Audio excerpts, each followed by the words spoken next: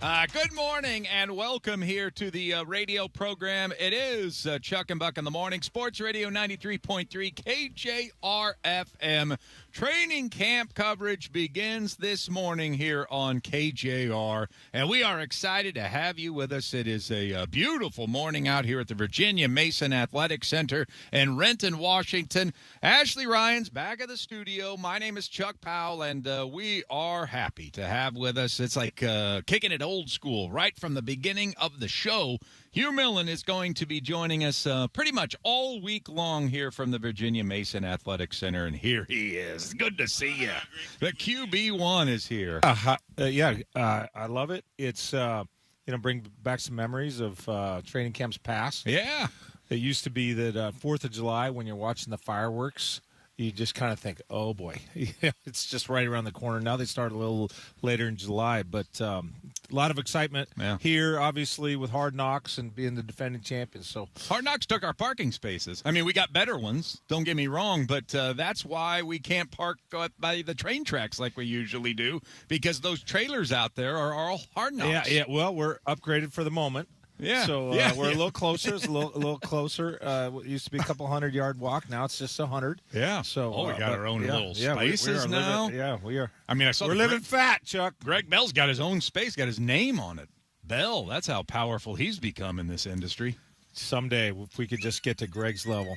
Yeah, that's all I aspire. Before I draw my last breath, can I just have a space next to Greg?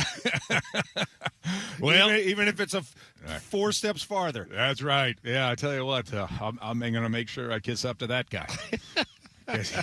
He's got the secret sauce right now. Well, great to have you all with us. Great to have you here. We've got all sorts of things that we are going to talk about. But what happens to you as the football player when you report to training camp, even as a media member, these many years later, when you show up for the first time here and you see the football field all painted and, it's not exactly football weather right now, but there's a taste of it in the air. What does it do to you? Does it change your whole body complex? I played 25 years of football at all levels, and I think I could count on one hand the guys that I've met that actually like football practice. And that doesn't mean you don't like football. It doesn't mean you don't love football. But just football practice by its nature is not fun. Mm-hmm. And so I think that there's a excitement. You have to go through this period of time to get to the regular season. It's a necessary process. For quarterbacks, you're wearing the red jersey. You're not going to be touched, so there's not the physical nature of it. For most of the guys, the rest of them, there's a physical component to this that can be pretty brutal. Now, you don't hit today like you used to hit, right?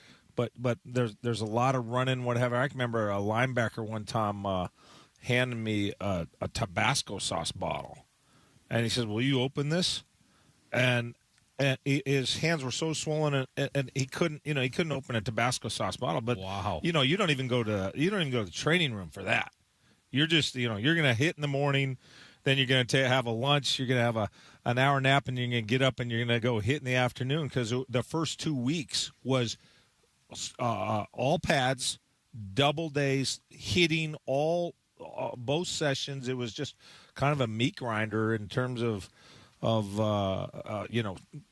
testing you. Now, a few years prior to me, there had been Jack Patera and the like. They used to not have water, which seems unconscionable. And that was high school for me, right? There was no water, and so we've evolved a little bit, and the players have realized that they have some leverage, so they have collectively bargained away the 2-a-days. They've collectively bargained away all but I think 4 padded practice days. So we're a long way away from the Junction boys.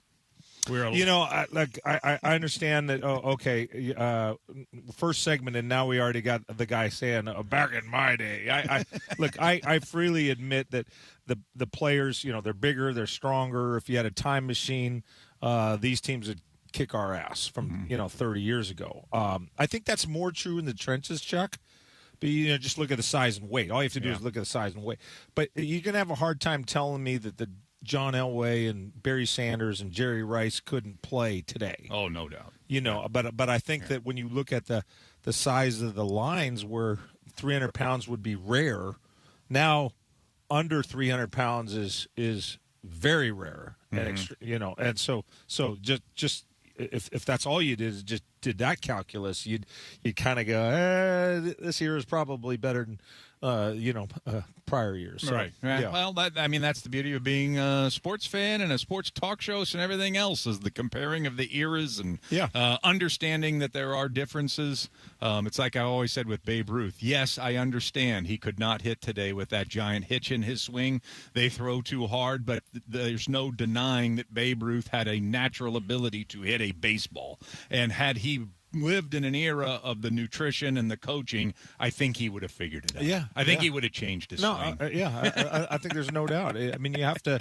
It's almost like, hey, Jack Nicklaus was hitting with a Persimmon wood head. There was probably 230, cc's and with a steel shaft. You give him a 460 cc, graphite head with the graphite shaft and whatever they're putting in things now, and let him have the training, then okay, how far could he hit because he'd hit a little blotto ball with that wood head. He'd just steam this thing, and he was, you could build a house between his ball and everybody else. That was a blotto ball, and so you could assume you give him access to the training and the equipment. Right. I think that applies a lot of sports, and I think for Ruth, the guy hit 342. That's a good way. You want to hit more home runs than most teams. Yeah, so. Right. Yeah, but everybody thinks of the power, and maybe you think of the strikeouts. His career batting average was 342. So his ability. Just God-given ability in modern times. There's no question he would be a elite hitter. And in the words of Ty Cobb, ran pretty good for a fat man. It's you, Millen, Chuck Powell with you here. Day number 1 of training camp. Our coverage begins every year. He kind of waddled like a fat man. He did. Right? Yeah. I'm not sure if he ran. Debutante steps. Yeah. Yeah. It's like he kind of had to go to the bathroom. Like probably did. Let me get around so I can go number 2 as quickly as I can. Man ate a lot of hot dogs. Probably did. They came knocking in the 4th inning. Yeah, he had a beer in the 4th. Yeah. All right, well, let's talk about it from this standpoint because, this is my first training camp. I moved here after the 1-yard line play. I didn't mean to bring that up this morning, but I was like, how do I get around this? That's when I moved after that. Okay. Moved here a week after that Super Bowl. That was a fun time. We cannot blame you. Everybody was in you are acquitted of that charge. Everybody was in a great mood when I came to town. Oh, I'll tell you that. So I have not covered a training camp where the champs are here. The champs are here, and that's what we've got going on. We got champ camp here today. It's the first season that I've covered in which a world champion is returning to start defense of their crown. I know you've got some experience with this being around a camp where that has occurred. What are the differences between a normal training camp and you're coming back as a champ camp? Well, I got traded to the Cowboys after they won their first Super Bowl in that little mini dynasty. They won 3 or 4. Call it the Jerry Jones era. I don't want to say Jimmy Johnson because Barry Switzer won the last of those, but the Jimmy Johnson, but Troy Aikman had back surgery in that offseason, so I came in and for the first 3-4 weeks of camp, I took all the reps with the number 1 offense of the defending champions. They had beat the Bills the year before. And so now I had not been on the team prior, so I don't have any comparison from how they had been. But I can tell you now, again, this is a different age. This is prior to free agency. This is what was termed player indemnity, that after your contract was up, your rights were still held by that team. Joe Montana, doesn't matter if he's in 9th year in the league, when his contract expires with the 49ers, he is the property of the 49ers. No free agency whatsoever. Mm-hmm. And so, how does that impact? a guy like Jimmy Johnson could be as red ass as he wanted. There's nothing guys could do, right? But you also had the component that everybody wanted to be a Dallas Cowboy. Everybody in the league either wanted to be a Raider or a Cowboy. So once you got to the Cowboys and you experienced that success, and the way the Cowboys culturally impact the region and what have you, and just the allure of being a cowboy with the star in the head. Players were dying to be on that team and to stay on that team. Mm-hmm. So Jimmy Johnson could crack whatever whip he wanted. And the very first meeting, I just expected it to be like just kind of, hey, what's going, like first day of school. On first day of school, they don't give you any homework. You kind of grab ass right. I thought it was going to be kind of a grab ass, and he just right from the jump, and he had an industrial psychology major from Arkansas, and so he was into psychology, and he just said, I don't want to hear anything about, hey, I'll make the play, coach, I'll make the play on Sunday. He's bull effing, S, and he said, you make the play right now, today. And that was minicamp practice, the first minicamp practice, and then training camp got elevated even more, and so he was he just had the temperature on that team dialed in. He was just screaming all the time, ferocious hitting, these what's called 9-on-7 drills, which is all runs. Both the offense and the defense knows there's no passing.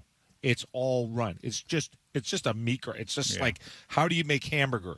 That's how you make like for 24-minute session, all runs, just incredible hitting. So he was. So how would that apply to this? I don't think Mike McDonald is cut in that mold. I don't think he's capable, but I don't know if he were to say emulate Jimmy Johnson with a modern flair that fits his personality, then and I'm not saying he's going to do it, but he would be like have a very stern eye on complacency, almost like being more of a red ass than he was 12 months ago. I don't know if that's his approach, but if Jimmy Johnson, this is my conjecture, if he were coaching now, he would still find a way within today's constraints of the hitting. Within those constraints, he would still find a way to say, I'm looking, my eyes are wide open, my antennas are sky high, looking around for even the slightest shred of complacency, because I'm going to nip that in the bud. Yeah, maybe. And there's some stories we can get into specifically about some of the drills that he did and the trade. It was incredibly intense. Maybe Mike's not a whip cracker, but I'll say this: I really like a couple of the things he did this offseason. Number one, he made sure that we don't use the phrase, let's run it back. Yeah. He got rid of that this offseason. I mean, that was a message. That was a message like, first of all, it's a tired-ass cliche phrase now. I'm sick of hearing it myself. Secondly, he was just going to wipe it out because that's everybody's crutch after they've won a championship to say something like that. So he just blotted that phrase out of camp to the point where if people say it outside, the players are like, no, we don't say that, Yeah. And then the second thing he did was the ring ceremony.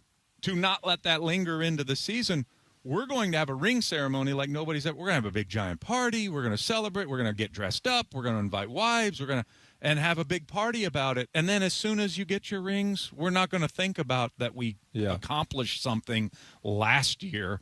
That's not going to pop up in the middle of our season or our preparation for our season. Yeah. Couple of things that are different, but I think that even though it's not whip cracking, it sort of emulates what you're talking about, and that is no complacency around here. As soon as we report to camp, we are about winning the Super Bowl. I don't care what happened a year ago. Yeah, I think, Chuck, the ring ceremonies have kind of come into vogue. I know, the Patriots and Robert Kraft would have these big ceremonies in the spring and have a big party like that. So I don't think he's breaking any ground in any material sense with the ring ceremony, but the the whole run it back. You think of like the imagery that. Wait a minute, we're going to put the car in reverse and go back and try to attain what we had last year. I think there's some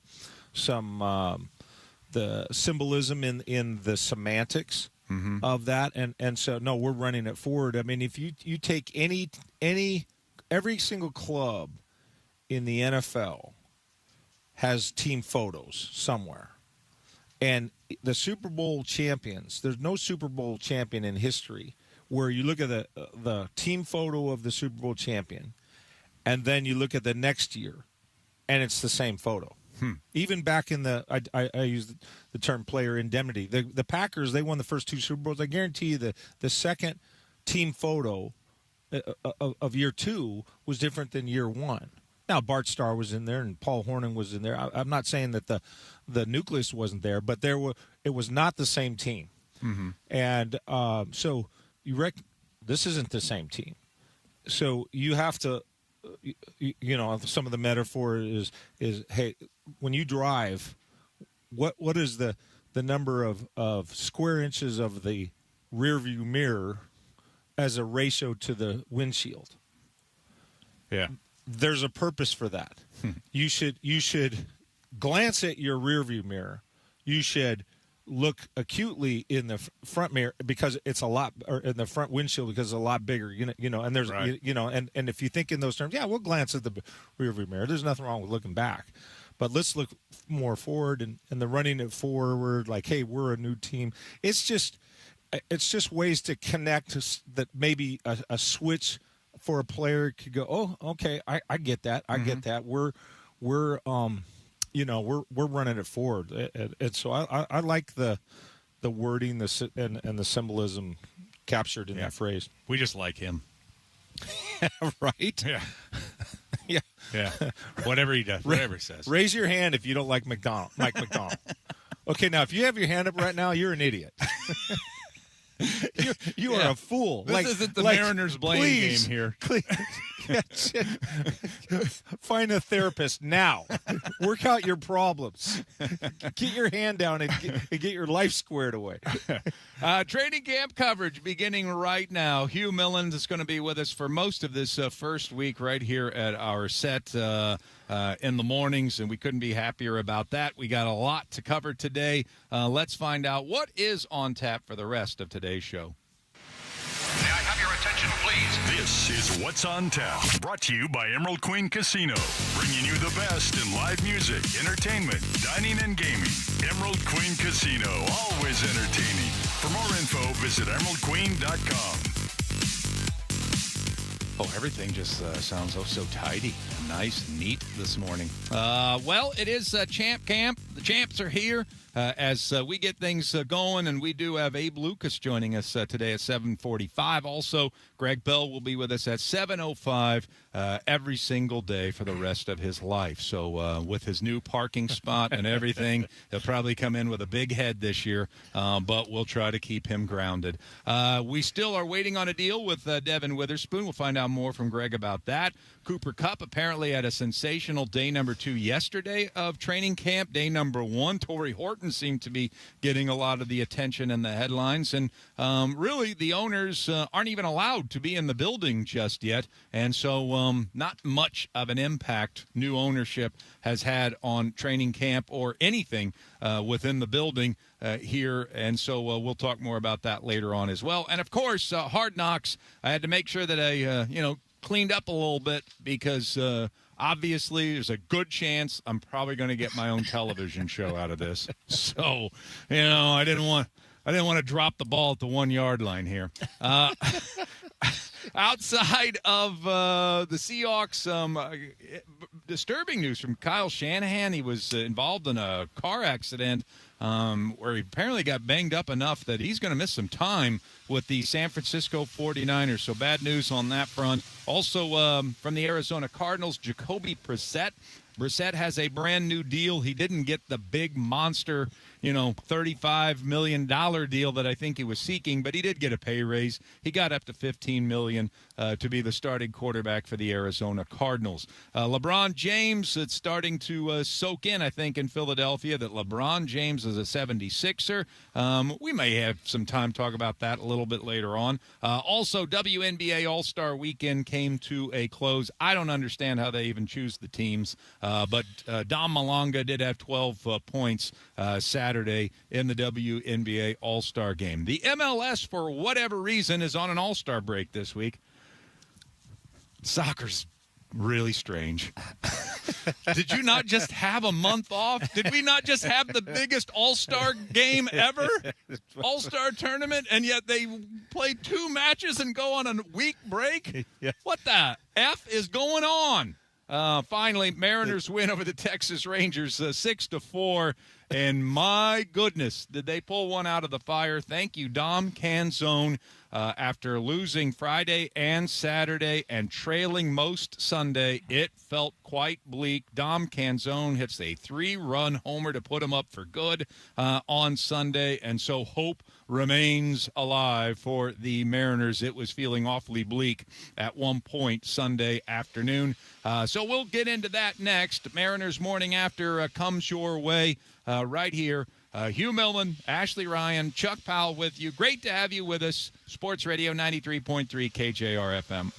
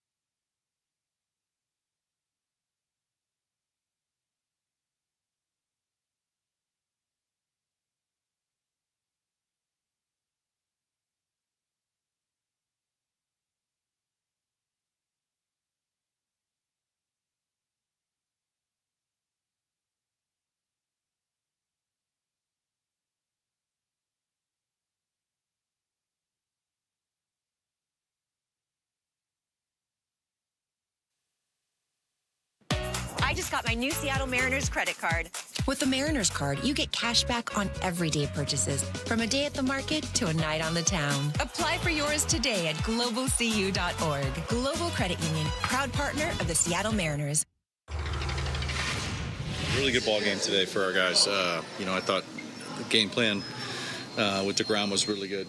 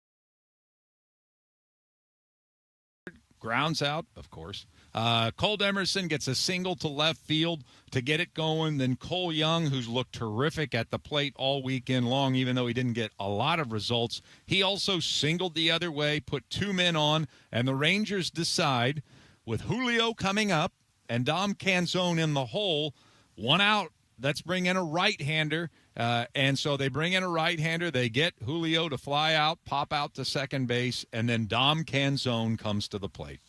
The 2-0. Oh, there it goes! Absolutely crushed! Dom Canzone flips the script. A screamer to right field. 4-3 Mariners in the 7th. Dom Canzone comes through. This is the second home run in a couple of weeks that felt like it has saved the season. Cole Young a week ago, and now Dom Canzone yesterday. And I, it's a long season, and it sometimes feels like you're out. You're not really out of the standings, but man, did those 2 home runs feel like they had to happen for this team to stay alive. Well, you had Miller Friday night that was okay, but not his dominant self, right? And then Wu Saturday, he gives up. He gets hit hard in the first inning. Even the outs were hard hit, and he gives up 3 in the first, 2 in the second. You're down 5-0 after 2 innings, and so the rest of that was just kind of an exercise in getting the clock to double zeros, if we can use a football term, right?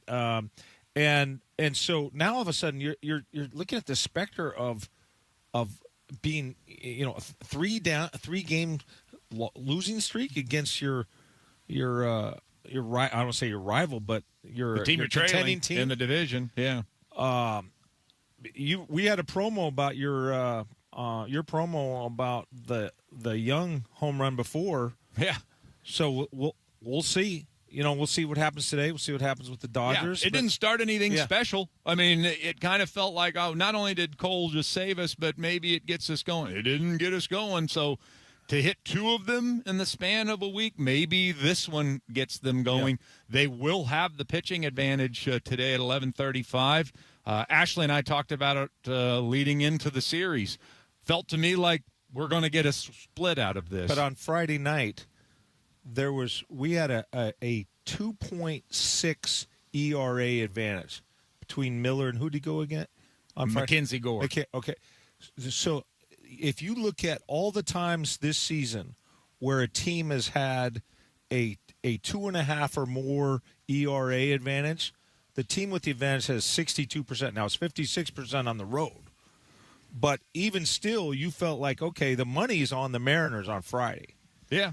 And you can't predict anything with this team. Yeah, right. And then Wu is just, at what point are we just going to say, dude, good for you. You have just earned the right to not travel. Just stay home with your dog. Throw a tennis ball at the park, keep your arm loose, and we'll see you when we get back. Well, I painted out a scenario coming out of the break where you had 6 games at home, and you could have started him in the first game, and he could have got 2 home. I don't know. Obviously, they didn't want to give in to the thought that he can only pitch at home, and obviously that's got to get fixed. But there's a large enough sample size to understand there's an issue here. And I would take advantage of every opportunity I had to pitch him at home and try to avoid him on the road until they can get this fixed. Well, but how far do you push that? We got six. Let's think of this. There's more than one option available to you. Let's talk about. Let's say there's 3 or 4 options generally. The most drastic would be seriously. We're not pitching Wu on the road anymore. We've got 6 starters. Hard stop. He's not, because going into the game, he was number 1 in the majors, all of the major leagues, in the biggest gap between his home ERA and his road ERA. Well, he gave up 5 and 5.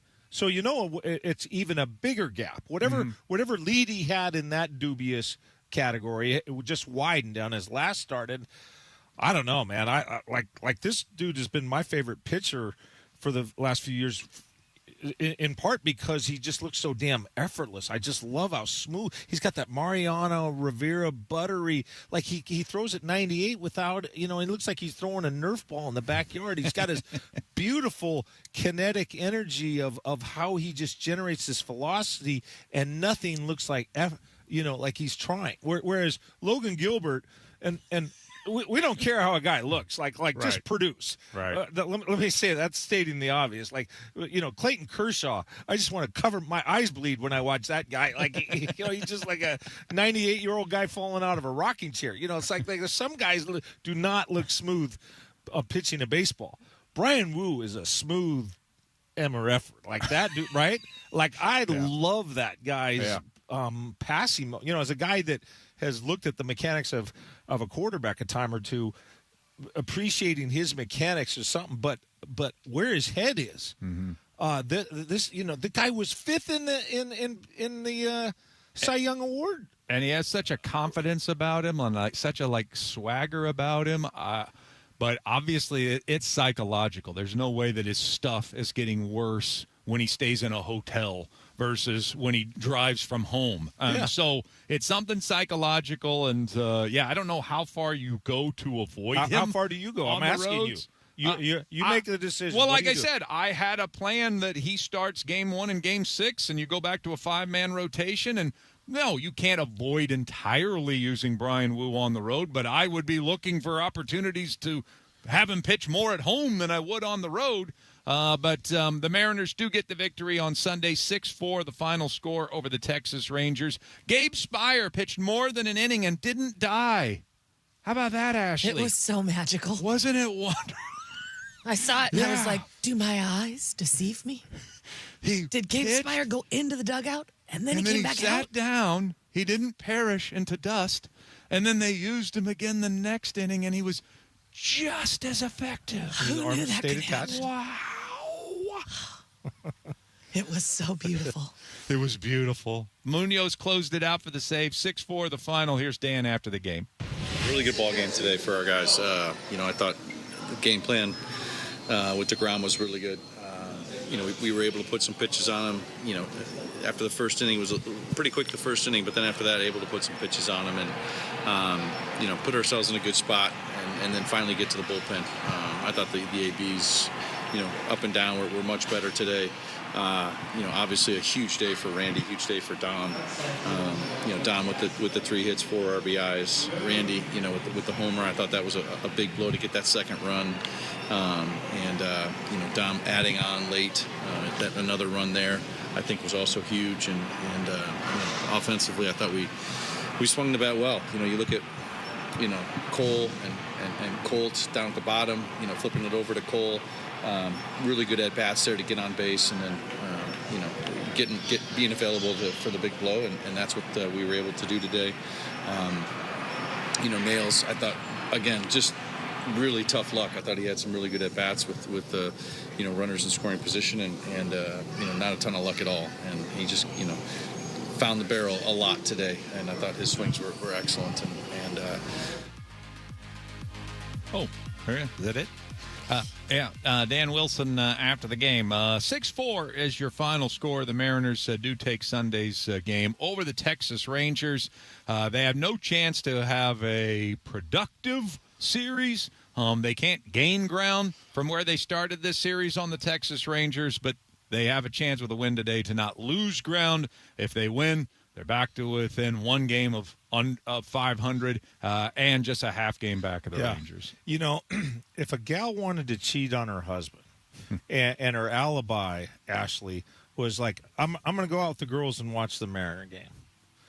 And then on her way back, before she went in the house, she had to, she had to have something for her husband. All she would have to do is listen to the Cliff Notes of Dan Wilson, because if she just let me just hear Dan in his post, because Dan Wilson is just going to give you hey, then this happened, then this, and which this. is not his job. If she could just absorb that, she can walk in. Hi, honey, how'd the game go? Just recite what Dan Wilson said. You're smooth sailing. You'll never get caught. Just memorize what Dan just said. Solid plan. Solid plan. George Kirby versus Kumar Rocker is the pitching matchup today, and first pitch is at 11:35. We'll talk more about the Mariners later, but my goodness, we're here at the Virginia Mason Athletic Center. We're going to talk Seahawks football today on Sports Radio 93.3 KJR FM.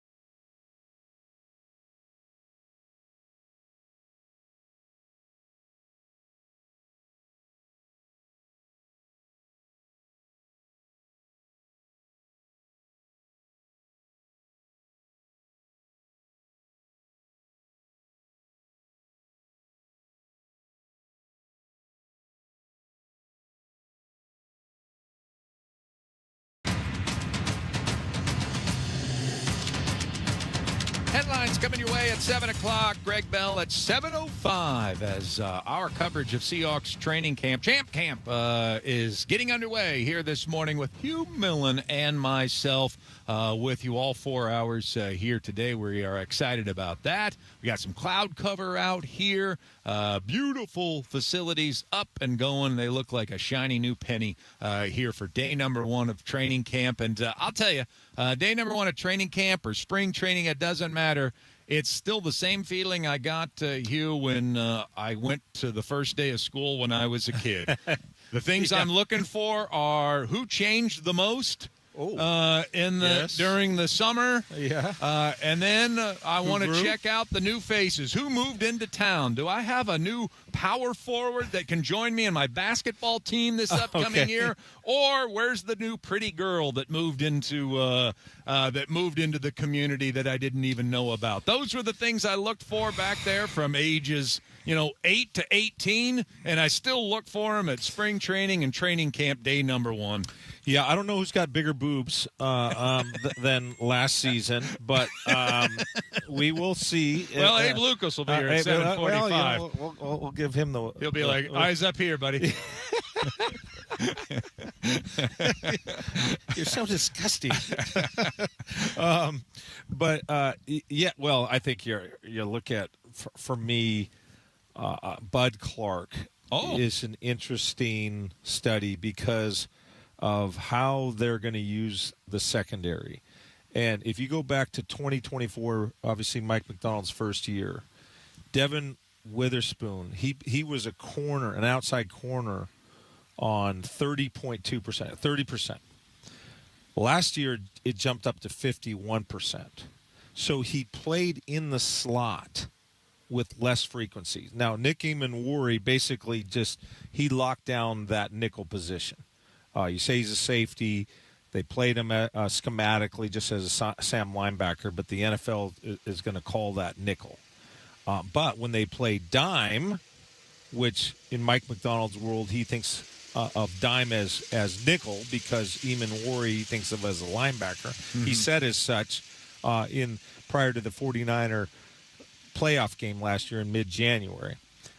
Now, when Witherspoon he comes in, that's when you had Reek Woolen and you had whoever on the outside, and so now I'm looking. I'm saying, can we keep Devin Witherspoon outside, and when we want to play dime, have Bud Clark be what's called an overhang defender, apex defender. There's different terminology, but it's basically in these spread situations, if you anticipate a slot receiver on that side of the field, the linebacker, the nickel, has to walk out. And whether he plays inside or outside leverage depends. Generally, if you have a 2-high structure, you're going to play him on the inside. If you have a 1-high structure, you're going to play him on the outside. But in any event, you're kind of walked out. And the way they did that is they had in their base defense, Eamon-Wari would generally be to the field. He's got to cover more ground with his speed.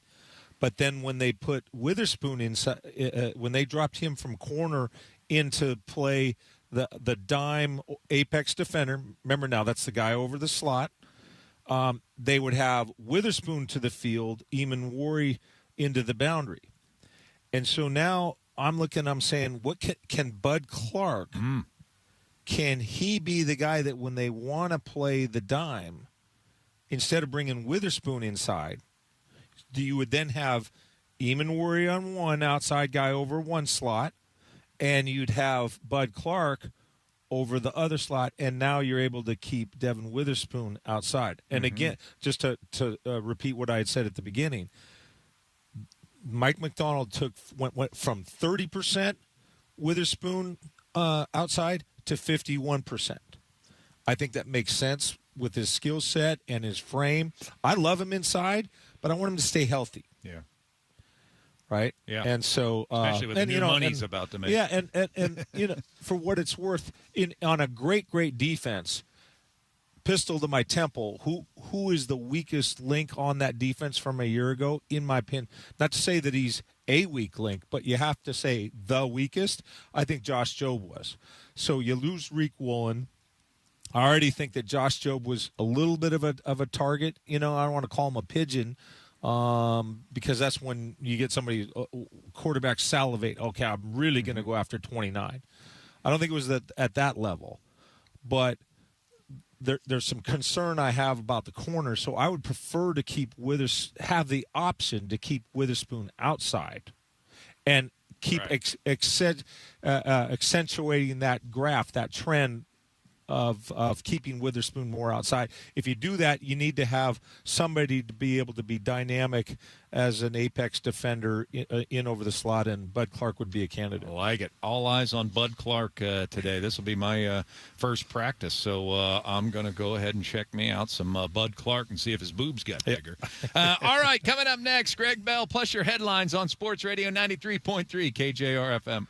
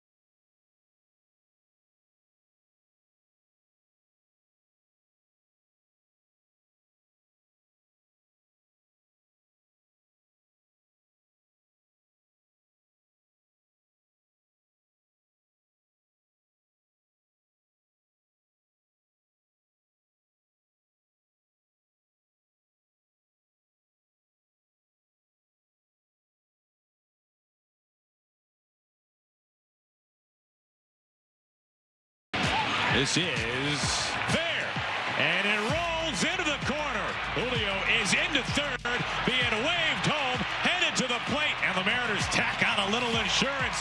Dom Canzone called game here in Texas. A little premature with that call, but nonetheless, right. Aaron Goldsmith on the call. Mariners TV. Mariners do pull it out. It was looking rather bleak. 2 outs, top of the 7th, down 2, and at risk of losing 3 straight games to the Texas Rangers in this biggest series of the season so far. And Dom Canzone comes through with a 3-run homer, later an RBI double to put the team up 2. And they go on to a 6-4 much-needed win on Sunday, and now have a chance to split this 4-game series. George Kirby getting the start today at 11:35 for the M's against Kumar Rocker, right-hander for the Texas Rangers. And that is where our 7 o'clock hour begins here this morning. It is Chuck in the Morning, Sports Radio 93.3 KJR FM. Great to have you with us as we move into hour number 2 on this Monday. And yes, we are on location live from Seahawks training camp. Our broadcast coverage here at the radio station starts today. Every show will be out here today, including Greg Bell, who will start his show at 10 o'clock. We'll chat with Greg in his Seahawks Insider segment coming up here in 3 minutes. But, of course, we have the special treat today of Hugh Millen, who is joining us here at our set for all 4 hours of our radio program today. By the way, before we move any further, check is your keyword. Enter that at 93.3 KJR.com for your shot at $1,000 of bonus bucks, brought to you by Bellevue Rare Coins. Let's get to your headlines, brought to you by Frost Brewed Coors Light. Choose chill, for goodness sake, people. Yes, it is Champ Camp, day number 3 of Seahawks Training Camp 2026. We're still waiting on a Devin Witherspoon deal. Cooper Kupp and Torrey Horton both made a lot of people write about them on Saturday and Sunday here at training camp. And Hard Knocks is here. They've got 3 trailers taking up our old parking spots, but that's good, HBO, because we got better parking spots because of you. So thank you, Leave. And so that's sort of the buzz here at the training camp. Some other headlines: Mariners winning 6-4, as I mentioned, over the Texas Rangers. And then we also had over the weekend WNBA All-Star Weekend. Dom Malonga, 12 points in her first ever All-Star game appearance, and now they get ready for the second half. The MLS, for whatever reason, is having an all-star break this week, because I know they really need some time off after having a month off in the middle of their season. And LeBron James is now a Philadelphia 76er, and so the LeBron James story, off-season story, for the most part, has come to a conclusion, but I think he meets with the press at some point either today or tomorrow. So there you go. Those are your headlines, brought to you by Frost Brewed Coors Light. And joining Hugh and I now is our Seahawks insider, Mr. Greg Bell. As part of our continuing NFL coverage for the 12th Man, this is 12th Man News, part of Chuck's daily visit with our own Greg Bell. Brought to you by Emerald Queen Casino, bringing you the best in live music, entertainment, dining, and gaming. Emerald Queen Casino, always entertaining. For more info, visit emeraldqueen.com. Yes, Greg Bell with us pretty much every day at 7:05 for the entire football season. And here we are out here for our first show of training camp, and Greg Bell's seat is empty across the table. Yeah, it's disappointing. Disappointing that you didn't get up at the crack of dawn. Where you been all weekend? I've been out there all weekend. I've already had 2 practices. Seat's empty. I did see your new parking space out there. Look at you. Got your nameplate out there and everything else. I almost parked there just to, haze you on day number 1 of my training camp this year. Yeah, I would have had you towed. Yeah, they've done that every year for a while for the beat writers. I give Seahawks a lot of credit for that, because it would be a lot of inconvenience for beat writers who were in and out of there at all hours. We are always left outside the gate, so I never even got inside to see how posh a lifestyle you're living these days. The Hard Knocks dudes are outside the gates, that little gravel lot. They've taken over with trailers right outside the gates now. Hey, what's By the that way, been while like? we're talking about it, I was going to say they are omnipotent. They're everywhere. They're chasing players all over the place. During scrimmages, there's 4 or 5 boom microphones in the huddles, behind the huddles, and man, do they love Devin Witherspoon already. He's, as we predicted, he's going to be the personality kid of the show. Even when he ties his shoes, they have a boom mic over his head. They're catching him chirping at the offensive players, and just what he always does. He will be a featured star, and the rest of the country will get to see what we know out here of what he is in practices. But the guys are saying, well, after a few days, we're probably not going to notice it. I don't know how you won't notice it after a month. It's just Are they everywhere. liking it or not liking it? Well, I think right now they're hamming up a little bit. I noticed at the team meeting yesterday, post-practice, the music was louder, the roars are louder. There's a permanent robotic camera in the team meeting room that NFL Films, Hard Knocks has set up. They've done the same thing for John Schneider's office, Mike McDonald's office. There's going to be a person walking through the locker room when they do it in the locker. There's not a remote camera in there, but right now I think they're playing a little bit to the cameras. I noticed a lot of guys got haircuts, for instance, to clean themselves up a little bit, as if they're going to be starring on national television. But it's different, it's noticeable, and the players, I think, are noticing it too. Yeah, well, I did too. I want to be on the next season of White Lotus, and this is my chance. So that's Netflix. I've never even seen the show. Greg Bell is with us here. All right, well, let's get into some news then. Where are we with Devin Witherspoon since you brought his name up? It's imminent that he's going to get a new contract. It's going to be $31 million or more a year. It's probably going to be eclipsing Trent McDuffie's. I think some of the interesting stall play circumstances going on here is that Witherspoon and Christian Gonzalez, the other elite cornerback in New England, who is also due for an extension, they both have the same agent, same agency. So it wouldn't surprise me that agency is leveraging those two players off each other to drive each of their price up. Robert Kraft, the Patriots owner, came out this weekend saying, man, we've already given Gonzalez the offer that would make him the highest paid cornerback in the league. Well, Witherspoon's agency knows what that offer is. And if they want to make Witherspoon the highest player in the league, they'll piggyback and leapfrog over that. And so I think that's also some of it. I've said it before. It's the guaranteed money, when it's due, how much is it due at signing, how much of the total value of the contract is guaranteed. Those are the 11th and a half hour details that usually hang up deals such as this. There's no signs that it won't get done, and it's going to be soon. I know it's a story, and as you suggest there, I don't give any thought to it. I do give a lot of thought to Nick Emmanwori and being on the physically unable to perform list. And you were there interviewing Mike McDonald. And just kind of repeat what he said. What's the update that we're getting about his injury? But then also, Greg, kind of share with us any kind of body language or affect that you may have observed from Mike McDonald that might, in your intuition, suggest anything at all about where we are with this injury. Well, he started out by saying that it's not long-term, that they did it now because this is better for his long-term health and everything will be fine after this surgery. Left unsaid is why they waited until July to do it. I think they were hoping the rehab would fix it, obviously, without the surgery, and that did not happen. So then I pressed McDonald, well, you say it's not long-term. Do you expect him to be ready for the opener, which is what I've been told by a couple league sources in and around the team. And McDonald started sounding like Pete Carroll. And he started hemming and hawing, and he said, well, he could play in the coy way that Carroll used to do it. Well, he could play in the opener. I guess it's possible. And he started nervously laughing. And so I asked him, I said, well, sure, he could play. Will he play? Do you expect him to play? And he finally, after a couple of hem and haws and laughs again, said, I don't know. And what I took from that, Hugh, is that he doesn't want to add pressure onto the kid.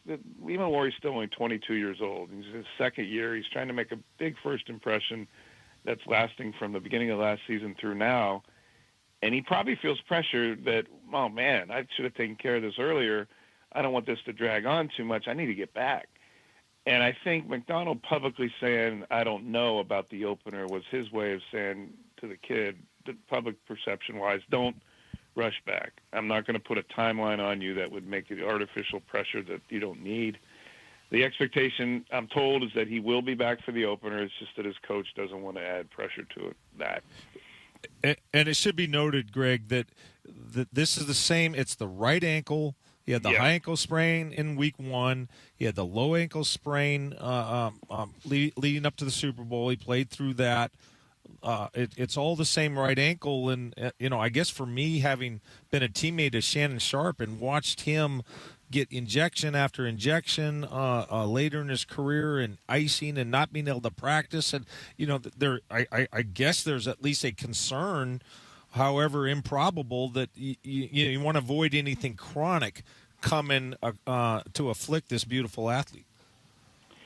Exactly. And the fact that it was an arthroscopic, non-invasive, pencil-sized scope surgery suggests they don't think it's to that point at all yet. I say yet only that we'll see how he responds from this and how it goes from here. But it is true it's the same ankle. They are saying it's 2 different injuries. The high ankle sprain, of course, is ligaments higher up the knee into the shin that happened in the 4th play of his career in early September last year. And then this one, 4 days before the Super Bowl, was I hate to use garden variety sprain, but it was a twisted, inverted ankle that twisted as he was trying to defend a pass. So they consider it 2 different injuries, but that they say, and McDonald reiterated Saturday, that it was the lower ankle sprain from the Super Bowl that this surgery was correcting.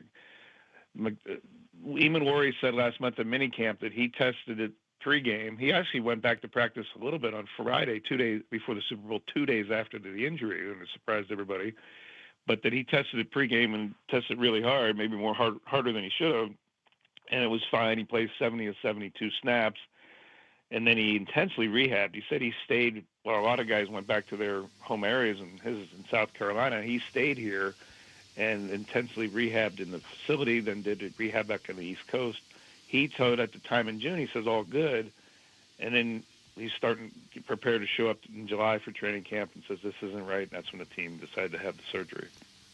Greg Mill is with us, our Seahawks Insider, day number 1 of our training camp coverage. Hugh Millen, Chuck Powell with you here from the Virginia Mason Athletic Center. And, of course, I get all of my Seahawks news from the newstribune.com and Greg Bell's writing. But I couldn't help but notice, that pretty much everybody that was covering the Seahawks weekend was talking about Cooper Kupp and Torrey Horton on Saturday and Sunday. Did they stand out just that much, Greg?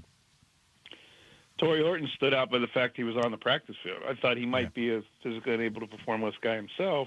He had not practiced at all in OTAs and minicamp from the major shin injury in early November.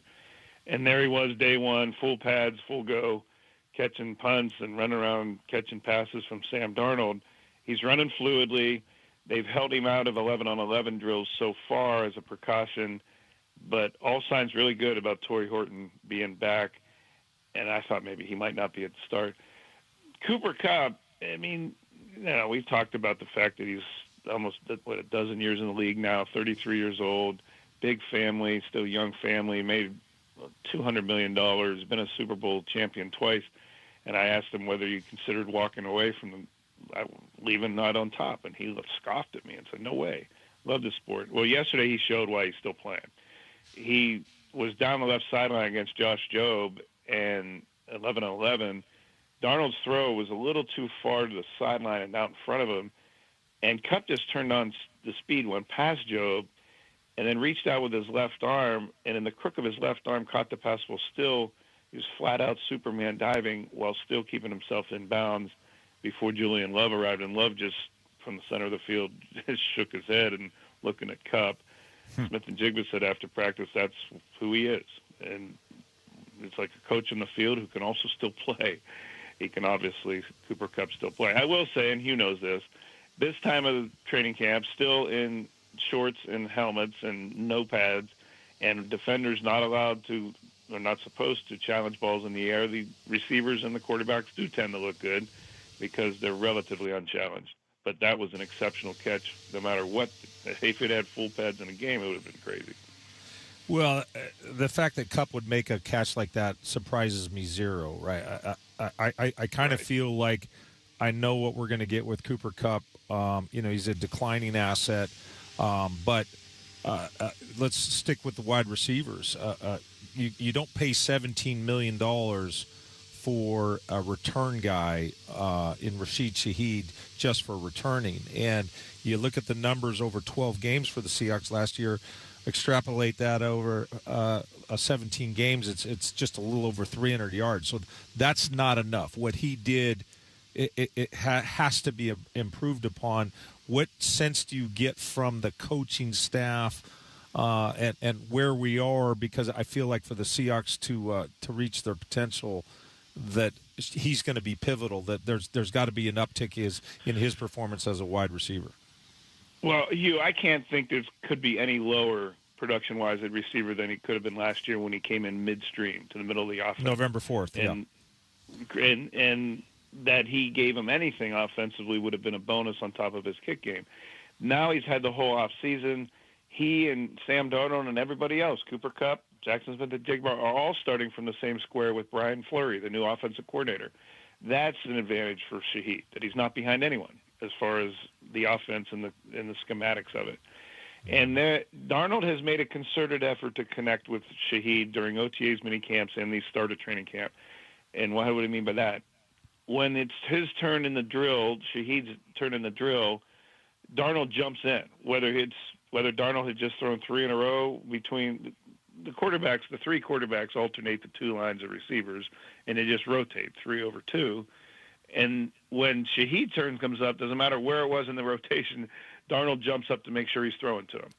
So there is a forced connection that they're trying to forge. They're still in the early stages of it, but I'd have to think it's going to be way, way ahead of last year, just purely by time and a familiarity compared to jumping in the middle of the season. Well, I got 100 more questions, but I'm going to have to just stick with one to conclude our first conversation with you here at training camp. So that means 10 o'clock, man, you can just let fly with all sorts of new material. But I do want to ask you, what's this Michael Jordan connection that's going on with Mike Macdonald and the Seahawks? The latest, newest twist of messaging by Mike Macdonald. Julian Love shared yesterday he's learning something every day about his new coach. So I said, okay, what'd you learn today?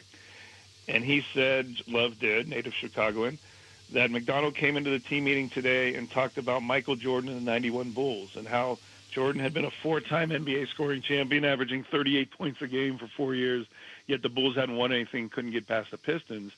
And only after Jordan pulled back on the individual scoring and his exquisite scoring and individual play and involved his teammates, and that's when the Bulls became a team. When he bought into Phil Jackson's team mentality, of course the Bulls got better players too around him. But his point, Macdonald's point was, we win. Not one guy, not a couple of our stars, not the veterans. 12 as one is real, is what the message was from Macdonald yesterday. And Love said that's a new twist. I led my story for the News Tribune with that because I think it's fascinating to see how Mike Macdonald, at just age 39 and just only his third season as a head coach at any level, is basically got to reinvent himself in his approach. Pete Carroll tried to do it, but after 14, 15 years here, Macdonald has really challenged himself to how can I perfect the process for a team that's already won the Super Bowl now? Only 2 years into his culture shift and program, they've won the Super Bowl. They've already reached the mountain. So how does Macdonald, as such an inexperienced, relatively young coach, keep cracking the whip on these guys to get him to do it again? And that's a huge challenge, leadership challenge for him. And it's fascinating for me because his West Point background, his dad's West Point background, and the leadership principles that he's instilled in Mike Macdonald, to watch this guy in a leadership lab every day. And he is evolving. And he is trying to find new messaging and new ways to involve the players in a new perfected process that we're still only a couple days into seeing how it works out. But yesterday was an example of that evolution. And it is fascinating because Macdonald has succeeded in almost everything he's done since he got here. Can he succeed again and do something that very few coaches and teams can do? And that's win back-to-back Super Bowls. Well, I'll make sure that, I don't know, Dante Fowler Jr. doesn't get confused and park in your spot. So I'll keep that open for you. No chance of that. Yeah. Yeah. So we'll be good on that front. We'll see you here at 10 o'clock today. How about that? Yes, sir, you will. I'll be out even a few minutes before that. Good to have you guys out there. Thanks a lot. Thanks, See you in a bit. All right, our Seahawks insider, Greg Bell. If you want to follow him throughout training camp, and let's face it, all year long, you can do so at G Bell Seattle on X, and of course, get your subscription. I think Greg said it's $1 for the year right now. TheNewsTribune.com. So get your subscription, and now you got Greg Bell right at your fingertips every single day for the entire calendar year. All right, we'll react to some of the things that we learned from Greg, particularly the Nick Eamon-Worry stuff, because I think Hugh Millen's got something on his mind. Sports Radio 93.3 KJR FM.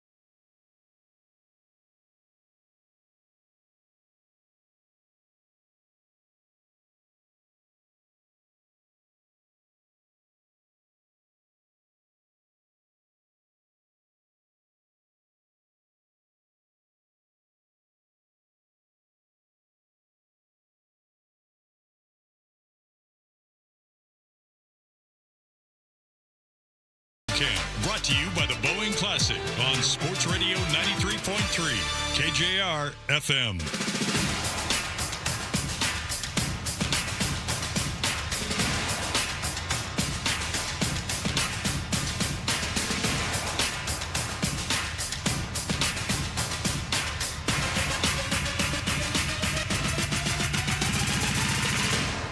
Fabulous July morning here. For training camp, it is Hugh Millen here. Hugh Millen, that's right. Hugh Millen is with us all morning long here for our training camp coverage. My name is Chuck Powell. Great to have you with us, Sports Radio 93.3 KJR FM. It's Champ Camp. It's day number 1 for us as we get ready for football season. Oh, heavenly football. It is back. And Hugh would have walked here if he needed to be here, a part of training camp coverage, and to welcome football back into our lives. That's what I would have done. Yes. Yep. Yep. Yeah, you just get a little backpack, a sandwich or two, A couple walking sticks. Yep. Make your way. Yeah. You know, you cut your own water out of a cactus. You'd survive it. No, you get one of those water packs with the tube coming around in your mouth. You don't have to stop for water. You just, Yeah, you'd be like Lewis and Clark, making your way through every river and valley to get here to welcome football back. Yeah, that's how I always thought about training camp. I can't wait to canoe. Can't wait. Paddle as fast as I can to get there. Canoe to work.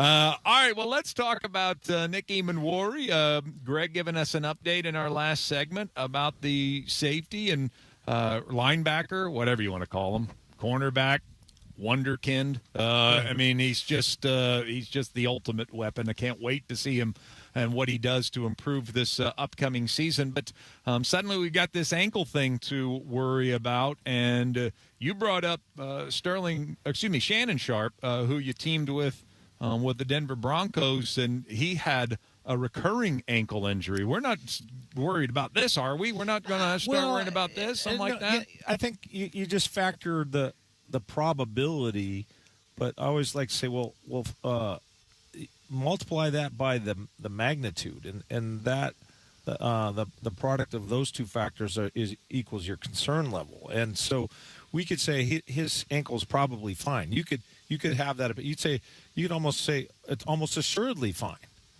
But then if it's not assuredly fine, then what's the magnitude? Well, a guy as young as him and talented as him, I mean, did Mike McDonald not say during the Super Bowl week that when he found out about his injury that it kept him up like 70 times or something? That he woke up in the middle of the night 3 or 4 days before the Super Bowl because he understand, the whole game plan was dependent on his versatility. I mean, here's a guy that he's the only safety in the history of the combine, over 6'3" and under 4'4" in the 40-yard dash.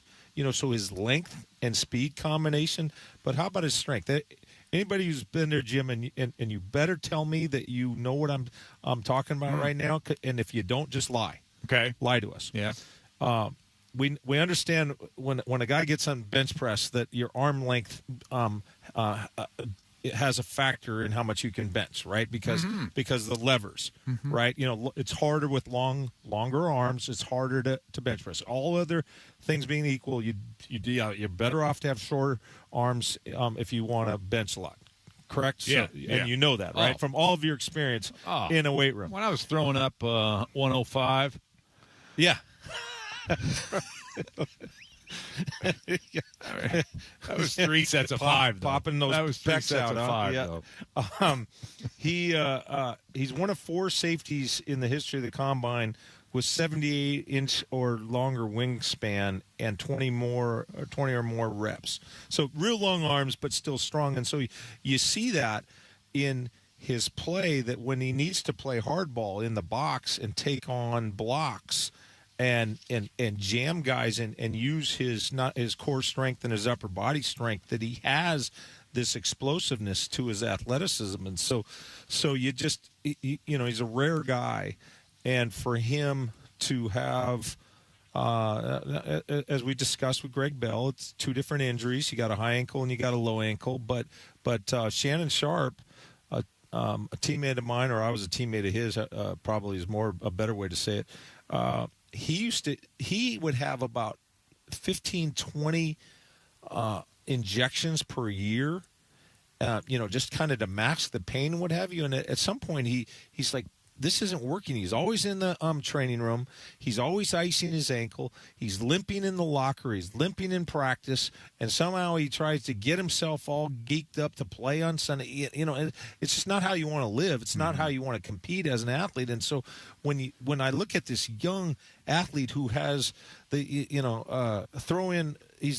forget safety. He's the only athlete at 200 pounds or more that had a 43-inch vertical.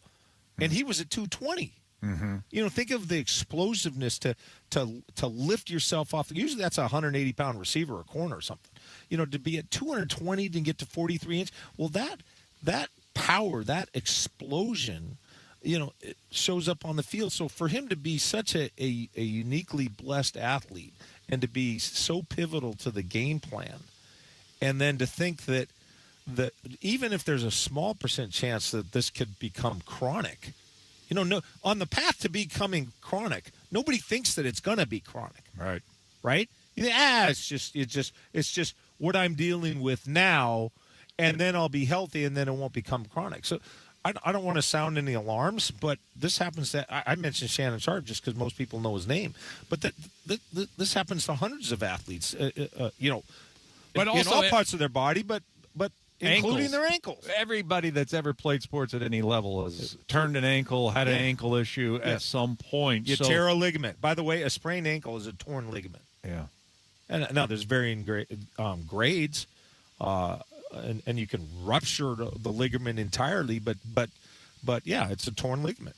Mm-hmm. Yeah, and it just, to me, the idea that he went all through the off season and he's practicing out here, and then all of a sudden he has surgery right before camp. And surgeries, by the way, do we need to have how many segments do we need to burn talking about what surgeries do to the body in some instances, and how your body never really recovers, and you don't have the explosion. So maybe it's not that he feels pain or discomfort, but maybe he loses some explosion. Well, that'd be kind of heartbreaking. Yeah. That the Lord was in such a good mood when he crafted Nick M and Worry for the reasons I've been citing here, among others. And then all of a sudden, he's barely out of the chute of his NFL career, and he's already dealing with an injury situation like that. Look, it's probably fine. Yeah. But he's so exquisite that I don't even want there to be a shred of a possibility that he's not fine. Right.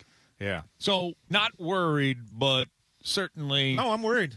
Oh, are worried. Yeah. Hey, man, worry. Yeah. Okay, I see what you did there. Yeah. You're putting the worry in him and worry. There's some worry in there. Yes. Yeah. Yeah. Because I'm not focusing on the probability. I could concede. We could like this is not a difficult equation.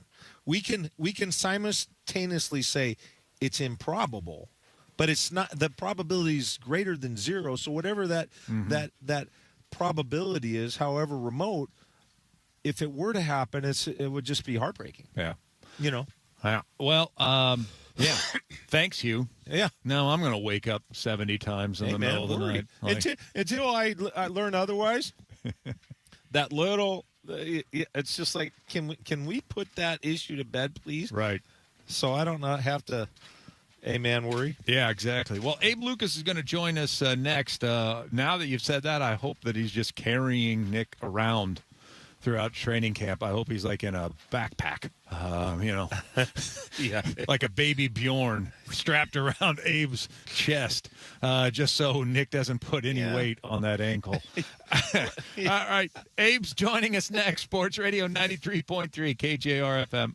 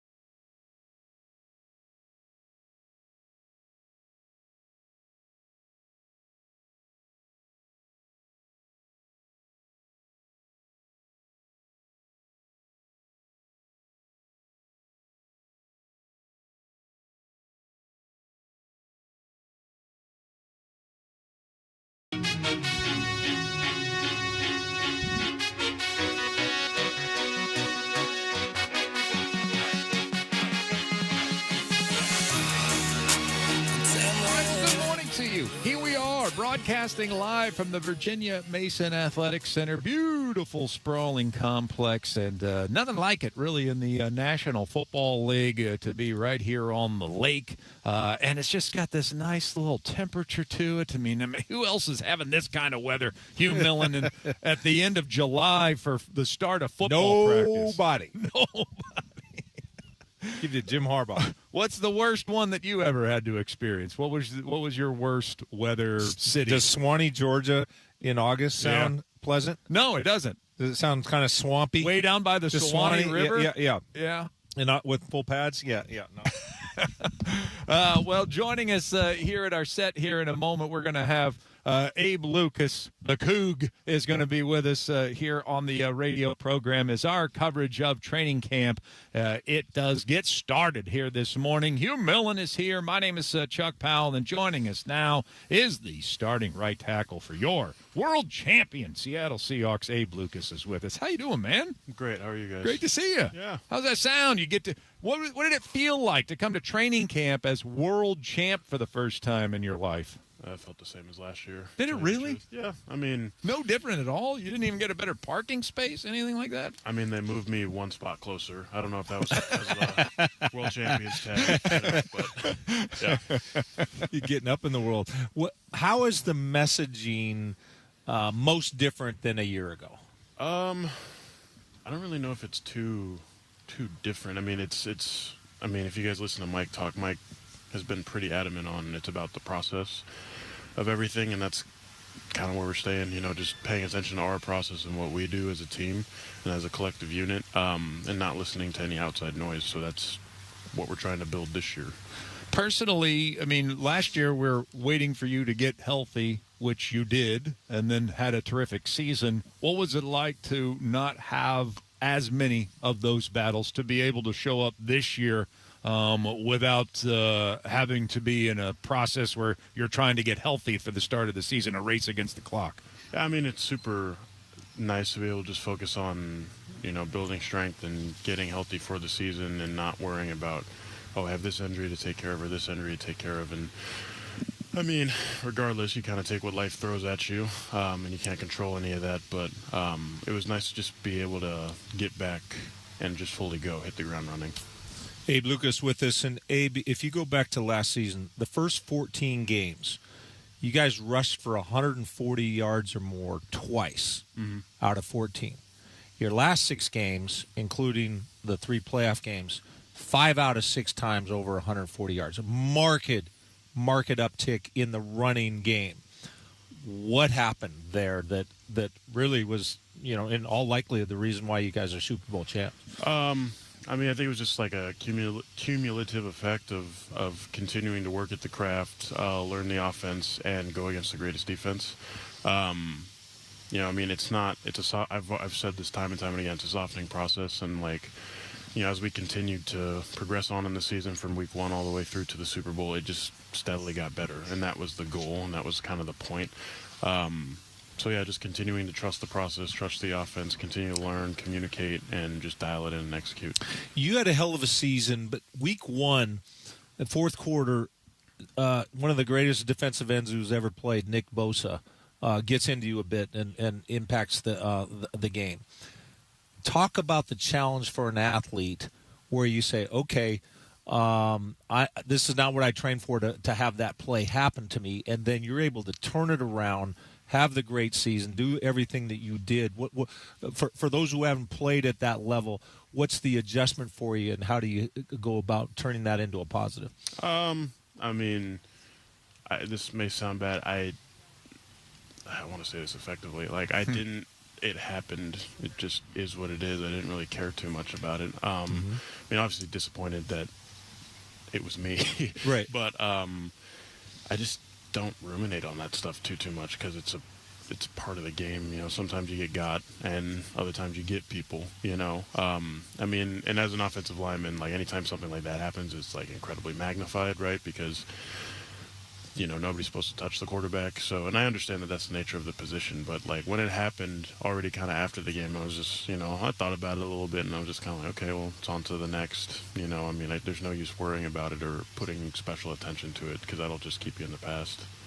Abe Lucas is with us here at our set here as training camp coverage begins today at KJR, Sports Radio 93.3 KJR FM. You got these Hard Knocks people following you around now. You think this is going to turn into an Abe Lucas TV special going forward? Are you really going to impress these people with your entertainment skills? Probably not. We'll see what happens, though. You know, maybe people will like it. I don't know. I'm not really paying. Is it distracting at all? I mean, there's just cameras around every corner. That's really it. Yeah. Other than that, it's just business as usual. Okay. Yeah. Good that you got tunnel vision. Yeah. Is everybody else the same way though? I don't know. I mean, you'd have to ask them. I'm just not. I'm just like trying to focus on getting better, practicing, executing. So that's my mindset. Abe Lucas with us, and I'm curious from an offensive lineman's perspective. You had Clint Kubiak. He kind of evolved through the season. We can theorize from your perspective. How did the offense change? How did Clint Kubiak as a play caller change, or did you notice anything? And then, what do you expect from your position now? Brian Flores in here. How do you expect that to change at all? What have you noticed this far? It's only a couple of days and mini camps and what have you. But do you see any difference there from Clint Kubiak? I mean, I don't know yet. To be honest with you, I'm not really comparing the two, just because there's no one size fits all to coaching or coordination or anything like that. I mean, what I noticed about Clint last year is that Clint was really good at setting up plays later in the game to be effective. Like if you look at AJ's touchdown in the Super Bowl, like that was being set up basically the entire game, and then it just happened, when we sold it to the right, the linebackers bit and AJ free release, so he was wide open. That was happening throughout the entire game. Like we were setting that up all the way through to that score happening, and I think Clint was really, really good at that, and that's just one of the things he was great at. And I know that, I mean, Brian's obviously in the position for a reason, and he's gonna do his own thing in the ways that he knows how to, and I have the utmost faith. So, I mean, I'm just looking forward to seeing it all kind of develop and open up. I kind of feel like training camp, it kind of reminds me, I was just telling Hugh this earlier, of the first day of school, in which you always looked for that person that changed the most, or that new girl that moved into town. That wasn't part of the process the previous year. So give me the person that in that facility that looks like, oh, wow, that person looks different from a year ago, and then give me the new guy that has stood out thus far. Goodness. I might have to give you, or you might have to give me a little bit more time on the first part of your question, just because I haven't really been paying attention much to that. As far as like new guys, I mean, obviously in our room we have Bo as a rookie, and so just excited to see what he's going to do to develop. And then, I mean, we got, Dante coming off the edge, and, I've played against Dante for a couple of years, and so I'm just excited to see what he's going to do, because I think he's a really dynamite, good rusher, and adds a veteran presence to the team. And then you have, I don't know too much about the rooks yet, but, I mean, if Mike picked them, they got to be good. So we'll see how they end up doing. I'm excited for them as well. You mentioned Bo, and on Sports Talk Radio, we got to have stuff to talk about. And one of the topics that has we've touched on probably more than once through the years has been Anthony Bradford, and he's lined up right next to you, just to your left, and there was a feeling like, hey, do we need to upgrade there? I know you're going to support your teammate, but maybe take us, to the listeners, into your perspective about how he may have improved, or what it's like working alongside him. You mentioned Bo's coming in and what have you. He's been able to stave off competition, but just the relationship you have and what you notice from your compadre there at the right guard. Yeah, I mean, I think AB's only gotten better. I think you saw that. I mean, if you really pay attention, you saw that last year progressively. Just AB's just continuing to put his head down, work, and do really, really great things. I mean, like any other player, like even myself, I mean, there's times we can do better, sure. But I mean, it's a competitive process. I mean, there's a lot of moving parts behind the scenes. It's also, and I said this, I think, in the springtime, it's very easy to ignore criticism from, outside sources, just because there's so many intricacies to playing a position, a football position, that most people don't really understand how complex it actually can be, and so I would just say trust the coaches. Coach Benton, Coach Mike, all these guys who are actively coaching up AB, myself, everybody else, to be the best that we can be. And I mean, AB is a phenomenal player, I think. I mean, I enjoy playing next to him. We have great communication and a great relationship. So I'm just excited to see what we can do this year and just continue to get better. Where'd you put your ring? In a shoebox or an underground bunker? I mean, what kind of person are you? Protect that thing. It's hidden away. Yeah? It's locked away. Is that right? Yes. Absolutely. You could probably serve dinner for 6 on top of it. It's so large. It's crazy. Yeah. Hey, man, great to see you. Have a great camp. Have a great year. Abe Lucas, always a pleasure to have the right tackle along with us right here on KJR. Coming up next, we will get back into some Seahawks football. Of course, that's what we're here for. We got our camp battle coming up in the 8 o'clock hour. But also, it was a rather interesting Mariners weekend. So Hugh and I will discuss that next. Sports Radio 93.3 KJR FM.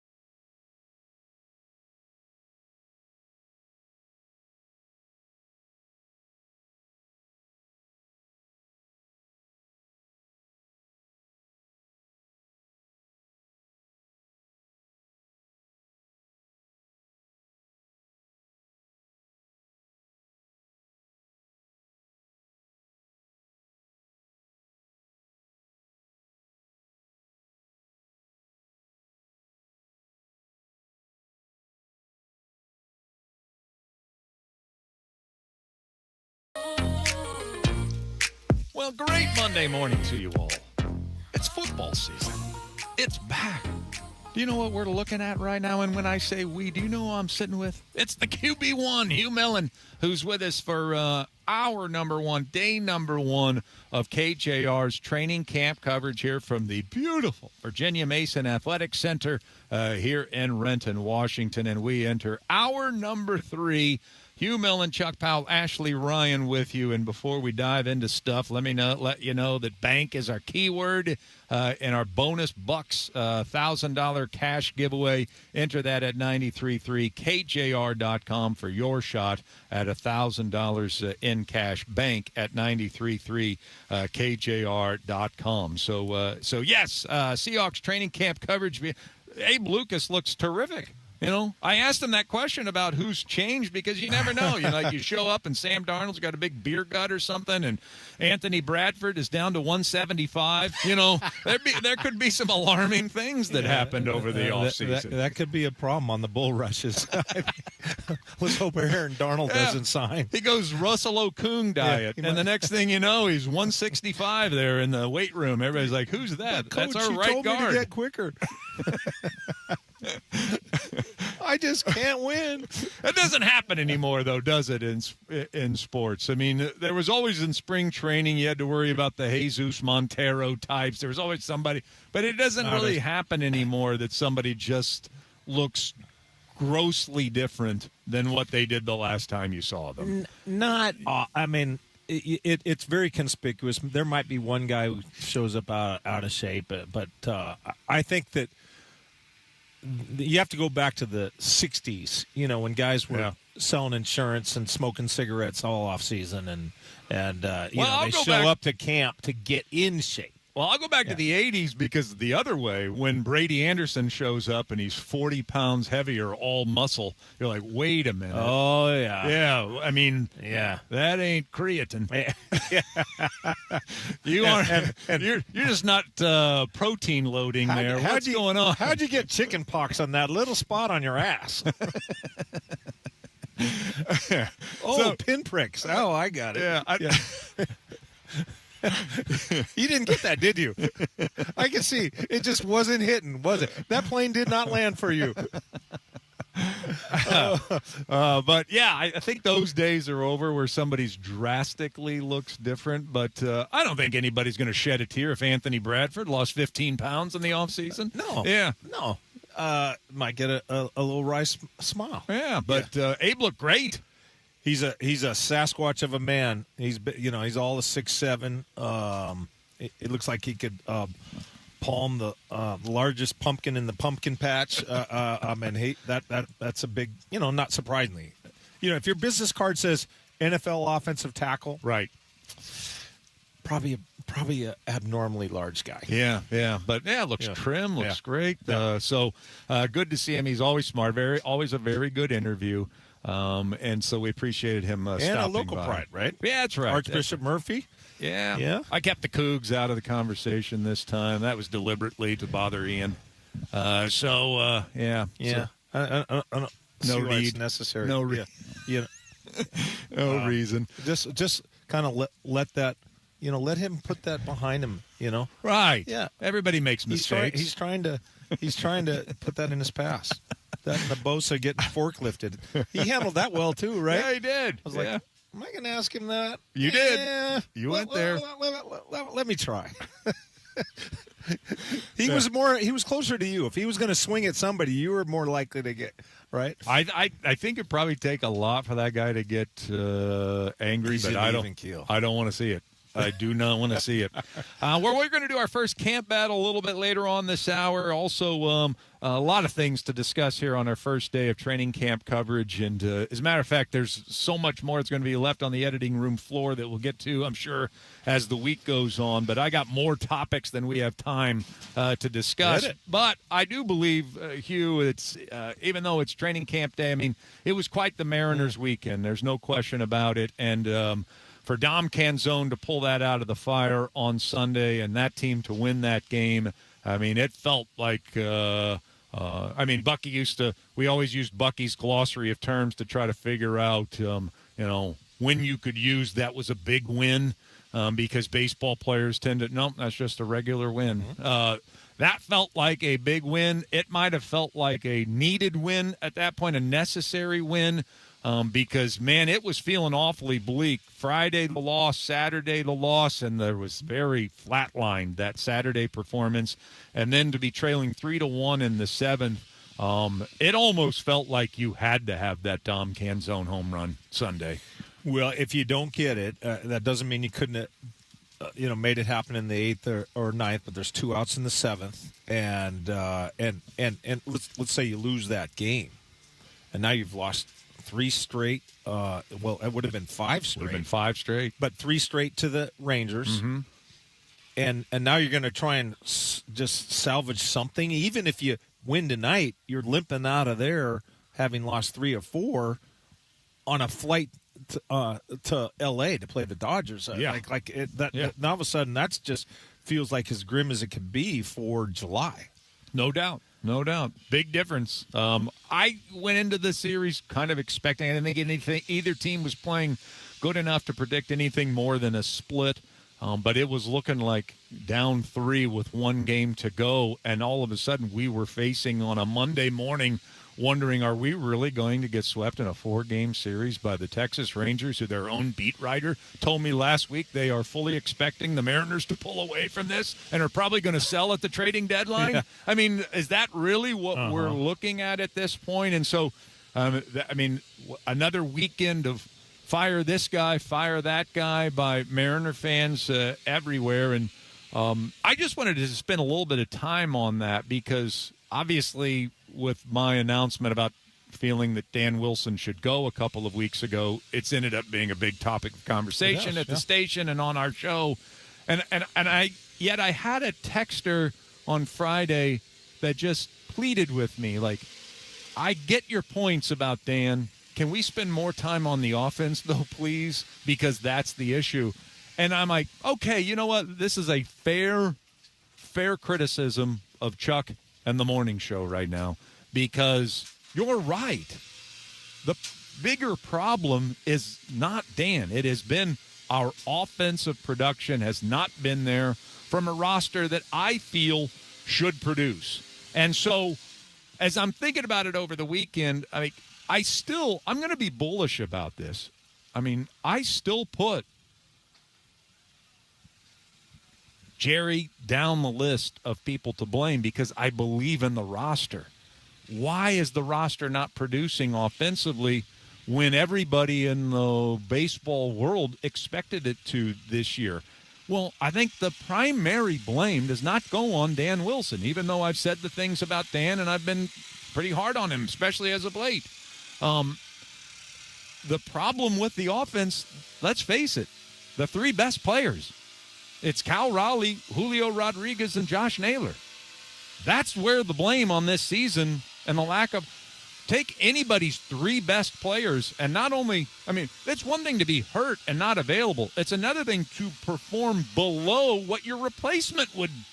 If you were injured and your replacement came in, we would be in a better position if Johnny Pareda was catching offensively than what we are with Cal.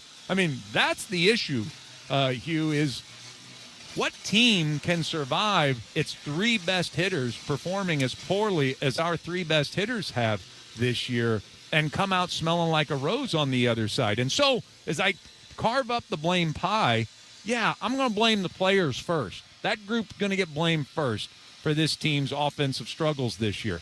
But then I'm going to go coaches, because you're clearly not getting the most out of the talent, because we know Cal's got talent. We know Julio's got talent. We know Josh has got talent. And yet I got 2 guys out of the 3 that have negative WARs on the season, for goodness sake. Negative WARs on the season. So I'm going to be bullish about it. I'm not putting the front office head on the chopping block, because this team should produce. This lineup should produce. This roster should produce. But they are not producing this year. So that is my blame. That is players first, managers or coaches second, front office third. But you can't fire all your players. Should Jerry have traded Cal Raleigh this offseason because he foresaw that Cal was going to have a terrible year coming off the best individual year in Mariners history? Could you imagine? Could you imagine how angry people would have been if we didn't re-sign Josh Naylor? I mean, they have committed to these three guys to be sort of the nucleus of this team, and they've all underperformed, and two of them have grossly underperformed. And so that's my blame pie breakdown for you, for better or worse. And so this isn't about, like, Chuck loves Jerry DiPoto. I don't have any personal feelings toward Jerry DiPoto, but I do think he's good at his job, not every aspect. And I think that he is lower on the things to blame this year than players, coaches. Then we get to front office. I think that's a fair argument. I do think there's an argument to be made that DiPoto deserves a little more criticism than perhaps you're willing to give. And I think that argument, first of all, you mentioned the the three primary players that you mentioned, absolutely. You've got there's no excusing them. But let's take like Ref Snyder, for example. Yeah.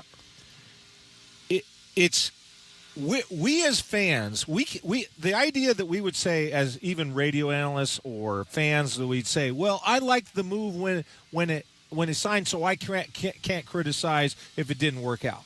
No, that is not a fair take, because you and I aren't working 90-hour weeks and paid to make sure that you know how that works. When you bring a guy in, you got to know how he fits in the locker room, his personality. You got to know how he feels about hitting in the Marine layer and whether that's going to get him down and what have you. Like, it's your job to say, does that part fit here? Mm-hmm.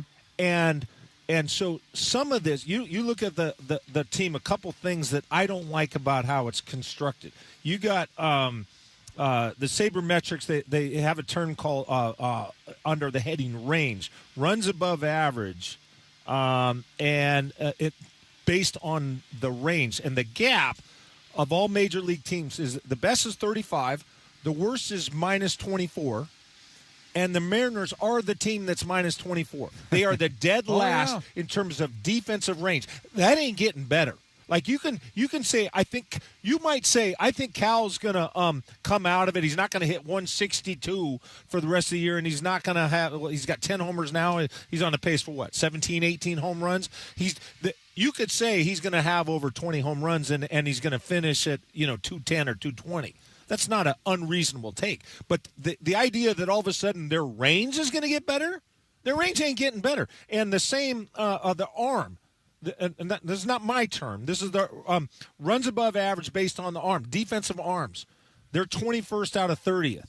Their arms aren't going to – they're not going to start making throws from deep in the hole at shortstop or third or what have you, and the arms are going to – Randy Arozarena, he ain't going to freaking throw anybody out on a tag up all of a sudden because his arm is going to be right?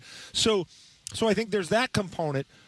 Jerry DiPoto is go ahead. There is a little bit that you can. Number one, we did get better at range because we put Emerson at shortstop and put He's JP booting at balls third. over the weekend too. He looked like he But the range is better. Fair. Got the worst range of any shortstop in arguably the history of baseball, and does not have a good arm. So that's gotten better. And if you do make a trade, let's say they get a third baseman, that's a way to improve. Yeah, that is a way to get the range better and the defense better. I think the best part of Jerry DiPoto, like, if he were to get fired, and I'm not.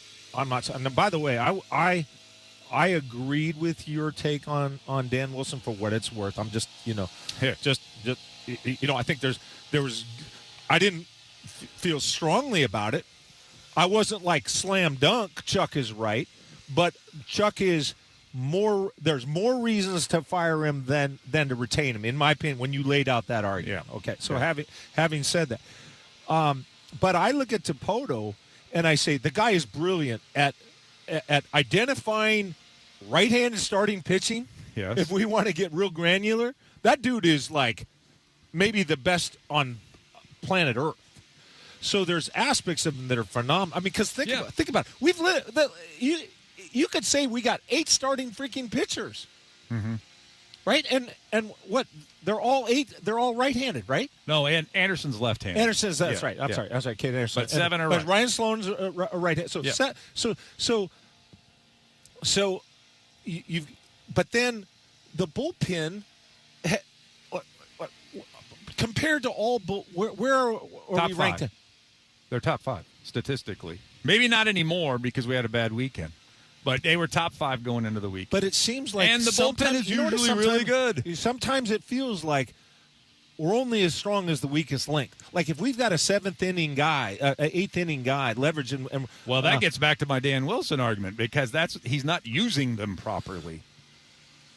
Yeah. Well, I would say most teams don't have more than 4 good quality relievers. You could say this: every player, every manager decision, everything. Yeah. Can be traced back up to Jerry DiPoto. Sure. Right? And so I think ultimately the guy who's the president of baseball operations, pardon me, is in charge of everything that happens on the baseball field because everybody was hired by him or retained by him or hired by somebody who he hired. Right? So it all paths lead on the org chart to Jerry DiPoto. But I would also say 5 straight winning seasons, 2 playoff appearances in the last 3 years, and a top-ranked farm system for the second time in 6 seasons.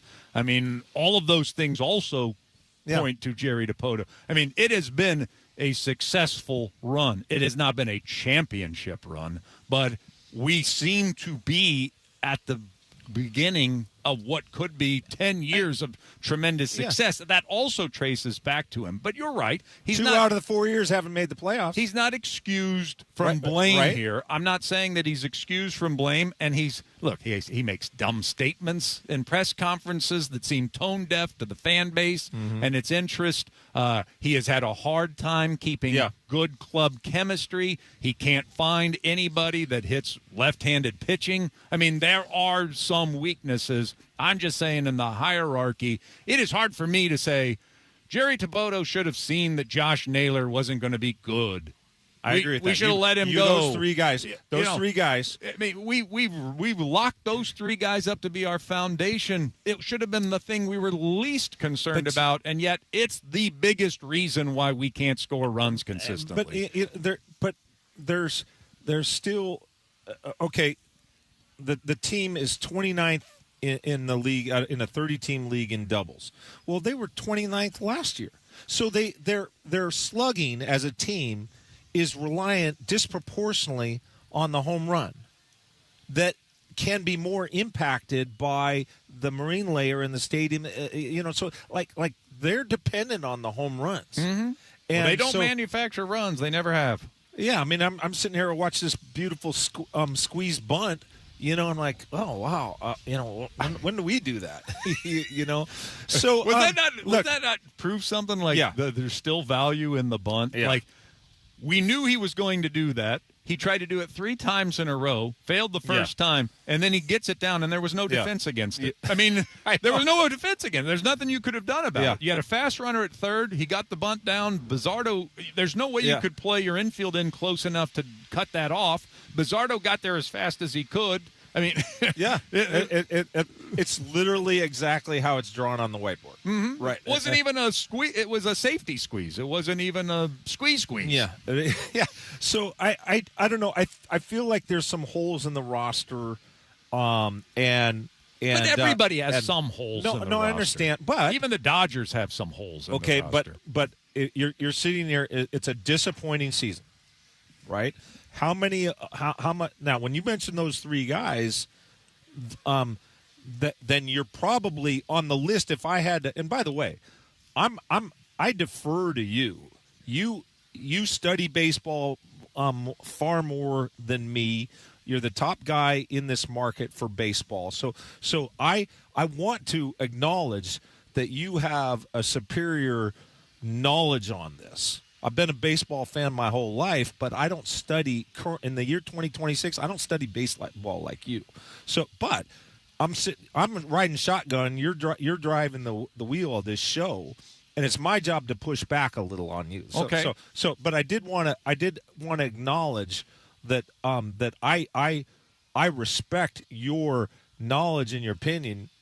Again, I think you're the premier guy in this freaking market for baseball. But that doesn't mean I'm going to sit here and just go, yeah, sure. Chuck, yeah, Chuck, yeah, Chuck, right? Particularly on some areas where I genuinely, I would do it just to be, just to present a contrarian view. But I also do believe some of the things that I'm saying here, I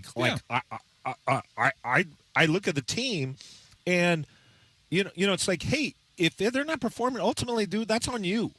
We were told that there was going to be a building process. He did a rare thing. I think he was too candid. You know what? It was a 2018-19. We're gonna step back.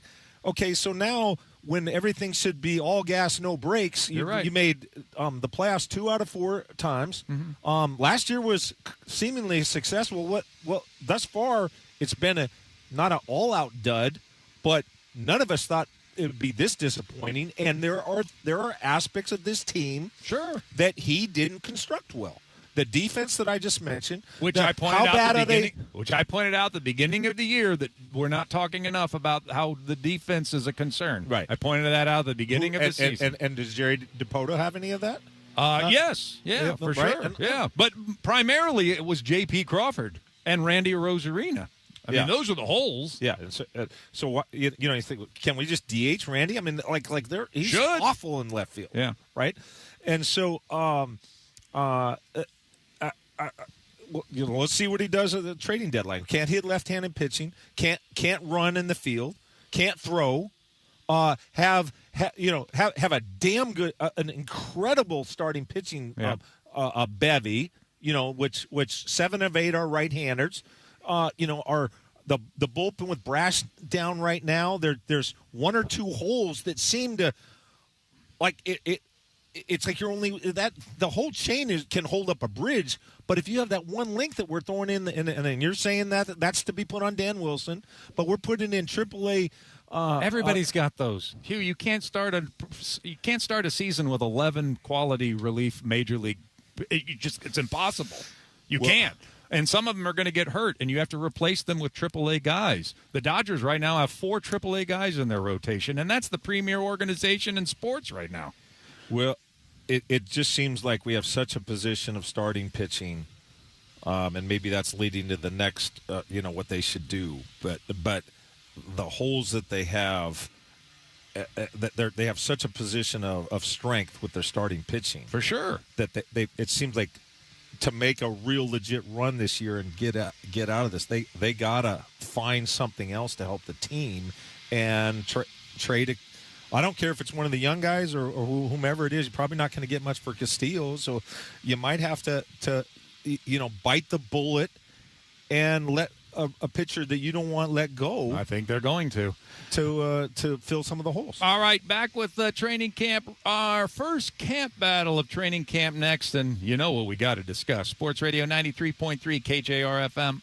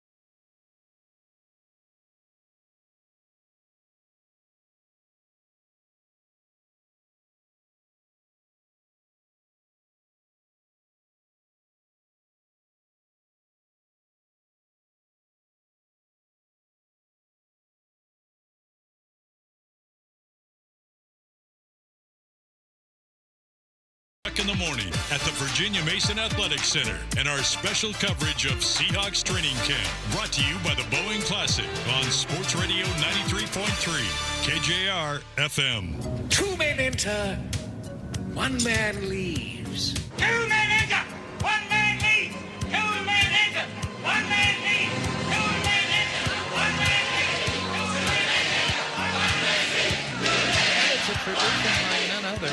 It's one of our 2 segments that we do every training camp. One is Talk of Camp, but it's my first day at camp, so I don't know what to talk. I'm going to kick around those tires a little bit later on here today. The other one, though, is Camp Battle, and we got Hugh Millen here. That's what's making our training camp coverage special this year. Hugh Millen's been with us since 6 o'clock this morning, and will be with us till 10 o'clock most days this week. So we're excited about that, and there's really – I'm sure there are a lot of little camp battles that are going to be going on, and everybody's going to be fighting for playing time and everything else. But let's face it, running back is the camp battle. We might have to do running back every single day when we bring up camp battle because that is the real battle for playing time, for touches, carries, you name it. And right now it's anybody's guess who's going to end up winning that sucker. I suppose that's true. I really want to believe that that this is just kind of protocol that they have George Helani getting so much reps with the one. If that's truly the option, I'm very concerned. I think that you can say George Helani is important to the team, but more as a kind of utility infielder, that you'd say, hey, why does he have value? Because he can do kickoff returns. He can play. He can cover on teams. He can fill in. And, he knows a lot. Can play a lot of positions. But I think the phrase, I don't want to say he's jack of all trades. He's jack of many trades, and master of none. And if he's your starting running back for a Super Bowl contending team, I'm sorry, I'm not buying it. Yeah. I'll follow where the evidence leads, and if I see something that I have not yet seen, then I'll change my analysis about it. But I think it's a problem. Yeah. And so for me, I hope that you spent the money on Jadarian Price and the resources with the first round draft pick. Yeah. To me, he's got to be the guy. He's got to be the guy from the first carry of the first game, or if not the first carry, the second carry. Meaning, they might do just ceremonial by the second series, right? By the second series, if he's not the dude, then I think it's a problem for the Seahawks. I think Kenneth Walker was demonstrably better than anybody on the roster. The Kansas City Chiefs agree with me. Look at as evidenced by the money they gave to him, and so it's a concern. Now, I studied all the tape you can study at Notre Dame. They got a really good offensive line, and so there's some metrics that say his runs above expected was relatively minimal, so there's a concern. But I think he's got to be the most talented guy. Otherwise, in my opinion, you wasted a first-round draft pick. He certainly isn't skipping Jim. I'll say that. Jadarian Price. He looks fantastic. He is chiseled. There's no question about it. And I am with you. I don't feel like I want this to be a camp battle. I think he needs to emerge as the number one. But I will say this, though. I think they are going to make him earn it. I think they are going to work him. And I think watching camp unfold, watching preseason games unfold, that to me is going to be pretty fascinating to see when he might pass Helani. Maybe it's on the first turn of the first lap. Yeah. We shall see. But just watching him close that distance and earn that trust. Quick story. So I was teammates and roommates with Jim Mora Jr. at the University of Washington in college. He just got married a couple of years ago in Sun Valley, and he asked me to speak at his wedding. Jimmy and I have been close for decades. And he tells a story when he was the defensive coordinator for the 49ers, and Bill Walsh was not the head coach, but he was the president of operations of some sort. Might have been, I don't think he was the GM, but he was the president. Anyway, so the 49ers draft Andre Carter, a defensive end out of Cal, in the first round. So it's minicamp, and Jim, the defense coordinator, has Carter running with the twos. Bill Walsh says, "Hey, Jim, just come on, minicamp." Jim jogs over to Bill Walsh. He says, "Why do you got Carter running with the twos?" And Jimmy, speaking in a manner that Don James would say, because Jimmy was following a Don James philosophy, he says, "Hey, I just want him to earn it, and let the veterans know that he wasn't just handed anything, that type of thing, right?" Yeah. Which is exactly what Don James, I believe, would have done had he been in the NFL. Mm-hmm. And Walsh looks at me and says, "Jim, he's a first-round draft pick. He earned it by being a first-round draft pick. Put him in with the ones and let him get used to his teammates and being in the number one huddle." Jimmy looks at Bill Walsh, as he mentioned, nods his head and says, "Okay, coach," and just jogs off, and all of a sudden, Andre Carter's in the ones. So there's some really good football people that are on either side of this. What did Jim do from that point forward when he got to run his own ship? Did he go more Don James, or did he go more Bill Walsh? I think he did more Bill Walsh. I'd have to give that more thought. Like what did he do with first round draft picks? Because he went on to Atlanta and coached for 3 years there, and they went to the NFC Championship game. So that's a good question. But the point is that we don't know exactly where Mike McDonald and the offensive brain trust are with this. Mm-hmm.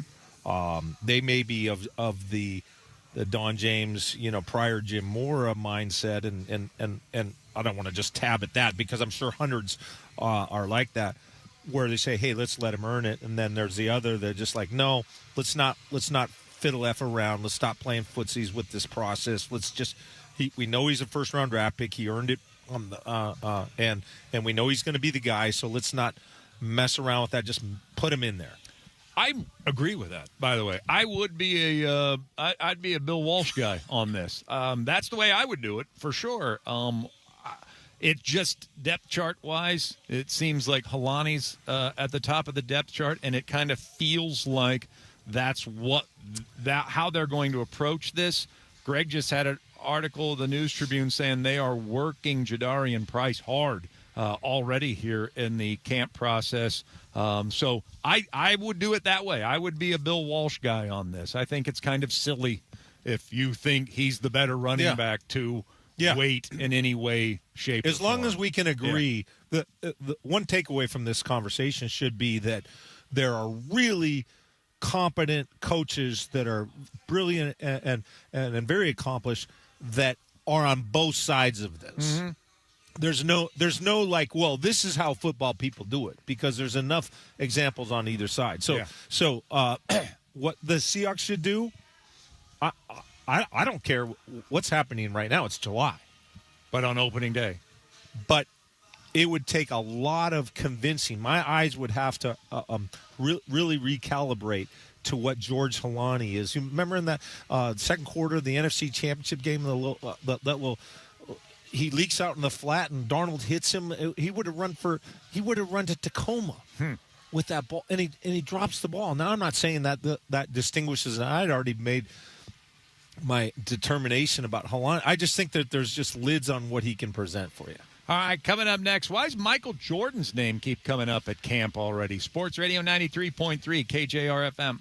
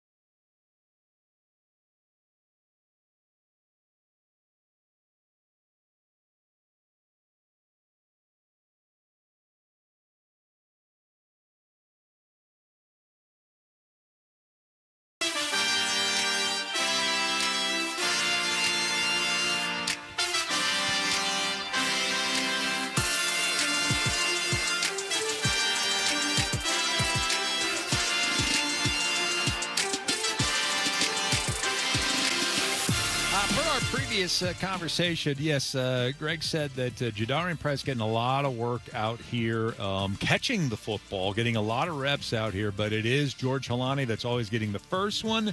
And by the end of practice, it's pretty much coming out about even between the two of them. Another thing that Greg put in his article from yesterday was a story we mentioned at 7:05 in our conversation with Greg about Mike McDonald channeling the great Michael Jordan to get camp started, and the apparently feeling the necessity to remind his champions, Hugh Millen, that Michael Jordan didn't become the great Michael Jordan until he stopped worrying about averaging 40 points per game and started focusing on what was best for the team, and that's when he became the greatest basketball player of all time. Your thoughts, your reaction to that? Well, and that's when they brought in the triangle offense too, right? And he had to Phil and Tex. Yeah. And so he had to kind of subjugate himself. So I think that a very central part of all professional sports may seem self-evident, but I think it's more profound than it might first appear if you think about it for a minute. And it's this, that you got coaches and you got players. And you're trying to tap into the motivation, right? Maslow and his hierarchy of needs, right? Metabolic needs, then safety needs, then relationship needs, then self-esteem needs, finally self-actualization, and what's that? That's the gnawing voice in your head that measures what you're accomplishing versus what your potential is, and that's what drives people. So people have given a lot of thought to motivation, right? Mm-hmm.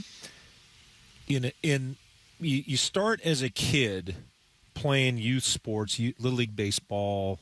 My first year playing tackle football, I was 9 years old. That's not atypical, right? And even if you started at ninth grade, which is relatively late, you started when you were playing. You played for the love of the game. It's as simple as that. Love your teammates, the love of the competition, the love of that particular sport, or what have you. And think of it like a Venn diagram. There's the part of the individual satisfaction and then the team satisfaction, and everybody has a blend of that, right? Like, hey, you played Little League baseball. Are you happier if you went 4 for 4 and your team won, or are you happier if you went if you struck out 4 times and the team won? Like, you're probably the popsicle tastes a little better if you won and you went 4 for 4, right? So this is right. So this blending of your personal motivation and the team motivation is something that you navigate in team sports. It just is. When you get into professional sports, let's pick a very easy example to explain. The coach is up there, and he's motivating all about the team. What is his personal motivation? His personal motivation to feed his family and for him to get success is if the team wins. That's it. Mm-hmm. So his personal motivation is aligned with the team. There's no it's like a Venn diagram that stacks on top of each other. A Venn diagram, a two-circled Venn diagram just looks like one circle. You got it? Yeah. The team and the individual, from a head coach's perspective, are one and the same. Right. Now he's up there trying to motivate the players. Let's take the punter. And, if he says, hey, it's all about the team, you know what the punter at some point thinks? We could win the Super Bowl, and I could have the lowest net punting average in the NFL. You think I'm coming back? No. Nope. I'm freaking gone. Even though we won the Super Bowl. Right. You see that? Yeah. See how that plays? Yeah. You see how the Venn diagram's different for him than it is for the coach? So it's easy to see with the punter, but it applies to all the players in all the leagues, in all the sports. There's this this blending, like how do I approach this? Because it is my career. Whether you have a family or not, I want to make as much money that I can invest. So like that shouldn't be hard. That's not some kind of reprehensible motivation, is it? That it's your profession, right? But you're playing the sport that you started playing when you were 9. And so you got all these things that you have to navigate, the team objective and the personal objective. And when coaches talk about the team, it's really easy for them to say that because they feed their family, right, their personal accolades. They get Coach of the Year. They make the Hall of Fame. They get the Yellow Jackets. All for one thing, what the team does. Yeah. And so, yeah. So in other words, JSN's raising his hand and he's saying, Jordan still averaged 34 points a game on those championship teams. That's right. Yeah. LeBron has 1 scoring title. Jordan has 10. Right. I had to get that in there. But I think that for coaches to try and touch on, and motivate to the highest degree, touch the buttons that make the players give their best. For players, it's a blend. Yeah. It just is. And it would be a blend for anybody who you say, oh, well, I would give my eye teeth to be a professional athlete. Of course you would. Mm-hmm. It's unless you want to be a movie star or a rock star, like it's on the top 3 things that anybody would want to be, right? But that whole idea of how you motivate yourself, it's team and individual, and it's complicated. Mm-hmm. Well, just like the show. Like, I want everybody to enjoy the show today, but I want them to enjoy me more. That is really easy when I'm riding shotgun with you. Mission accomplished. Hugh Millen with us here in our training camp coverage. We'll continue next. Sports Radio 93.3 KJR FM.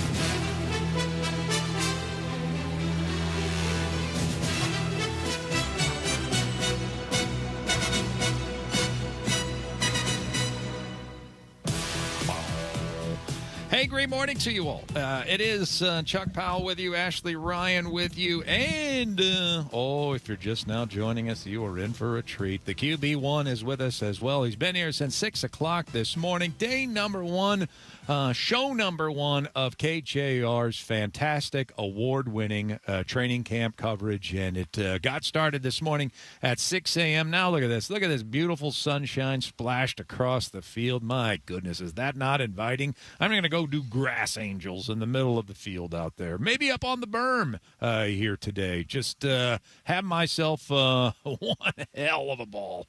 It's Chuck, Hugh, Ashley with you as we start our fourth and final hour of day number one. Do want to let you know that dollar is your key word if you want to enter that for some bonus bucks. $1,000 worth of bonus bucks. Bellevue Rare Coins sponsoring this week's cash contest.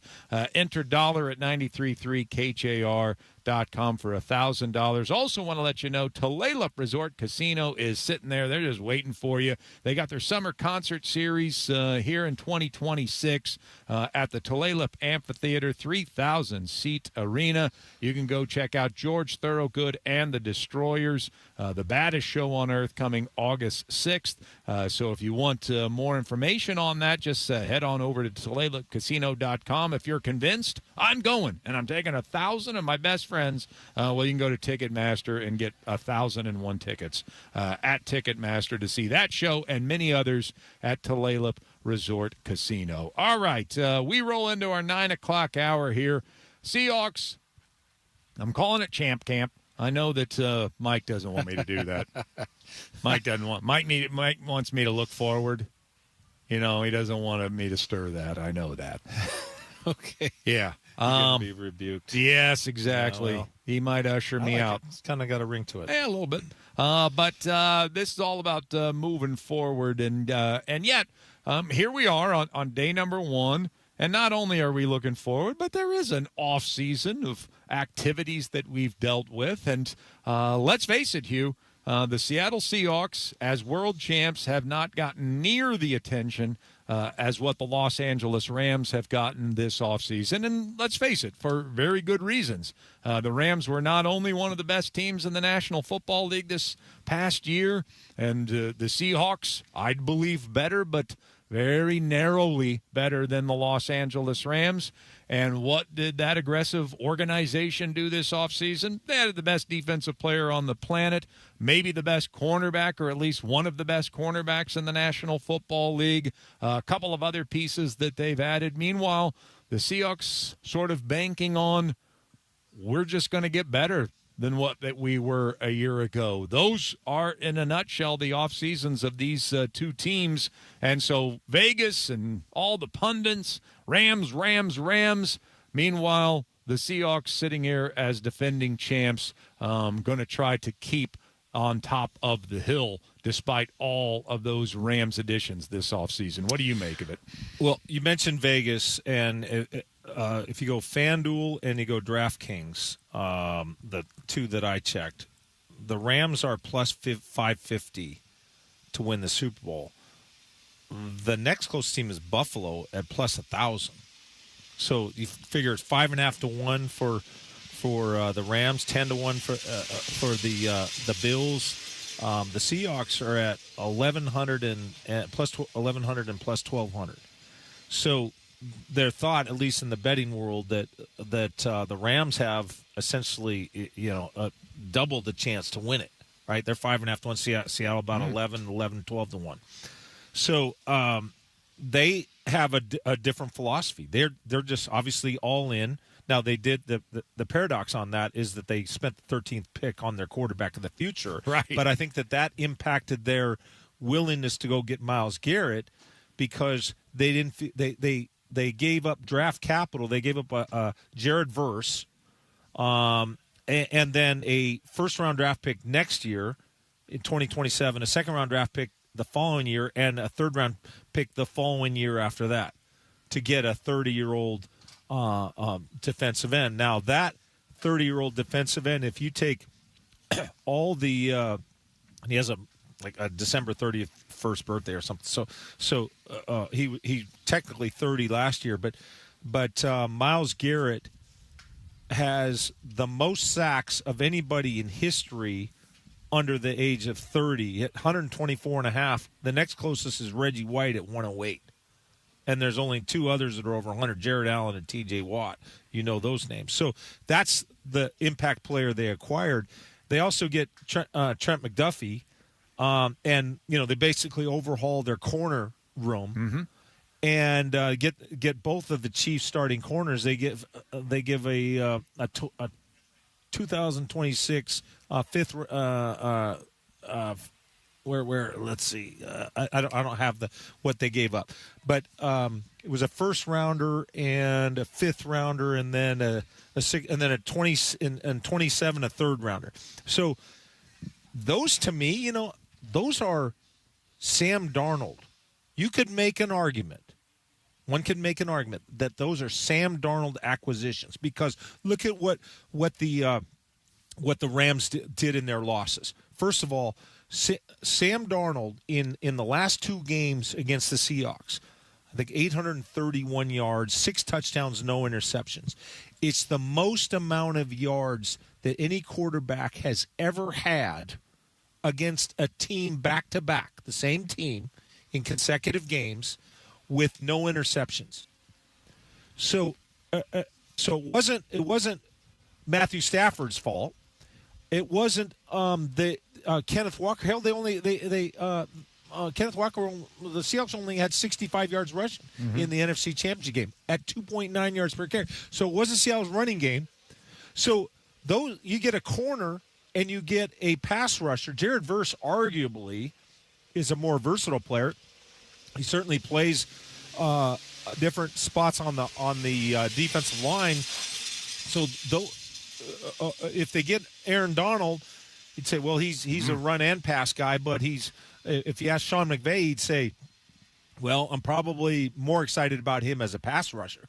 So I think this is in response to what Sam Darnold did at 346 yards, I think, and 3 touchdowns in that NFC Championship game. Well, it's definitely a response, and I think that's a key word to use in this conversation. I think that Mike Macdonald should feel awfully flattered because even though the Rams sit there and say, "Oh, we were a weird 2-point conversion away from being the Super Bowl champions," that lame argument. I do believe it was a reaction.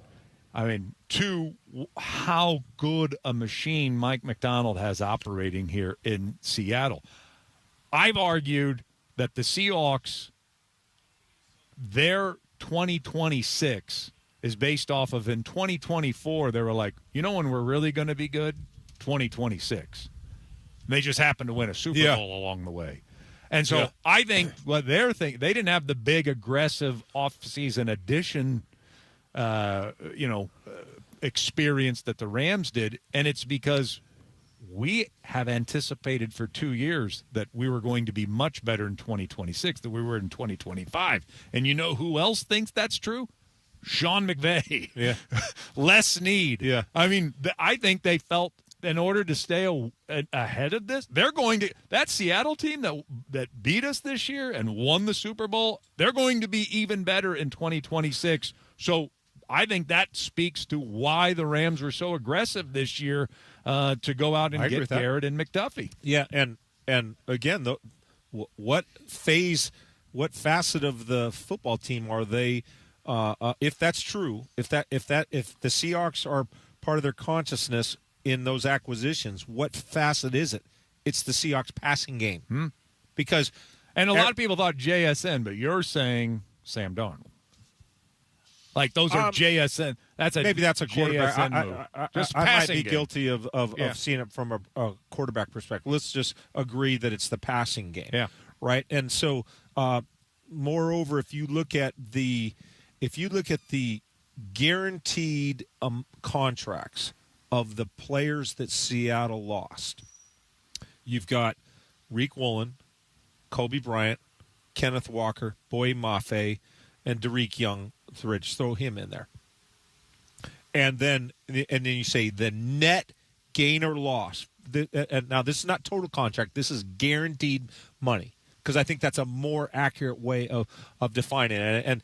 And you know, if you're going to throw it in a spreadsheet, you got to have a methodology. That's my methodology. Mm-hmm. That's what I think is the most. I'm not cherry picking. I'm saying what makes the most sense, where you're trying to evaluate what left the building, what went into the building, calculate the net, and say, and then rank all the teams. That was my project. And as it turns out, the Raiders they had the best net inflow in free agency. The Packers had the worst net, but there's an asterisk to that because Malik Willis represented $45 million guaranteed money going to Miami, but he's not the Packers quarterback. Jordan Love's the Packers quarterback. So if you're a Packer fan, or if you're saying as constituted the way we ideally are formulated with our starters, Malik Willis we can afford. So there's an asterisk to the fact that the Packers are ranked 32nd. Well, the team that's ranked 31st is the Seattle Seahawks. So their net outflows or inflows, call it either one, but Seattle has the second worst. So because Emmanuel Wilson, was making nothing. Right. You didn't bring anybody in. Right. So it doesn't feel like you lost a lot to some people. I think that you lost something more than nothing. You lost Kenneth Walker. You lost Kobe Bryant. Yeah. You lost Reek Woolen. Yep.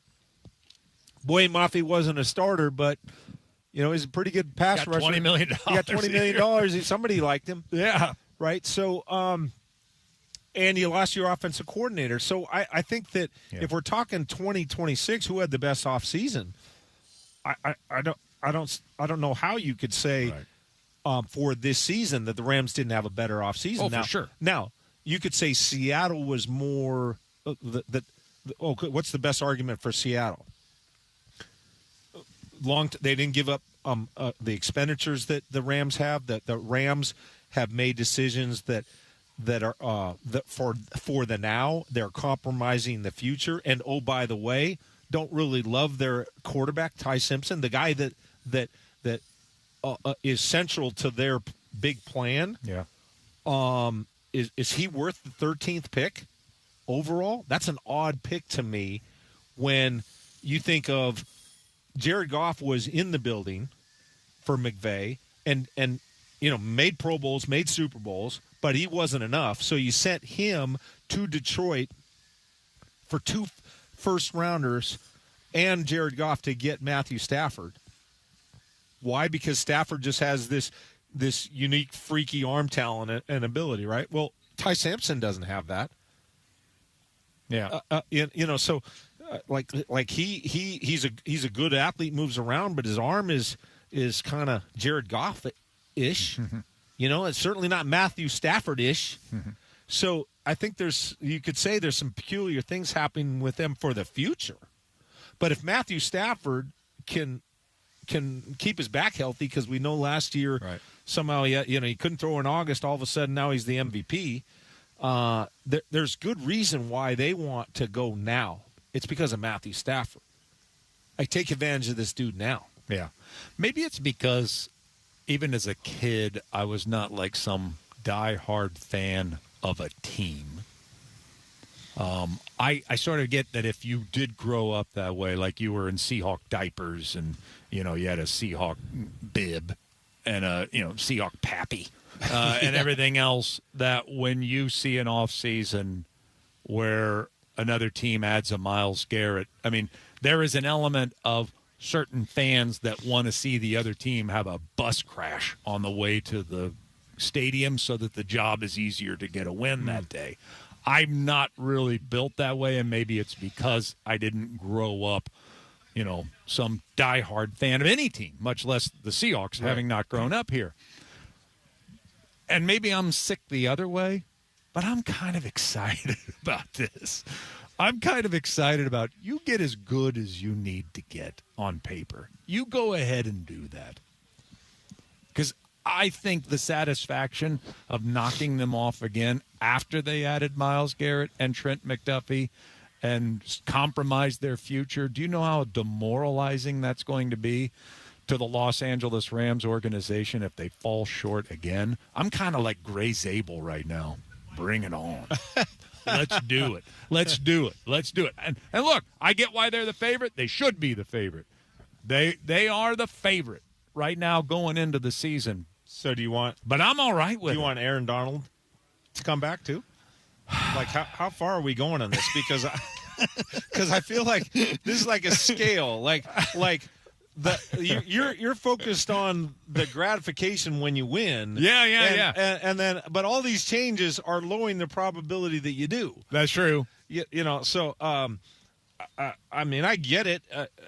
You're right that you would have more gratification, but I don't know. So you're not with me, though. So carry out that logic so that if it was reported that Matthew Stafford, that his back was just too painful and he's decided to retire or whatever, would you be disappointed? No, not disappointed. Okay. All right.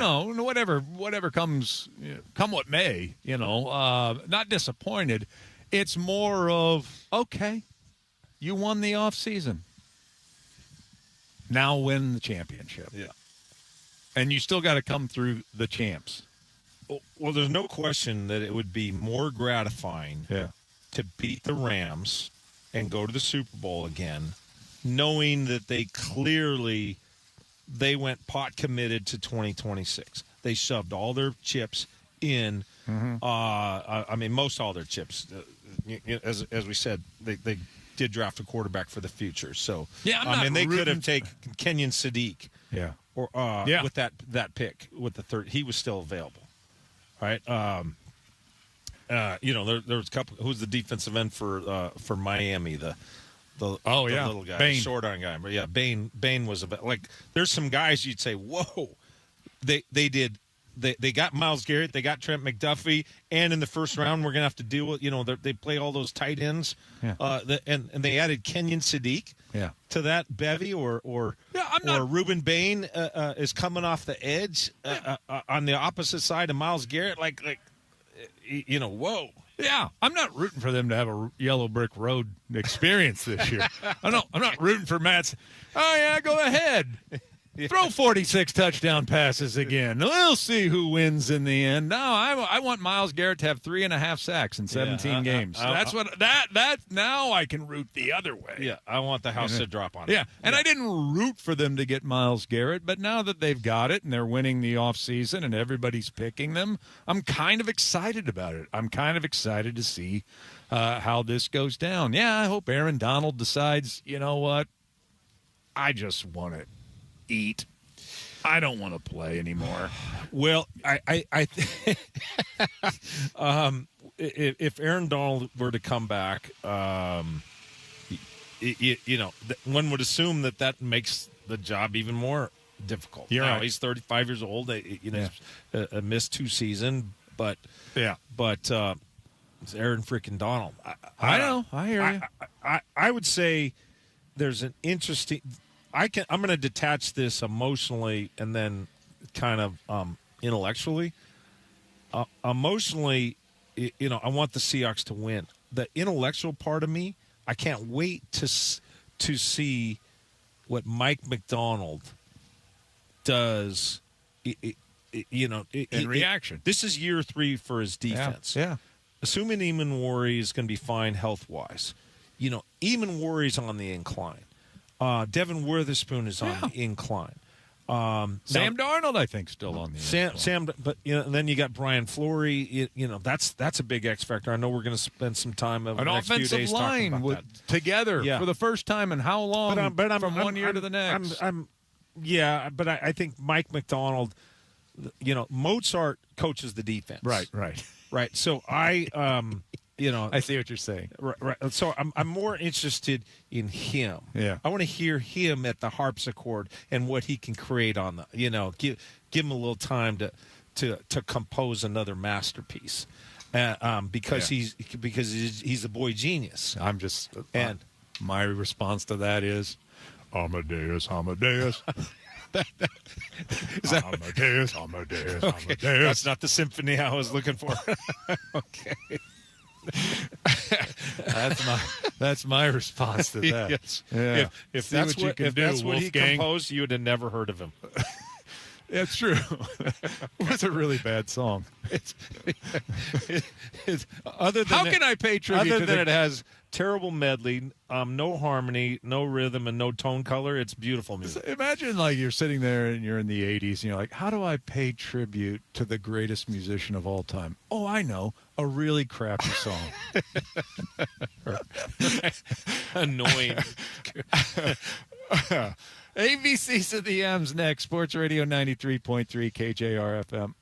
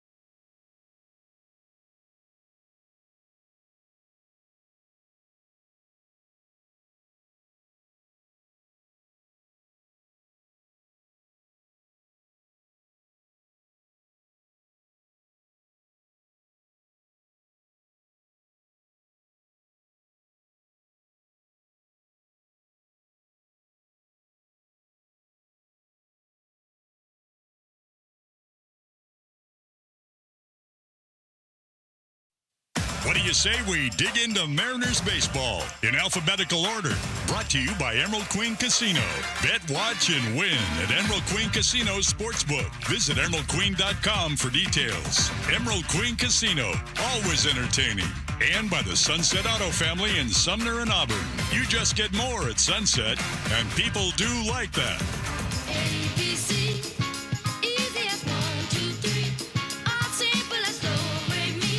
ABC, 1, 2, 3, baby, you and me, girl. Like over the weekend, like every 15 minutes on the dot, Ashley, I would get a text from Hugh saying, I can't wait to do the ABCs. I figured he was like, can we start at the beginning of the alphabet, please? So Yeah, and he then wanted to maybe do just all go all the way 26 through? letters. I get that. Let's just go the A through Z's. Yeah, Yep. well, I appreciate your enthusiasm for the bit, but we're going to probably get 2 or 3 in. Oh, Yeah, sorry. That's the standard operating procedure. Usually. Yeah, Let's we'll go. see. We'll see. What's your letter? All right, let's get into it. We'll start with the letter G. G is for Gabe. And my goodness, it was so good because we were all so concerned that if Gabe threw to one batter and then sat down for a half an inning, because no pitcher ever does that. Yeah, right. Could he possibly, would he go back to the mound and, I don't know, forget that he was left-handed? Would he throw 22 miles per hour? Would he just disintegrate into ash and float away on the mound? No, turns out Jerry decided it's time that Gabe Spire can go out after a third of an inning and pitch the next inning. And you know something? He was even better. To the surprise of all, it turns out Gabe Spire will not die if he pitches a third of an inning and then goes back out for another inning. Not only that, he will thrive. What would what precipitated that? Did he have more lefties coming up? Well, why the change? I think they're a little concerned about his longevity, durability. Same with Brash. There are different rules with all of the relief pitchers, and I think there was a strict Brash does not go down and back up again. A lot of teams do this now. But it was getting to the point where we were hearing how beat up the bullpen is and how thin it is, and yet Dan still will use Brash for a third of an inning or Gabe Spire for a third of an inning. I'm like, well, what a terrible use of your resources. At that stage, if you're saying that your bullpen's thin and you can only trust 3 or 4 guys and then you're only using them for a third of an inning here and there. Yeah. Well, we finally saw over the weekend for the first time this year that they used Gabe Spire to close an inning, sat him, let him pitch the next inning, and he thrived. No, I got that, but Yeah. why? Why this game? What was it that they felt like, hey, we don't like the alternative, or was it the lineup that was coming in the next inning that was favorable for probably him? a combination of things. Left-handers. I think he's a little bit removed from the injury list, so they're feeling better about his health. Number 2, we're in the second half of the season, so I mean, we probably are going to see at some point a Munoz 6-out save. So I think that's part of it as well. And I think he didn't pitch for 6 days. So that's part of it as well, because, you can't just sit around and wait for the perfect situations to throw your top 2 guys out of your bullpen. So I think it was a combination of things, but it was good to see, especially for somebody that has been harping on this so much as of late, that Gabe didn't die because he pitched an inning and a third. Thank goodness. Yeah. It was touch and go there for a little bit. Yeah, I was really worried. H is for... Get on your knees with the Hail Marys, with the rosary beads. Be thankful on a morning like this. H is for hitter. And the Mariners are looking for a hitter at the trading deadline. We got a little bit of information over the week, and we had our first substantial trade of the trading deadline, and it's taken a while. The Boston Red Sox and the Washington Nationals pulled off a trade. And if this is any indication of what the market is saying is the value of a right-handed hitter, it might be very difficult for Jerry to grab somebody. The Boston Red Sox gave up a guy by the name of Conley Early, who is got 6 years of control left and has been sensational since he became a major leaguer and looks like he's going to be like a legitimate number 2, number 3 starter in a rotation, and they just traded him. The Red Sox are in contention, but they wanted a bat, and they had to give up Conley early, apparently, to the Washington Nationals to get a guy in Curtis Mead who is finally having a good season this year, but not a great season. This is not like a top player. This is not like adding Byron Buxton or Vladimir Guerrero Jr. to your lineup. It's Curtis Mead, for goodness sake, and it cost them, in essence, like an Emerson Hancock type just to get a decent veteran right-handed hitter to add to their lineup. So I don't know if this is an indication of what the market's going to look like, but if it is, you can understand why it's been so difficult for Jerry to pull off a trade to bring up a hitter, because apparently whoever is selling right-handed hitting is asking for a fortune in return. Yeah. Well, it sounds like the Red Sox gave up early on that prospect. Oh, look at that. I don't know. They might have wanted to hang on to him. Yeah, it wasn't exactly an early bird special, was it? Yeah. But, we'll see how it plays out. But got to get up awfully early in the morning to pull one over on Hugh Millen. Yeah, that just kind of empty net. Sometimes you got to shoot.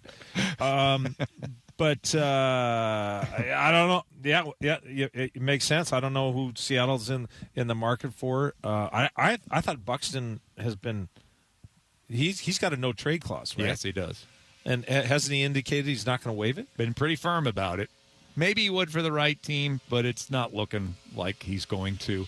I'm going to throw out a name though today. Something that has not been tossed around here in this market, but is somebody that I brought up in the offseason for the Mariners. Washington shortstop C.J. Abrams, who apparently they don't really like, but he's having like an MVP type season, and apparently the Nationals don't believe that they're in the race and are shopping him around. He's got 2 years of control. He's a switch hitter. He's better from the left side than he is from the right side. He plays shortstop, not well. He is about the only shortstop in the game that has worse metrics than what JP had at shortstop. But he's crushing the baseball this year. If he's available, I got to believe that the Mariners should be interested. If nothing else, Hugh, put him as a DH this year if you don't trust his defense. And then next year, he's such a good young athlete at age 25. Turn him into an outfielder by next season. He replaces Randy Arozarena in left field, and so Colt staying at shortstop, no matter what. I would think maybe not. I don't say no matter what. I don't say no matter what, but I think so. He's below the Mendoza line too now, isn't he? I think he got. Well, he might have dipped back below Sunday. He got over it at some point this weekend. I haven't checked this morning. Yeah, but so would this guy be a third baseman? I suppose you could try it. I mean, what do you got to lose? I mean, Donovan's not exactly been great guns over there, and I don't think JP's, Greg Nettles. Maybe you could do that. He's played some second base in the past, but we don't need one of those. But the point is, if this team needs a hitter, this guy can hit, and he's young, and he's controllable, and if you're going to have to give up a fortune, I know there are a lot of people that don't want the Spencer Steers and Elliot Ramoses. They don't even want to see that trade for the Mariners between now and the deadline. This would excite the fan base because he is having like an MVP-type season this year. What did you think of the Dan Wilson pulling in the infield in the second inning on Saturday? Do you have a reaction to that? And then a double gets slapped down the line that JP can't get to at third? Don't trust the offense to score any runs. You're already down. Yeah. They were down a run. Yeah. They don't trust the offense. Yeah. A lot more teams have been doing that lately, but I don't know. Finally, paradigm's changing. Finally, I is for Italia because Dom Canzone has done it. Big hit yesterday. For Dom Canzone. Little funny thing about Dom Canzone, he's really embraced this Italy thing. He actually feels more Spanish than he does. His mom's Spanish. Oh. Yeah. And his dad's Italian. Oh. But there's like more Spanish blood in him than Italian blood in him. Okay. Yeah. Yeah. But he's really embraced this. But we thing. had an eye, so we couldn't wait for us. Yeah. It was an I. Yeah. We couldn't wait for Spanish or an E, España, right? Like we've already passed the E's, right? That's right. We had an I. Yeah. I don't choose this. The alphabet chooses it. You didn't even want to talk about this stuff, right? Yeah. I don't bring up the topics. The alphabet does it for us. Well, that was a hell of a bomb that he hit. You didn't comment much about my thought about how he threw the I think barrel you're out, absolutely right. and like that was not you would not want to teach a hitting class on that swing that because he threw the barrel out of the ball. He had to go down and get it as the bottom of the strike zone, but he didn't most great hits, you're pulling the butt of the bat through, and then the bat waits on the back foot. The barrel trails. Yeah, he stopped his hands and threw the barrel at the ball, and with unbelievable forearm strength to be able to jack it that far. I mean, there's home runs and then there's home runs. Like there's no doubters. Oh, he's got power. So with less than ideal mechanics, he was able to just kind of flip that thing. Mm-hmm. Well, and I'll give him this because he battled for a double earlier in the weekend, and then he had the double down the right field line. I mean, I'd like to kind of see more of that. That's just battling. That's just trying to put the ball in play. But when you have that kind of power, and you're just trying to not strike out and I got fooled, I'm out in front, and now I got to do something. At least he put barrel on ball, and look how far Dom Canzone can While hit a we're ball. on the topic, I could look it up, but tell me, he was initially hey, you're just a platoon guy. Then he earned the right to see both sides, to see both pitchers. What's the update in that regard? He's every day he's now. Cemented. I know he is, but what are the numbers saying? Is the numbers is just like cement this guy? Is it like it's a done faded, like he's the guy, or is there still some numbers? I'm sure they would still like Julio, Cal, and Josh to be the guy, and then Canzone hits sixth for you and provides power. But right now, he is the most reliable guy in the middle of your order and should be hitting third. We were talking about the we got to bounce. Yeah. All right. Yeah. All right. Go. One last thing next. Sports Radio 93.3 KJR FM.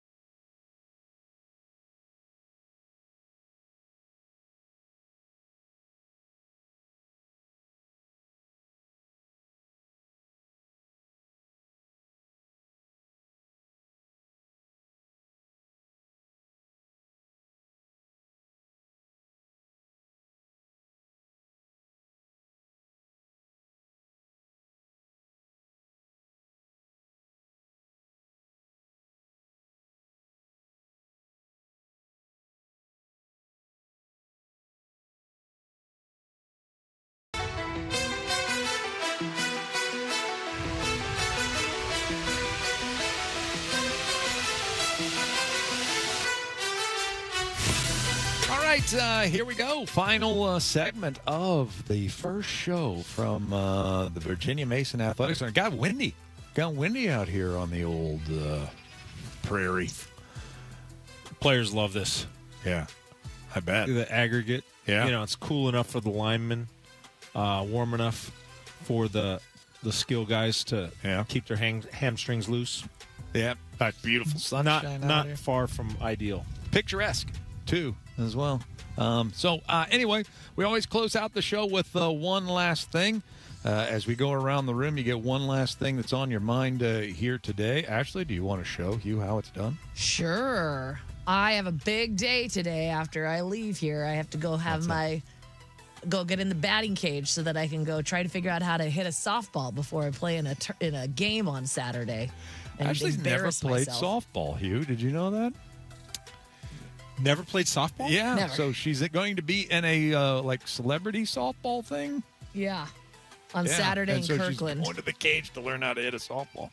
You must have disappointed your high school softball coach. We didn't have a softball. Oh. I don't think we did. School has I was in the water polo all the time. and no softball. Right? I don't know. Well, we had a really good swimming program. But here's the thing is I was sitting there talking to Five Iron last night about this. I was like, all right, I'm going to go. I mean, I feel like I've absorbed quite a bit being a softball mom and helping Palmer the Great practice. But as I was sitting there getting ready to go to bed last night, all of a sudden my eyes shot open and I said to Five Iron, oh, crap. He said, what? And I said, I just realized I also have to field. Like I can't just go hit the ball and then be done. Well, you could be like Luke Raley in center field, on Saturday night. With Brian Wu, in the first inning, a routine ball. Yes. He covered about a few more feet than a traffic cone would have. Yeah. To not get the ball, right? Like Wu was like, are you effing kidding me right now? Bad. How bad was that? And who knows how different that game is? I mean, that's the problem with Wu on the road is like something always seems to go wonky and then it blows up on him. Like Rayleigh makes that play and who knows what it's like. I used to say about Mark Trumbo when he played left field, you're better off with a lawn chair out in left field because if the ball is hit to the lawn chair, it might fold up and catch it. Perfect. Yeah.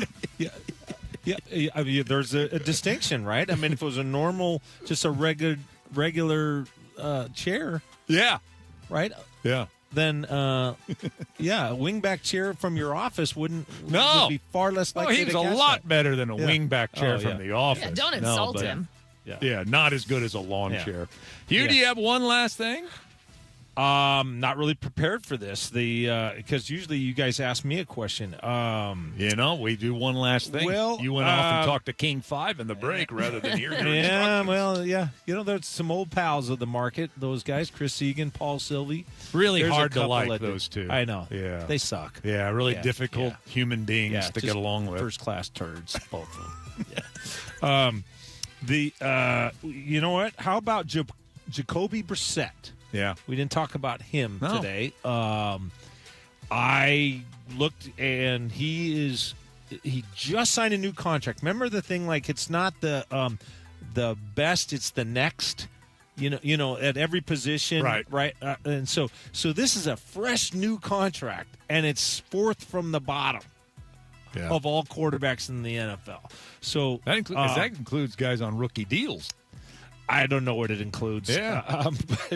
But I think for a team in your division, it couldn't be more ideal. It's like I looked up his career log. Every time he's had the opportunity to be a starter, he's just kind of been solidly just below the average, if at all. I think they're not concerned about it there. I think they know it's a rebuilding year, and why do we even want to be good this year? Yeah. He keeps them competitive just in case, you catch lightning in a bottle. He's not terrible at the position, but, they didn't want to bring anybody in too good.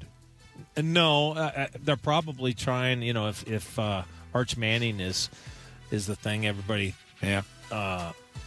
is hoping for. But I think it's as tough as this division is, with the Rams and the 49ers, having a what should be a couple of relatively easy wins in the division, pretty good. He's making $15 million. He's got an incentives. He could make it up to $21 million, but again, that only puts him fourth from the bottom. Mm-hmm. So that he is the definition of a fringe starter. Yeah, for sure.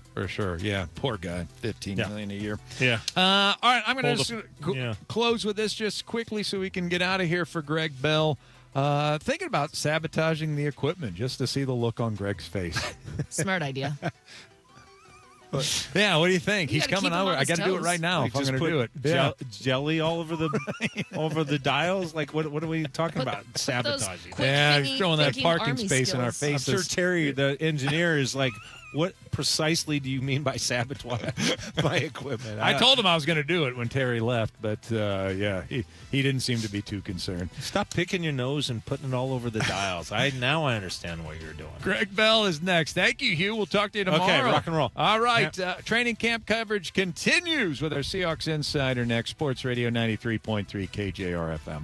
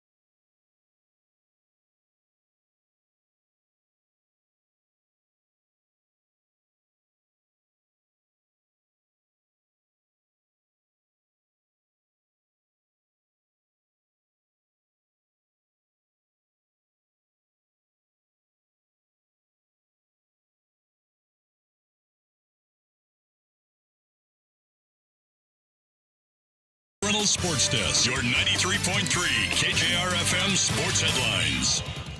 Good morning from the sunny Virginia Mason Athletic Center in Renton along Lake Washington. Headlines brought to you by Frost Brewed Coors Light Choose Chill. Seahawks training camp began right here with 2 practices Saturday and Sunday. I was there for him. So was Torrey Horton. Participated in both of them. No pup list for him. That was really the headlining news of the weekend after the shin injury that the wide receiver kick returner got in November that ended his rookie season. He wasn't on the field at all during the spring practices, but he was on the field to begin training camp. No pup list for Torrey Horton. Tons more to tell you throughout this show on what I saw, heard, and thought of the first 2 practices for the Seahawks as Super Bowl champions, including Hard Knocks' cameras and boom microphones everywhere. I mean, omnipotent. They are everywhere. Mariners were 7 outs yesterday, falling 3.5 games behind Texas in the American League West. Then this happened. The 2-0. Oh, there it goes! Absolutely crushed! Flips the script. A screamer to right field. 4-3 Mariners in the 7th. Aaron Goldsmith, Mariners TV, giving the appropriate weight to that hit because instead of 3.5 back, the Mariners are 1.5 back, entering the series finale today in Texas of that 4-game series, the Friday to Monday series.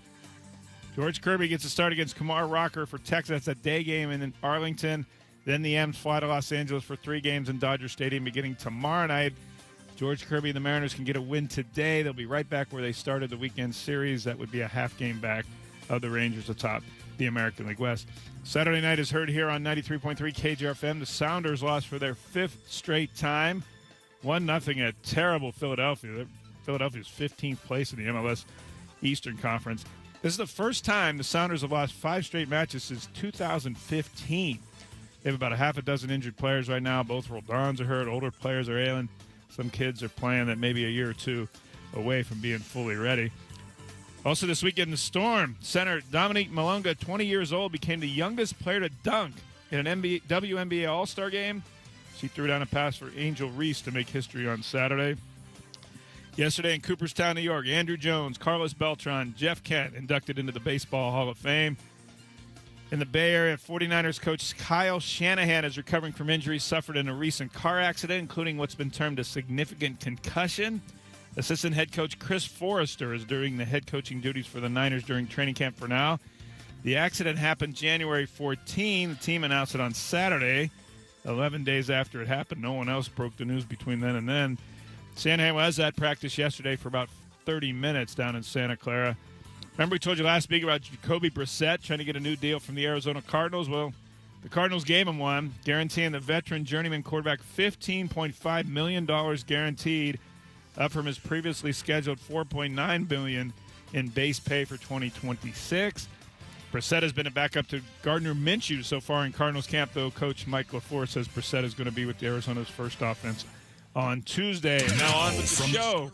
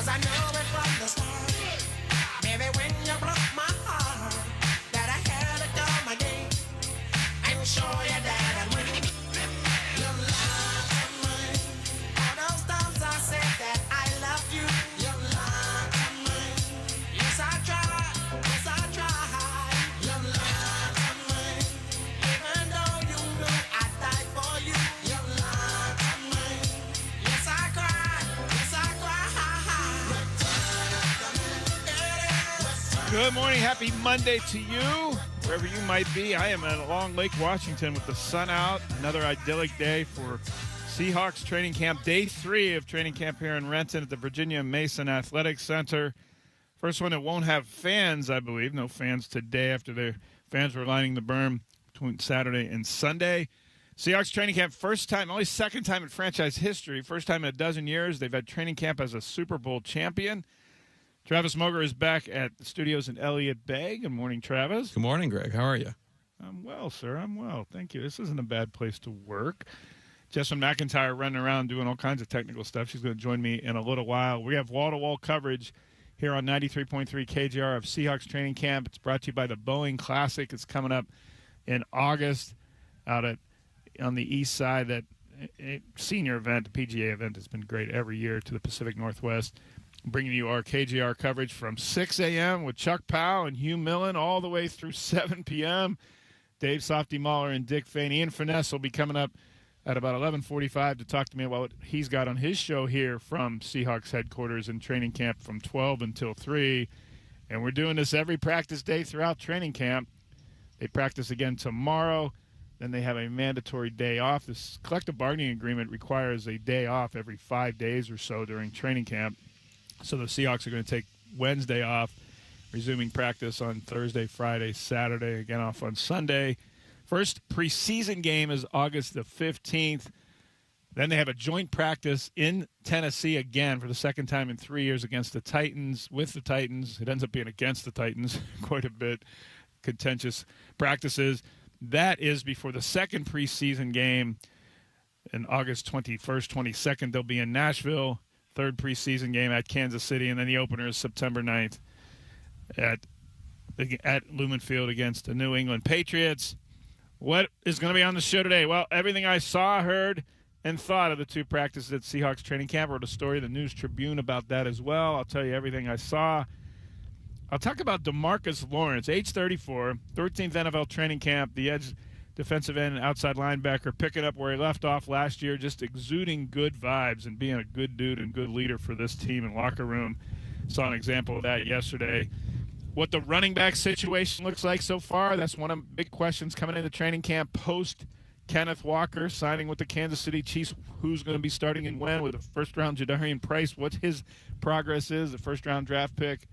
I'll talk to you what I saw from Price. They are working him through the first 2 days of training camp and all through the spring practice. I'll tell you what he's working on.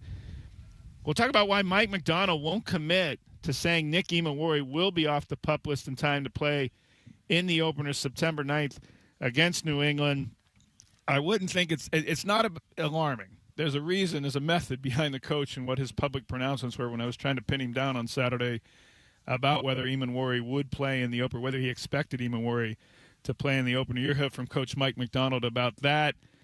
Who's benefiting the most on the field from Nick Emmanwori being out? We'll talk about that. We'll talk about the Mariners, specifically Dan Wilson, Jerry DiPoto, seem to be learning in two key spots, some evolution over the weekend in Texas. I know the first two games were ugly, especially that Saturday loss the Mariners had, then a reviving win yesterday. But throughout all of that, there's a couple trends that suggest that maybe they're changing some of their ways in the lineup and in the use of the bullpen. 11 o'clock, you're going to hear from Jackson Smith and Jigba, the reigning NFL Offensive Player of the Year, the all-pro wide receiver who just got minted with a $168 million contract, about $140 million of it guaranteed. You'll hear from Jackson Smith and Jigba at 11 o'clock. 11:30, you will be a chance to be a part of the show and our talkbacks and our text segment, the Tacoma Dodge text line 49451. If you want to leave a 30-second voice message, you can do so at 933kjr.com or the iHeartRadio app. Go to 933KJR. There's a red microphone button on both those sites. Press that button, leave a 30-second or less voicemail message, and we'll play back at 11:30. First question for the Tacoma Dodge text line or the talkback line. What do you want to know from the first two Seahawks practices at training camp? I'll answer anything you want to know. You put it on the text line, put it on the talkbacks. We'll get to it not just at 11:30, but throughout the show. Travis, it's a different vibe out here with the Hard Knocks. They're everywhere. The cameras and the microphones. Can't walk anywhere without bumping into a camera. No, they're everywhere. They're on the field. They're in the huddle.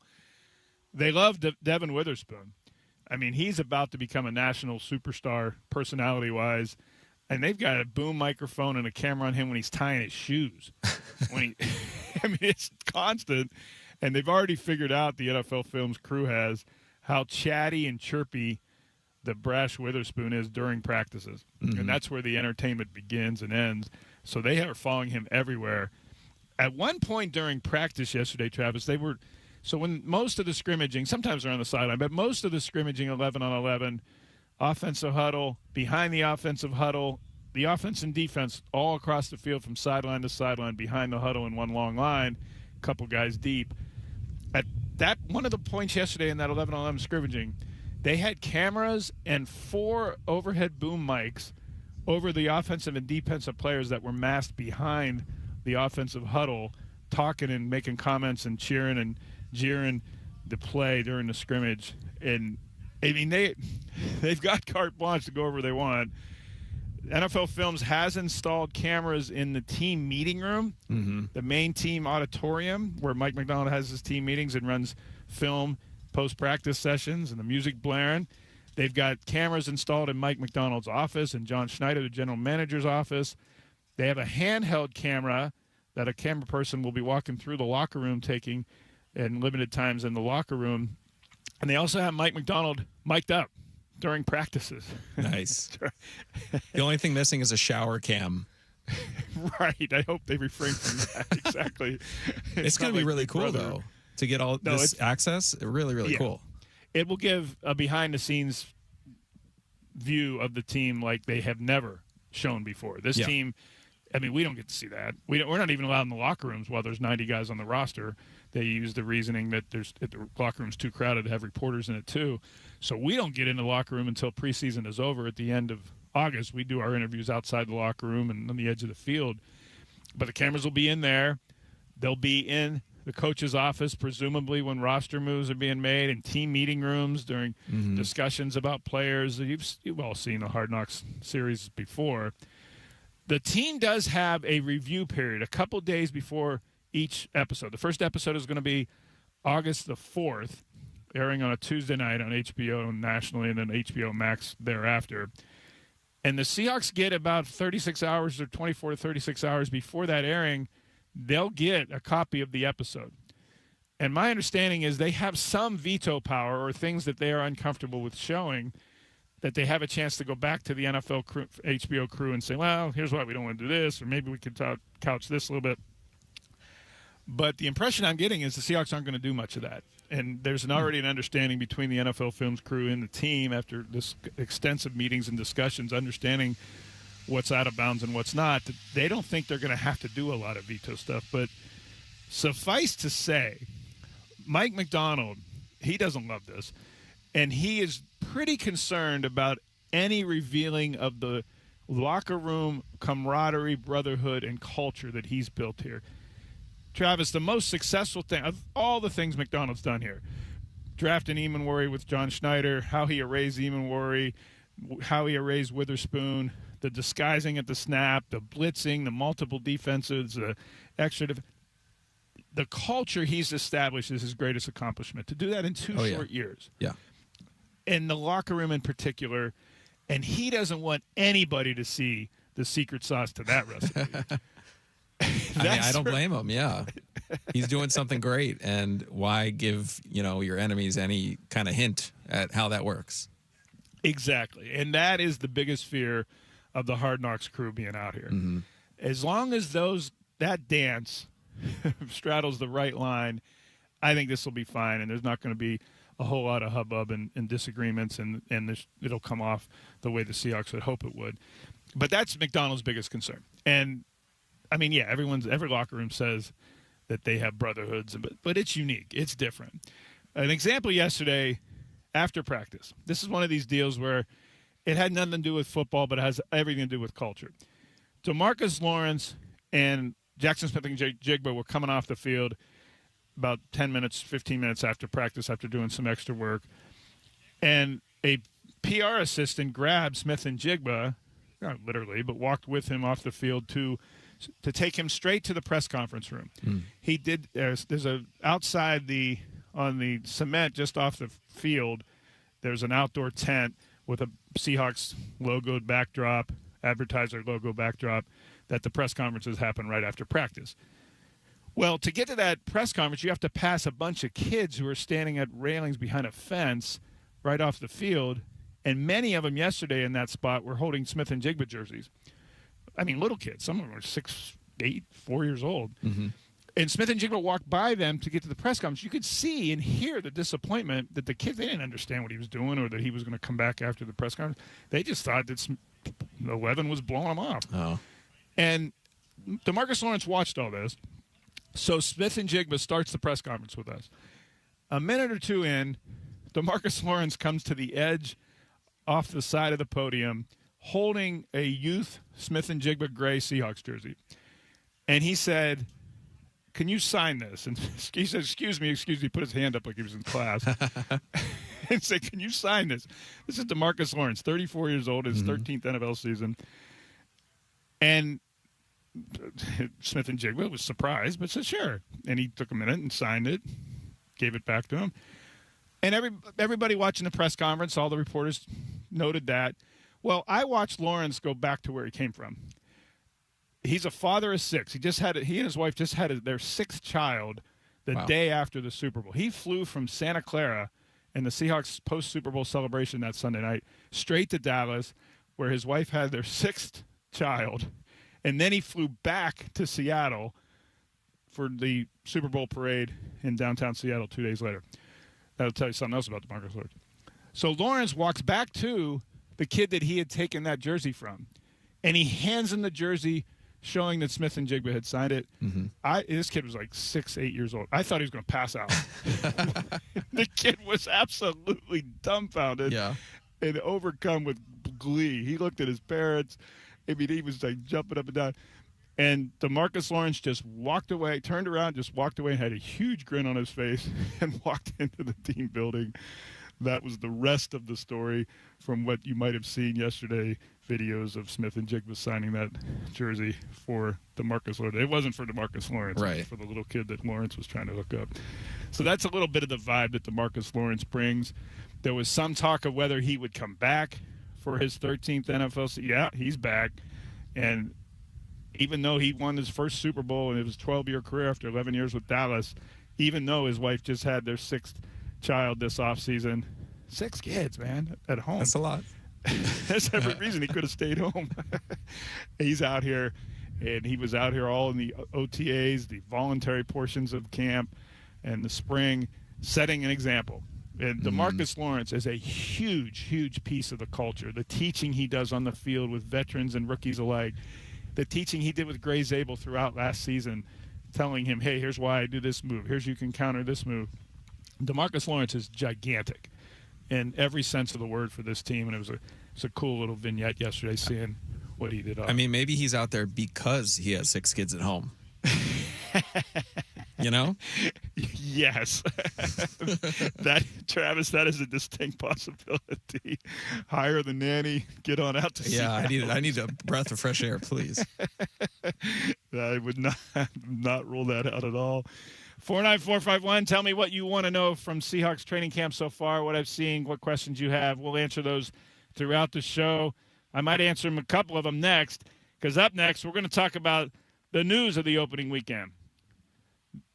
I already told you Tory Horton was on the field. We're going to talk about Nick Emanwori and why Mike McDonald was a little circumspect on whether Emanwori is going to be on the field for the opener. We're going to talk about what the running back rotation looks like, including with first-round rookie draft pick Jadarian Price. Who's at the big nickel now that Emanwori's out? Tons more to talk about throughout the show. 11 o'clock, you're going to hear from Jackson Smith and Jigba. You're going to hear from Mike McDonald next on 93.3 KJR FM.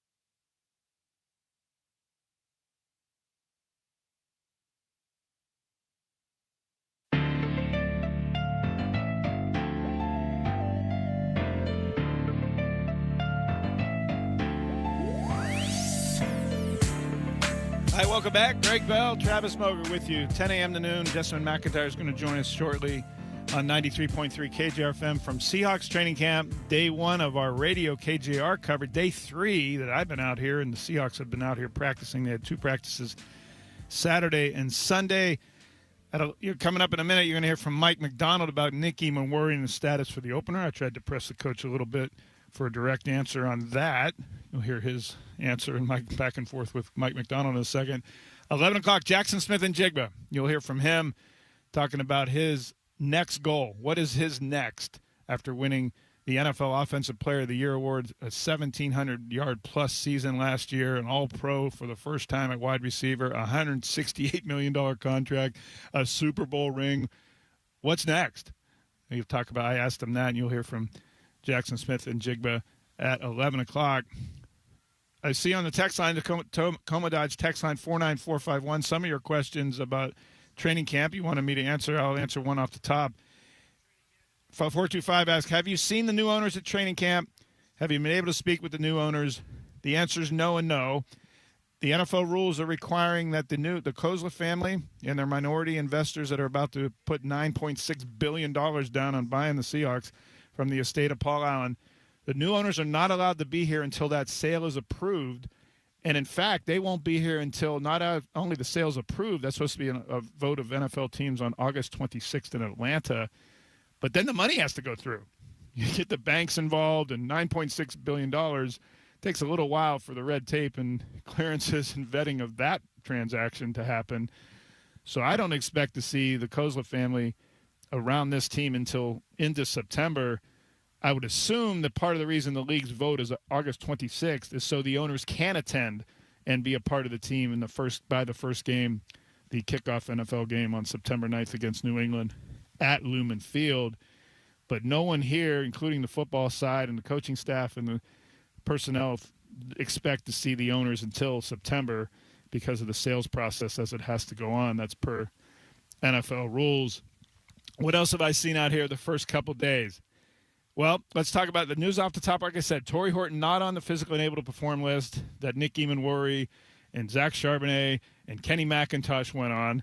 And that's good news because Horton had not been on the field since early November. He played in 8 games as a rookie and then had a shin injury, a major shin injury. They still haven't specified exactly what it was, but it was enough that he couldn't be on the field from November until Saturday. He came back on the field with full go in practice on Saturday. He's catching punts, running routes, catching passes from Sam Darnold on Saturday and again yesterday on Sunday. But he has not been in 11-on-11 scrimmaging yet. That seems to be the pacing that they're on with Torrey Horton so far. We will see what day they get him out to do pacing of doing 11-on-11 drills that so far Horton has been out of. 4 days of practice. It's about 4 days the NFL requires of acclimation to training camp before you put full pads on. So I'm expecting by the end of this week, Seahawks to be in full pads. They're not there yet. Let's talk about Nick Eamon. Coach Mike McDonald said Saturday that Eamon indeed had surgery to fix that lower sprain of his right ankle that he got 4 days before the Super Bowl in the practice at San Jose State. The coach said it's not a long-term thing. That's why they had the surgery, to make sure it didn't become a long-term thing. They didn't think it was serious. So based on that, I asked the coach if he expects Eamon to play in the opener September 9th against New England. This is what he said. Eamon, do you expect him in the opener, though? I don't know. I mean, you said not serious. Yeah, I mean, could he play in the opener? I know he could. Sure. You expect him to. He could play in the opener. Do you expect him to? I don't know. He said, I knew you'd have one for me, Greg. And that was fair. He did admit that was fair. He said that was a good angle. But, I mean, I was trying to gauge how serious not serious is. I've been told the team believes he will be back for the opener September 9th. So what's that all about? Well, I know that raised some alarms and made some people nervous that the coach wouldn't commit to that. But what I think's going on there, and what I've been told by other people with the team, McDonald doesn't want to publicly put the 22-year-old on a timeline that then 22-year-old star feels he has to meet. And so he's going to play vague for now and let Eamon take his own recovery course and come back to practice whenever he is ready to, without putting any undue public perception or public statements to say, yeah, he'll play on September 9th, and then even where he feels compelled to be there on it. So they're going to let it play it out. Again, the rules of PUP for the start of training camp is if you're on the physical and able to perform list to begin camp, you can come off of it at any time once you clear a physical from the team. So it's not like he has to clear any roster situations. He's still counting against the 90-man roster, which is another indication that says they think he's going to be back sooner than later. So that's where he stands. He said not a long-term thing, wouldn't commit to the opener because, again, it's that he doesn't want to put pressure on Eamon to come back sooner than he should, protecting himself against himself, which is the reason he's on the PUP list to begin with. Running back rotation. Jadarian Price, the rookie first-round pick from Notre Dame, he is getting worked, Travis. I mean, good. Exactly. Good. They are crash coursing that guy. They are throwing a ton of passes to him. Thomas Hammock, the new running backs coach, who was the Northern Illinois head coach in college last year, is putting him through the paces in the pass game. Price has said that is the one aspect of his game that he needs to improve the most. It's the one aspect of his game he did not play much at Notre Dame. He was a kickoff returner, punt returner. He was a second running back behind Jeremiah Love, the third pick overall in this draft by the Arizona Cardinals. So when the Notre Dame went to passing on third down, they usually did it with Love. They didn't do it with Price. So Price has got a lot of work to do there, he admits, to get up to NFL speed. And every NFL running back, that's where you make your mark and get on the field as a rookie, is in the pass game. Not just in catching, but also in pass blocking. Hammock's been throwing medicine balls at Price and the running backs that they're supposed to parry and push back straight to the coach to mimic hand-shivering an on-rushing pass rusher. Saturday was not a great day for Jadarian Price. He dropped a few passes in the drills with Hammock and the running back individual drills. Early in 7-on-7, Price was split out wide, and he ran the wrong route. He ran straight down the field, and Sam Darnold threw quickly outside as if it was an outside quick out, and he ran straight down the field, and then pass went way behind him. When he jogged back to the huddle, Darnold tapped the rookie on the helmet while he was talking about that misplay. Much better day yesterday for Price. Made a couple really good catches, including one by Jalen Milroe that was way low near his shoe tops, and he went down to catch in front of a linebacker. Yes, Jalen Milroe. Jadarian Price is the only guy I've seen out here who has been in 11-on-11 scrimmaging with the first team, the second team, and the third team. That's how much they're working him. They're trying to give him max reps early in training camp. Get him ready for the season. Yeah. We're going to need him. Exactly. And George Halani is still the number one in terms of the first back during running back drills. That's more of a nod toward his seniority, the third-year back from Boise State. And in most of the 11-on-11 to start series, it's been George Halani as RB1. But I'm here to tell you, something will have not gone right between now and September 9th if Jadarian Price is not the lead back. That's why they drafted him in the first round. That's what the progress they're expecting to see, but it's got to come in the pass game. And that's why if you do come out here in the 10 practices, you'll see a lot of passes, both in drills, position drills, and in scrimmaging to Jadarian Price, because Jadarian has to catch the ball, and he has to pass block in order to get on the field and be an every down option for the Seahawks and new offensive coordinator Brian Fleury. So we'll see where that goes. Halani so far is still the number one back. He talked yesterday about, hey, I'm here to do whatever the coaches need me to do. An undrafted rookie who made his way through at special teams. The whole reason Halani stuck on the team 3 years ago as a rookie free agent from Boise was the pass game. His pass blocking and his pass catching, and we saw more of it last year in the playoffs after Charbonnet went out, injured that knee in the divisional playoffs. Halani was really good in the pass game, making guys miss after the catch in the NFC Championship game. So for now, George Halani's still the first running back, but Price is poised to take that job if he can progress as they expect him to in the passing game. What else did I see the first couple days of training camp? Yesterday, play of the day was Cooper Kupp. Play of the camp so far. There was a 11-on-11, an outside go route by Kupp down the left side. Sam Darnold's throw was too far and too wide, and it took Kupp into the sideline. Yet Kupp then just turned it on and sped past Josh Jobs looked like he might have been a little surprised that Cooper Kupp at age 33 in his 10th NFL training camp could get the speed to run by him like that. Then he Superman dived, full extension to the sideline, Kupp did, stuck out his left arm and caught the pass in the crook of his arm, right inside the elbow, and did all that while keeping himself in bounds. Julian Love, the safety, came over from the center of the field late and was watching the catch and just shook his head and looked at Kupp and was marveling at it. That would have been a remarkable play in pads. That would have been a remarkable play in a real game, let alone in training camp. But the crowd went crazy. They started yelling Coop. That's why Kupp is here. I talked in the spring with him in early June. I said, hey, you've got 4 kids. You're back home in Washington State. The Yakima native went to Davis High School in Yakima. Did you think about hanging it up after winning your second Super Bowl, going out on top and retiring after your second Super Bowl ring? Of course, he had it in 2021 as the Offensive Player of the Year and Super Bowl MVP with the Rams. And, Kupp looked at me like I had 3 heads. What are you talking about? I'm not going anywhere. I still love the game. I still have a lot to give. Yesterday showed why Cooper Kupp is still playing football. That was a remarkable play, and Jackson Smith and Jigba talked about it and said, yeah, that's who he is. That's what we expect. And Smith and Jigba, you're going to hear from him at 11 o'clock, again said that Cooper Kupp is a coach on the field for us, and that Smith and Jigba quite a bit learning the nuances of the game still in this second camp with Kupp, that he's a coach on the field in addition to being still the skilled receiver who can catch almost anything. So that's Cooper Kupp, and he's been really good. You love to see your veterans going, all out in the first couple days of training camp. That's just amazing. Exactly. At 33, he's already won 2 Super Bowls. Yeah. And he's out here full extension diving catches on the sideline. That's also a good sign of the culture that McDonald is putting in here.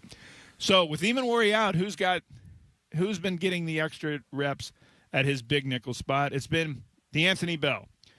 Bell's an interesting story. I'm going to write it for the News Tribune this week. I talked to him yesterday. He was a starting safety for parts of 3 seasons with the Cleveland Browns. The Browns offered him a contract to come back before last season that actually had more money in it than the Seahawks offered. Yet he chose the Seahawks for the opportunity to win. And when he did, they winning all the way into December. He played in 14 games, mostly on special teams. Only played 11% of the defensive snaps, DeAnthony Bell, last year.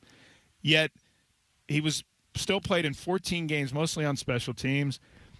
The Seahawks kept putting him on and off the practice squad. John Schneider does this quite a bit. He does a roster game, moving shell game around of passing guy through waivers, getting him back to the practice squad with liberalized practice squad rules, getting him back onto the active roster for games, and taking him off after the game, passing him through waivers again to get him back on the practice squad.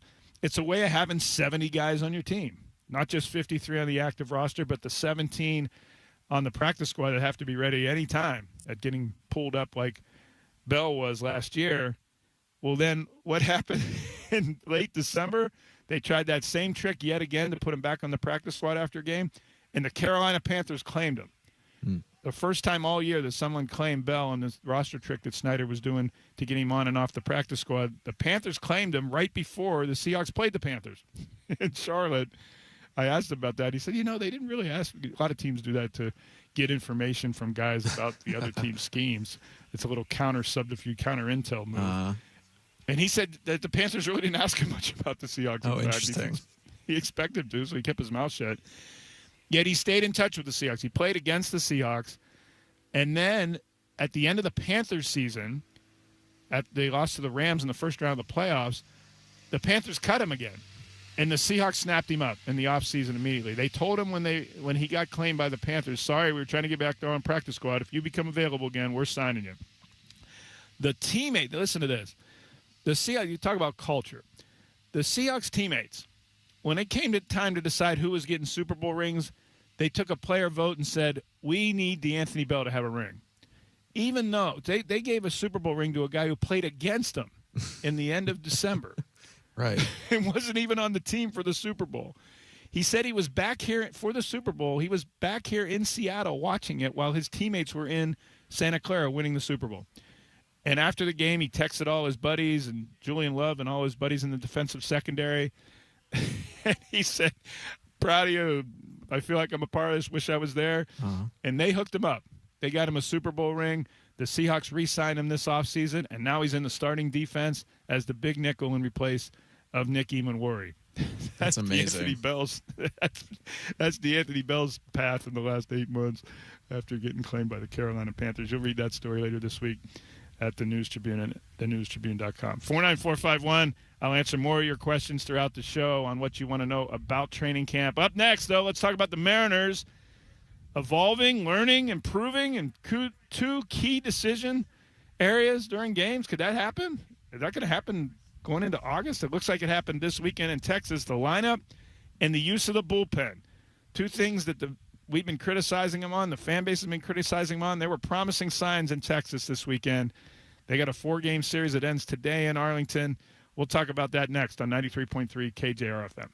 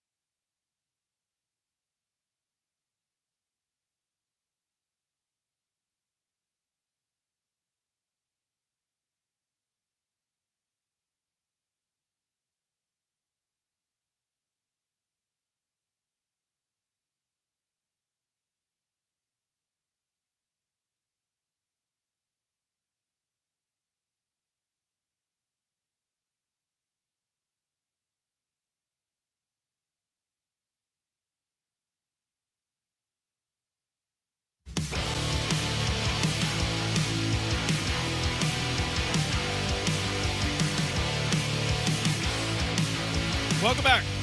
Greg Bell, the News Tribune, live from Seahawks training camp. Day 3 of training camp. Travis Moger back at the studios in Elliott Bay. Jessamine McIntyre out with us as well. Ian Furness will be out here from 12 until 3. Dave Softy Mahler and Dick Fain will be out from 3 until 7. We'll be out here every practice day of training camp into mid-August, heading into the Seahawks season. They're defending their Super Bowl championship. Only the second training camp in 51 years of Seahawk football that they've been doing it as a defending Super Bowl champion. Much more to come from Seahawk training camp, specifically about the team. You'll hear from Jackson Smith and Jigba at 11 o'clock. I'll continue to answer your questions on what you want to know that I saw the first 2 days of training camp.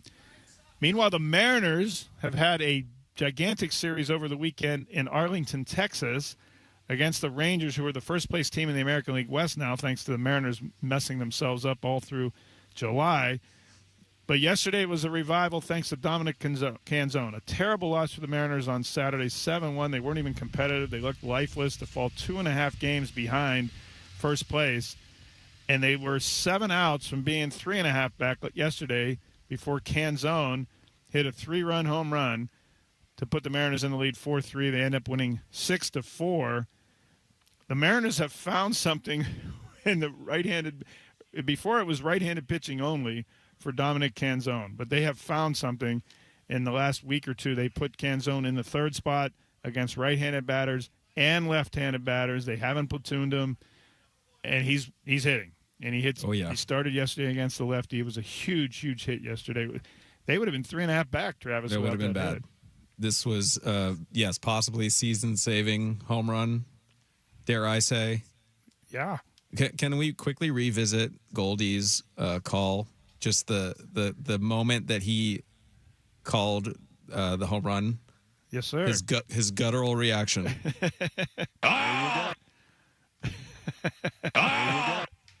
That's, I think, how every Mariners fan felt at that moment. Just like, ah! Darren Goldsmith on Mariners TV yesterday. Yeah, that's how big that was. That they were been 3.5 back. They would have had him at a 5-game losing streak, and Canzone with one swing put it in the right field corner, way out. I mean, top of the first deck down there in Arlington to give him a 4-3 lead. But they're starting him now every day. They're not platooning him. They're starting him every day, and it's working. It's been a small sample size so far for Dominic Canzone against left-handed, but they seem to be willing to do it now. He's got a .439 on-base percentage and a .923 OPS against left-handers, but only 41 plate appearances against them. 248 plate appearances against right-handed batters, with 14 of Canzone's 16 home runs against righties. Texas has a righty going today, Kumar Rocker, in a day game down in Arlington, the getaway game. If the Mariners and George Kirby starting on the hill can get that one, I know it's a consolation prize from where they could have been, but they could be back to where they started the weekend, a half game behind Texas. And all things considered, the losing streak and how lifeless they were, they'd probably take that now, wouldn't you think, Travis? Oh, yeah. And you want to be on the upswing going into L.A. against the Dodgers. You really want to be feeling good going into that series. If you're, losing 3 out of 4, or God forbid, if you're going in on a 4-game losing streak going up against the Dodgers, I don't think they would have won many games in this upcoming series, but because they salvaged the game yesterday and then can hopefully even, take a split in the series against the Rangers, going against the Dodgers with the 2-game winning streak would be huge. Here's the thing about playing in Dodger Stadium after today, Tuesday, Wednesday, Thursday. You're probably going to lose 2, maybe all 3. But this AL West is so mediocre that it's not like you would expect any team, Texas, Houston, anybody, to win 3 in a row and gain 3 games on you while you're losing 3 in Dodger Stadium, right? Yeah. They're probably going to go 2-1, 1-2, so you lose a game in the standings maybe at most. That's how important today's game would be, to get back to a half game, so that if you do get swept by L.A., maybe you only lose a game in the standings, and then it's not catastrophic. So the flip side, of course, they lose today. They're back to a game and a half and facing 3 in Dodger Stadium. Not that it's impossible to beat the Dodgers in a regular season, but you wouldn't expect them to do many. The other thing of evolution that I noticed yesterday in the Mariners game, did you see what Dan Wilson did between the 6th and 7th innings yesterday with his pitcher? Did you notice that? What did he do? So he takes out the starter. He takes out Logan Gilbert in the 6th, 2 outs in the 6th. He brings in Gabe Spire. Spire has a battle with Texas's Nicky Lopez. The last 9 pitches, bunch of fouled off pitches with 2 strikes before Spire strikes out Lopez to end the inning. We've seen time and again, haven't we, that 9 pitches, even though he only threw 9 pitches, you're not going to start a new inning. We saw him do it with Ferrer. We've seen him do it with Spire. We've seen him do it with Munoz. Well, yesterday they brought Spire back out for the 7th. They broke one of their rules. They amended them. As we've been saying, they have to. With this 6-man rotation, really limiting your bullpen. You don't have the depth. Yeah. Exactly. You have to loosen some of these rules, especially in those type of situations. So instead of Michael Rucker or one of your AAA guys in a 1-run game in the 7th, we've seen that too many times, we got Spire. And they went back to Spire to start a new inning. I was like, hallelujah. They're real. finally breaking their own rules. And he cruised. He gets the 1 1/3. It set the bullpen up for the rest of the game. And Pizzardo comes in, shaky again, gives up a run in the 8th, but hands the ball to Munoz. And Munoz has been just lights out lately. Strikes out the side for his 18th save in the 9th inning. Mariners win 6-4 to get within a half game. But that's what we've been talking about for weeks, Travis, on this show. Yeah, we know you have rules, but damn, you're going to have a 6-man rotation. You're going to be one fewer reliever short in your bullpen. You got to loosen those rules, man. And you got to let a guy go after 9 pitches, go to a 2nd inning, and don't have these arbitrary. One of your best arms. Yeah. Exactly. Whether you're leverage arms when you still got Carlos Vargas, who's yet to pitch this year, and you still got Brash on the injured list. You got to loosen these rules, and they finally did it yesterday. And then we didn't have the disaster of a AAA pitcher coming in a 1-run game in the 7th for the Bridge, and the result is a win. But Pizzardo's still a question. He's been shaky for a month now. That was the concern coming out of yesterday's game. But Andres Munoz certainly seems to have righted himself just in time here as they head into August. So Mariners, day game in Arlington. George Kirby's going to start against Kumar Rocker. The Mariners trying to get back to a half game within Texas before they head to Dodger Stadium for 3 against the Dodgers starting tomorrow night. Up next, you'll hear from Mike McDonald on what he termed the surgery, the reason for the surgery with Nick Eamon-Worry. You'll hear from Jackson Smith and Jigba on what his next is after being the NFL Offensive Player of the Year, an all-pro wide receiver, a Super Bowl champion, and a $168 million newly minted wide receiver. What could be the next for him? You'll hear from Jackson Smith and Jigba next. 11:30, we'll read back your text. We'll have talkbacks on 93.3 KJR FM.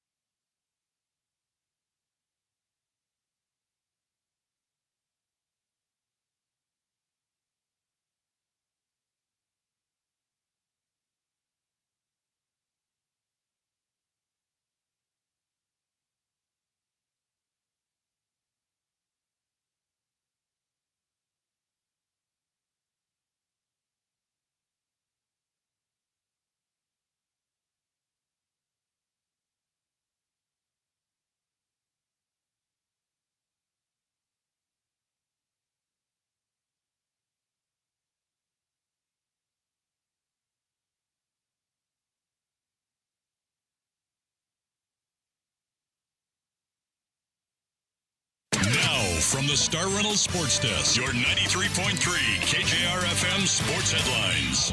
Good morning. Happy Monday. I'm at the Virginia Mason Athletic Center and glad to be here. Seahawks training camp. Headlines brought to you by Frost Brewed, Coors Light, Choose Chill.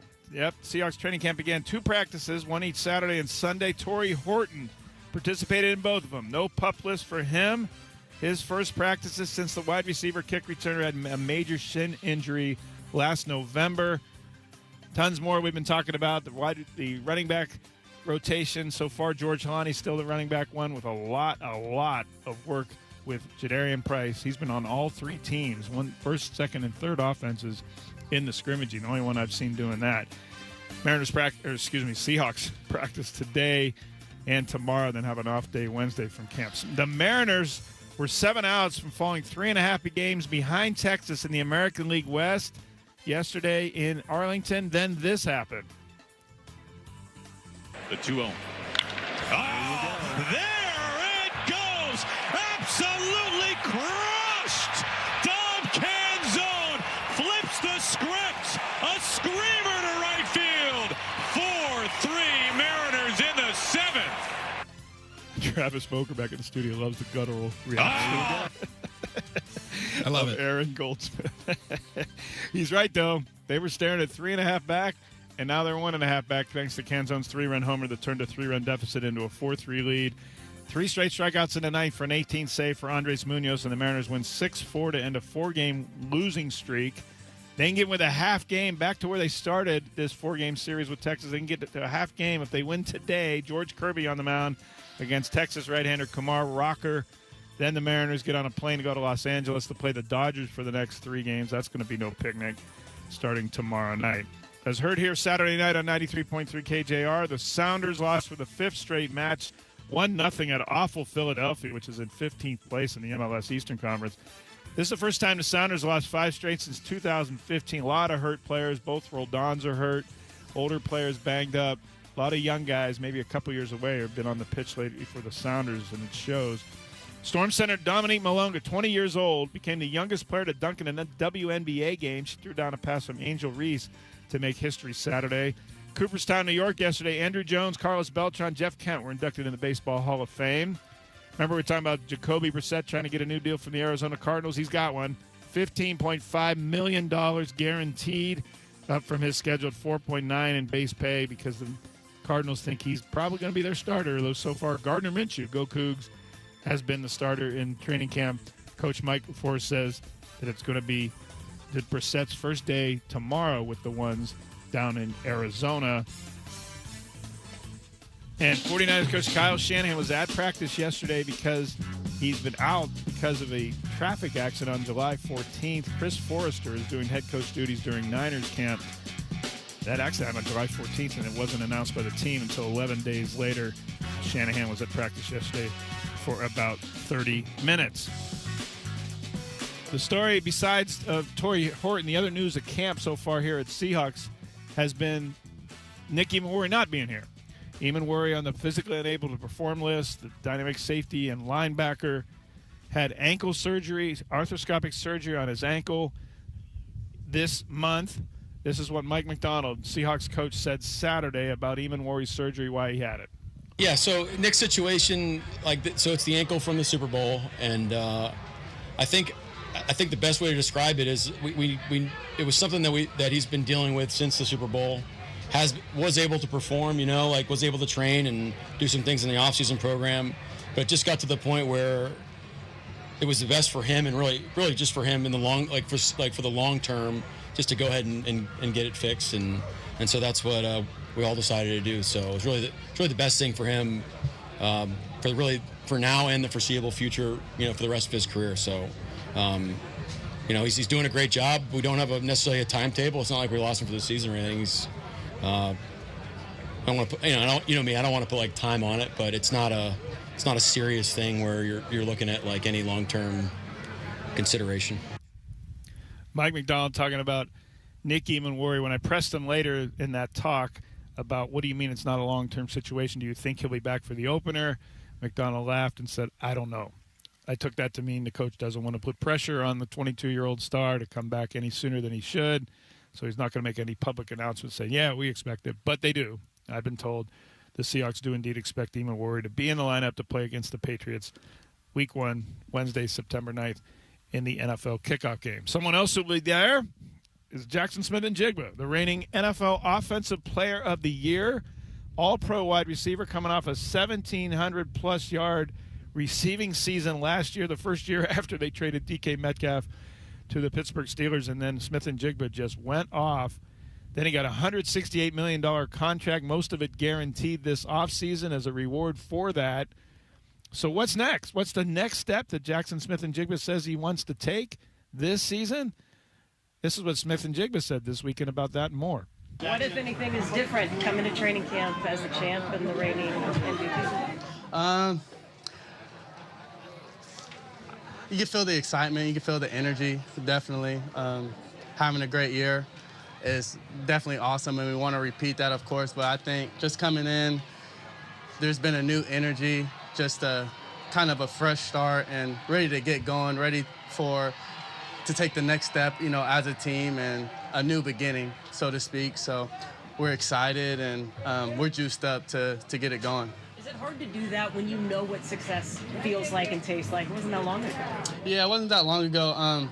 We want to create, of course, it's going to be a new story, but we want to create, a new story with this upcoming season, and because it's different, and we do have different guys, we got different people in the building, so it's going to be a unique story and a unique challenge, different from last year. So we're excited to take it on. What's the next step for you? Next step is to grow. I want y'all to see a different level, almost a different player out there, and just kind of a upgrade version. Different in what way? In all ways. I always say, I can get better in all areas, and I think year 2 with Sam Darnold and the receiver core that we have, just our group, taking another step as we go into a new year is something special and something that I feel like we can continue to grow. What about Ford with Rasheed coming in last year mid-season? Are you seeing kind of a different version of him, more comfortable in the offense? 1,000%. I'm happy he gets, to kind of have a full season, a full off season, and a training camp. Definitely excited for him. Him getting connected with Sam as well. Like I said, just taking that year 2 step is going to be big for all of us, especially, in the receiving room. You've had 4 offensive coordinators in 4 years. Yeah. When you talk to an OC, what gets you excited about their plan for you? What are you looking for? Yeah, really just the excitement, that, Fleury brings to the offense, and him just understanding the players, understanding, what we're good at, and, having offensive coordinators and in this business, actions speak louder than words. So, just getting out here, it's good to get out here and, put your foot in the grass, catch a few balls and see, what we have, so, and where we're going. So it's been great so far. You saw the receivers doing some push-ups after practice? Yeah. A little extra stuff. I've been doing it for years. Okay. Yeah. Leadership, how do you feel about your leadership? More expectations, or just how has that evolved, I should say? Yeah, it's definitely going to evolve. A lot more eyes, a lot more cameras, of course, and just building relationships with my guys. We preach relationships is everything in this building. So for me to grow that and, to understand my teammates, that's where I play my best, just understanding them and playing for them and giving back to those guys and knowing, they can count on me and vice versa. So I'm excited for that new step and kind of a new role. Did you have a view of Cooper's catch down the left sideline? I did. What'd you think of it? Man, that's Cooper Kupp for you. Great concentration with the left hand, diving. I mean, you don't really see that often. But he kind of makes it regular and, brushes it off. But it's spectacular play and, something he definitely has in his arsenal, still has in his arsenal. Beyond just the playmaking with him, like what does he bring to the receiver room as a guy who's been around for a while? Yeah, I mean, he brings a high level of confidence and high level of just learning and understanding what we want to do and what the defense is trying to do. Like I said it before, it's just like having an extra coach out there. So, for him, everybody trusts him. He's our leader in the receiving room and on the team. So you know, if you follow him, you know, you're doing something right. You're good. What can you already tell about Brian Fleury's offense? Right now, I mean, you know, we're just putting in a lot of basic stuff, and we want to be good at the basics. We want to be good at the fundamentals. We want to be good after the catch. We want to be great, actually, and just take those short gains and turn them into long runs and, you know, smash mouth football. You know, that's how we love to play, and the defense is going to have to react to us, and we're just going to keep punching it down their throats. When you're prepping for an opponent, how much of your time are you spending on the players versus the scheme? Which is good, takes more of your time? Really, I mean, I would say both. At first, I love to jump into the scheme and what they're doing, and so I'll spend, you know, a couple days doing that, so I understand what they're doing, and I can go into practice and kind of understand the looks, and then I dive in deeper into the players and what they like to do, the tendencies they like to do, so we can exploit them. Mike keeps saying he feels like the same guy despite having just won a Super Bowl in year 2 as a head coach. Yeah. Have you seen any change in him at all? No, and really, no one in the building. It's just kind of our DNA. You know, it was great. The Super Bowl was great. You know, love to have it. But at the end of the day, we got to brush that off to the side. You know, no one really cares once we line it up, you know, first snap this season. Jackson, with Brian coming in and see, like, what's the balance in trying to do things you're good at last year, but still adapting, innovating, doing new things with him and stuff that he kind of knows in his back pocket? Yeah, I love new stuff and new perspective. You know, as a player, it's your chance to grow. And for me, I feel like whatever the coach asks, I can do it. And so it's kind of cool just having a different mindset, a different coach, you know, in there. It's be able to grow my game and to an all-around game, more all-around game. And that's kind of how we feel as a whole offense. It used to be that there was kind of a classic X receiver, Z receiver, slot. Yeah. It's kind of changed now. People play all sorts of places. Did you have an idea when you were growing up what kind of receiver you wanted to be?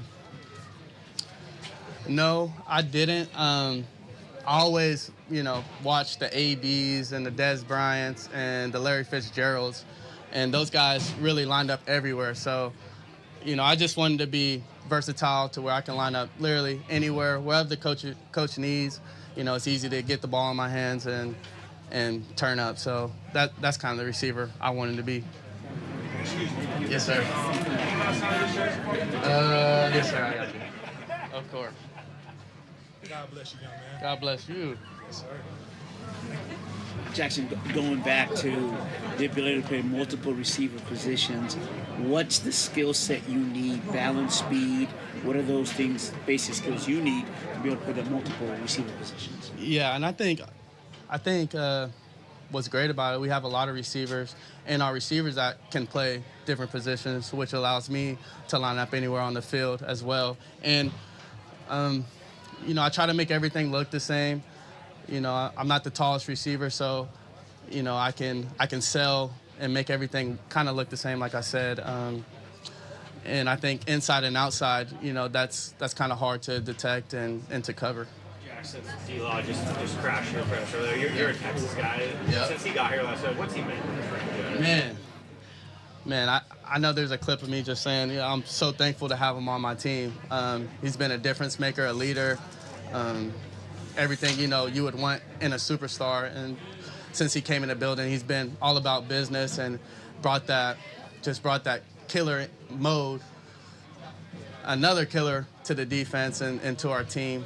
So that's been awesome. I don't know if I can say that, but yeah, he's not literally, but he's instinctively. What was your? Did I see you were in Japan at some point? Oh yeah. I was in Japan getting my karate right a little bit. What was that trip like? It was awesome. I got to go with family, with my brother, and just right after the season, just kind of get away, you know, eat some good food. I love the culture there, and just kind of sit back, relax. Enjoy, you know, Tokyo and everything that, you know, it brings. It's a special place. Did it help your off season? I mean, you got the contract done when you did, and kind of get that the weight off your shoulders? It was a blessing to, you know, get it done. Almost seems like forever ago, but it's a blessing to get it done and really focus on, you know, this season and being with my teammates and just being here and pushing forward.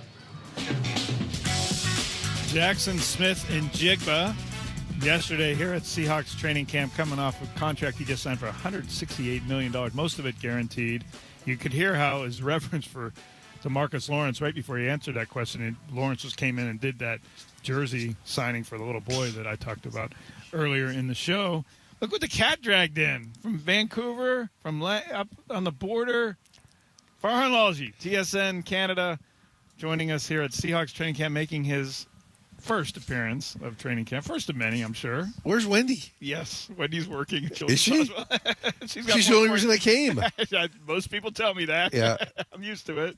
What brings you here? And what are you looking There's at? this football team. They won a big game last year. I heard. I thought I would come and follow up. I got a bunch of NFL training camps next week, and I'm like, before I go anywhere else, I better go to my home team, which is right here. And, a lot of interesting stories here. You're going to have to fill me in so I can go on TV and sound like I know what I'm talking about. Tadarian Price is on his way, but he's not yet the number one running back. He's got to catch the ball and do a few more pass game stuff. George Halani is the guy for now? For now. I think it's a seniority nod right now. Yeah, they did that last year with Ashton Genty in Vegas, too. I can't remember who the back was, but they had somebody else there that everybody knew wasn't going to be the starter, but first couple of days of camp, they had to make him feel good. It reminds me of Tavares Jackson here at quarterback in 2012 when he was the veteran, had been here for a few years, and then they signed Matt Flynn. Yeah. And then they drafted Russell Wilson, yet they kept giving Jackson the starter snaps in the spring and into the first few days of training camp. That's what it seems like now with Halani, but we'll see. So you're going where next, and what do you still doing TSN CFL games? I've got a CFL game in Winnipeg on Thursday, and if your listeners haven't heard of Winnipeg ever, they're better off. So I'm not going to tell them where or what it is. And then I've got. We're going to get calls. I know you're going to get calls. I'm going to get calls. I'm Canadian. I can't say that. I've got a bunch of West Coast teams, so I'll be San Francisco first, then the Cowboys because they're in Oxnard. Mm-hmm. Both LA teams, Vegas. And then the following week, I will go to Kansas City and Denver and do those camps. So, and I think there's a couple more, but I've lost track of who's who and where's when. Kansas City's still at a college campus in St. They Joseph. are. Yeah, they are. They're still at a college campus, which is about an hour outside of KC, so not Joseph, too far. Right? Or, yeah. Is that where it is? Yeah. There's only a few teams now that are on college campuses. They've moved them all on their home turf. Well, and when you've got facilities like this, why would you? Other than the hotel aspect of it, that we can go to a bunch of college dorms and have that college vibe and be away from the wives and be all together. You got to pick up everything. The practice facilities are so good in this league. There's so many amenities. You're going to see less and less of it. The other reason why teams used to do it a lot more before is because you'd centralize in certain locations, and then you'd have combined practices with the teams in those areas, right? So I think that's one of the things that's gone away now, because if you want to have your combined practices, you've got to do it ahead of a preseason game, which is kind of weird, right? Because then you're limited with who you can have take part in that, because you need them for the preseason game. Right. The Seahawks are going to be in Nashville doing the same thing with the Titans that they did with the Packers last year and the Titans year before. McDonald has put all his starters in the joint practice, and they don't play them at all in the preseason.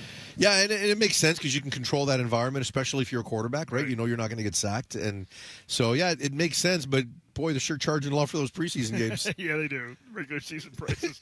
What, of all the camps you go to, what's your favorite one? Setting-wise, people-wise, getting to the whole thing? The Cowboys is pretty good. Yeah, and for those that don't know, the Cowboys split their camp. The first half is in Oxnard, California, on the ocean, and then they go back to Texas. Yeah, and it's a great setup. They've got the Marriott right there that's a part of it, and they have two beautiful practice fields, which they basically don't let anybody use for the majority of the season or the year, the calendar year, right? Like there's a few teams that get on them, like youth teams, but very little. They just want it absolutely pristine for when the Cowboys come to town, and it's part of a big resort, and they've got all sorts of activations, and they do a great job here in Seattle, but that's like Disneyland for Cowboys fans, right? So that's a pretty good one. It's been a while since I've been to Green Bay. Their training camp is really good, but it's always cool going to those practices. Denver has, when they have their fan practices there, and the place is packed and the bank is packed just like it is here. Like there's some good locations for sure, but I would say Dallas as far as the camps that I get to cover. What a surprise. Got to talk to you for a few minutes. You're welcome to stick around. We're going to go to a break. Furness left. I know. So I thought as soon as he left, you were going to talk to me about Huskies. You could talk about that. As soon as Furness left, that's what I thought was going to happen. Yeah, the Cougars departed the building for sure. Yeah. Up next, you're going to hear your text, your chance to be a part of the show, asking me anything you want from training camp. I'll answer those questions. Any talkbacks we have, we'll play that back. 11:45, Ian will join us to talk about what he's got going from 12 until 3, what Seahawk he's going to be talking to. Thanks to Farhan Lalji dropping in from TSN Canada at Seahawks Training Camp live on 93.3 KJR FM.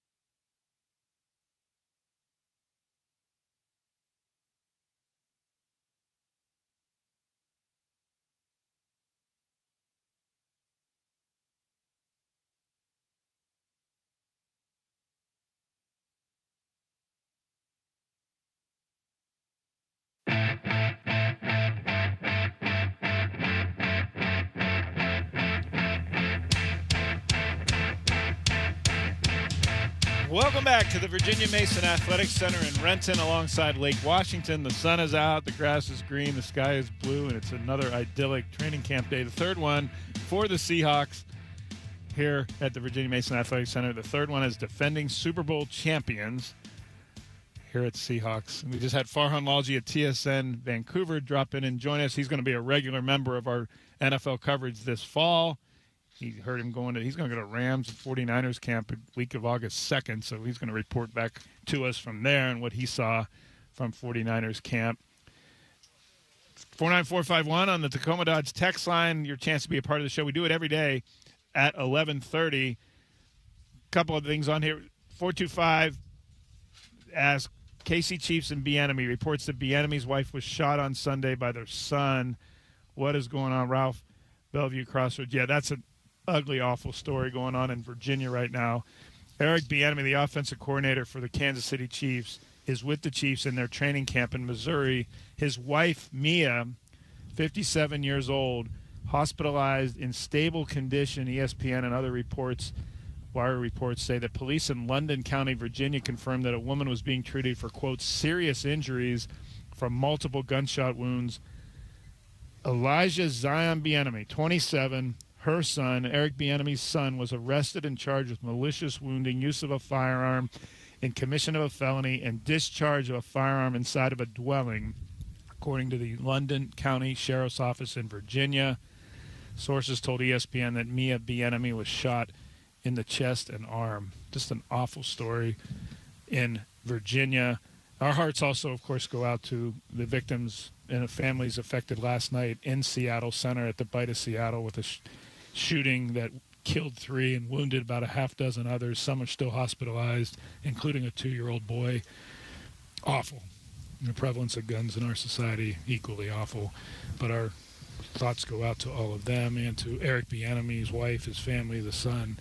A terrible story out of Virginia, so thank you for asking. And Eric Bieniemy actually went to school with my wife. They together at the University of Colorado football team. My wife worked for the football staff when Eric Bieniemy was a star player for the Buffaloes back in the early 90s. Jessamine McIntyre is joining Hi, yes, yeah. I was just getting our equipment set up for the rest of the day. Just making sure that we have everything that we need to be out here giving you the best coverage we possibly can.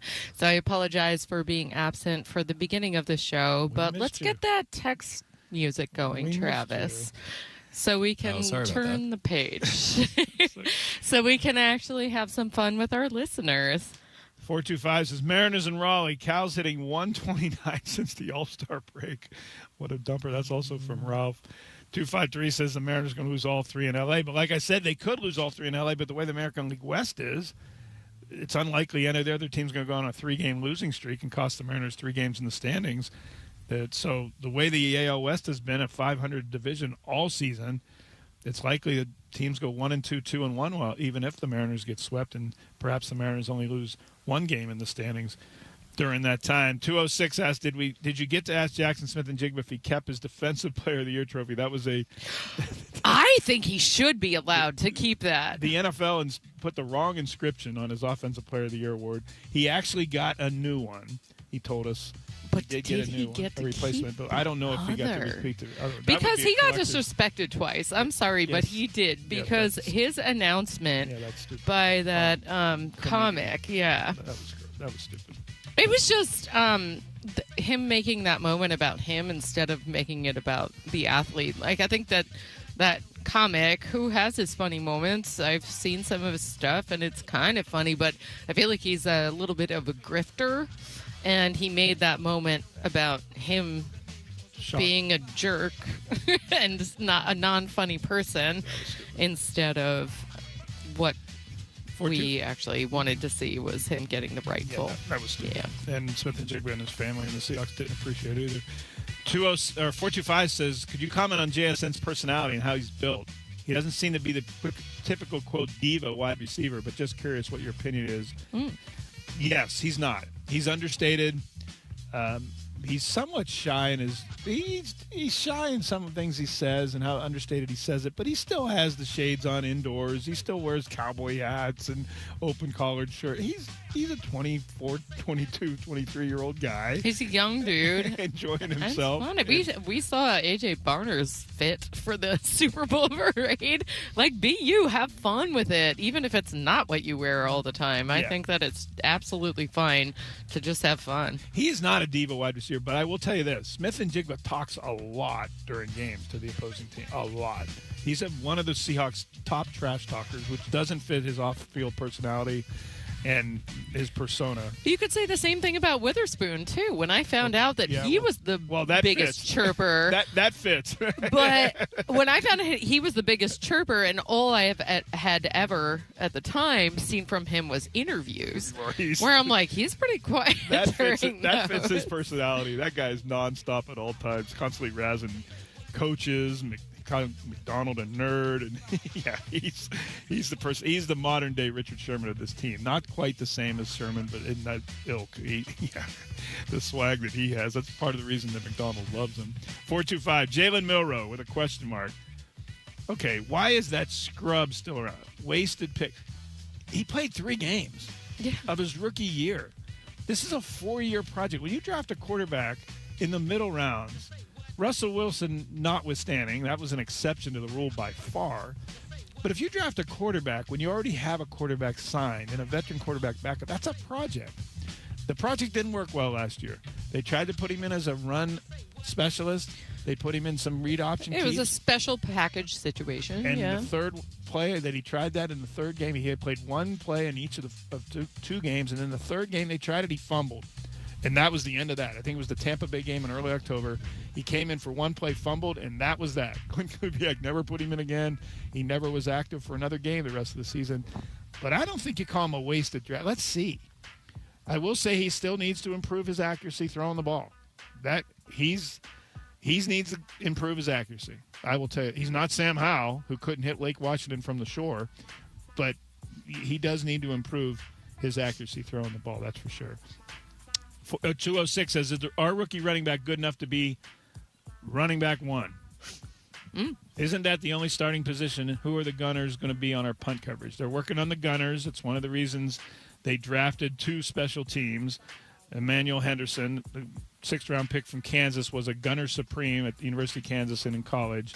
Henderson is going to get a chance as a rookie to get Derek Young's spot as the gunner now that Young signed in free agency with the Raiders. Young is one of 5 departures on a team that is otherwise returning intact. Is our rookie running back good enough to be a number 1? Yes. He is running the ball. Outside zone fits him. He's good enough at that. Will he be that? Not yet until he learns the pass game. I talked about at the top of the show, they are drilling the hell out of him in the pass game. Throwing passes, all 3 quarterbacks at all 3 first, second, and third team offenses. Jadarian Price is working with all of them. He's the only guy I've seen on all 3 teams in first, second, and third strings in scrimmaging. And, man, is Thomas Hammock throwing him the ball in drills. I mean, it's nonstop, the work they're doing in the pass game and the pass blocking.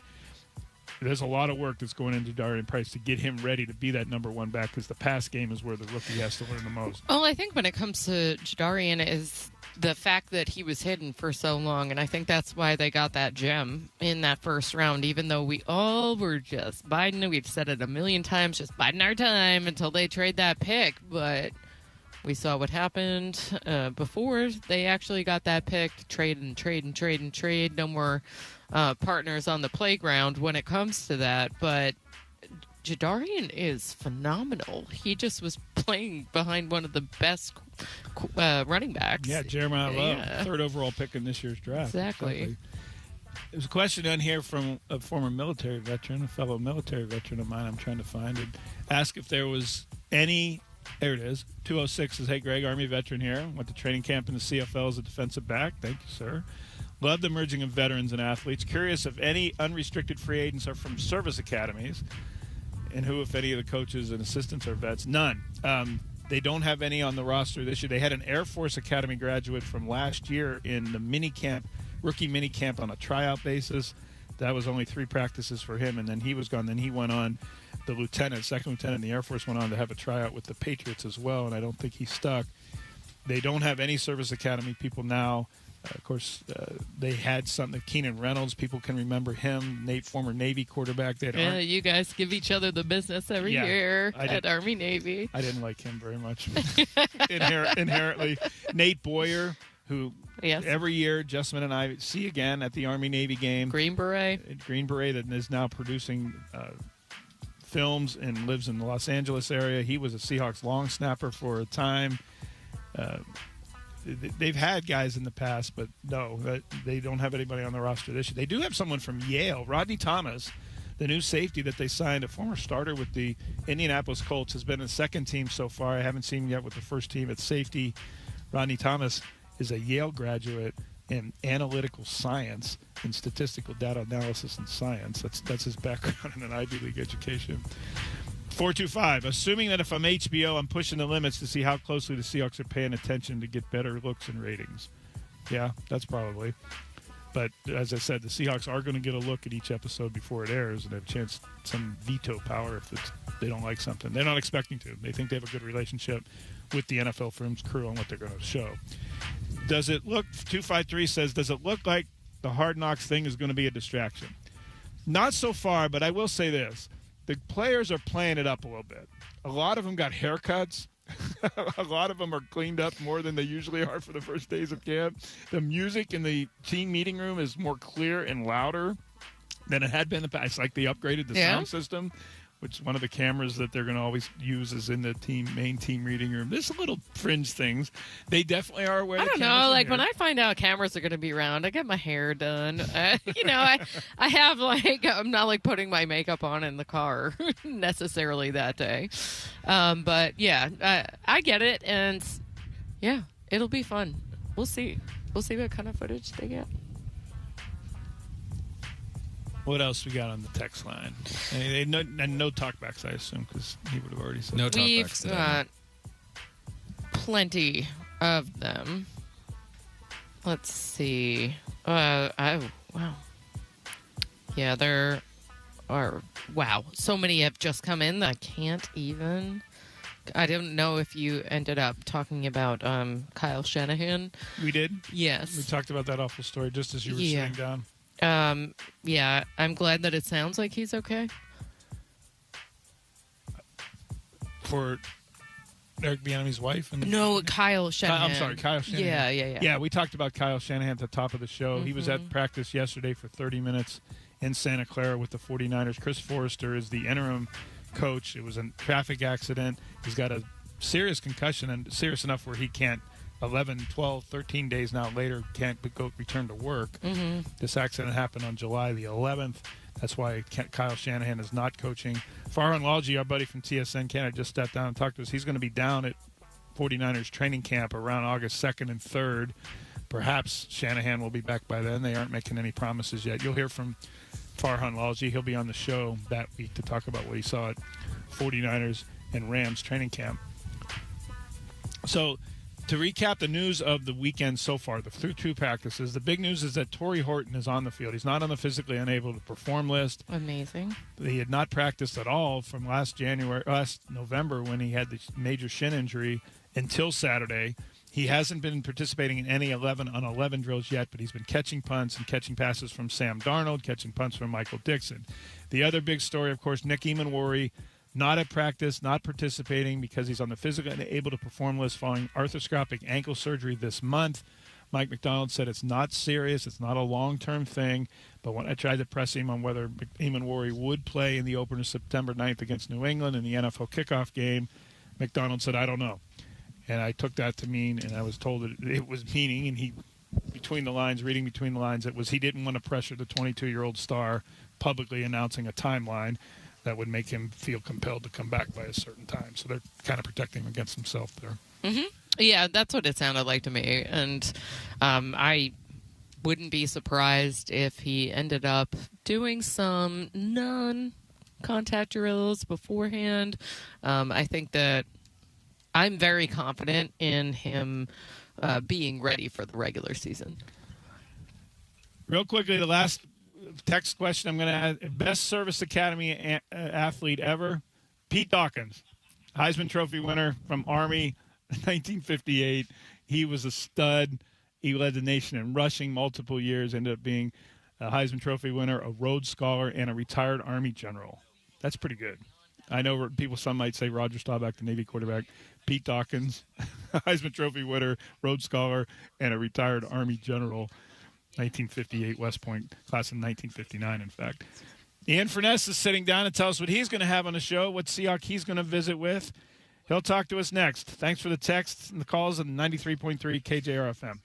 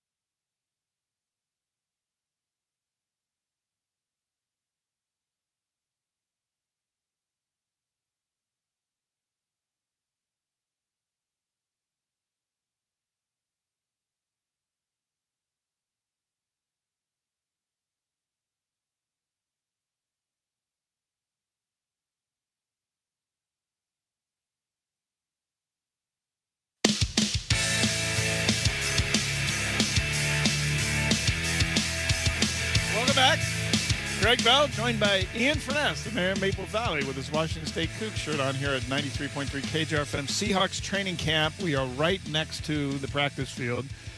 The 12 flag, by the way, has just been put to half staff. I'm assuming that's because of the tragedy last night at Seattle Center, the bite of Seattle. 2 people killed, about a half dozen or so people still hospitalized, including a 2-year-old boy. But the 12 flag next to Lake Washington, right next to the Eagle's Nest and everything else at half staff, which we rarely see out here. Good morning, sir. Hello. Who do you have today at noon? I think Tai Okada, I believe, is my guest coming up. What a good year in the last 12 months for Tai Okada. This time last year, he was a special teams player. There was no factor. None. And we had him on in minicamp. I enjoyed having a conversation with him then. He's a fun guy to talk to. Sounds like a coach, when we talk to him. But I know they drafted a guy we all expect to see in the starting lineup in Bud Clark. But this Tai Okada is still a part of this team, a big part of this team. Yeah. And so we'll have him on. We're expecting him just after 12 o'clock today. So recently married. Yep. Became a starter, and Kobe Bryant was injured quite a bit last year. Julian Love, of course, missed a couple months with a hamstring. Yep. Tai Okada moved right in and excelled in that role. Mike McDonald loves Okada for how he practices and how he takes everything the coaches and the game plan that demands and executes to a T. Yeah, he's been phenomenal. But I will say Bud Clark has been strictly on the second team. The only time I saw him on the first team yet in spring or in training camp was yesterday. They did a thing in the Carolina game at the end of the first half in December where they put 8-9 defensive backs on the field, didn't rush anybody, and just stood there in deep prevent defense. They had Bud Clark on the field yesterday as one of 3 deep safeties in that alignment. That's the only time I've seen him on the field. I just watching Okada practice on Saturday, him and Julian Love, and just it's interesting what you said about, you're right, a year ago, Tai Okada was a special teams guy. I mean, hell, a year ago, you and anybody else writing, roster projections, he was a bubble guy. Yes, he was. And watching him on Saturday, he and Love take the lead in all the drills for the safeties. He's showing those leadership abilities, and like I said, every coach does it same way, I guess, in a sense. Like everyone is, best man wins and blah blah blah. And I think that was the strength. I think you'd agree with Pete, is that Pete and John, since day one, they didn't care. No, they didn't. If you were the first-round pick, fourth. Matt Flynn. Great example, yeah. You look at the running backs they drafted and all those stuff, they didn't care. And Tai Okada, Mike McDonald's the same thing. I love you, you're in. And until somebody beats you out, you're the guy. So, right. Yeah, Tai Okada coming up.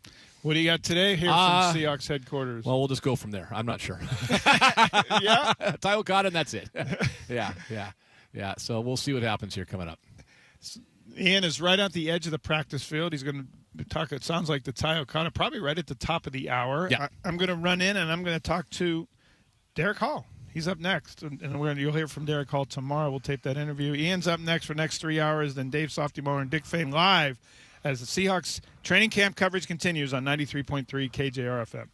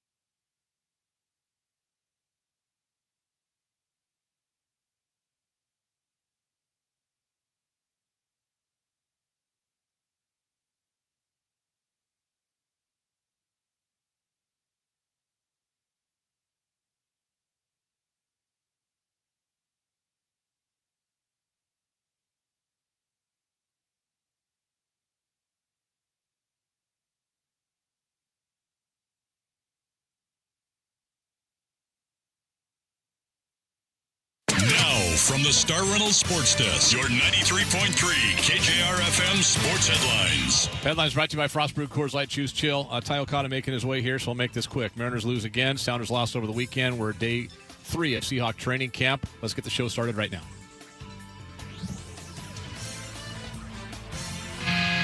The Ian Furness Show is presented by Snoqualmie Casino.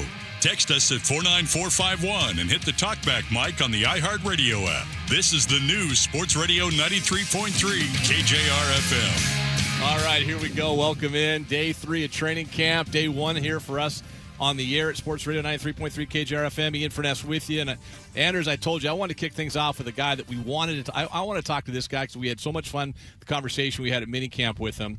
Ty Okada is here, Seahawks safety.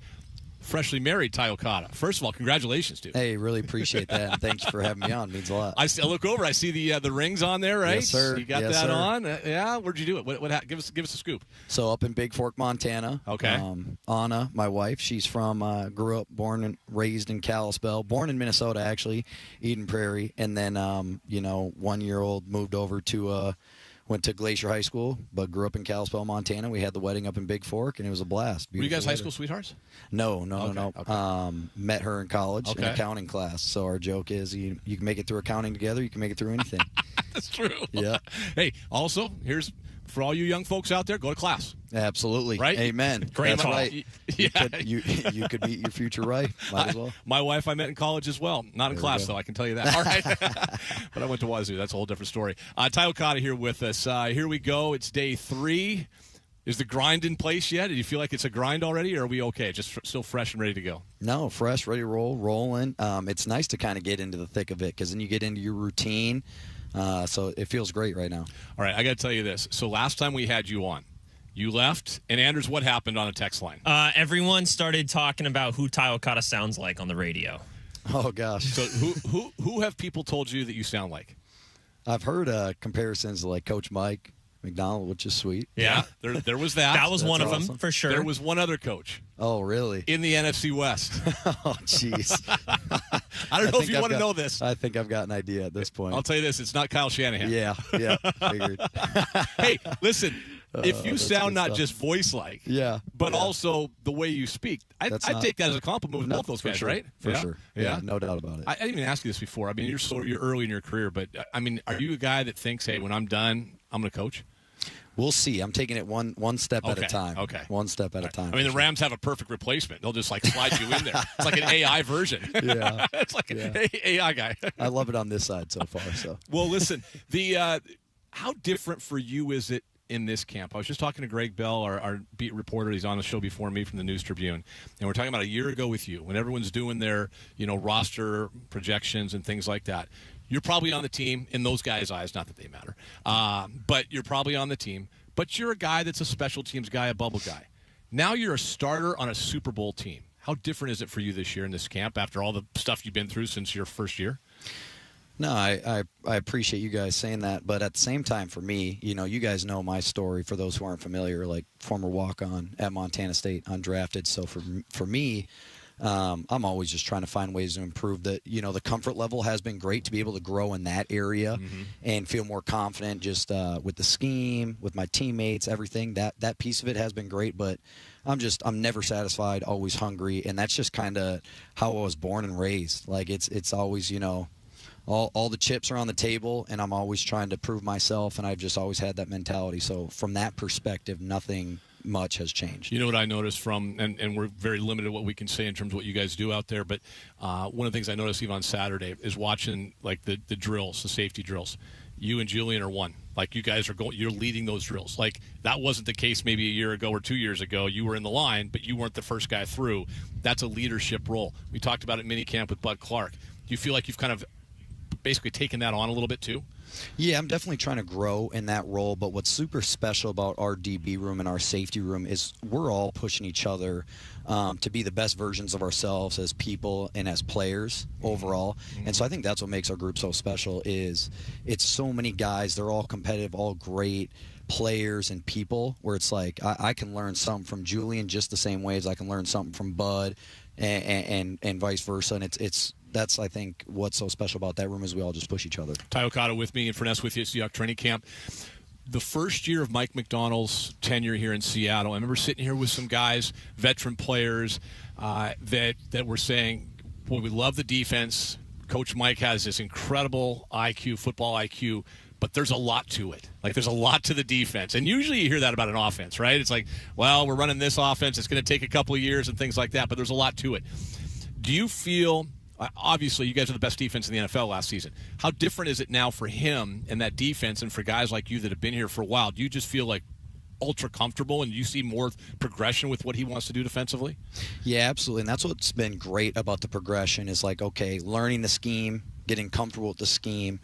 And now on top of that, now it's getting into a lot of scouting. And camp is great because it's still back to the basics. There's still so much with this defense that you always got to, cross the T's and dot the I's. But what's incredible is just the progression and the comfort level of all the guys. You can kind of see it. Now everybody's flying around. The way we communicate has just continuously progressed. And so it's been really special from that perspective. Do you ever just look at him in a meeting room and just go, wow, like this? Because around the league, it took about a year. We all knew what a great D coordinator is, but not just as a defensive mind. Like, we listened to him the other day. He talked about the Michael Jordan story he told you guys, and maybe you can tell that to our listeners who didn't hear. Just the way he handles being a head coach. And he talks about, like, he's different today than he was in the spring and last year and the year before. But do you ever kind of look at yourself and go, wow, man, this guy's something special? Yeah, it's just on a whole nother level. And Coach Mike is just so special that way, and the way he can get it's been nice to see, like, what he had and his vision just come to life. And he had been speaking it from the beginning. Yeah. And just the way we have grown as a team and as a family and as a unit, it's just special to see that vision that he's always had come to life. What was the story? Tell people the story of the Michael Jordan. Like, it was a kind of a collection, right? It was. He talked like it's not the superstar; it's a collection. Absolutely, and this is the OG Michael Jordan story. So this was, well before our time. So we kind of had to dive a little bit deeper. Your time. I'm old, but but he had already been such an incredible player for the Bulls at that point. But a lot of it was. It was Michael Jordan had been playing extremely well up until that point, but they hadn't won a championship, and it was almost just a collection of, hey, Michael's still going to be Michael. Like, we're not going to take anything away from him being the best player in the world. How are we going to add to it? And then Michael reflecting and looking in the mirror and saying, hey, what is it going to take for me to not only elevate my game, but elevate everybody else around me? And that's what was so special. And I think that's what was great about our team last year. And every single year, you're starting off new. It's fresh.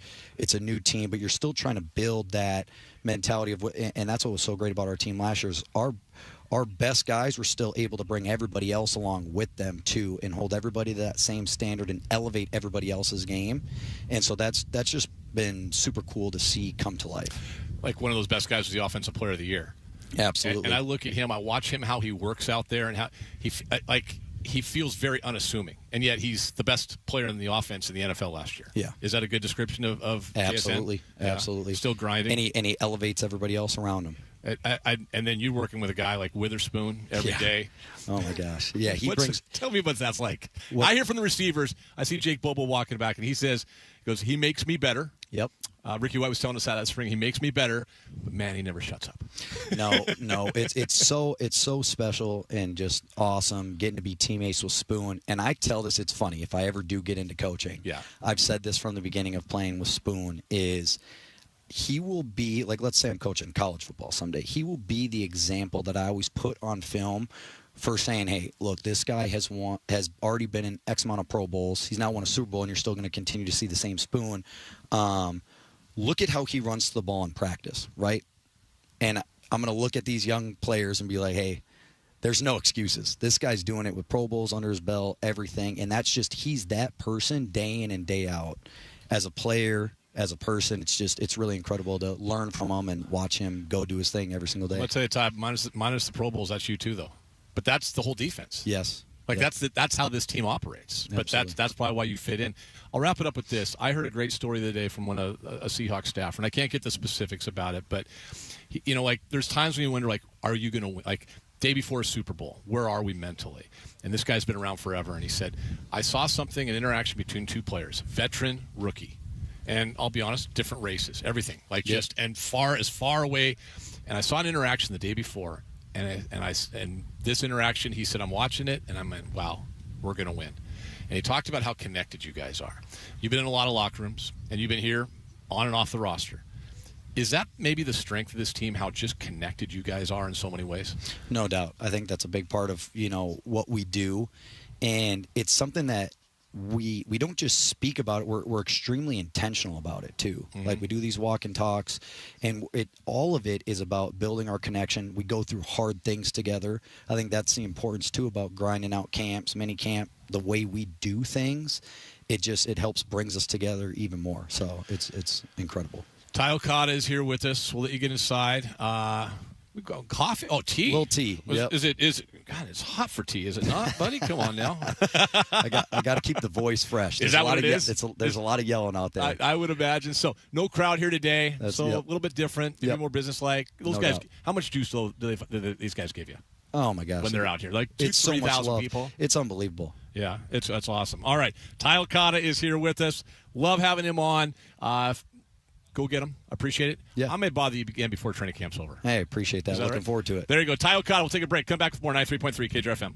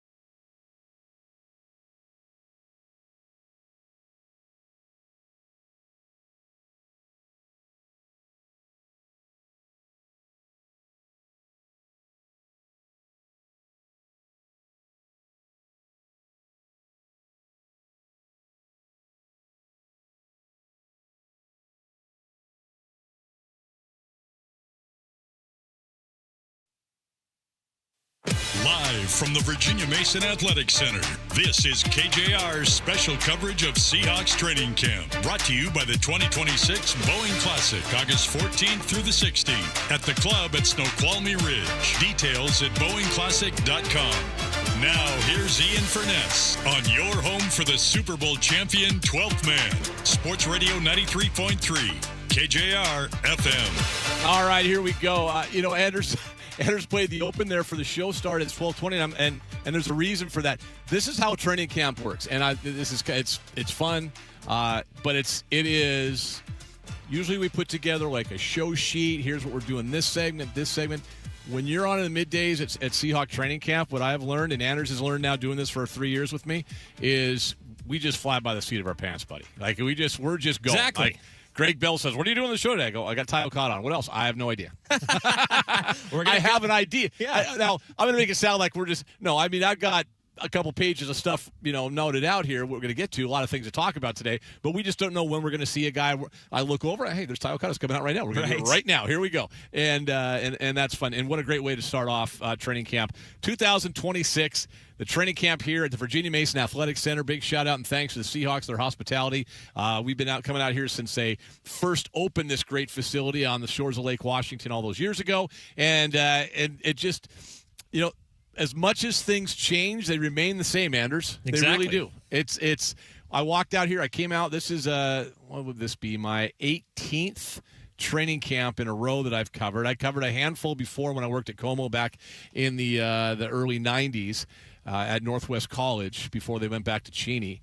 So I've been doing this for a long time, but this is the 18th straight training camp that I've been here at the Virginia. Actually, I'm sorry, this is the 19th training camp that I've been at, 19th straight training camp, 18th in a row here at this particular facility, and it just I walked in here on Saturday afternoon. I wanted to be here for day one.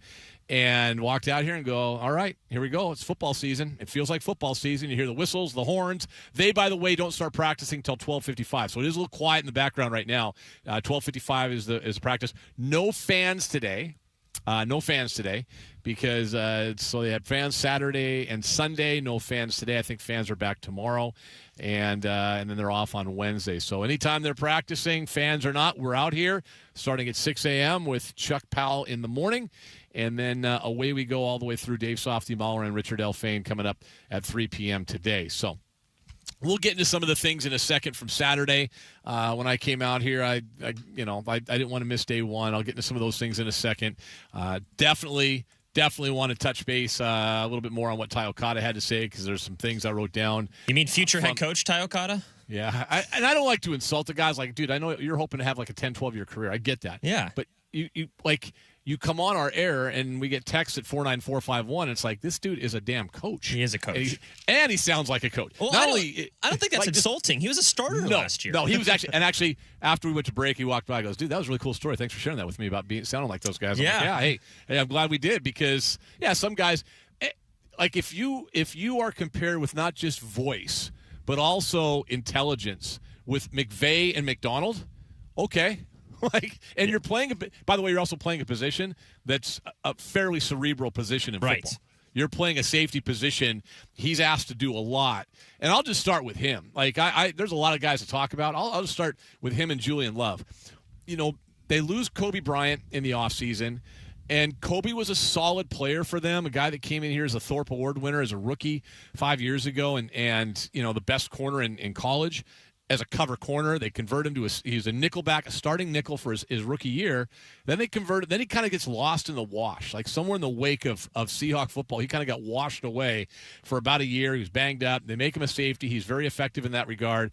But make no mistakes, your two starters at that position are both still here. And that would be Love and Okada. And then you draft a guy in Bud Clark who they have high expectations for. I'm not including Eamon Warrior in the safety position for now, just for – I don't know what he is.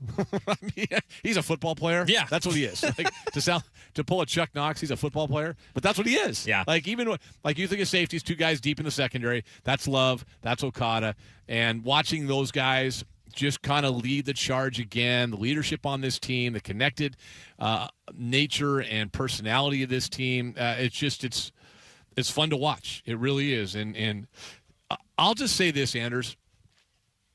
about the atmosphere out here. Okay. And the coach specifically.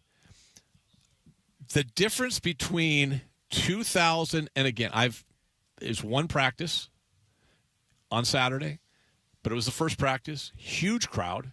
If there's any, remember we talked about it last year? There's there's some gaps in the. Yeah, there definitely was. There was a little bit of right? The training camp interest was waning, right? It was very much, at least in terms of in person, making the commitment to come out and to watch a practice, to go ride the school bus from the Renton Landing and stand in line forever to catch said school bus and come back.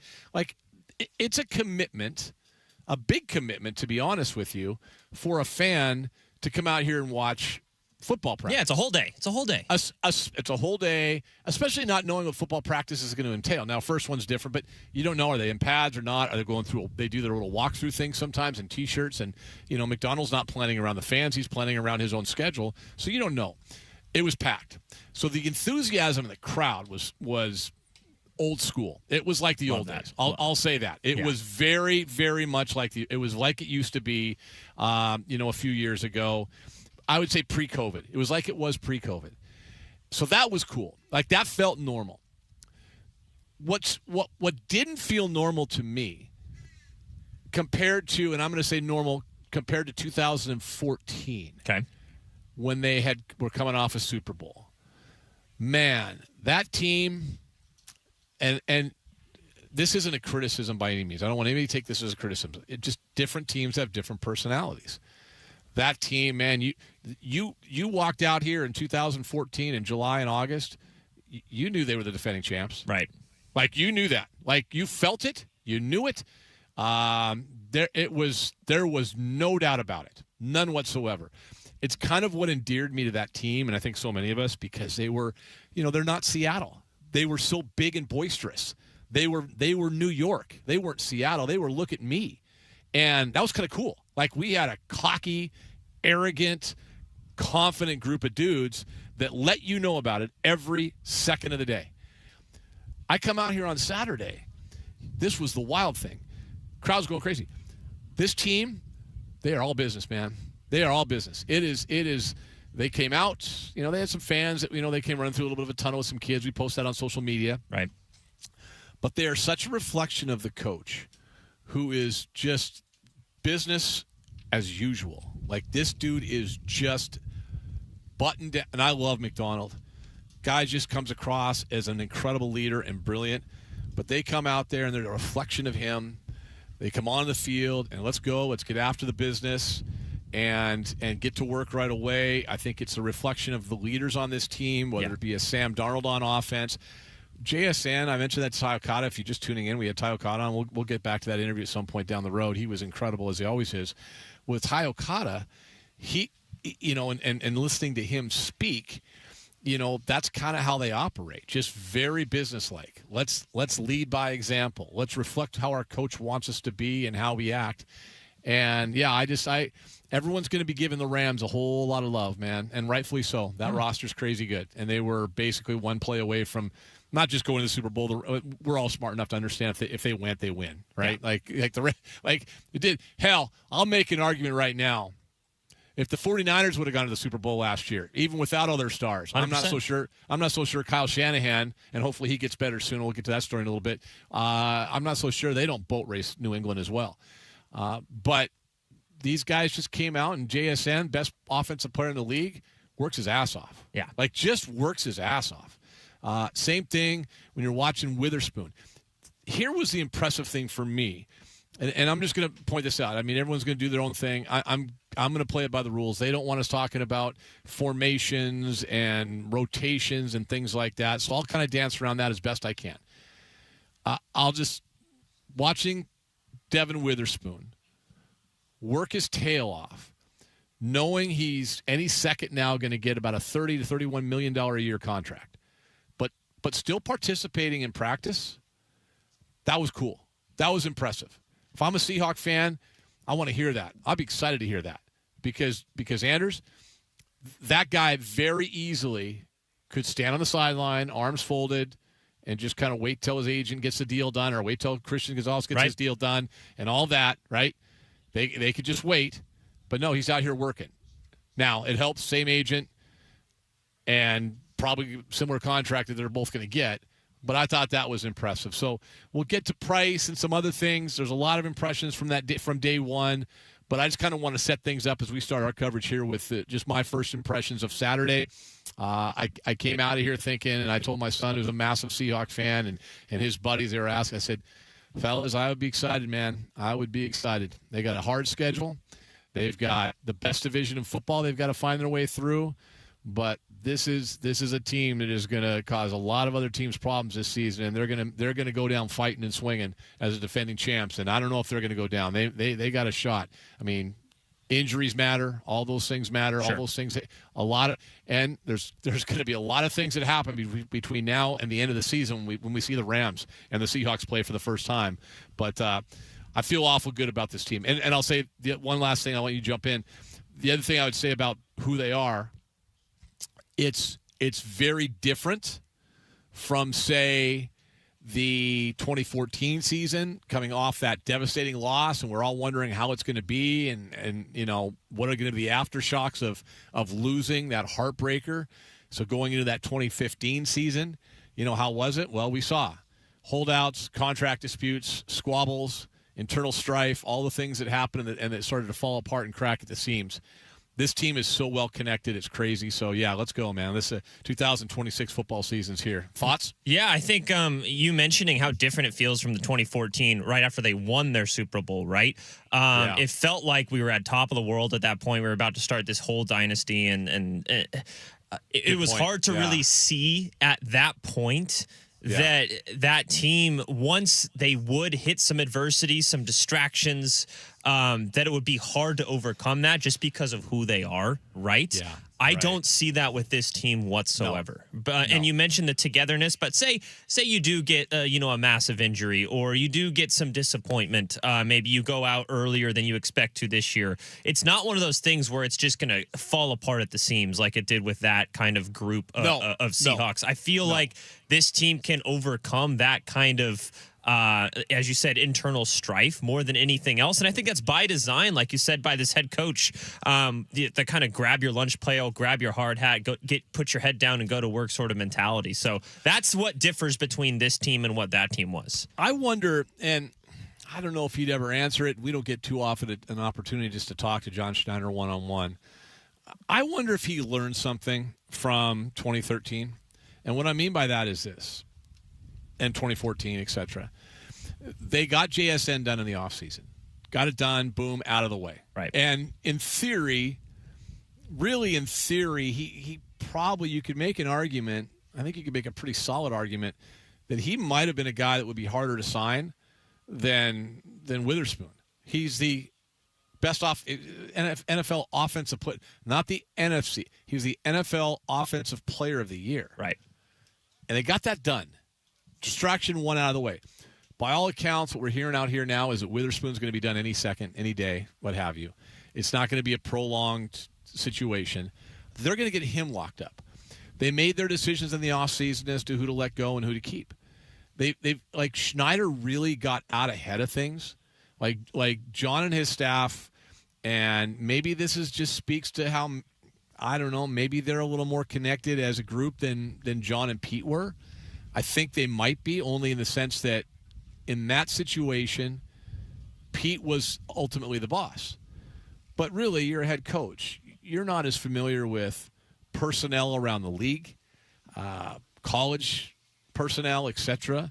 You're just not as connected with all that stuff as the GM is. So I'm sure there were times, Jamal Adams, when Pete would fall in love with somebody or want something to happen. And Anders, it was like, make it happen, and probably deep down, John knew that wasn't the thing to do. Right. Like that just wasn't the thing to do. That wasn't what was best for the football team. And so now you've got the GM. It's a better hierarchy in a sense, with the GM's in charge, the coaches below him. McDonald is really good at anything that comes up that it might have to do with personnel, contracts, or whatever. He pushes it right to John's plate. Yep. Well, he did it on Saturday when we talked to him after the practice on Saturday. Yeah, that's John's thing. Let John deal with that. And he does that. And I think that connected nature, and I think the fact that they got JSN done, they're going to get Witherspoon done, and away we go. And they'll have decisions down the road. Certainly have decisions down the road with, what to do with Sam Darnold in the future and things like that.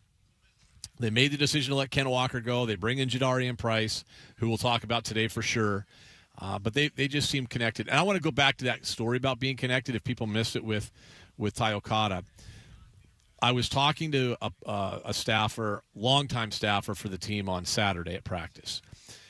And Anders, this is the first time that this type of story I've heard about this past year's Super Bowl team. Because when they won it in 2013, the second the game was over in 2013, I'm in the locker room. We were on the field talking to guys. And I remember Cliff and Michael, KJ, guys I talked to on the field, all said right off the top, right, we knew we had this 2 weeks ago. Right. We knew we had that. And then you hear and everyone's written a story and talked about it. They all talked about how we knew we had this when. And they all talked about the same time watching film. I think it was the Tuesday of, following the NFC Championship game, whatever it was. Like, we watched film, boom, boom, boom, here it is. We knew we had it. First time I ever heard these guys, anything about this team. And it wasn't as broad-based because it was just one individual who was doing some work. He needed to get some stuff done, and he observed an interaction between two players. Far different in terms of where they came from, background, race, tenure in the league. Just they couldn't have been more polar opposite on every level outside the fact they're both Seattle Seahawks.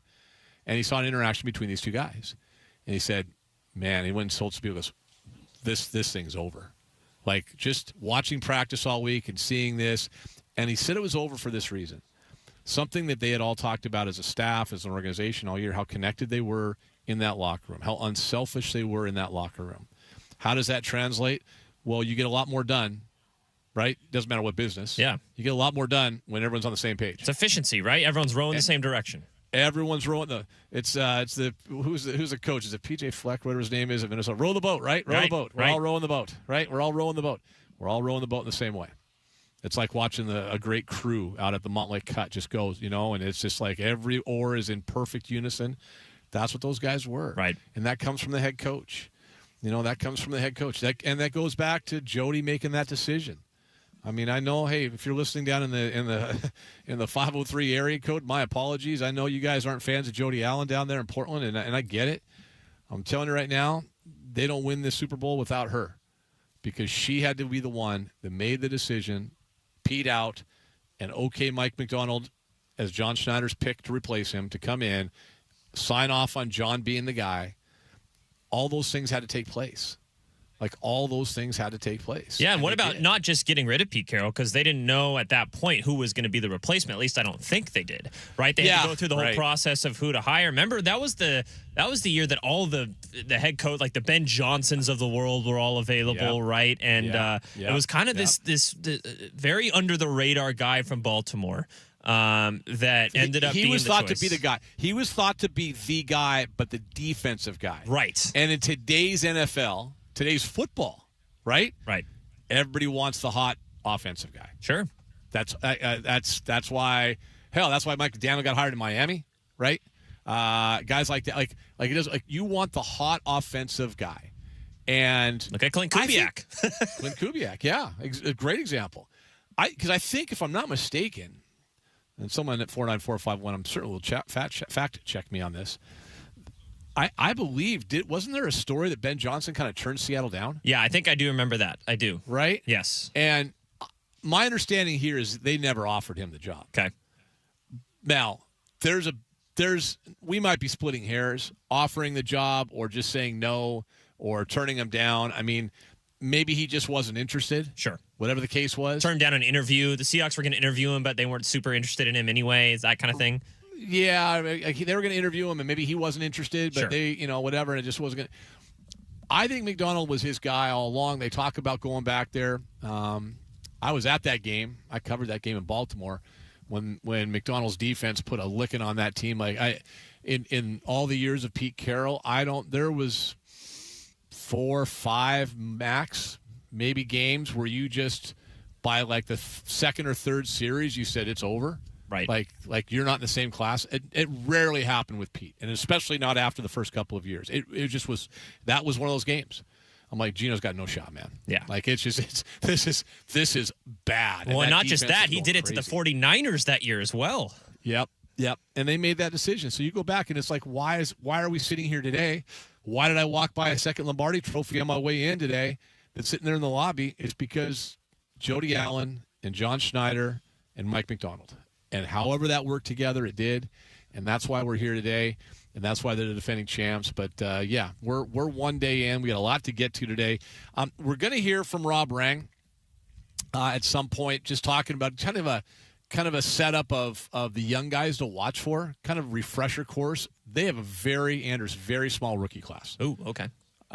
13 guys, including, they had drafted 8, they only signed 5 undrafted free agents. So the Ty Okada, Doug Baldwin, Jermaine Kearses of the world, those guys don't exist this year. There's only 5 of them. Right. And I have a hard time seeing any of those 5 making the 53-man. It's going to be tough, yeah. And so it's a very different setup this year. 8 draft picks. Out of the 8 draft picks, 5 probably make it. 5 of the 8. Yeah. When's the last time we said that about a Seahawks team, huh? That just doesn't happen. No. But that also speaks to the solid nature of the foundation of this roster. 100%. It's in place. Yeah. It's in place. I mean, it's very much in place. All right. We'll take a break. We'll come back with more. Practice starts in about 15 minutes time here. Day 3 of Seahawk Training Camp, 93.3 KJR FM.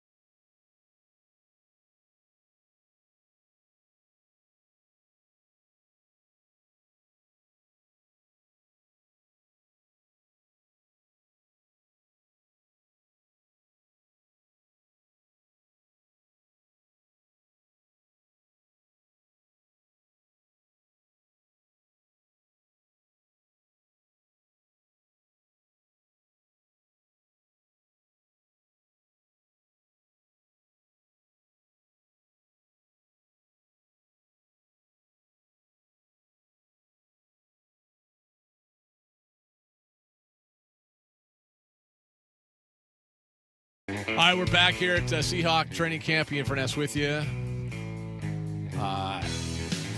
The practice probably being pushed back a little bit. I think this is going to be the schedule.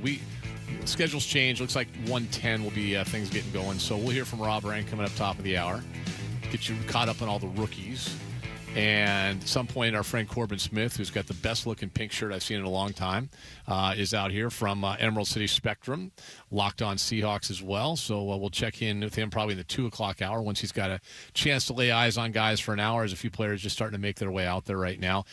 Greg Bell and I were in a little bit of a differing of opinion who the first player was on the field Saturday for the first practice of the year. For those like to keep track, I think it was, from what my eyes told me, it was Abe Lucas, and that's not just as a Cougar. It was Abe Lucas.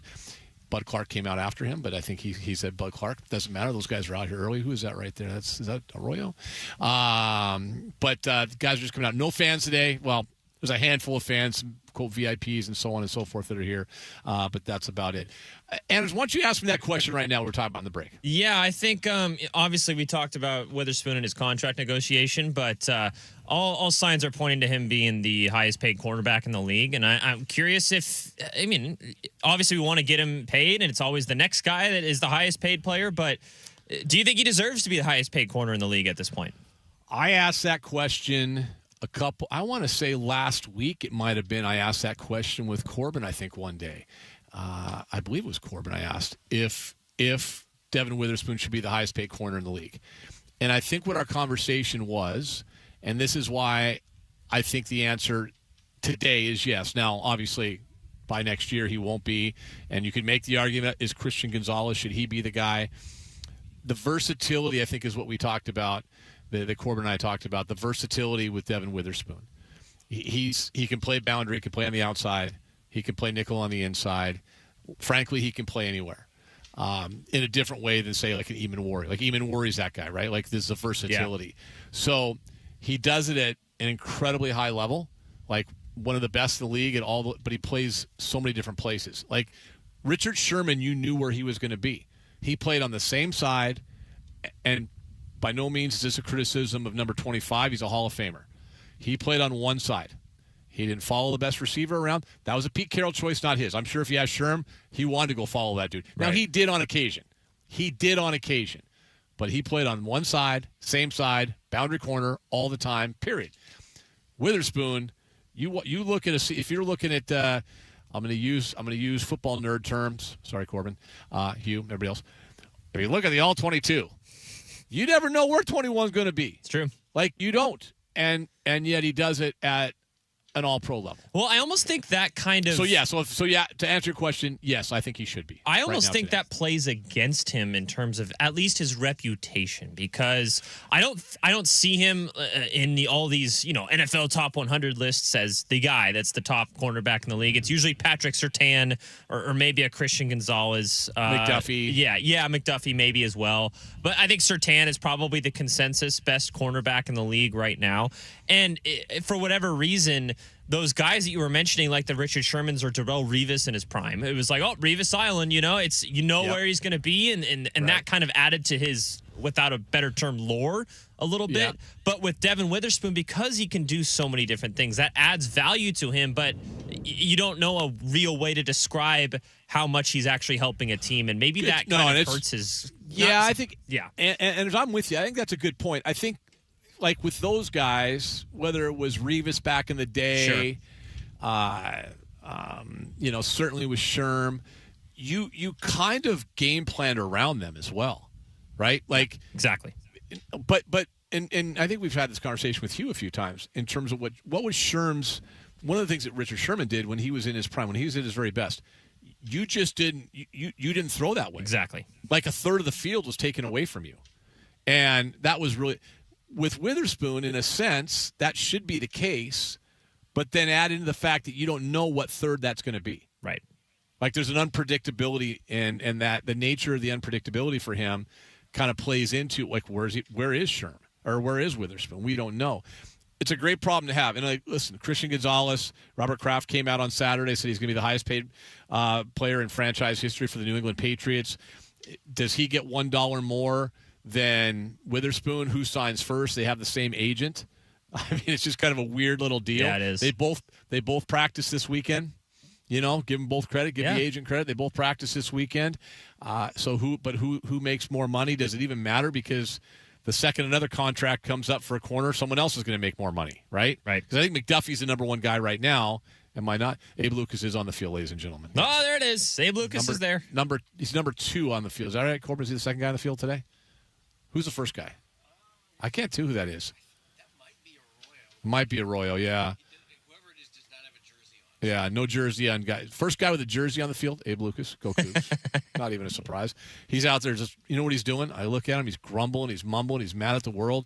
Probably because he had to go on the show this morning with Chuck and Hugh, so he's mad. No, I kid. I thought he was the first guest that they had this morning. But, yeah, I think we'll keep an eye on Witherspoon. I mean, who knows? Sure. I just thought it was impressive as hell that both him and Gonzalez practiced this weekend. That I'm sitting in a spot where I can remember watching Earl Thomas in his hold-in, just standing there, jersey on, arms folded, bucket hat on. Yep. He's here, but he's not.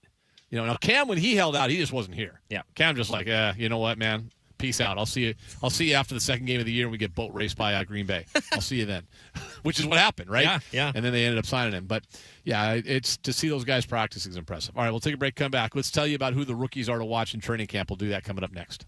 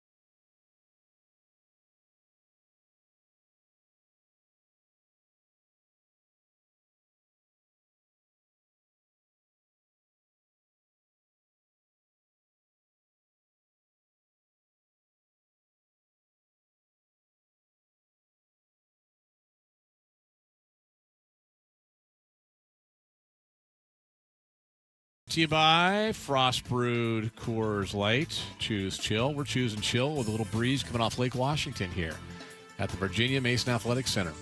Day 3 of Seahawk training camp. First day without fans. No fans here, just us. Us median knuckleheads are out here getting ready to watch practice, which will begin in about 10 minutes' time. Nothing really new to report here. Big news over the weekend, I should mention, though. And this is some good news. We all heard about Nick Eamon-Warry last week, and we're like, what the hell, surgery? Mike McDonald very non-committal when pressed by our own Greg Bell on 4 different occasions about is he going to be ready for the opener. He wouldn't give us a yes or a no, Mike McDonald, that is. But what we're hearing is he should be ready for the opener. Here's the good news on the injury front. We rolled out here on Saturday afternoon, looked out and saw a guy wearing the number 15 on the field for the first time in forever. Torrey Horton, no PUP, healthy, went basically full tilt on Saturday. Kind of worked on the side yesterday, but Torrey Horton not on the PUP, and that's great news for the Seahawks as they start training camp to add to that offense, which was the highest scoring offense in franchise history last year. Sad news from the NFL on a couple fronts. Eric Bieniemy, the OC, with Kansas City, back there in Kansas City. Remember, he's gone for a few years. His son shot his wife this morning. She seems to be okay, relatively speaking, but not a good situation there. Bieniemy away from the team. We also found out over the weekend that Kyle Shanahan, the head coach of the San Francisco 49ers, involved in a car accident that somehow went unreported for 10 days. All of those insiders at ESPN, they couldn't figure that out, Schefter? They knew. So there's a lot of people asking about the cover-up. There's no cover-up. Sounds like there's no alcohol or drugs involved. Just a bad car accident. Sad news for him because he is out of training camp. He's there, but on the sideline, their assistant head coach and offensive line coach is taking over in the interim. But concussion, broken ribs, pretty severe injuries for Kyle Shanahan. So hopefully, listen, you want to see some guys get back out there, and hopefully he's okay very, very soon as well. Anders, your Sounders lost again over the weekend. Yes, they did. Got shut out by Philadelphia 1-0, and I'm told Philadelphia is not good. Is that true? That is correct, sir. Neither are the Sounders right now. Schmetz. What's going on, Schmetz? 5 straight losses. Ties franchise That doesn't record. happen with that franchise. Does not. That just doesn't happen, dude. Does not. Does not happen with that franchise at all. All right, let's move into hour number 2 of the show. Now back to Ian Furness at the Virginia Mason Athletic Center and our special coverage of Seahawks training camp. Brought to you by the Boeing Classic on Sports Radio 93.3 KJR FM. We will hear from Dante Fowler in this hour, I believe, probably around 1:45, perhaps. Dante Fowler. Didn't practice Saturday, practiced yesterday. McDonald said on Saturday that they're kind of taking it slow, but happy where he's at. The fact he's not on PUP is good. As mentioned, Torrey Horton not on PUP. That's really good news. That was kind of the best news we came out here Saturday, seeing 15 running around. There are just 13 rookies on the 90-man roster. That is a very small class. McDonald talked about it on Saturday to us. He just said, he goes, we've got a really small rookie class. Admittedly so. Very small. 5 undrafted free agents. For a franchise that has really, since John Schneider got here in 2010, made a living off of finding those diamonds in the rough every year with undrafted free agents. Only 5 of those guys this year, 8 draft picks. And I went through it a minute ago with Anders, and I was sitting here with Corbin. I don't know, man. I mean, Price, Clark, Neal, those guys are obviously locks. After that, there ain't no guarantees. There's no guarantees in terms of who's going to get. I mean, 3rd-round pick, you're on the team. That's Julian Neal. He's going to play on this team. Bo Stevens, a 5th-round pick, and then the 6th-round pick is Emmanuel Henderson Jr., Andre Fuller, Devin Eastern, and Michael Dansby. The rest of those guys. Hard battle for those guys to find a roster spot. There just aren't many spots up for competition on the 53-man. Let's refresh everyone's memory, though, and talk about that draft class. Our man Rob Rang joined us the other day, talked about how things are going, and I asked him how he's doing. I'm doing great, Ian. It's good to talk to you again. Listen, and big thanks. Our friends at Forelli's are back on this year. I should mention they just opened up a brand new location in Enumclaw. It's out there right next to the fairgrounds, and I think there might be, is a rodeo this weekend? Or maybe it was last weekend, but right next to the fairgrounds, right close to the golf course in Enumclaw, in the Claws we call it, and next to the high school football stadium as well. I think called Pete's Pool. It is a great location, great facility. I go to the Maple Valley one, but I did check out the one in Enumclaw. Sensational. Rob goes the one down in, not Tumwater. Where do you go? Tumwater. Tumwater. Okay, it is Tumwater. Tumwater, yep. Tumwater, Lacey, Tacoma, every place I can find at Forelli's, I'm going. going. I love it. Well, we're excited to have them back this year, and Rob as well. During the football season, college season, every Friday for those that are new, Rob comes on and we talk about the big college games coming up that weekend and some of the draft prospects to talk about as well. Today, I want to get you on today just to look ahead. Training camp starting tomorrow. Monday, we'll be out there. We'll be talking about a lot of these young guys for the Seahawks as we go to training camp. What I wanted to get with you with is let's kind of revisit the draft class, but also just some of the other rookies that I know when you're out there, whether it's for foxsports.com, for KJR, or for your other gig as a BC Lions guy, is who are some of the guys, you're keeping an eye on that maybe will fly under the radar as Jadarian Price for sure, but others. But we'll go through that class in a second. The first thing that jumped out at me, though, Rob, is this.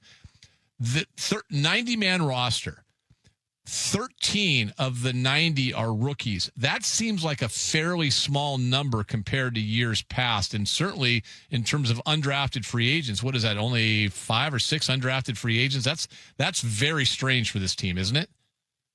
It is. I mean, it's almost minuscule compared to what we've seen in the past in the John Schneider era with the Seahawks.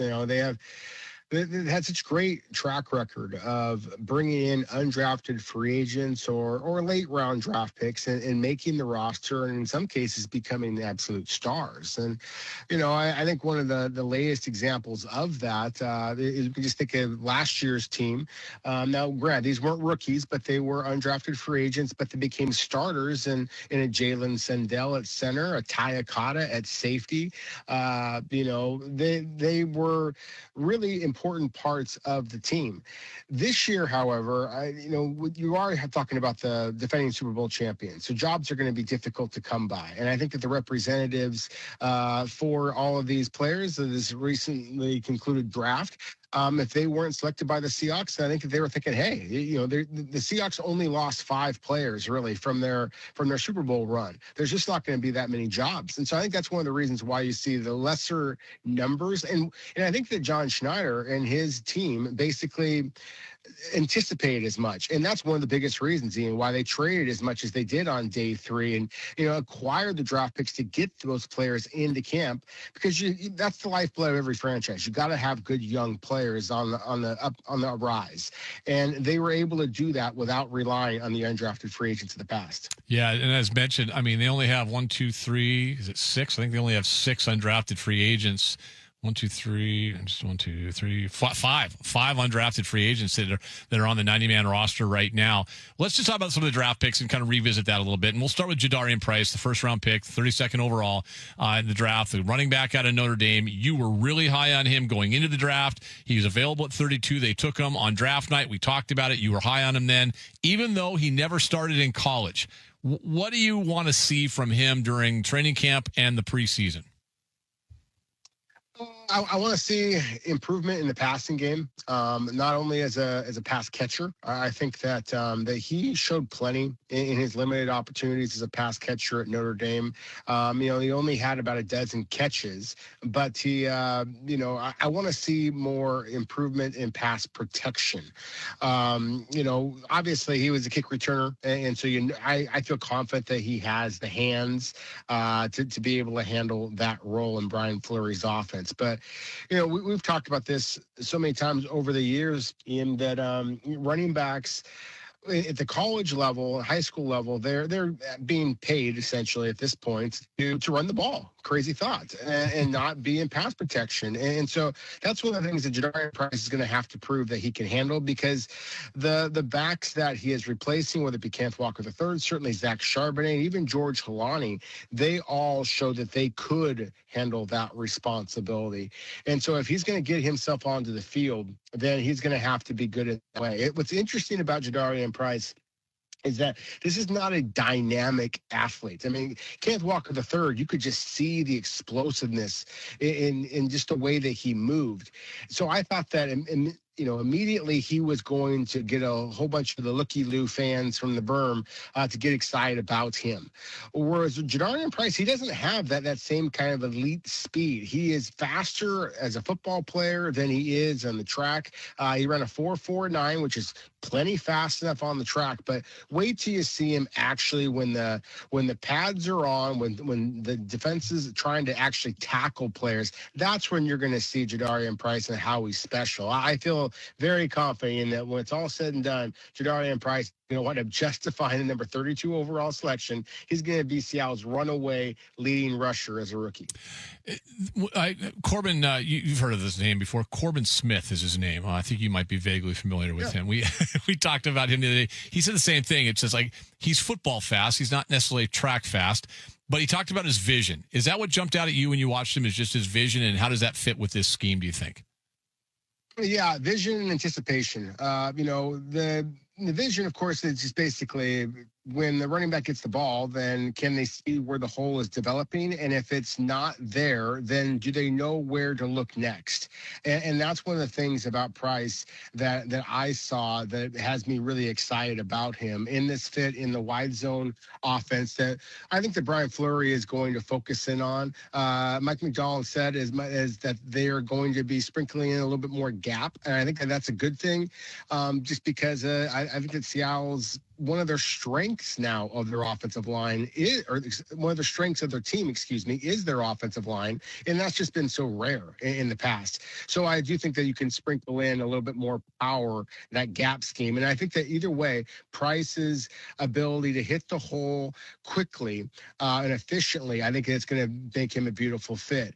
What I really like about him, and we talked about this a little bit throughout the pre-draft process, is that, he knows when to zig when everybody else is zagging. So when you see a linebacker or a defensive back who is, just screaming upfield, screaming downfield to try to get to the line of scrimmage and be able to stop the running back, he is already kind of setting up his cut. You hear this analogy of chess, making a move, countering moves and anticipating moves, making moves 2-3 steps ahead. That's one of the things that Price does, I thought, better than any other running back in last year's class entirely. And that's including Jeremiah Love, of course, who number 3 overall to the Arizona Cardinals.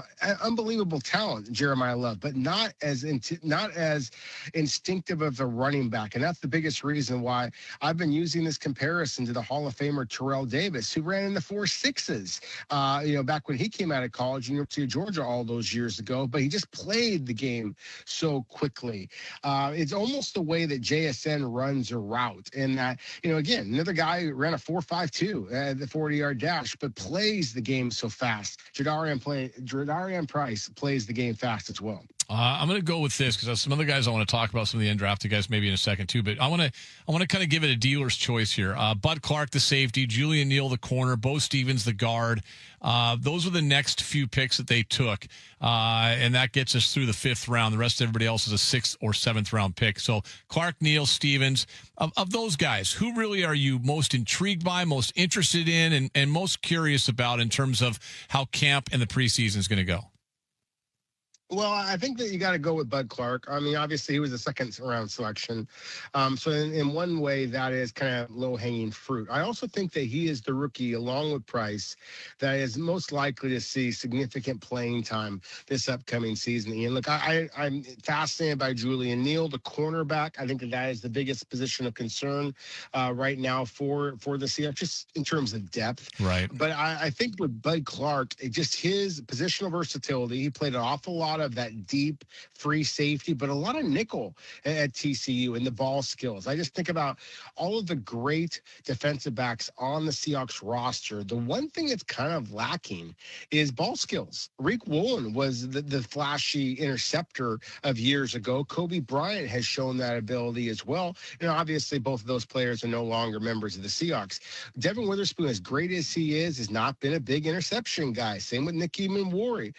So I I just think that Bud Clark, you sprinkle in his instincts, his hands, his makeup speed, and his height. I mean, he really is able to climb the ladder and snatch the ball at its highest point. And so I think that is going to be a skill set that Mike McDonald is going to find a way to take full advantage of this season.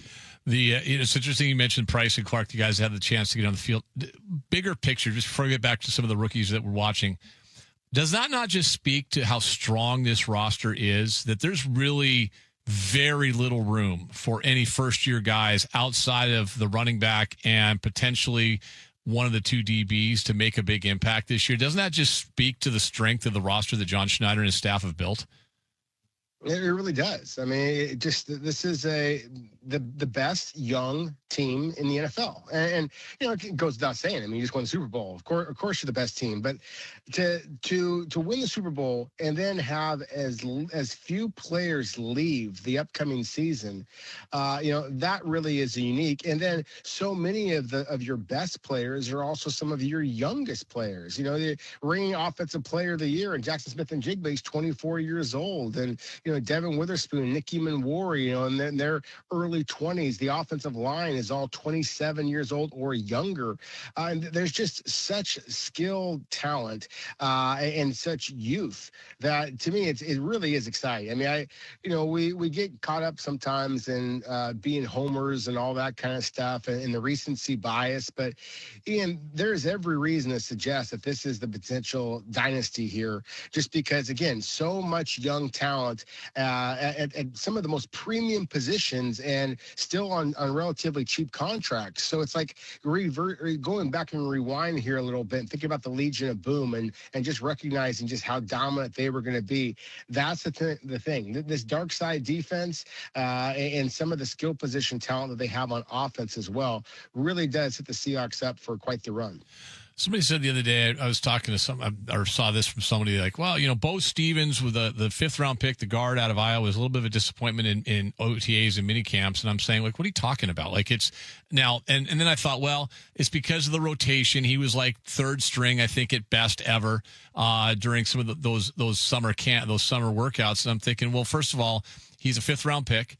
The pads aren't on. You can't do too much. So I would reserve judgment on anybody saying that, hey, I want to see Bo Stevens when the pads go on, the one-on-one pass brush drills. And I think, help me out here, Rob, Bo Stevens it's probably big for him to see what happens during the preseason.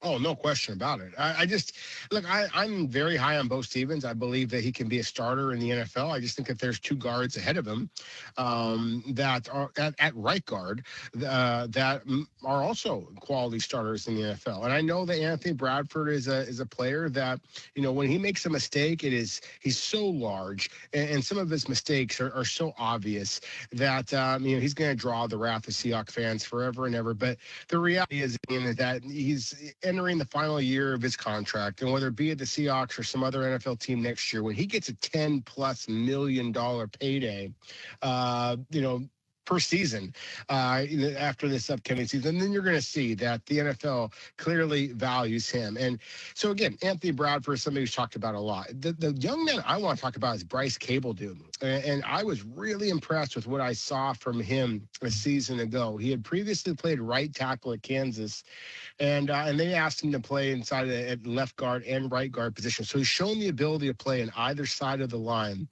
He's a guard in the NFL, not a tackle.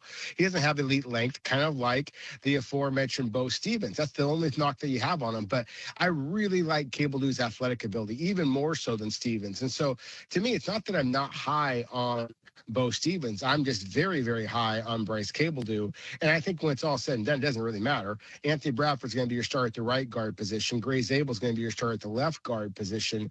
And everything else is going to work itself out in the wash.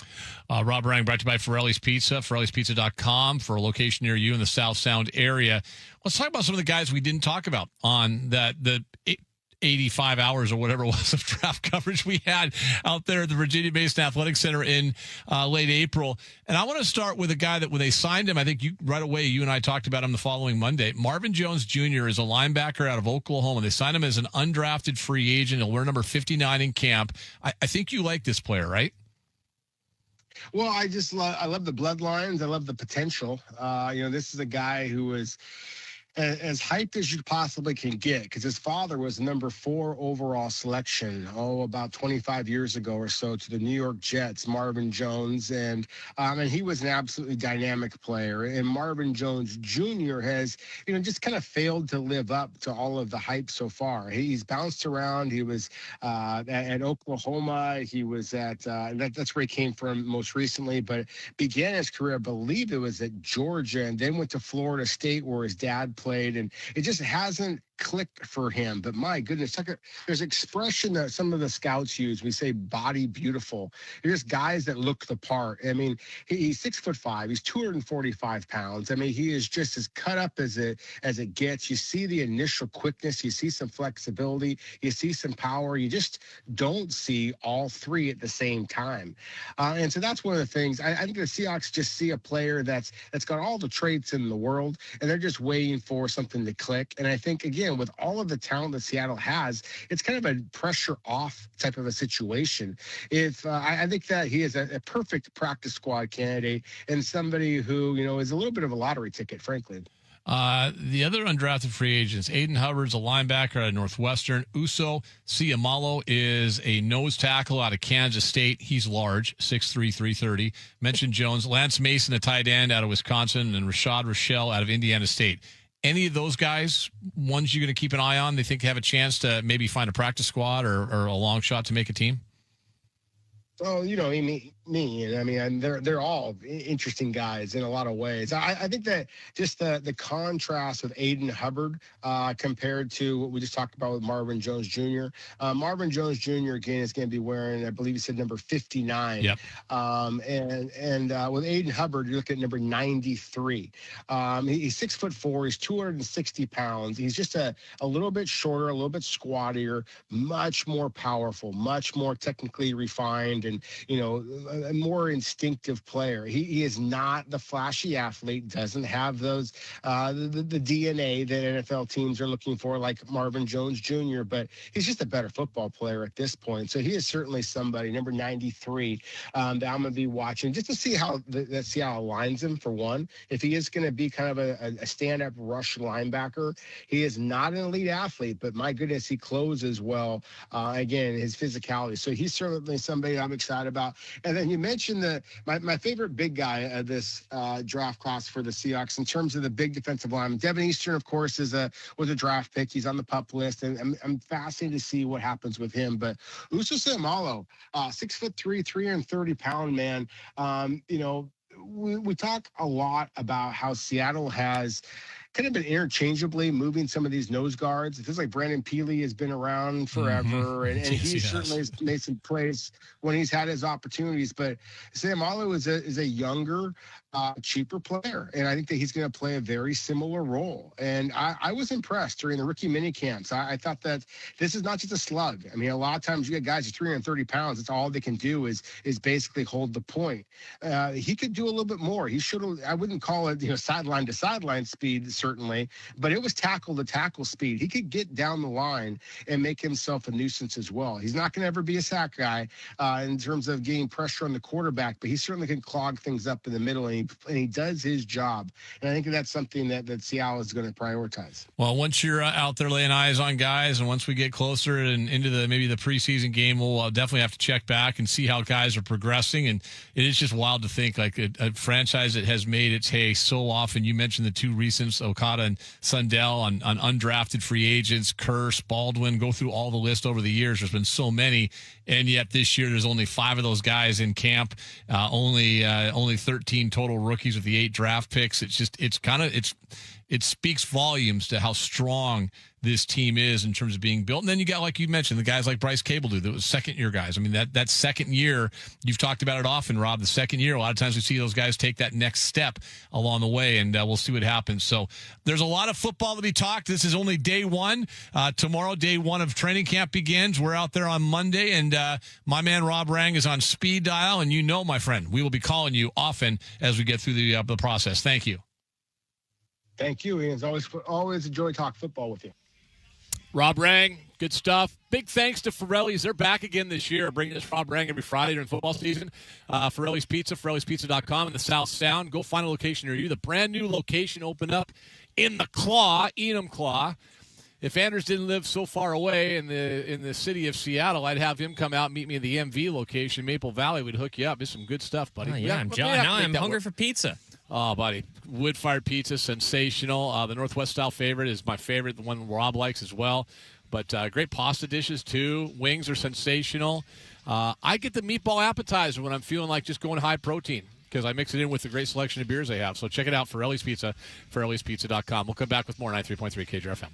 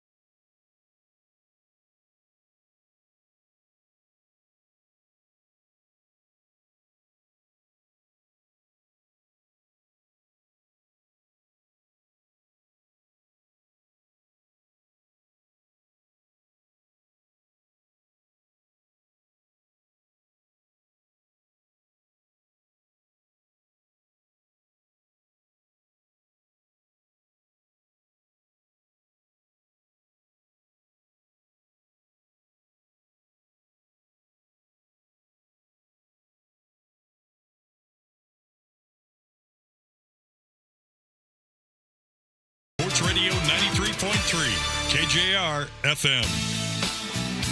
All right, we're back at the Virginia Mason Athletic Center, brought to you by the Win Classic. Win Classic coming up here in a couple 3 weeks' time at Snoqualmie Ridge Golf Course. Champions Tour in town. Seafair weekend as well coming up this weekend.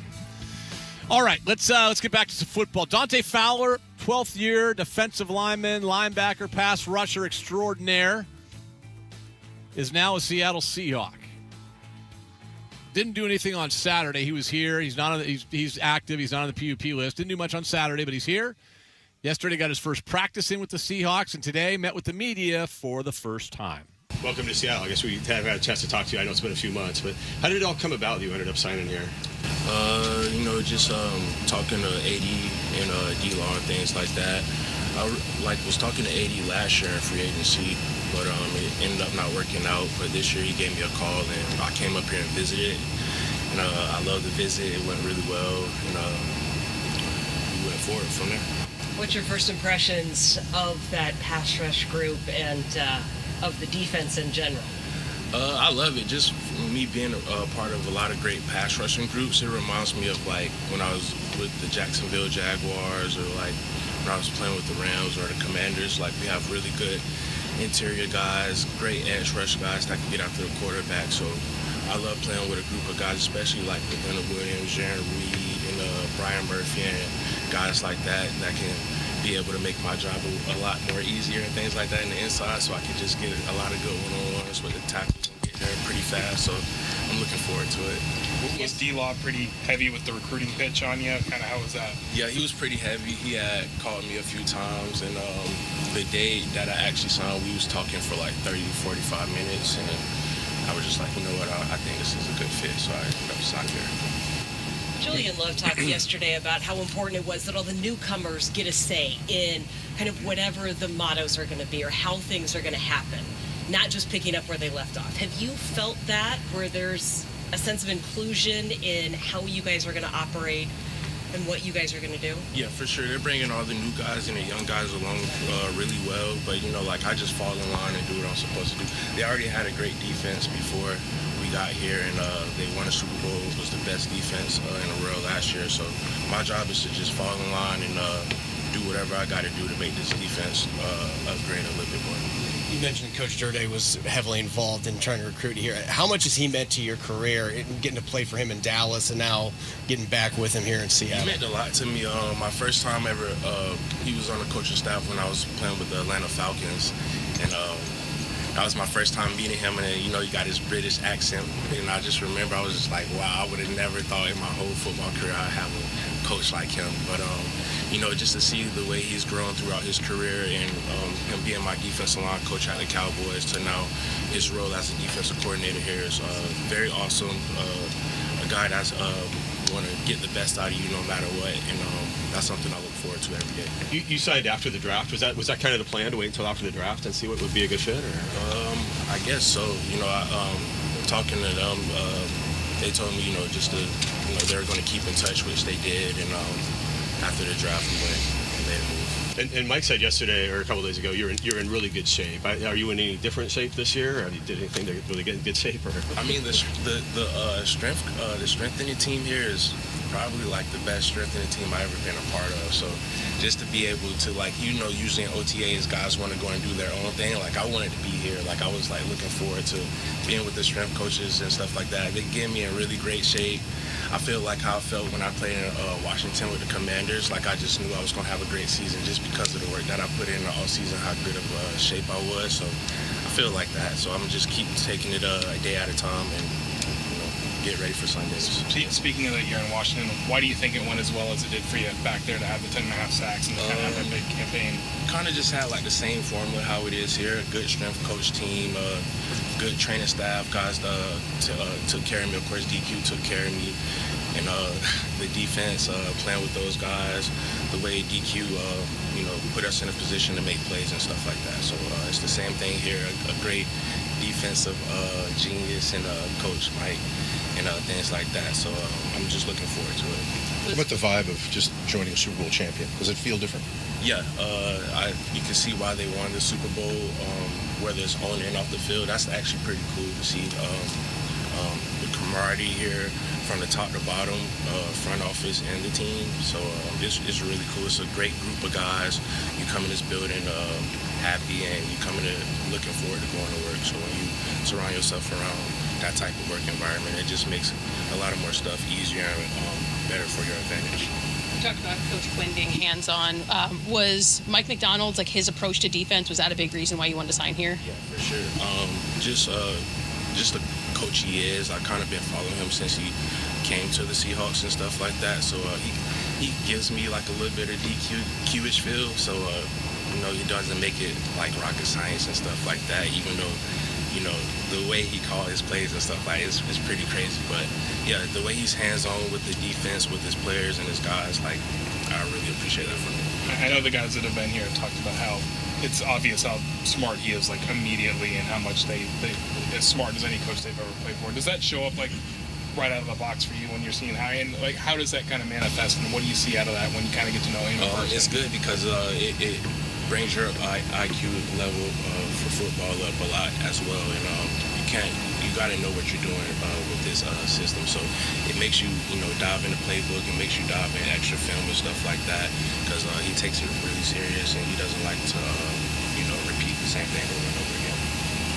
How do you look at you've obviously played for a while and been with a number of different teams. How do you kind of look at your whole career and kind of that you're still playing at this age?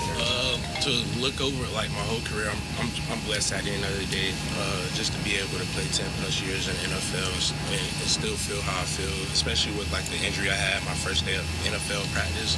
So just to look back on all of that and see where I'm at now, I appreciate it. I'm very cultured. I was able to go experience some great cities, great people, was able to have a lot of great teammates and learn from them. So I appreciate it. At the end of the day, I'm a guy from St. Petersburg, Florida, who just thought this was going to be a dream, and I'm actually living it out. So every day I realize that, and I'm blessed to be in this position.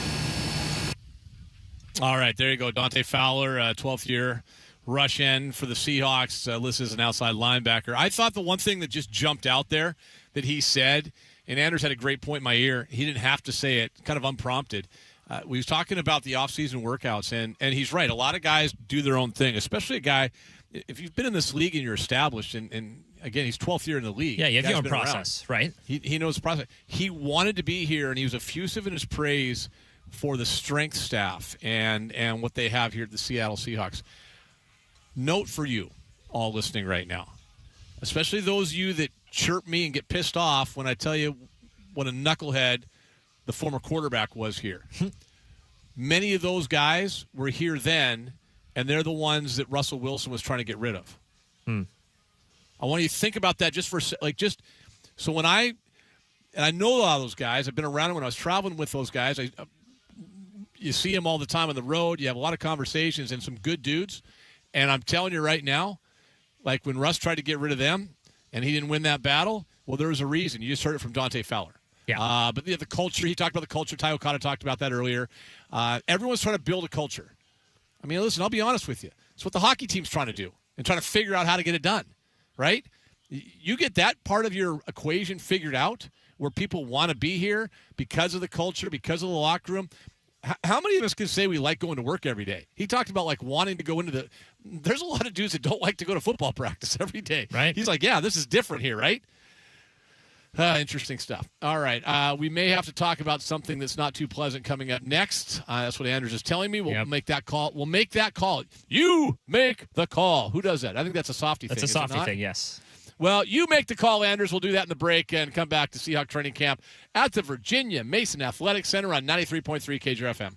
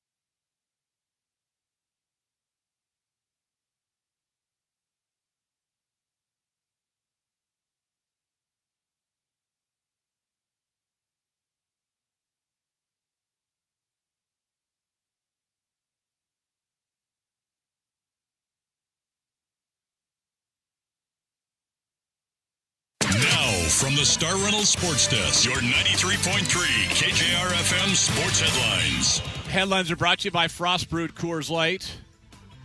Choose chill. I'll tell you right now, Coors Light here on the shores of Lake Washington. Ooh, Ian, you got me with Forelli's Pizza. Now you're getting me with the Coors Light. What are you doing? Little breeze blowing off the lake. Kidding me? I'm in. Are you in? I'm in.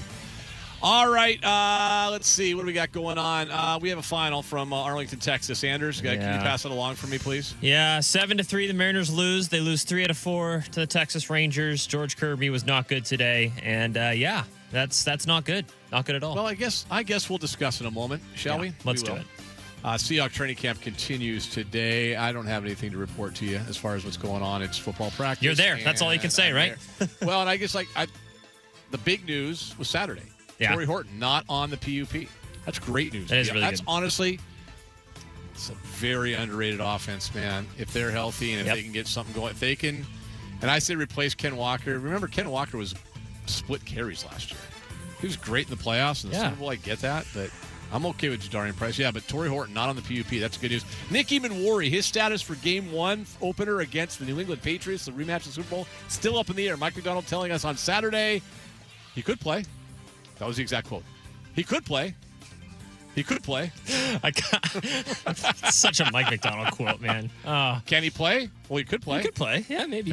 And I'll give Greg Belk all the credit, man. Our guy from 10 to noon at Tacoma News Tribune. He pressed him. Asked him like five different ways. He tried. Till McDonald finally said, "I know what you're doing, Greg. He could play." It's like, God, there are some Pete things with this dude sometimes. Yeah. He'll tell you, he'll say some lot of words that don't say anything at all. And that was one of those times. Oh, yeah. It was good. McDonald in midseason form. Hard Knocks is here, by the way. August 4th is the debut of the Hard Knocks show. I got some stories on that, but I probably won't get to them until tomorrow. Let's get to hour number 3.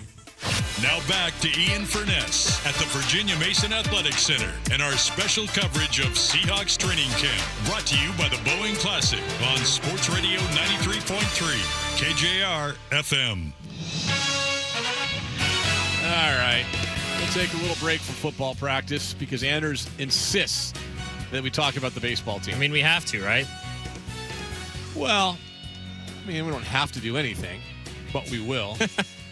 7-3 is the final. The Mariners lose to the Texas Rangers. They drop 3 of 4. Everyone's hope and thought that Dom Canzone, with one swing of the bat, would flip the switch, save the season, turn things around. Now, the season's not lost by any means. They got a lot of games left. But yeah. If you thought that was going to be the switch, the igniter, get some momentum going, if you thought that was what was going to happen, then you probably also believed last week that Cal Raleigh, when he hit a grand slam, was going to turn things around and become good all of a sudden. True. He is 4 for 41 in the last 2 weeks. 41 yards. Oh, where's the drop? Yeah, 4 for 41, Cal Raleigh in the last couple of weeks. Yep. He got the day off. Mitch Garver was in. Here's the story in this game. It's pretty simple. And Anders, you were kind of keeping an eye on it. We're doing other things. I know you had the TV up there, so you can kind of chime in. I want your thoughts as a former host of the post. Are you back on the postcast? Yeah, of course I am. Yeah. Okay. Let's go through the pitching line. Attention media. Here's a line for George Kirby. 4 innings, 7 hits, 7 runs, all earned. Didn't walk anybody. 3 strikeouts. The good news is he didn't walk anybody. The bad news is nobody wanted to walk because he was throwing BP. 4 home runs against. That's not good. Yeah, I don't think so. That's bad, I feel. I feel that's really, really bad. I've got other questions. Anders, you watched the game. Thoughts? Yeah, I mean, unfortunately, they just can't put it together. It's been the story of the season where, you feel like you get a moment, you feel like you get a good stretch of baseball, and then you take a step back. And you can never build on the momentum. And the hot summer that everyone was kind of expecting or hoping for just hasn't come. They have the toughest strength of schedule in the month of August out of any Major League Baseball team. 3 of their next 7 series are against first-place teams. Wait, the month of what? The month of August? Yes. That hasn't even started yet. Exactly. Lovely. Okay, good. Just want to confirm that. Looking for confirmation. So the toughest schedule coming up in the month of August, belongs to the Mariners, Yes. which August hasn't even started yet. That is correct. And they're 2.5 back of the AOS leading Texas Rangers at this point. And the biggest thing for me, like, put all the strength of schedule stuff away, because to me, the Mariners, it's not who they're playing against. They show this against the crappy teams. We saw it against Cincinnati as well. They just don't play clean baseball. They don't play focused baseball. They don't play urgent baseball. And take it as much as you want by saying this was the biggest, series of the season, and they lay an absolute dud. And if it weren't for a heroic 3-run home run by Dom Canzone, they would have gotten 4 games swept in the biggest series of the season. And it's severely disappointing for me. The game yesterday with Canzone, I joke about him like being the catalyst, but Canzone arguably has been your offensive MVP this year. Him and Randy have been the only ones really doing anything offensively, right? Right. And Canzone yesterday gets, he gets ahead of the count 2-0. And I mean, I know some people love Buhner on the broadcast, some people hate him, whatever. That's your choice. But boy, Buhner called it. Like, you could kind of see it. They had the reliever. They brought a reliever in. The guy was soft throwing, and he threw 2 fastballs that missed, and then he threw like a soft breaking ball that just was BP. And Canzone talked about it after the game. He said, "Yeah, they've been throwing me soft all game. They weren't giving him fastballs ever." And they finally, after they missed with 2 fastballs, they come back soft, and he makes them pay. And then Randy on the very next pitch makes them pay. Really, 2 swings of the bat were the only thing that saved you from being swept in a 4-game series. Yes. Yeah. And the thing is, okay, you're going to go through those moments in a season, but it's been almost the entire season of inconsistency. And when you need the team to show up, I feel like a lot of people were expecting them to be like, all right, once it gets down to it, this team will be there.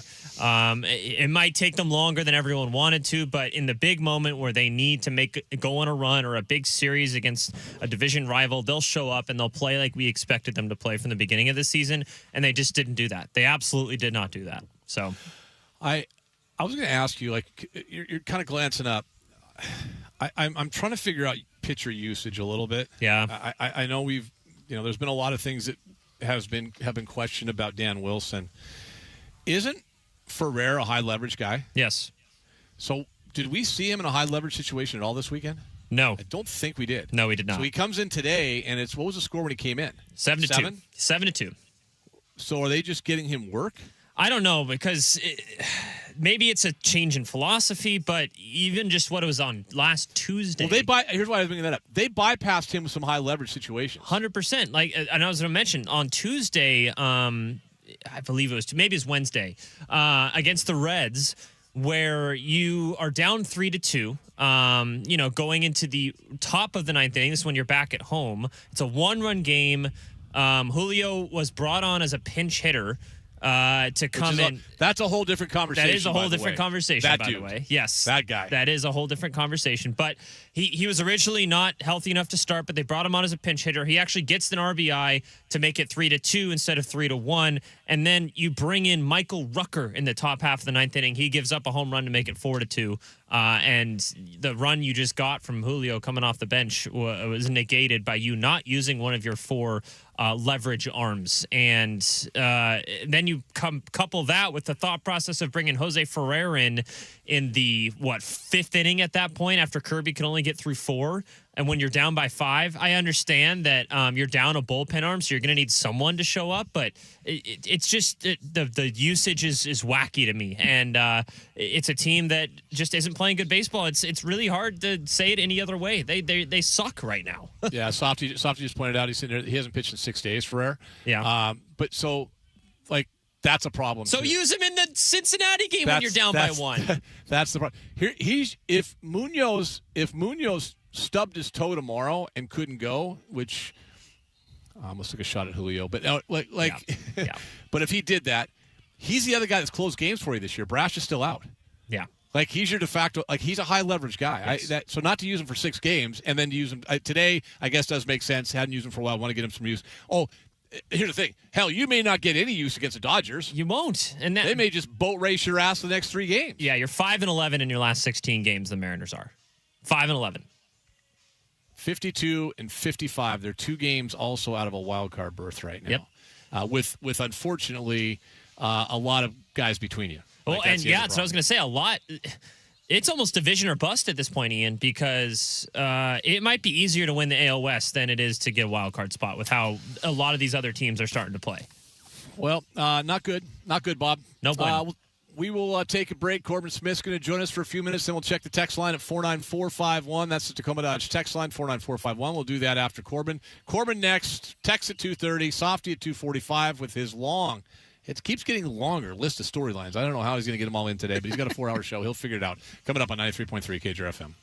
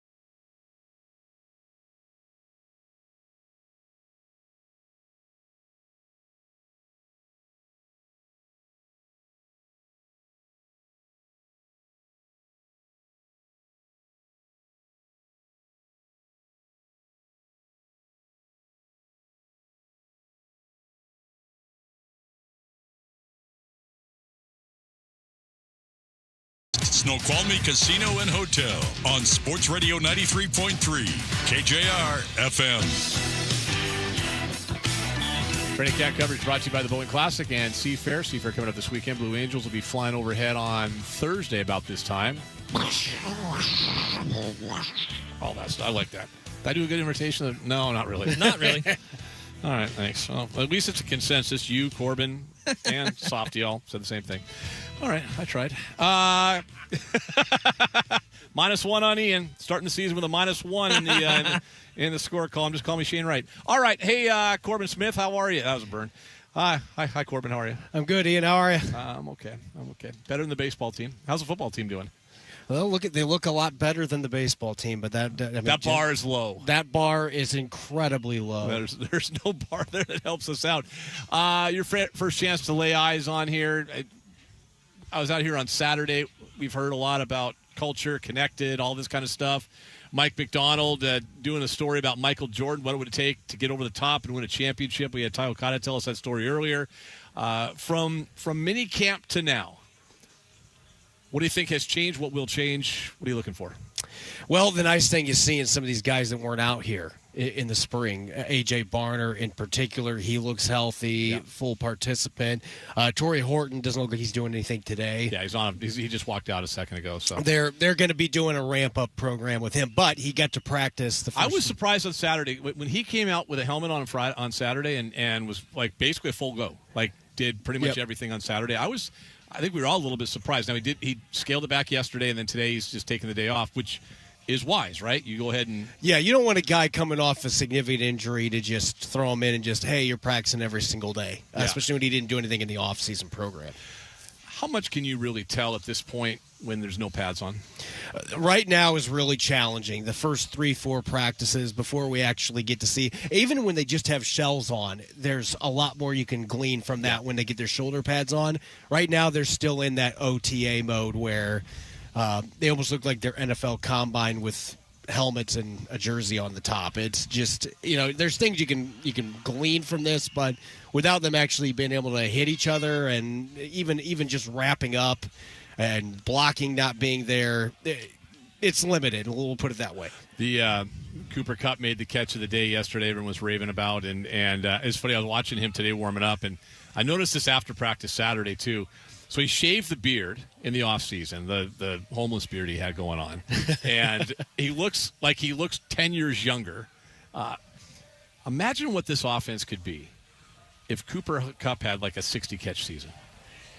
You put that on top of what else they've got. I mean, we just saw Rashid Shaheed out here catch a drag and then just take off for 20 yards. Like, you put him in this offense fully immersed in it, and the chemistry. Torrey Horton too, right?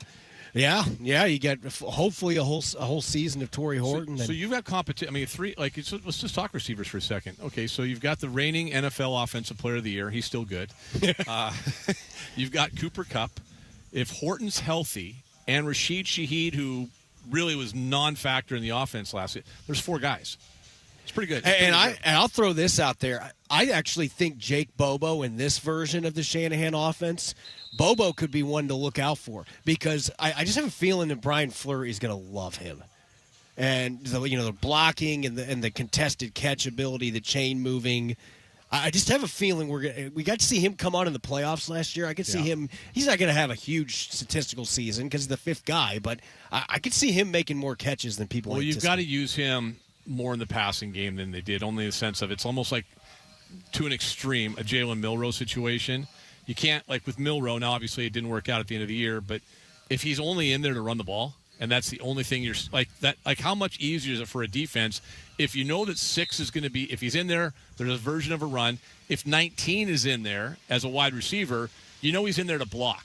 If he's only, but that changed, like you said, in the playoffs, right? That changed in the playoffs. I think we just saw Jadarian Price catch a touchdown on a wheel route. Pretty sure that was number 8 that just hauled that in.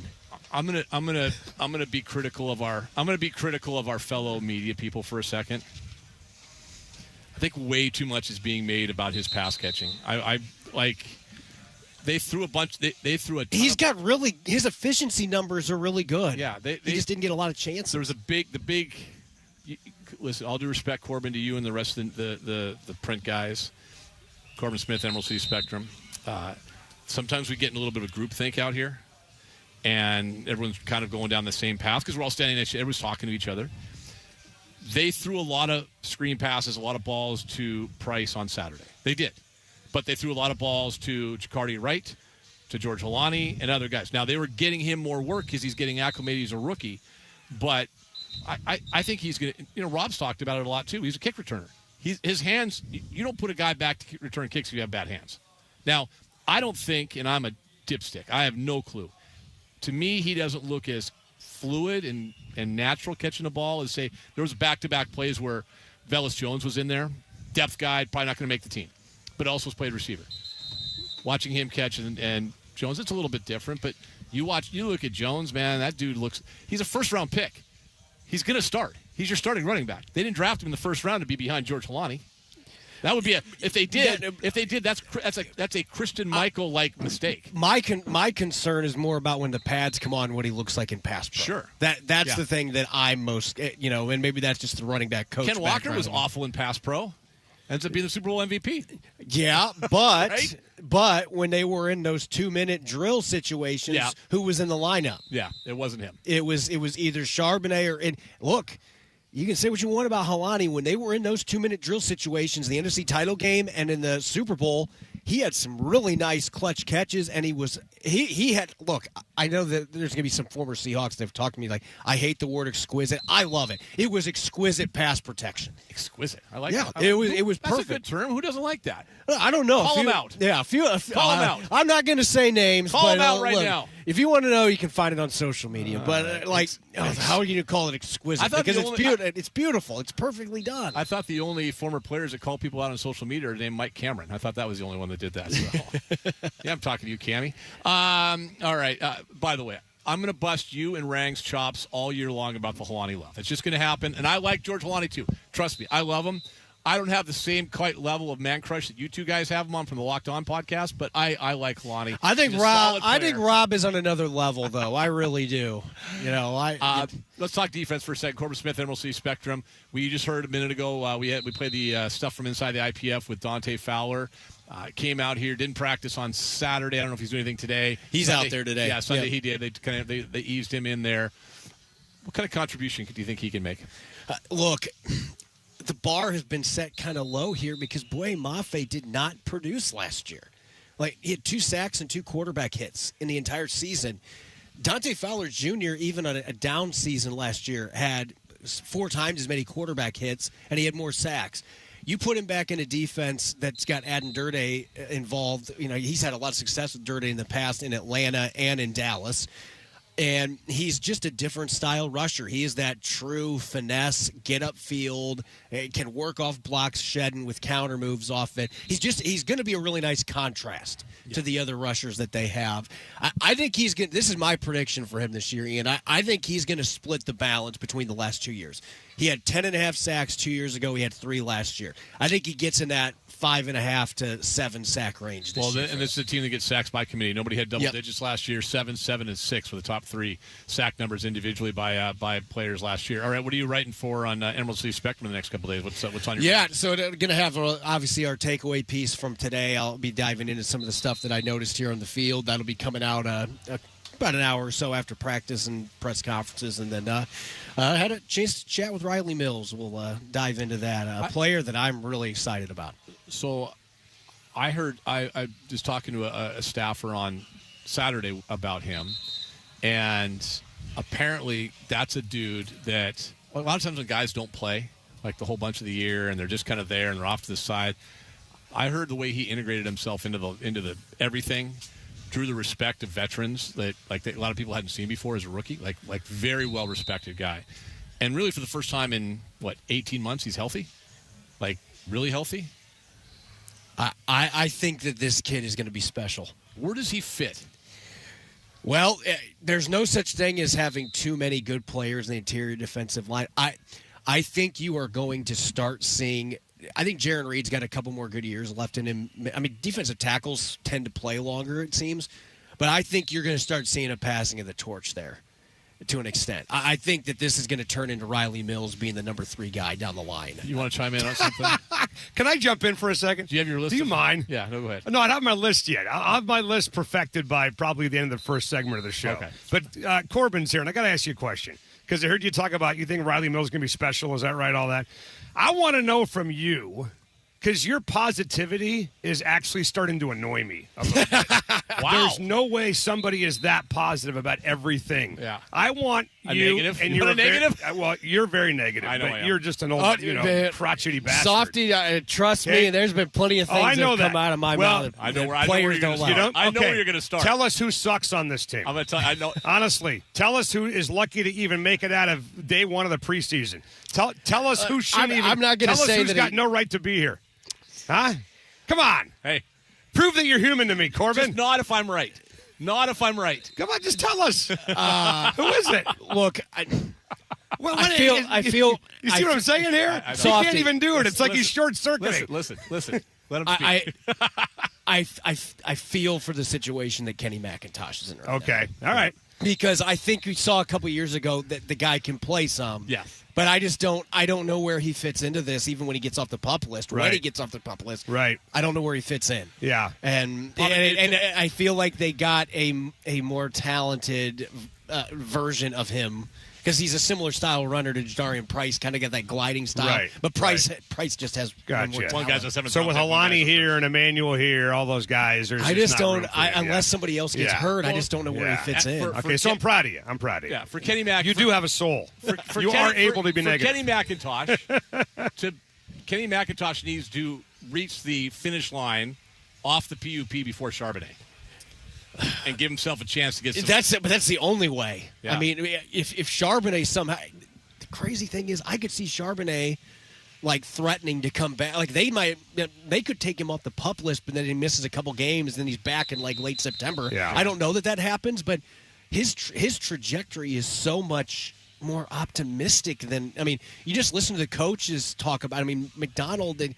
All offseason been very lukewarm on Kenny Mack. You would have, since you don't like positivity. No, I don't. I really don't like it. You would have hated McDonald Saturday because just gushing over Yeah. Charbonnet and Yeah. just about. Well, but he deserves it though. About his spirit, Right, And well, all these things. but And Charbonnet I know, deserves it. But as he's saying all those things, and you're talking, I'm like, Yeah. Softy wouldn't buy any of this. No, I don't. I got no problem with that. I mean, this whole we're not running it back. We're reinventing. We're creating. What the hell is Running he it saying now? forward, McDonald, Sox. what's Run it that? forward. Run it forward. sir. Yeah. I mean, come on, man. You know what we're doing? We're trying to win back-to-back titles. Defending a title. That's what we're doing. Yeah. All right. If you Yeah. can't figure it out, that's what we're doing. And look, Charbonnet being on the field, Yes. doing what he was doing Right. in early June. Yeah. And I've had some people laugh at me about this, but like my mom's a family doctor and has been in sports medicine for a long time. I told her when he had surgery and what he was doing, he's a good month and a half ahead of schedule. which is fine. I mean, So look, he deserves so is the Mahomes, right? Like guys Right. do that. Like Yeah, guys do. and they give recover everything. faster now. Yeah. And look, I'm just bringing this up just to bust your balls because this is the one thing I just can't stand about training camp is that, like you said, there's a little group think. People start gushing over players, and then come September, they're not even here, Yeah. or we don't hear from them for the next 6 months. So I don't know, man. I mean, to me, I always just use this as a tool just to talk Seahawks, right? Talk football and kind of get the conversation going. But I just find myself anybody making any proclamations about what's going to happen in September based on something they see today. I mean, you're out to lunch. I don't think he's doing that. Are You're they? out of your but mind. I think you also have to consider though, Kidding like me? I don't think he's doing that. when you're assessing somebody Plenty like of people are. when you're assessing this somebody guy's gonna like be a Riley problem. Mills, he's like, going to be a factor. Yeah. Well, Riley like, Mills, we've seen what he can Right. do. Yeah. Like Yeah. the dude they should have given him 2 sacks in the Super Bowl. Well, here's where we should tell the Riley Mills story about the Super Bowl Radio Row last year. Remember that? Oh, So we were in Yes. San Francisco, Yes. and we Yes. all get offered like Good there was one. like one day where the Seahawks PR said, okay, everybody's getting a player, right? Yep. Yep. And so MJ, who's no longer with us, he's alive, but he's not with us anymore. We think. Yeah, right. He actually is alive. I saw him. I talked to him the other day. Okay, good. He's doing good, by the way. Thanks for asking. I was. I'm glad you're concerned. I am. And he was offered Riley Mills before the game, and he threw a fit. It's like, who the hell is this guy? I'm not putting him on. You kidding me? We're down here in San Francisco, the Super Bowls. I'm not putting. And then he goes out and does what he does in the game on Sunday. Now we'd all love to talk to Riley Mills, Yeah. right? I think with Mills though too. Like what You were there. You can confirm that story. Yeah, because I also said no to him. I love it. That's why they offered him to MJ. I love it. I kid you not. I love it. Anders, can you confirm that? I can definitely confirm that. They said, hey, so you want to funny. talk to Riley Mills? Like, oh, he's had 2 snaps all year. No. I got to be honest with you. When MJ said they offered me Riley Mills, I didn't even know who he was. It's like, who the hell's Riley Mills? You know why? Is he the white guy from BYU? Is that who we're talking about? Close enough. Notre Dame. What, Notre Dame? Whatever. Catholic, Mormon, doesn't matter. It's like, who the hell is he? The white D-line. I didn't know who it was. Dan Smith. Exactly. Oh, my God. Elijah? Well, in the case of Mills, he was last year. You wouldn't know who he was because he wasn't even practicing. Right. He's walking around with a leg sleeve going. Well, now it's you have to be a diehard draft guy like Rob. Sure. Now it's DeAnthony Bell, right? Now DeAnthony Bell is the guy. That everybody's like, oh my God, DeAnthony Bell. The Camp All-American? Yeah, DeAnthony. See? There you go. Yeah. Exactly. DeAnthony. And then we'll see these guys show out. Like, I'm talking like an idiot. We'll go out and see him perform well in the fourth quarter of a preseason game against somebody who in a week from now is going to be selling cars. Yes. And we'll lose our mind. Well, right? That will happen. You know who the greatest of all time was? God. Do you remember my favorite one? Anders, you remember my favorite one? Jazz Ferguson? No. No, I'm trying to remember. Ian, who was it? It was It wasn't Kason Williams, We had was it? we had an open and everything for him. Yeah. He is a training camp and preseason Hall of Famer. Who was it? From the University of Miami, a 7th-round draft pick. Oh, God. Travis Homer. Yeah, running back. Yeah, that's Travis right. Homer. But he stuck around for a while, He though. did. You know, he And stuck actually, around. can I And be- he was a 7th rounder, to be fair to him. But you so. know what? I'll be honest with you. Yeah. When we were doing that whole bit, I was kind of hoping to get cut. Yeah. Would have made the bit Yeah, better. the curse of Ian. Instead, he made the Anyway, team. all right. I'm glad that you're actually a human being and not an android. I'll put my headphones down. Are you done for now? I'll take my answer off the air. It's just a warning. Later. All right, Corbin, let's get people subscribing for takeaways and fun at Emerald City Spectrum. Yep, EmeraldCitySpectrum.com. Right now we got a sale going through the end of the week. If you enter in the code CAMP2026, it's $50 instead of $60 for an annual subscription. I want you to send a link to your story on Riley Mills to Softy. All right? I absolutely will. Not only will I do that, I will make sure to post it on social media with him on the tag. Oh, please do. Please Yes. do. All right, that's Corbin Smith. I'll let you get back to it. Let's get some text 49451 on the Tacoma Dodge text line. We actually have a couple talkbacks, Ian, if you want to start with those. Oh, let's do it. Give me a talk back. I have to pull it up here. I actually accidentally exited out, so give me a couple seconds if you want to go to do text. that. That's my bad. You know what? I'll leave Minus you to one, text Ian. too. No, minus one. Let me get a couple texts in. Actually, you know what's funny? I look here on the text line, and we're here at Seahawks, and all I see is anger towards the local Major League Baseball team. Including a bunch of ones I can't read on the air because their letter or their words you cannot say. Let's God, there's a start lot some of them. talkbacks then. Fire away. Hey, it's Chris Crawford. You know me from Mollywop Monday, and that's it. I just want to give an apology to everyone tomorrow for all of the swears that I'm going to drop during Mollywop Monday. I don't think I can avoid it. I'm barely controlling myself right now. I hate this baseball team. I hate it. I hate what this baseball team has done to me. I hate that I ever had expectations, and I still don't. Chris, you have 30 seconds, buddy. Come on. Okay, time out. I got to add to that two things. One, there are a handful of texts on here asking where the Mollywoppers are today. Yeah. The reason they weren't on today, they've been suspended. No, the Mariners were playing at the exact time we would have had them on. Correct. Made really no sense to have the Mollywoppers on promoting a product elsewhere that they're playing. So that's why they weren't on today. But I see all the texts coming in right now, and I understand what you're saying. These are the days that you need those two guys. Here's the sad thing. Here's the sad thing. If that's what Chris is saying right now, Oh, God. what do you think Nathan's going to be like? Oh, God. He's going to be giddy. Are you kidding me? He's going to be happy because he gets to crap on them. Well, he did say that the worst thing that can happen is when they lose 2 or 3 in a weekend series. But then win the last one? The one they win is Sunday. Yeah. But yeah, I'm going to – I mean, we will mollywop tomorrow. Not today, obviously. That's why. We got one more talk back. Fire. We got 3 more. Oh, okay. Keep going. Thank you, Ian. Thank you, You're welcome. KJR, You're welcome. for mentioning the Bite of Seattle and the events, history, and the unfortunate incident and people passing away last night. It's just I grew up there and loved the Bite of Seattle, and it coming back, I was very excited. And it's just so unfortunate to see that. Thank you, Ian. Yeah, we mentioned that. I talked about it earlier. I just the highest of highs we've had in our city in a long time, and obviously last night, I mean, it wasn't just the shooting. It was a mass shooting in our city, in the center of the city. Yeah. And I just, enough said earlier. If you missed it, you can listen to the podcast later. One more? Two more. Away. Two more. Okay. Hey, Ian, Seattle Sports Guy here with a quick update on your Seattle sports. In the spirit of the Seahawks training camp, George Kirby gave up a touchdown in a 7-3 loss to the Texas Rangers for their 55th loss of the season. That's one more loss than the 54% winning percentage Jerry DeBlodo promised us. Also, keep in mind Mike Rucker pitched again today, which he's pitched 7 times in the last 2 weeks, and Munoz won. But who's keeping count with Dan Wilson's decision? In fairness to the bullpen, they didn't give up a run. Yeah, they did not. It was all Kirby today. I mean, God, you can only, I'll have to ask Softy this later, you can only have one. Road George Kirby or road Brian Wu? Oh, God.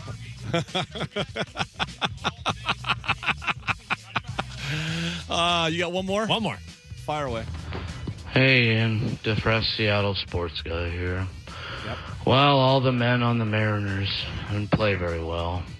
Speaking of men, I'm just going to join Sarah Spain on the I Hate Men tour and disown the Mariners for good. 50 years of what? Losing? Dan Wilson being an awful manager? Saw Scott Service the other day, hysterically laughing at the local bar. I don't know. I'm just going to go join him. Thanks, guys. It's actually not a bad idea. What time is it? 2:40? Yeah, I'm almost there. 20 minutes away. Head down to Dino's. All right. Yeah, that might be in the cards. All right.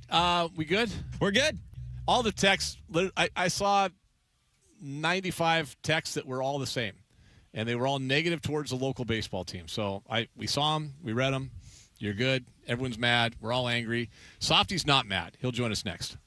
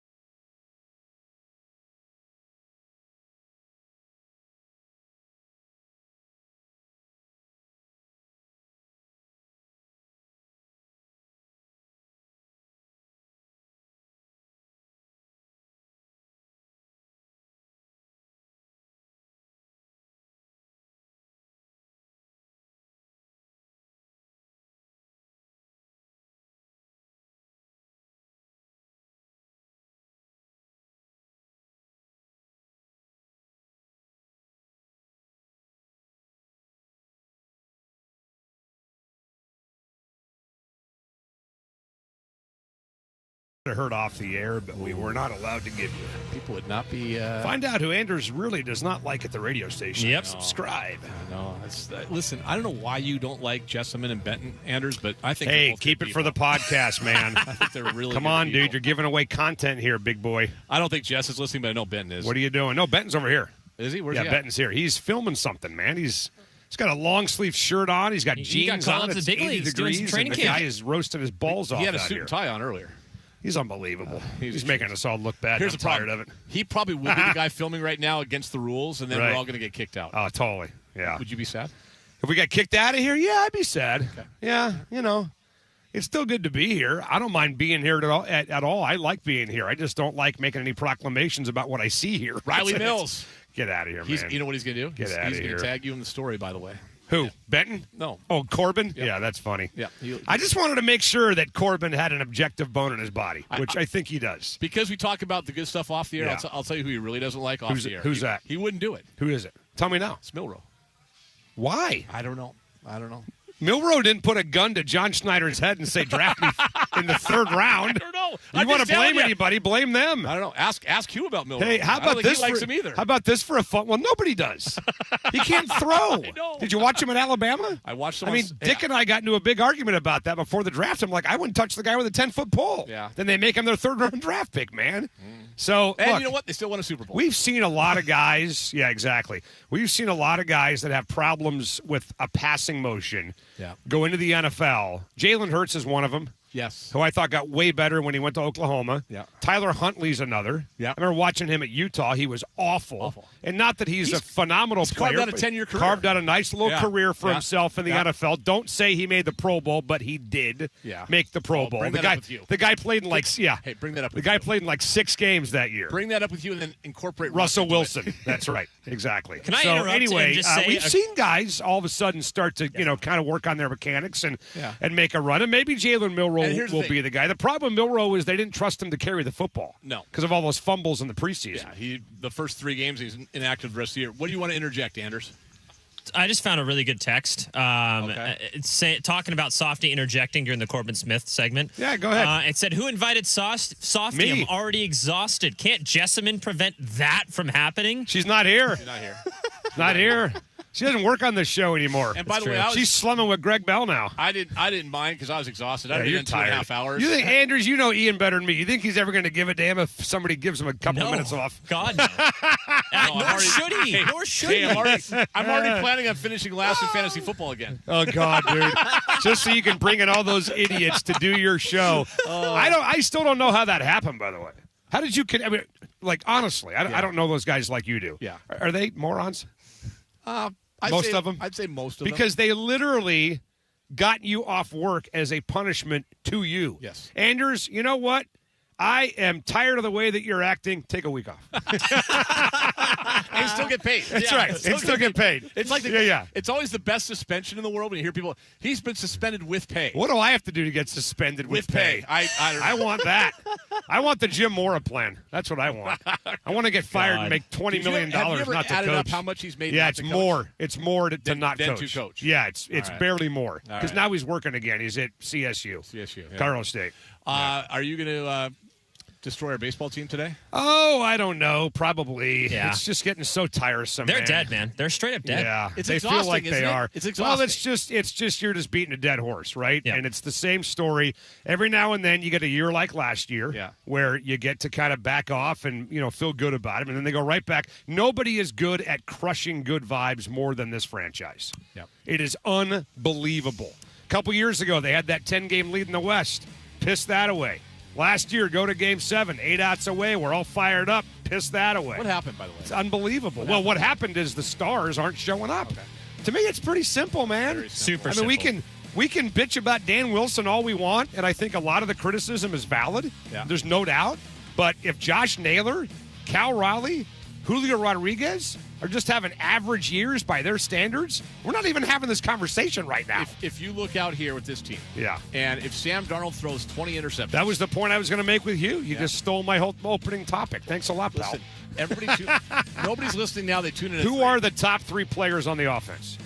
Darnold, Jackson Smith, and Jigba, and let's just say Charles Cross. How about that? Okay? Yep. If those three guys all stunk next year, forget it. It'd be awful. They're finished. Yep, it'd be awful. I mean, their defense is good, but they can't win every game 7-3. No. Right? Come on. Our guy has done some research. Are you gonna bring up the Brian Wu research later? Yeah, Okay. yeah. All right. Yeah, I will. You've done research. Yeah. I stole it from Wyman, by the way. Who? I ripped it off from him. Yeah. Is that Dave Wyman? Yeah. Whatever He steals stuff from us all the time. Whatever happened? You should hear that radio station, man. They're always robbing us, taking our good stats. I hate it.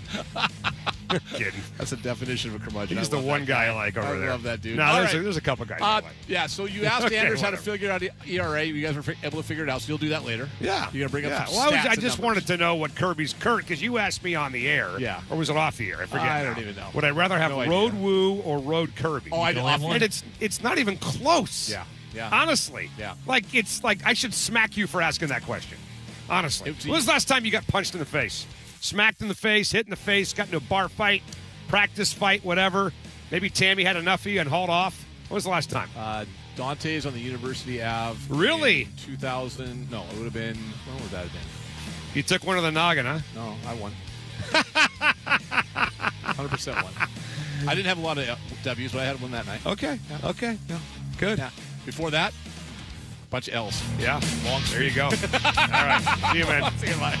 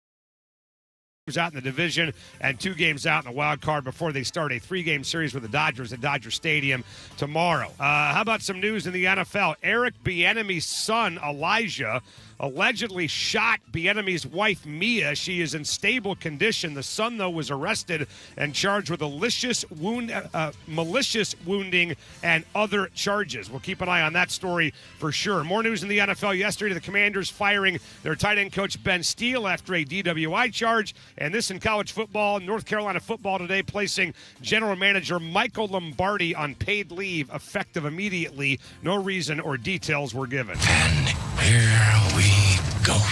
Live from the Virginia Mason Athletic Center, this is KJR's special coverage of Seahawks training camp. Brought to you by the 2026 Boeing Classic, August 14th through the 16th at the club at Snoqualmie Ridge. Details at BoeingClassic.com. Now, here's Softy and Dick on your home for the Super Bowl champion 12th man. Sports Radio 93.3 KJR FM. All right, we're back at the Virginia Mason Athletic Center. Day 1 of Seahawks training camp for me. Day 3 overall for the Seahawks. I think day 0 for you, Jackson, right? You haven't been here yet, correct? No. So we got to remedy that and get your ass out here. But Softy Dick Jackson with you until 7 o'clock tonight.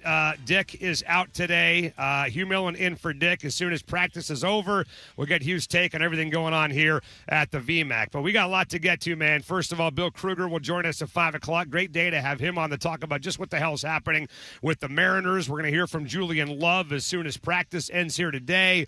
Do a little fun with audio as well. That's all coming up live from the shores of Lake Washington, where the Hawks have been now on the field for the last couple hours, looking to get Hugh's take and everything he's seeing, observing so far after day 3 of training camp. You know me and my take on this stuff, Jackson. I just use this as a tool to talk football, right? It's just it's a green light. It's a go sign to talk Seahawks football, but you won't catch me making any proclamations about September based on anything I see here, and certainly not based on anything I see in a stupid-ass preseason game in a couple of weeks from now. So I'm jacked up to be here for really one reason, because it means football is almost here. It means we got like 5 weeks until the Huskies play and like 6 weeks until the Seahawks play. That's why I love spring training on TV, because it's a mile marker that says baseball season is on the way. That's why I always, when I was a kid, used to love flipping on ESPN and hear that because that meant that baseball was right around the corner, man. So that's why I'm fired up to be here. But we're going to talk a lot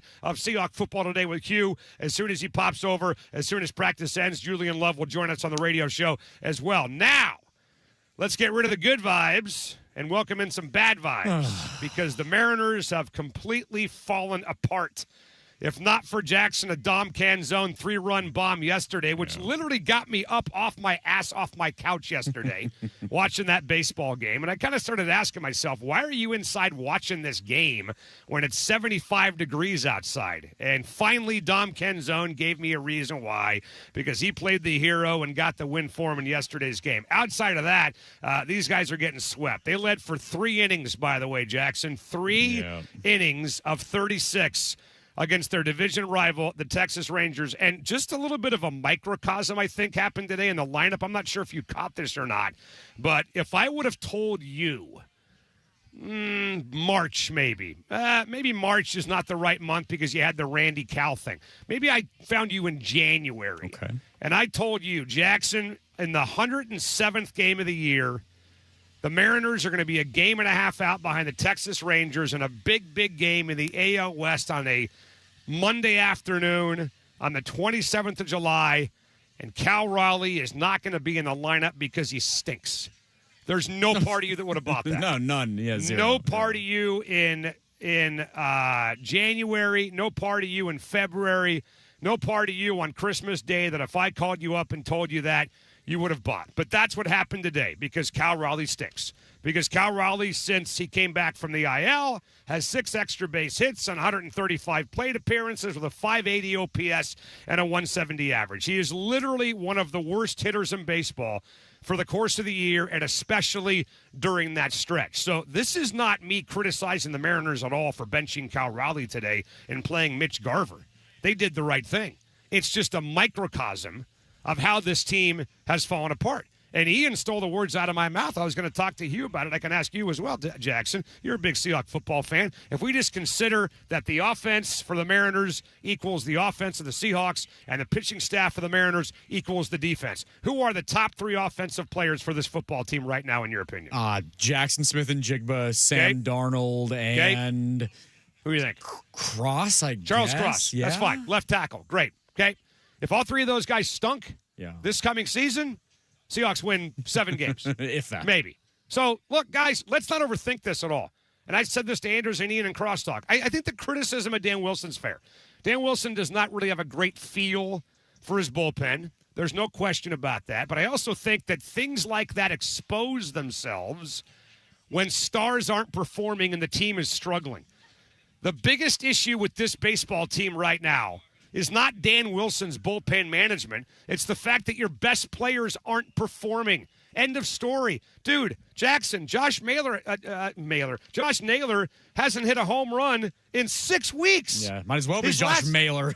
Yeah, right. He's mailing it in. His last home run came on the 1st of June against the Mets.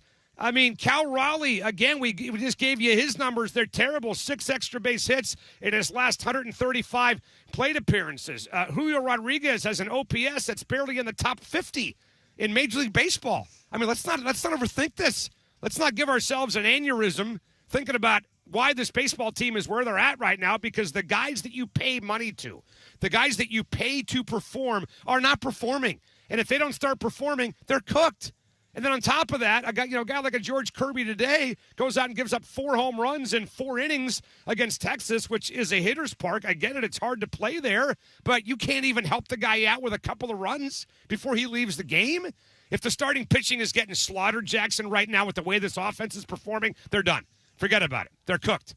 We may as well move on and not even talk about it in the rest of the year. Hope for a lockout, cancel the season, and then maybe get something done over the offseason and give these guys a big refresh and a big reboot over the offseason in the next year. Because this, to me, is a simple damn proposition. Cal Raleigh, Josh Naylor, and to some extent, even Julio Rodriguez are not performing where they should be performing. They're not even living up to the back of their baseball card from an average perspective. And so I don't know if I blame DePoto for that. I don't know if I blame Dan Wilson for that. Sometimes guys just go into the toilet, and they've done that. Remember last year when the entire offense went into the toilet together and they came out of it? I mean, guys, they won 90 games a year ago, but don't forget, it took a 17-6 finish last year in September to get to 90, okay? So they probably overachieved a little bit last season. For this baseball team to get to 90 wins, they got to go 38-17 the rest of the way, which is 690 ball between now and the end of the year. Or another way to look at it, that's 112 win pace. So, look, I know I'm not breaking any news here on the air. I know I'm not really thinking deep with this analysis. But I think sometimes the easiest answer, what do we call that, by the way, Jackson? Occam's razor. Occam's razor. Sometimes Occam's razor is all you need to look at. The simplest explanation is usually the right one. And if Cal Raleigh and Josh Naylor and Julio Rodriguez are having even average, normal years by their standards, this baseball team is in first place right now. That's it. And to use another one, Murphy's Law. I mean, anything that can go wrong will go wrong. And this year, it's kind of just been Brian Wu on the road, Cal Raleigh overall. This, that. Softy, I mean, I just kind of feel, I hate to make like more than it is, one game, one of 162. But dude, like this feels like a tipping point. Like this feels like a point today where you split with the Rangers, you make it a half game, you start the series with the LA Dodgers, and it's like, all right, here we go. Pretty much set the tone for the trade deadline coming up 1 week from today. Right. To lose that game, now sit 2.5 back, now look at these next 3 with the Dodgers. We're asking the simple question, because we're on this side of the tipping point, is this team even worth adding to? Is it even worth trading your lower level guys like a Montez or an Arroyo or a Sloan even? Is it really worth any of that to add to this crap? Because this team, for the most part this season, has been the Murphy's Law of crap is just happening at all these different places. Well, it's not worth it right now to me to trade for a guy who's going to be a free agent at the end of the year. Right. The thing is, though, they got a week to go, and a lot can happen in a week, honestly. You don't need to make that move now. But I do think they're always worth trading guys that make your baseball team better now and in the next year. And that's why the Mason Miller thing for me, the Casey Schmidt thing for me, that makes sense because those guys are under contract till 2030. Right? I mean, if there's a move like that you would have made over the offseason anyway, for a Farmello or whoever, throw in your prospect you want to throw in, like that Jose Ferrer for Harry Ford trade they made in November. If there's a deal like that for a guy that's under contract for next year, go ahead and make it. Fine. I mean, if you can get a jump start on next year and make your baseball team better right now and still have that guy for next season, if that's a deal that you would have made anyway over the offseason in the winter, I would totally do something like that. But I don't know if they're worth – Jackson, again, to answer your question, I don't know if they're worth going out and selling the farm for somebody who's going to be here for a couple of months. If this was a World Series caliber team that really had the look and that, I hate to steal a line, but like the eye of the tiger, right? They had that look. You got that look in your eye that this team is special. They could do something. They just need a little bit of help. I'm all for it. I'm all for mortgaging the future or a piece of it. To go out and make this baseball team better and give them every chance they could get right now to make the World Series. And maybe going after a Schmidt or a Mason Miller actually does make them so much better now that everybody else follows suit, right? And maybe firing Dan Wilson does make them better because they need a different voice. Hell, they fired Scott Service in August of 2024, and they immediately responded to Dan. They had a great run. It was too late, but they had a great run at the end of 2024 with Dan Wilson. So I get it. I just think all options right now for these guys, including removing coaches, including trading players, should be on the table. The Bobby Magallanes deal that we learned over the weekend did I say his name right, by the way? Yeah. It's not Magallanes. No, yeah, exactly. Yep. Yeah. So the Bobby Magallanes deal that we learned over the weekend. I hate to say it because he's not here, but Dick was right. That he was a sacrificial lamb, and not just a sacrificial lamb because they thought he was doing a terrible job and he's, the third assistant hitting coach, but they got rid of a popular guy on purpose. That's the point. They got rid of a guy that they knew everybody liked. They wanted to get rid of the chum in the locker room or the clubhouse. They wanted to get rid of a guy that would, raise some eyebrows and force people to believe that if they don't get their act together, they could be next. We made the Howard Stern analogy the other day when Pig Vomit, fired the co-host, Robin, and he loved her. And he fired her because he was sick and tired of Robin having more power than him. He was sick and tired of having somebody around that Howard really liked to be with and spend time with, and so he whacked her because he was jealous. And I'm not saying the Mariners are jealous. That's ridiculous. But I think that they made that. I think Dick's right. They made the move because they wanted to get rid of a guy that everybody liked to show them who's in charge. And we don't care if you're a good guy. We don't care if you're a respected guy. We don't care if you're well-liked. We don't care if you're chummy with players on the road and go out to bars after games. Somebody's got to go. And we're going to get rid of him just to prove a point. And I thought it was ridiculous. And I'm worried about the reaction inside the clubhouse, Jackson. Nobody sees this for anything else than what it is, which was a joke that they fired this guy. They're not going to fire Dan Wilson during the season. I would be very surprised if that happened, number one. If he came to John Stanton and said, I'll step down, that's a different story. They got their 50th anniversary celebration on Saturday. Can you imagine if they fired Dan? Let's say the Mariners get swept by the Dodgers, and they fire Dan Wilson on Friday morning. And then they bring him back on Saturday and introduce him as a top 50 all-time Mariner. There's no way that's happening. No. Not a chance in hell that's happening. So I would just get that out of your head if you're thinking that way out there in radio land. But I do think that if this team misses the playoffs, let's hope they can rally here like they've done the last 3 or 4 years. Everything, including removing Mariner legends from the coaching staff, should be on the table. It should be. I will say, so let's say they get swept by the Dodgers, and let's say they lose 2 out of 3 to the Twins. And at that point, we can say, they're sitting 4 or 5 back at least of the Rangers, right? Right. Let's just roll into this world. You're post the 50-year celebration. They have then an off day on that Monday, a week from today. Yeah, before they go to New York, right? Or is it Tampa Bay or wherever? They play the Tigers in a 3-game series at home. Sorry. But you know what? In that kind of an off day, in that kind of a moment where you're at the trade deadline, if you are in such a bad spot at that point a week from today, and we're in doom gloom situation. Obviously, best case, they sweep the Dodgers, they sweep the Twins, and they trade and they make big moves. Correct. But I would say if they fall off a cliff and you're post 50-year celebration, I know it's unrealistic, but God, at that point, you got to look at Dan. Because at that point, to what you're saying, you are after when you have to keep Dan on the roster. There needs to be a big change. Magianos is not going to be it's dumb. It's just dumb. It's pointless. It's absolutely pointless. So at that point, you do need to look at Dan, because I think we have enough 2 years now to say, all right, he clearly isn't the guy. And to all respect to Logan Gilbert had made his opinion with you guys a couple weeks ago when he said anybody who's talking about getting rid of Dan is dumb and doesn't even need to know, or whatever he said, right? But at the same time, if you're trying to send a message and you're trying to get this team right, you got to look at Dan. Well, that would have been the ultimate, if they're going to get rid of a guy that they know is liked in the clubhouse, just to prove their point. Yeah. Dan Wilson would be number one on that list because he is liked. He is respected by those guys. I think he takes a lot of bullets for the team. He doesn't get too high, doesn't get too low. He's a player's manager. You don't hear him ripping anybody, ever. And maybe this team does need a new voice. And look, Jackson, let me just make myself clear. I am all for, if this thing goes south, a new manager. I would wait until the end of the year unless they find a way to still be in this thing.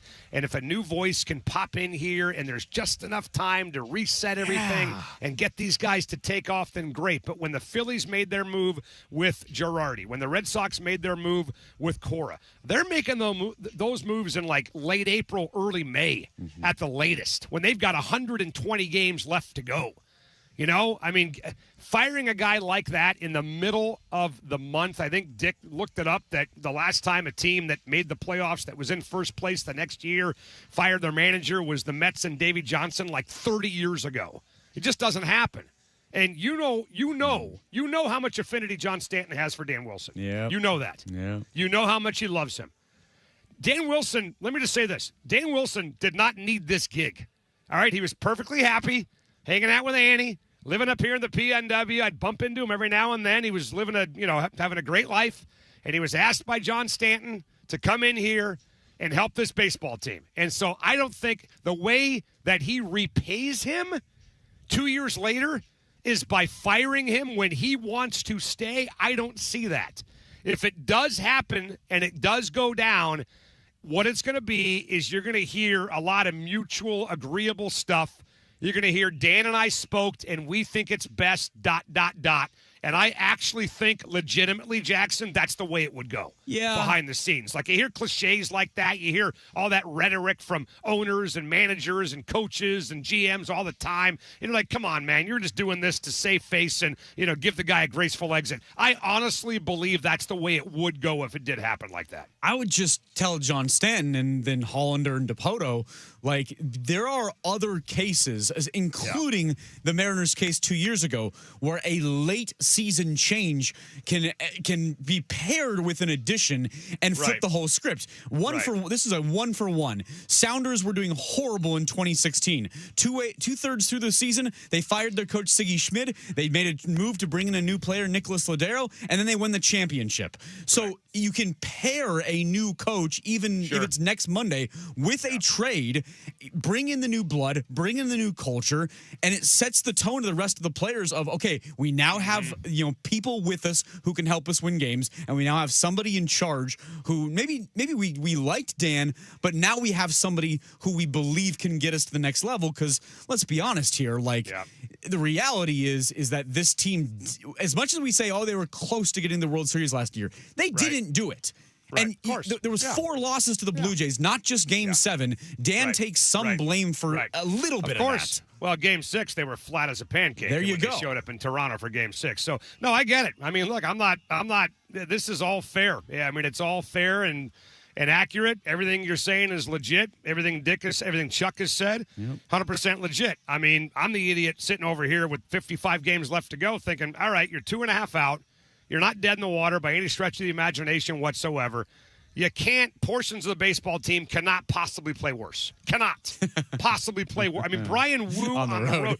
Brian Wu, Jackson, he was asking me off the air, would you rather have Kirby Road or Wu Road? I'm like, are you nuts? It's not even close. Did you know that Brian Wu, of 59 qualified pitchers in Major League Baseball, has the worst road ERA of any starting pitcher in the game? He is literally, among qualified pitchers, the worst starting pitcher on the road. He is the worst in baseball. So that is going on. Cal Raleigh's got a massive step back from last year. Josh Naylor's not doing anything at the plate of significance. His last home run was 6 weeks ago. Julio's been kind of meh. You're getting nothing offensively from third base right now because Crawford's starting to fall apart. Luke Raley, the magic in the Raley bus is kind of fizzled out for sure. So I got to think, and it may not be enough, but, man, I got to think that with 2 months left to go and 55 games left to go in the season, these guys got to have they got to have a push. They got to have a little bit of a push because they can't possibly play worse than what they've done. Yeah. And they're still right there. So I just, for that reason, Jackson, I don't see it. I'd be shocked if they did it, and maybe even pleasantly shocked, but firing Dan Wilson and just giving the job to Manny Acta, or promoting the guy, John from AAA Tacoma. I don't know, man. I mean, this time of the year, your options are kind of limited. Nobody's taking this job right now unless they're guaranteed to come back next year. And if you're going to make a change, then you got to do yourself a favor and your fan base a service and go through the entire gamut over the offseason, unlike what you did when you waxed service. We'll get a break. A lot more to come from Seahawks training camp, all brought to you by our friends at the Boeing Classic right here on 93.3 KJR FM.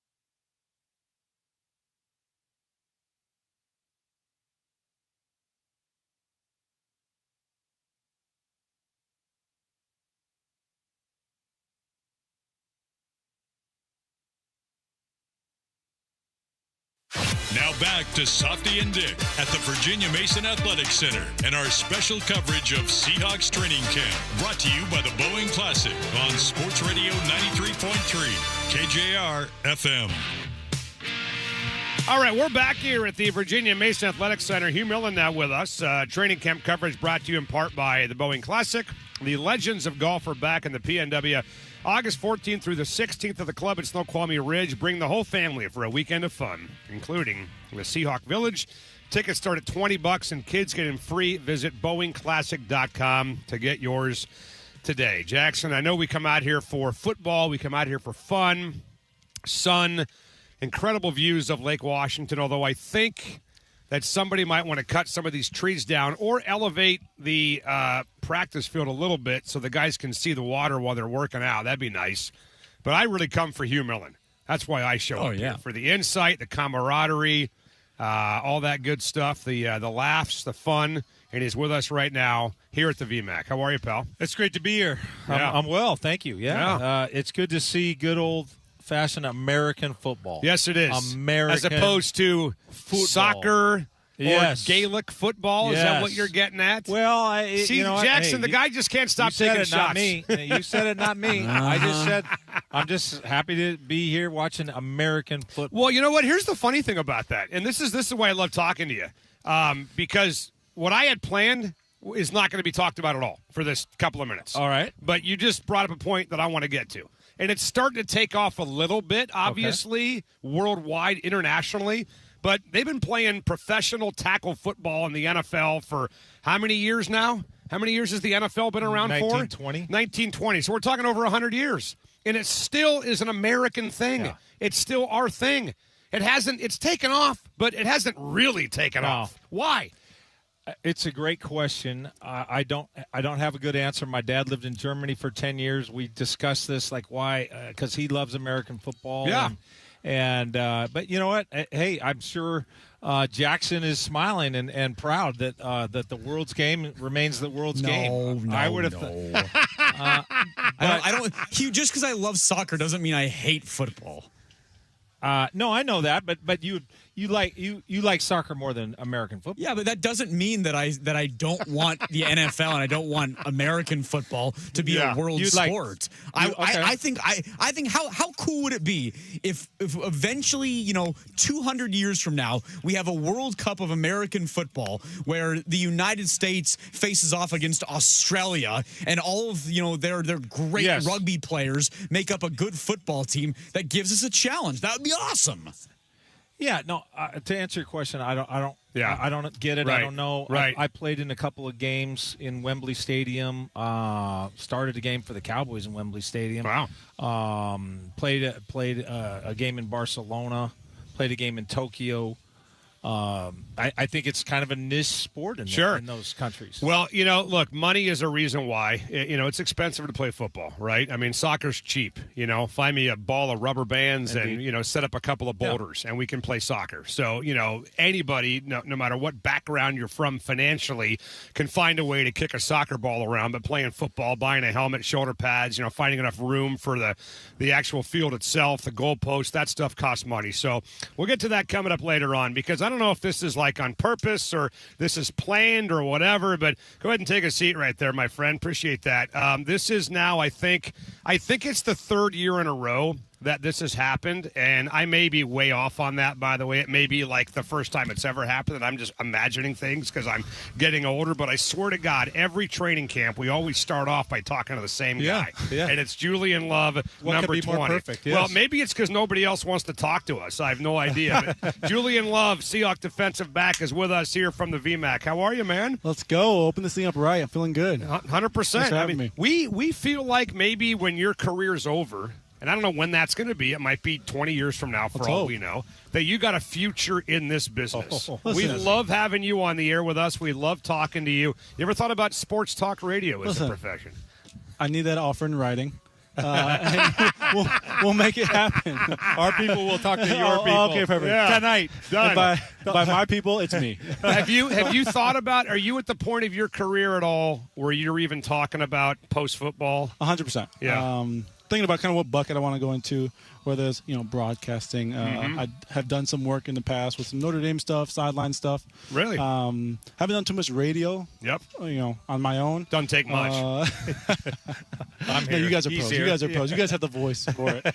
And there's a few other buckets or lanes I could go into, but I don't know. Just kind of whatever feels right at the time. Julian Love with this. The last time we saw number 20 was in the Super Bowl. Did you have the notion to, fair catch that interception when Drake May just, he put it right between the 2 and the 0? Oh, my goodness. What's going through your mind in a situation like that? Oh, my God, I'm in the Super Bowl, and he just threw it right to me, and this is the game-clinching play. We can all exhale. Tell us what you were thinking. We know what we were thinking. What were you thinking? Yeah, so that, just a play like that in general, I, dream about as a safety. Something that, I'm in my right spot, but I can see him line up, and it looks like he's playing catch with me. So dream about that scenario. That moment in the game, they scored, I think, the previous drive, and they might have stopped their offense one time, and then they had some momentum early in that drive. They made a few plays early. They were probably at the midfield, and so we're everyone on the field is exhausted, offense and defense. And it's okay, I gotta find something here. I gotta dig deeper here. And so a good play happens. I'm in good coverage. I see the ball. The receiver, there must have been a miscommunication with the quarterback, with Drake May. He's throwing it right to me, and in that moment, I'm like, "Please, just catch the ball."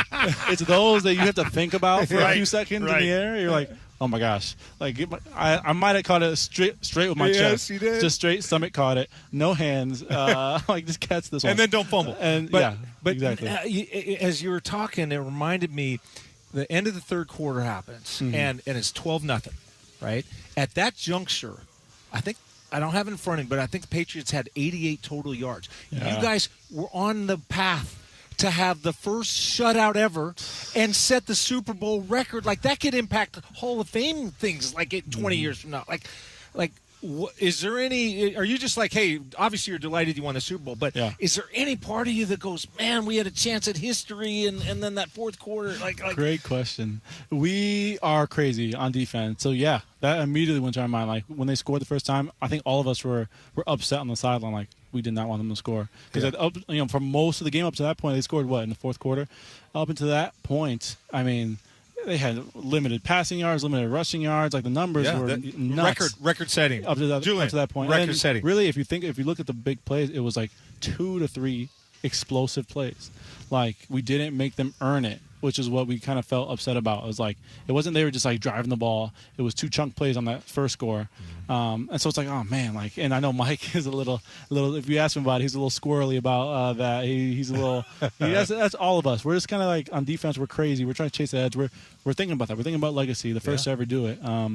And we just got to finish next time. Yeah, no doubt. Well, we were thinking that same thing in 2013 with the LOB about doing something like that to Peyton Manning when it was 36-0. Oh, yeah. That would have been the number 1 offense in the history of football. So I'd love for you guys to get another shot at that. But Julian Love is with us. And I don't know, Hugh, what's the term, Julian, that Mike uses? We're not saying we're going to run it back. We're doing what? We're running it forward. Running it forward. Of Okay. course, yeah. I will be honest with you. I think it's corny as hell, but I'm sitting here in the media on the outside looking in. I want my back-to-back championship. I want what I was robbed of, and you weren't even here in 2014. But are the players buying into that? Is that really tangibly mean something, taking pressure off you guys? Tell me about that. No, it does. I think the phrase, it could be whatever he wants. He can say any bunch of words together that looks good on a shirt. Right. It's run it forward. And the idea is we got to have a growth mindset. It's crazy to go into this year knowing we return a lot of people to just expect the same result. I think he wants us to continue to work for it. What can we do better? So some of those moments, the fourth quarter of the Super Bowl, some of those the losses we have, even the games we won that were close, right? And even the games we blew out a team. It's okay, but we could have done this though and put it away sooner. Everything is that kind of growth mindset. How can we adapt? How can we level up? Because that's what the greats, all-time greats do. They're not just trying to be the best in the league this year. We're trying to be the best all time. That, can we chase that edge? And so that's kind of what that means. It's just a growth mindset as a team. No, I get it totally. Julian Love with us, and it's funny that you mentioned there's little things that kind of irritate you. And we had Coach on with you and me, Hugh, a few months ago, and I said, look, you guys are great, but, man, the red zone offense not very good. And he agreed with it. He said, we got to have something to work on. I remember the Tampa Bay game last year, and something happened in that game. Mm-hmm. What happened after that Tampa Bay game? Because that never happened again unless you were going up against a guy like a Matt Stafford, Yeah. which is almost understandable. Yeah, we hit the soul search. I'm going to be honest with you. We hit the soul search after that Tampa game. You know, you look at that game. You know, I was out that game. Spoon was out. Right. And DeMarcus Lawrence was out. And so, like, a few, you could say, you know, I'm taking myself out of it, but game changers in how they approach the game. And there's a lot of boots that we gave up, a lot of explosive passes we gave up, a lot of screens, a lot of, like, things on defense that were like, what are we doing? And, like, we have an understanding of how teams want to attack us. We're going into the season, like you said, you know, the red zone offense, whatever. For us, we have certain benchmarks. We are like, okay, we were average in these benchmarks. Maybe not terrible, but average. Give us one. So an idea is red zone pass game. So for us, you know, people weren't really running the ball in on the red zone, but they were able to complete some passes. I think of week 1, they score in the red zone pass when we were covered up pretty well, but it was a scramble play. Brock Purdy scrambles out, catches the pass, scores, they win the game. It's those little moments and those little things that we're chasing. And so, yeah, I think the best part about what we do in our room is we identify it. Like, we're not going to go into the year like, man, we were the best defense in the league. Let's do that again. It's like, okay, but can we be the best defense all the time? We're looking at the early 2000 Bucks teams, the Ravens teams, the Steelers, like some of those individual teams, what they did special, the Legion of Boom. Yeah. Like that's what we're chasing. And you have to identify it. And you're talking about the 70s Steelers. So if you guys are talking that, you guys are aware of your Iron history. Curtain. Julian Love with this. Julian, I'm going to ask you about 2 mindsets an athlete could have. One I know is going to be in place, and one could be in place. Okay. One is your opponents are they're shooting for the Super Bowl champions, right? Every week for 17 weeks, you're going to, as you know, you're going to get the best. Talk about how you combat that, and then the other part, your part, is how do you combat the complacency? How that it can seep in that like, hey, we got this. We're good. You know, how do you keep that hunger, that edge? What about those mindsets that we could see this fall? Yeah, the first mindset or the first point, I think Mike's coined phrase, we did not care. We did not care. Or we do not care. Like, that is a funny way of saying, like, we said it all year. We sang it all off season. We sang it like tonight or today, tonight, whatever. We are competing with ourselves. Like, I'm trying to be the best safety in the league, personally. That's just my goal. Good. And we're just trying to be the best team we could be on this day. Right. Like, I'm not even talking about week 1. I'm not talking about down the line for the playoff stretch, whatever. Like, today, can we be the best team we could be? And when you have that mindset, and it's such coach speak, but it's real. It's like, man, who cares what everybody else does? Like, you see all the headlines, you see all the things. It doesn't matter. Like, that's what Mike gets down to. It's like, if we're at our best, we're the best team in the league. And now, not every team can say that. Right. I've been on some teams that you could play perfect and you might lose by two scores still. We have the talent in the building to, if we're at our best, doing our job, doing it the right way with each other, then no team, no matter how well they play, can touch us. And so that's kind of that mindset. So if they're gunning for us or not, I hope they are. I think we, as competitors, we love that. We want to see everybody do this. We want the other team to be 100% healthy because we don't want any more excuses for why it wasn't a close game. And then the second part of it is the complacency part is it starts now. Like, it's so easy to just to rein it in, and to just go through this process half-stepping. It's like, we did the thing. We're gonna come alive again in October, in November. Right. Like, no, like, I'm mad that they scored in the red zone on us today on defense. That's just the crazed mentality that we have, and I think it's implemented by Mike. I think Mike allows us to compete in like a ton of things, whether it's shadow boxing, whether it's ping pong, whether it's Madden, anything, trivia, a ton of stuff in the building. We're competing all the time, and so that complacency doesn't exist. We did not care. I mean, it's kind of a goobery thing, right? It's almost like we did not care. He did. What's he like behind the scenes? Honestly, because I've heard stories about him. Yeah. I don't know if they're true or not, that maybe he's a little bit more of a ball buster behind the scenes than people think. Oh yeah. Behind the scenes, he is a great guy. Obviously, a little dorky, little kind of himself. How is he? I mean, besides this, We did not care. How is he dorky? So, well, that's the main part. It's like individually, like I saw him 2 days ago, and he's like, I figured out what I was doing in my driver. I'm like, what? I my hips were. I'm like, dude, what? And so he has a little bit, but like he jokes. He has a ton of jokes. Just put a mic in front of him, and you'll just see none of that. He'll turtle up a little bit. And so those moments down the stretch where they ask him to speak impromptu in front of a whole bunch of people, you get some funny moments. Or the end of the Super Bowl, he's just looking up at the sky, like smiling. Yeah, we just won. I mean, he is a bit of a goober, is he not? Yeah, he has that, but he's such a.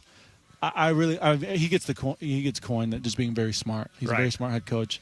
I think more than that, he just thinks differently. Like, I always consider myself a smart player on the field, smart player. But I think about things like a whole different way than he thinks about things. And all of us really appreciate it because he's one of one.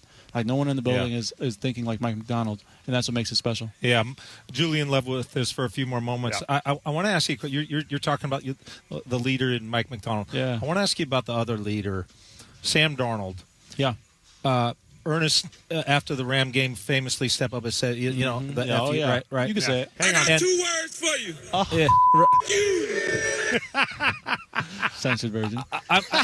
Maybe this is just quarterback wishful thinking, but I imagine that you heard all that stuff. He can't win the big one. He can't win the big one. Ignoring some of the things he had done in college and what he had done the Vikings and everything. And you believed in him. Yeah. But now when you see him in the locker, when you see him in the hallway, when it's pregame and you're getting your ankles taped and you got your beats on, and you look and you think that dude can win the Super Bowl for us. Yeah. Is there any different thing that you feel or that maybe you sense that the players feel now about Sam because he actually did it? Yeah, I think it's crazy because no one really sees Sam for who he is. It's tough to be a quarterback in this league. The camera's always on you, attention's always on you. And Sam, I think he got a bad rap coming out of New York, got a bad rap, how things ended in Minnesota. I think what no one can see is like who he is every single day. Who is he? He's a guy who's showing up at 5:30 in the morning. He's here all day, and like we know his process. Like, we know he's not shortchanging or cutting corners anywhere in his day. He's out here warming up before practice, an hour before practice, privately. He has his routine every single day in the weight room, whether it's a walkthrough, whether it's a practice. He's dialed in. He has his mental preparation that he does, and he has his routine. And aside from all that, what people can't see, which is tough because interviews you can't really see who he is. Right. He's one of us. Like, he jokes, he kids, he has a really good sense of humor. He's just one of the guys. But Julian, I did all that. Get to the 5 in the morning. Yeah. I couldn't play. Now he's okay. So I'm asking you. Yeah, he does all that stuff, but then. Look, you guys were so damn good. You didn't need him in the Super Bowl. You didn't need him against the 49ers. But like Matthew Stafford was your kryptonite. You needed him in the NFC Championship game. Exactly right. Like, so if I'm you, I'm looking at him. That dude I know can deliver for us. He can. I mean, in the Bucs we lost barely, but because they were in a shootout and he was balling. The Rams, like the early Rams games, like he struggles, like whatever. If you look at our whole team, like, and it stinks because he's a quarterback and everyone is eyes on him, but our special teams unit has saved us that second Rams game. Thursday night, Rashid Shaheed, obviously iconic kick started us when our defense was struggling. Offense was a little lagging. NFC Championship game, we were in a battle. We were in a shootout. They just had they were doing everything on our defense. Special teams came alive. Sam Darnold came alive, and like such big moments that he shows up. And that's the thing about this team that makes it special. Like the whole 12 is one, whatever coined kind of phrase you have. It's like we're a team. Like we don't need Tom Brady at quarterback to do this thing. We do this all together. I think we're strongest when we're together. On defense, we were the number one defense last year, but there are some games that we needed them. We need special teams, and so it's a whole holistic effort, and that creates legacy. That doesn't create a flash in the pan of they locked in this one year and they won. It's like, no, that's gonna maintain, and so hopefully you guys see that this year. There's a lot more we want to ask you about, but apparently you got to go do your training camp thing. Why don't we do this? Why don't we have you on again before the season starts? We'll talk about Jadarian from Notre Dame. Please Maybe you guys got some special Notre Dame handshake or whatever, right? Do you really have? We do not. I was going to say. And then when the off season shows up, hopefully not until late February, I want you to come down over the off season and do a show with us in the studio. Anytime. All right? Get a feel for what this is all about because you're really smart to look at. A lot of guys don't do that. Yeah. But to be ready when it's over, because you never know when it can end, right? Yeah. In this game. So come down and do some shows with us. I appreciate you guys. Yeah, All right. anytime. All right. I love joining you guys. You're the best. Thanks, All man. right, yeah, thank you. Julian Love with us on the radio show. Seahawks safety with us right now on 93.3 KJR FM. We're going to break. I know we're late. Jackson, apologies. So we got a lot more to get to from the VMAC next on 93.3 KJR FM. Thanks, boss.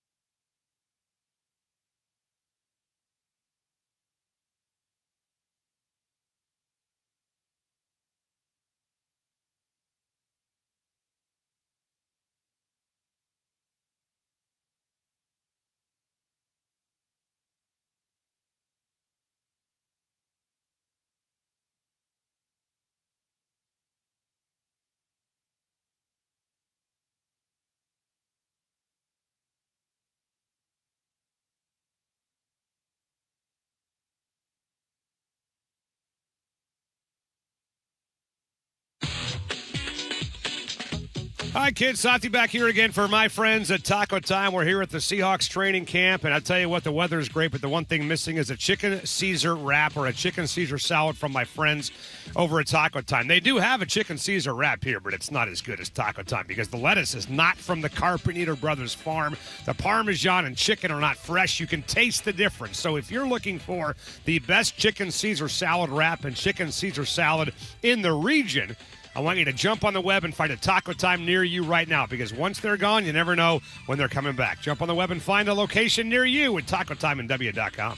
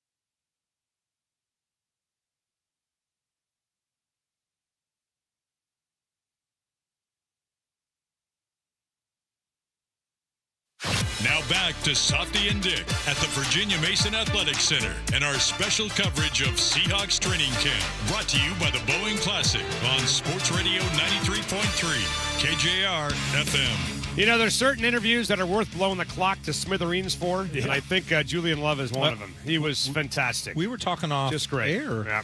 What Seahawk is better than Yeah, him? I don't think and just anybody. in terms of just being conversational, smart, right? Trying to understand the questions. Well, there's having only fun. been He's a great. couple of guys that I've gone to say, hey, why don't you come down to the studio and do a show with us over the offseason? And he's one of them. So we'll come back and chat more about that. There is some breaking news in the NFL. Vita Vea, the former Dog, has requested a trade from the Tampa Bay Buccaneers. How'd you like that Vita Vea playing defensive tackle alongside Byron Murphy in Seattle? You kidding me? We get to all that. Day 3 of Seahawks practice at the VMAC. Day 1 for us, though, continues right here on 93.3 KJR FM.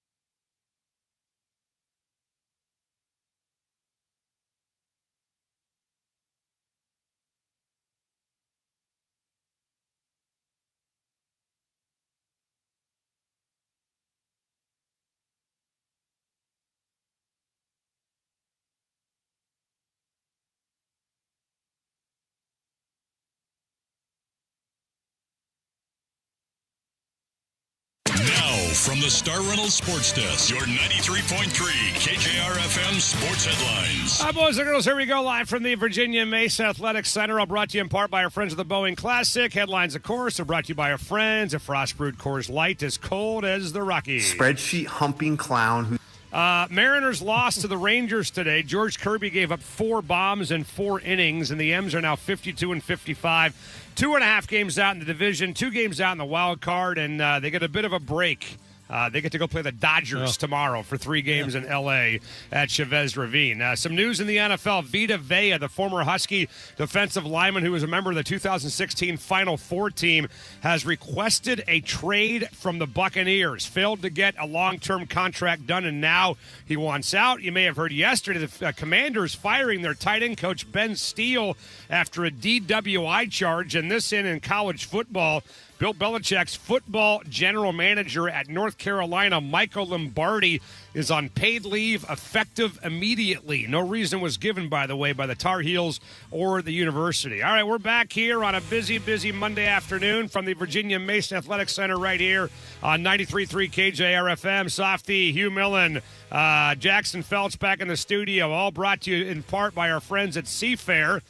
Proud to be a part of Seafair Weekend Festival as it returns this weekend, July 31st through August 2nd, featuring the U.S. Navy Blue Angels, high-speed hydroplane races, and boatloads of summer fun. Get your tickets now at seafair.org. So before we talk some M's, by the way, Hugh, let me go back to the Julian Love conversation. And I still remember, I've said this on the air a couple times, it's 2 years ago now, when they hired Mike Macdonald. I remember having you on the air on a Friday, and I said which defensive player is going to benefit the most from Macdonald's scheme, and you said Julian Love.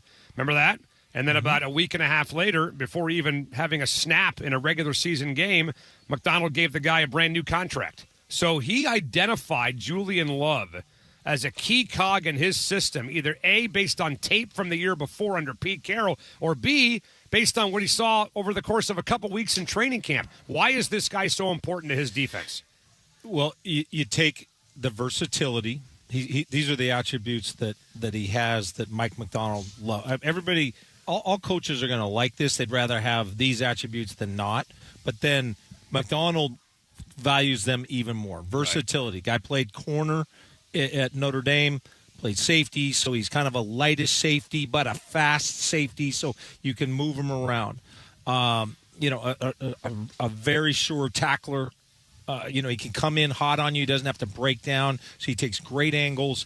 And then the other component is extremely smart, high intelligence, and you just know, projecting, Mike Macdonald's going to come in. It's a complex defense. Who's a guy who's smart and versatile and what have you, and you say Julian Love, and even like right now, I'll tell you a guy who's making an impression is Rodney Thomas. In his 6th year, coming over from the Colts, he played college at Yale. Macdonald really likes his smart players, and so and I think our listeners can hear just in the interview, just how bright this guy is, right? And so that was the basis of my thought on the matter, and he's just a joy to watch. Just very smart player. He's always in the right position. He's not the biggest guy. His physical attributes are. He's kind of like a B across the board. There's nothing. There's nothing about his physical attributes where you go, whoa. Yeah. But it's like the Brandon Roy of football. He's just kind of good at everything. Yeah. Right? Yeah. That's an excellent analogy. I mean, but there's no physical attribute that you go, oh, whoa, that's a liability. Right. He's just really good, not great. But then when you couple that with high IQ. And certainly sufficient competitiveness. You got a hell of a player. Well, okay, so you were out there today watching practice, and you know my take on this stuff. I've been kind of consistent with this. I really hate when people overreact to training camp. I hate when they make proclamations for how something's going to go down in September based on something they see in the fourth quarter of a preseason game. Drives me up a freaking wall. You know that by now. I think the NFL is kind of slowly but surely coming over to my side because nobody cares about preseason. The coaches don't really want to play their stars.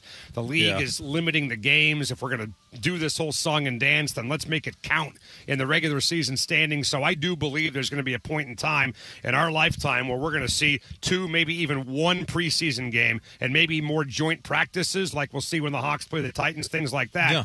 But you were out there today. A couple things I want to talk about. The offensive line, to me, I love the fact that we have all starting 5 guys back from last year. I think it's the first time that's happened since 04-05. Google AI tried to convince me it was 05-06, but we know that's not true because Steve Hutchinson took off to Minnesota after the 2005 season. Right? The poison pill. Was it right after the Super Bowl? Correct, because they lost to Chicago in the playoffs, partially because he wasn't there. So they had all 5 of the Locklear was kind of bouncing back and forth at right tackle in 04. But Chris Gray, Tobeck, Hutch, Walt for sure. So I think, and somebody can correct me if you want, it's the first time in 22 years that they've done this, where they brought back all starting 5 offense. I mean, Hugh, think about where this offensive line was like 3 or 4 years ago and how much we would just trash it and just bang our head against the wall, that they couldn't get it right. Now they have all 5 guys back from last year. This offense should be better than they were a year ago, maybe even more efficient than they were a year ago. I love the fact that Jadarian Price is going to get to run behind that offensive line. Yeah, and got to look at him. And the fact that we're even talking like this just goes to show you how far this freaking line has come. The offensive line's gone this way. Cal Raleigh's gone that way. It's unbelievable, right? I got to admit, I didn't see the kind of turnaround they had. Okay. Coming. You didn't see it coming. I didn't see it coming at the time. Right. We'd had, as you said, several years where they had just been meh. And that might be kind. 100% to give them meh. 100%. But if you look at the last season, Dave, first 14 games, the Seahawks ran for over 140 yards twice, 2 out of 14. In the last 6 games, they ran for 140 yards, 5 out of 6. So So, I mean, just a drastic turnaround, and they averaged 151 yards, and that's with the subpar. Like the one game that was the subpar was the NFC Championship game. They ran for, was it 65 or 75, one of the two against the Rams in that. All the rest of them were, 140s, 150s, 160s, 170. Like they turned that thing around. Big time. And then, they were able to get big plays off the play action in part because of that. 75 yards against the Rams. 75 yards. Yeah, but 2.9 per carry. 2.9. Right. And by the way, here's the thing about that 2.9. I'm just nerdy enough to have figured this out. You're a huge nerd. I am. And you figured it out a long time ago. I am. I'm a total football nerd geek. Yep. Guilty as charged. So there's 1,298 playoff starts by all quarterbacks in the history of the league. Okay, that's like going back to 1920. 1,298. Only 17 of those starts out of the 1,298, a quarterback has had 330 yards, 3 touchdowns, and no interceptions. Obviously, 330 or more. Okay, so 17. There's only one playoff game where both quarterbacks did that. And that was the NFC Championship game, the Rams against the Seahawks. Both Stafford and Sam Darnold hit that threshold. And moreover, you mentioned the 2.9. Now, listen, of the 17 games where the quarterback had 330 yards, 3 touchdowns and more, you say, well, that must be a sorry defense, right? Only 2 games in history, the running game was under 3 yards. Tom Brady had one of those electric games, and his running game was under 3 yards per attempt. Sam Darnold, you just said 2.9 yards per attempt. Right. I'm telling you how rare that was. Right. Sam Darnold threw for 346, I believe, 3 touchdowns, no picks, and hit that 330-yard threshold. Mm-hmm. It's one of only 2 games in history where a guy did that and had his own running game under 3 yards. So when we say the team looked at Sam and go, we got nowhere else to go, dude. You got to bail us the F out. And he was able to do it. Yeah. Well, we've made a big deal about what they got from Kenny Walker at the end of the year. And, I mean, you said it yourself that nobody saw that running game coming. You mentioned the offensive line, and nobody saw that coming. And I totally agree with that. But, God, I mean, Hugh, we were talking 2/3 of the way into the season last year about how bad the run game was. Remember that? Yeah. I'd have you on the air, and I'd ask you, if this thing's going to get derailed, what's going to be the reason? And it was always the run game.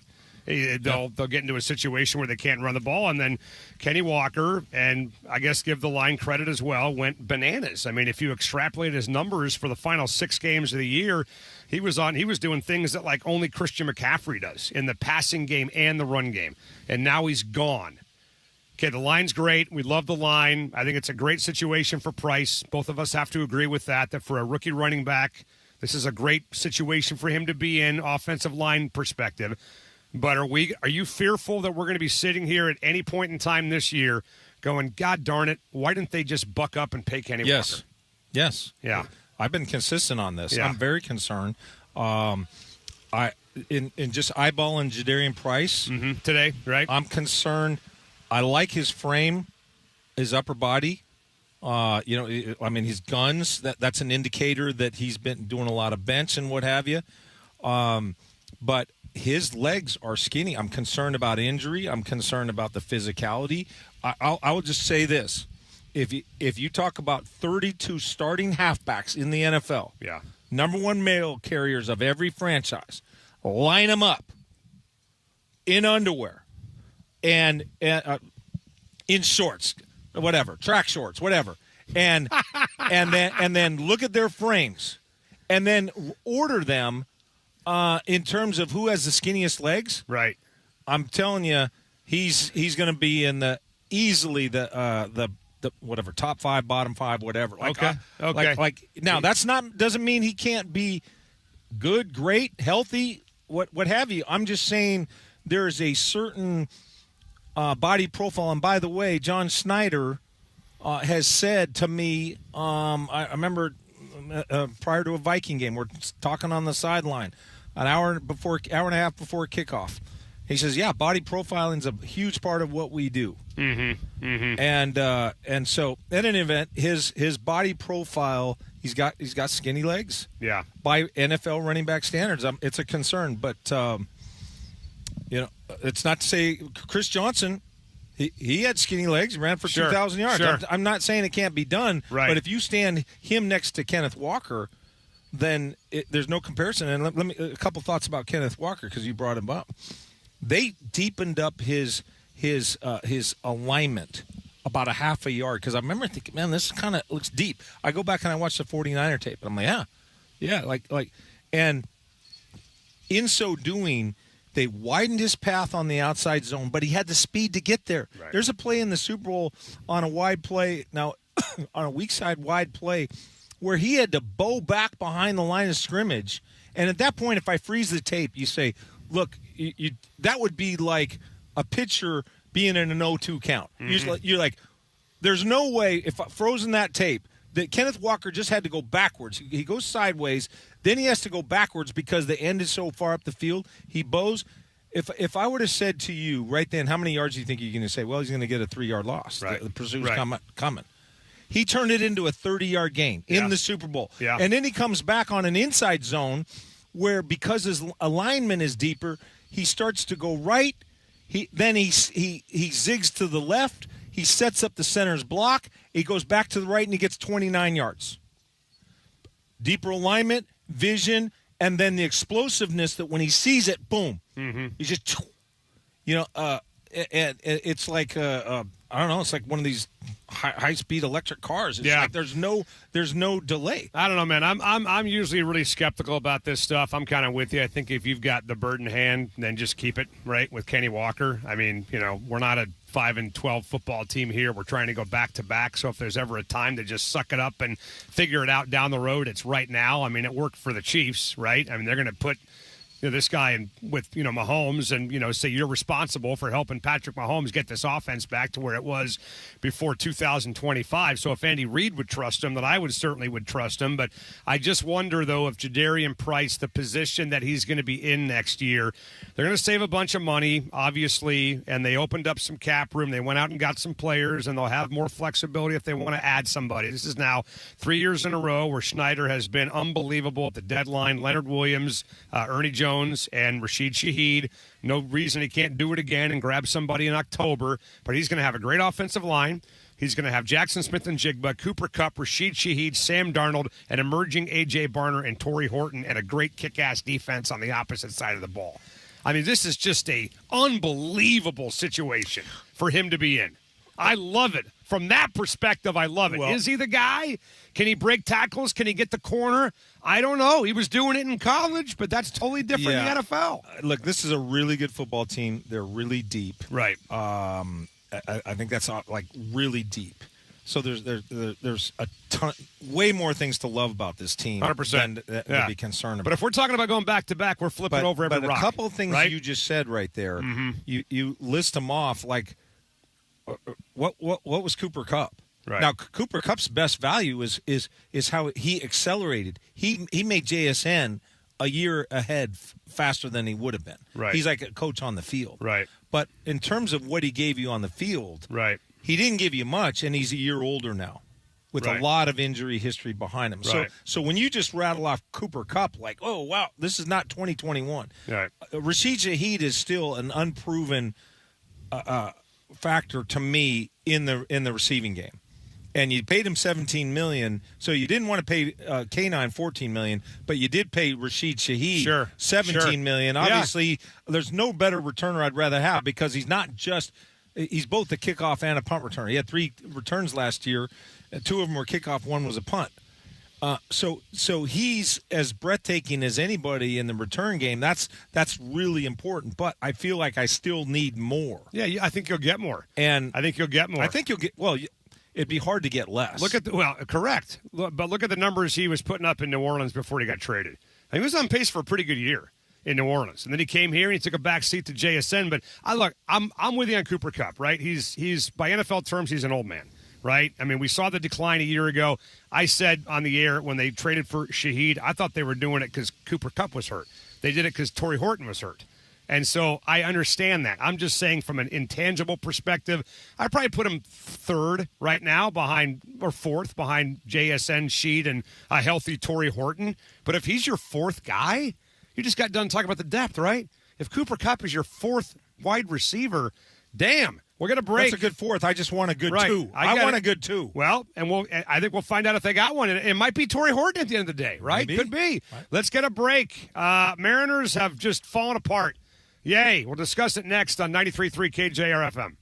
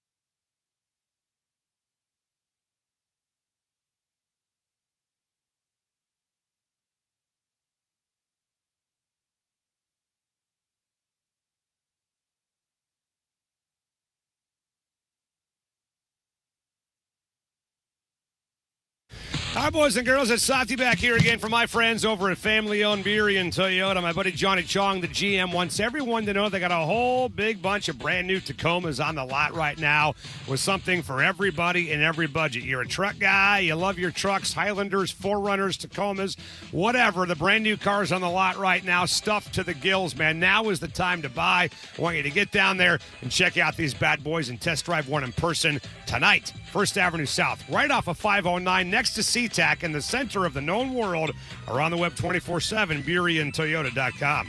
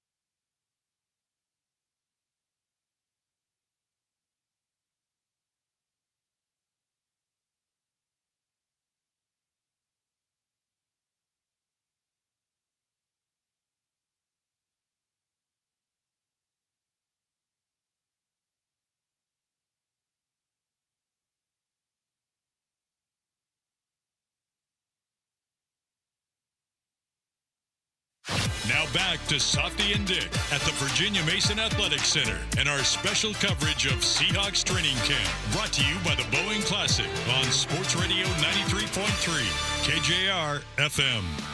All right, we're back at the Virginia Mason Athletic Center, day 3 for Seahawks training camp, day 1 for us. Softy Dick Jackson with you until 7 o'clock. No Dick, you in for Dick yes, today. Yes, it's true. This man has no dick. Big thanks to our friends, by the way, at Seafair for sponsoring today's show, all of our training camp coverage. Jacked up to be a part of this, man. The Times Ed Board ran a story the other day, editorial, suggesting that maybe it's time to get rid of the Blue Angels and the hydroplane races. I responded to that by saying, maybe it's time to get rid of you. How's that sound? Times, for God's sakes, okay? Jesus, man. Can you guys be more party poopers over there, for crying out loud? The weekend of July 31st through August 2nd, this weekend, U.S. Navy Blue Angels, high-speed hydroplane races, and boatloads of summer fun. Get your tickets now at seafair.org. So we're at the VMAC for training camp, obviously. Julian Love was great. If you missed it, check out the podcast, obviously. Tremendous conversation with him. But the other side of town, across the lake, well, they were in Texas today, but you get my point. Yes. The Mariners just falling apart. They played 36 innings of baseball, guys, in Texas in the last 4 days, and they led for three of them against the Rangers. George Kirby gave up 4 bombs. Brian Wu got his ass kicked again runs? the other day. 7 runs in 4 innings, 7 hits overall. Did not have a walk. He just got pounded to death by the Ranger offense. M's now 52-55. They're 2.5 games out in the division, and they're 2 games out in the wild card. They're only 5 games off of last year's pace, which I say only, but they were 57-50 a year ago. It took them, though, 17-6 last year to get to 90 wins. Remember that? And at the end of September. So for this team to get to 90, which they may not need to win the division or even make a playoff spot, they got to go 38-17 the rest of the way. They got to play 690 ball or 112 win pace the rest of the season to get to 90 wins. And it's just, look, man, I made this comment earlier today. I think if you took Sam Darnold, Jackson Smith and Jigba, and Charles Cross off the Seahawk offense, they'd fall apart. Well, Cal Raleigh has got a 580 OPS since he came off the IL. He's got 6 extra base hits and 135 plate appearances since then. Josh Naylor hasn't hit a home run in 6 weeks. His last one at home was the 1st of June, and Julio's barely scratching the top 50 in OPS. So we want to break this thing down to the nth degree and overthink this thing. That's fine. I mean, you like your manager to maybe help you out a little bit when guys are struggling with some better decisions. I get that. But how much different is the conversation around Dan Wilson? How much different is the conversation around this baseball team if the guys getting paid to be stars are playing like stars? Well, let me ask you this. Had you said, all right, here's a blank paper and a pencil. Right. Write down in order the most important offensive players. Right. Going into the season. Right. In the lineup. Right. Those three guys. They would be 1, 2, and 3. Correct. Right? Correct. So there's been some other things. You know, you get Ref Snyder. He Donovan, can't. Yep. You've had injuries. Their defenses, their range is. They're statistically they're the worst defense by range. They're 21st in arms. So there's bad defense. I mean, did you see over the weekend Luke Raley? The first inning Saturday night with Wu on the mound, that line drive and Luke Raley just came in and oh my gosh, I mean I really like the guy, but he came in like a beer league softball center fielder, man, and they're a just terrible defensive team. And I'm like, terrible. what is he doing in center field? That's what's funny? That'd be like Jaron Reed playing free safety for the Seahawks. Right. Like what? Right. Well, I don't know why Robles wasn't out there. He's to me the backup center fielder if they do need a center fielder. And honestly, Hugh, I don't know where all this is coming from. Is this coming from Dan Wilson's brain? Is this coming from a group think tank, including Jerry, Justin, and Dan? I got no idea what they're doing behind the scenes. It feels like this is more of a group effort than maybe in years past. Like you and I growing up in the 70s, 80s, 90s, you see a manager, he fills out the lineup card, and the GM's on the road scouting in Sacramento or whatever. He doesn't give a damn. You do what you got to do. So it feels like more of a group think thing now than ever before. But like you mentioned, Brian Wu, man. I mean, Brian Wu is the worst road pitcher in baseball. He's got the biggest gap in his ERA. No, he's the worst. Measured by how? ERA? ERA. Yeah. There's 59 eligible starting pitchers, and he has the lowest ERA. Well, he also has the biggest gap between his home ERA and his road. Like I assume 4. the other ones, huh? He's number 4 at home and number 59 on the road. But the gap is the biggest. Yeah, he's got a gap of over 4 runs. It's 4.32. So the guy's terrible on the road. So how about we start getting him off the road? I mean, you got 6 guys in the rotation. You've tinkered around with that the entire year. Why don't you manufacture it so that Brian Wu does not have to pitch on the road? And I get that it's hard because you got 7 10-day road trips. At some point, the guy's going to have to pitch on the road. But if they're going to do this, I mean, dude, this guy's got the yips on the road. Seriously, he's got like Chuck Knobloch or Mackie Sasser. Something's going on in this guy's head away from T-Mobile Park. He is based on ERA, and I'm not exaggerating, he is the worst starting pitcher in Major League Baseball. I watched that game in its entirety, and I'm just thinking every time the TV was on him, but both Brian Wu and Cal Raleigh look to me like athletes who don't want to be there. Not in the sense of they don't want to compete, but they look like they're dreading, like they want to win desperately. I'm not saying that they're disinterested, but they look like their confidence is so shot. Yeah. That they just look like athletes in peril. Right. Well, Cal Raleigh always looks like that. But I get your point. When you're losing baseball games, you're not having fun, man.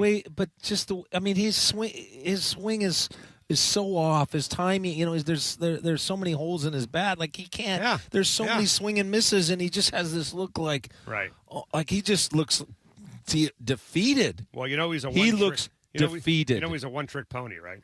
And he was a one-trick pony a year ago. Yeah, of course. Yeah. And he was a one-trick pony 2 years ago. Yeah. And he was a one-trick pony 3 years ago. Well, the Mariners are a one-trick pony. Right. Well, in that regard, they're 29th in doubles. Right. Last year they're 29th in doubles. So all of their slugging is dependent on home runs. They don't hit home runs, they don't score runs. Yeah. That's what that is the flaw in this roster that we've known about for the last couple of years. That is okay when you got a guy hitting 60 home runs. It's okay when Josh Naylor shows up over the course of 2 weeks and is red hot. It's okay when Eugenio Suarez shows up and is punching balls out all over the place for you. But when you're not doing that, you don't have that talent, man. It's like the conversation, and I've talked about this before, between Aaron Judge and Cal Raleigh. And, who doesn't love Cal Raleigh for what he did a year ago? But Aaron Judge he's 5 times the hitter Cal Raleigh is. I mean, it's not even close to being the refined hitter that Aaron Judge is. You know what BABIP is, by the way? Batting average on balls in play? Yeah. You take away strikeouts and home runs and look at everything that's put into play. Yeah. Aaron Judge's batting average last year on balls in play was about 100 points higher than Cal Raleigh. It's unbelievable. So he's got to get back to doing that trick, and the concern is that he's going to be 30, 31 years old. Pitchers are pitching him differently. He's chasing, as you talked about right there, and I don't know. I mean, all of us would have been perfectly happy with the 2024 Cal Raleigh, but that may be gone forever. It's shocking. It's one of the most shocking things I've seen in professional sports in Seattle. That you could have this type of drop-off and see a guy that's so likable, so clearly committed to doing things the right way. Right. And to have just absolutely lost his profession. Yep. And I don't know how many games we have to see where we just say this is really a long-term concern. It's probably not a long-term concern now. He can turn it around, but we've been saying that all damn well. And by the way, he had of his home runs. He has 10 home runs. 7 of them were in April, Dave. Yeah, no, I know. I thought the Grand Slam the other day would be the catalyst to maybe get this thing jump-started. I thought Cole Young's home run a week ago would be the catalyst to we get ran this a promo about it. I thought Dom Canzone's home run yesterday or a couple of days ago, whatever it was now. Was that Sunday or Saturday? The days are all blending together. That was yesterday. Maybe that would have been it. We keep thinking maybe that's it. Maybe this is it. Maybe this is it. And it's not it. The crazy thing is, dude, they got 55 games left to go. There's 2 months of baseball. You're 2.5 games out. If they had been 10 games out and have now won 10 in a row to get to 2.5 out, we'd have a totally different conversation right now going on. Of course we would. They are still in this thing. Can Cal Raleigh show up for 2 months? That's all we need. We don't need 6 months.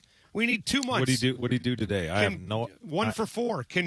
No, he didn't play today. Which is the other part of this conversation. I talked about this. Naylor was 1 for 4. Sorry, I talked about this with Jackson in the first segment. If I would have told you back in March that Cal Raleigh is going to be on the bench during the most crucial game of the year on July 27th, trying to avoid a series loss to a division leader that's a game and a half up on you, you would have said that's ridiculous. Well, guess what? He was benched today in honor of Mitch Garver. Unreal. And I'm not saying it was the wrong move. Yeah, but what about Julio Saturday night? Yeah, he's DHing. Right. But he can't play center field because he got hit in the ass. What is he, a soccer player? Well, we think. There it is. It is. He got hit in the ass. Well, we think he may. That's the fleshiest part on your damn body. I think he may have pulled a hammy, and Julio's got a tight ass. All right? Julio's got a tight ass. Yeah, well. His abs are tight, man. He's the exact opposite of me. Tight ass. Next time you see Julio, walk up and give a little smack. All right. I said tight ass, not tight wad. By the way. All right. Hey, you know what? Let me make the Jewish jokes, pal. 4:40. We're gonna break. Testimonials next on 93.3 KJR FM.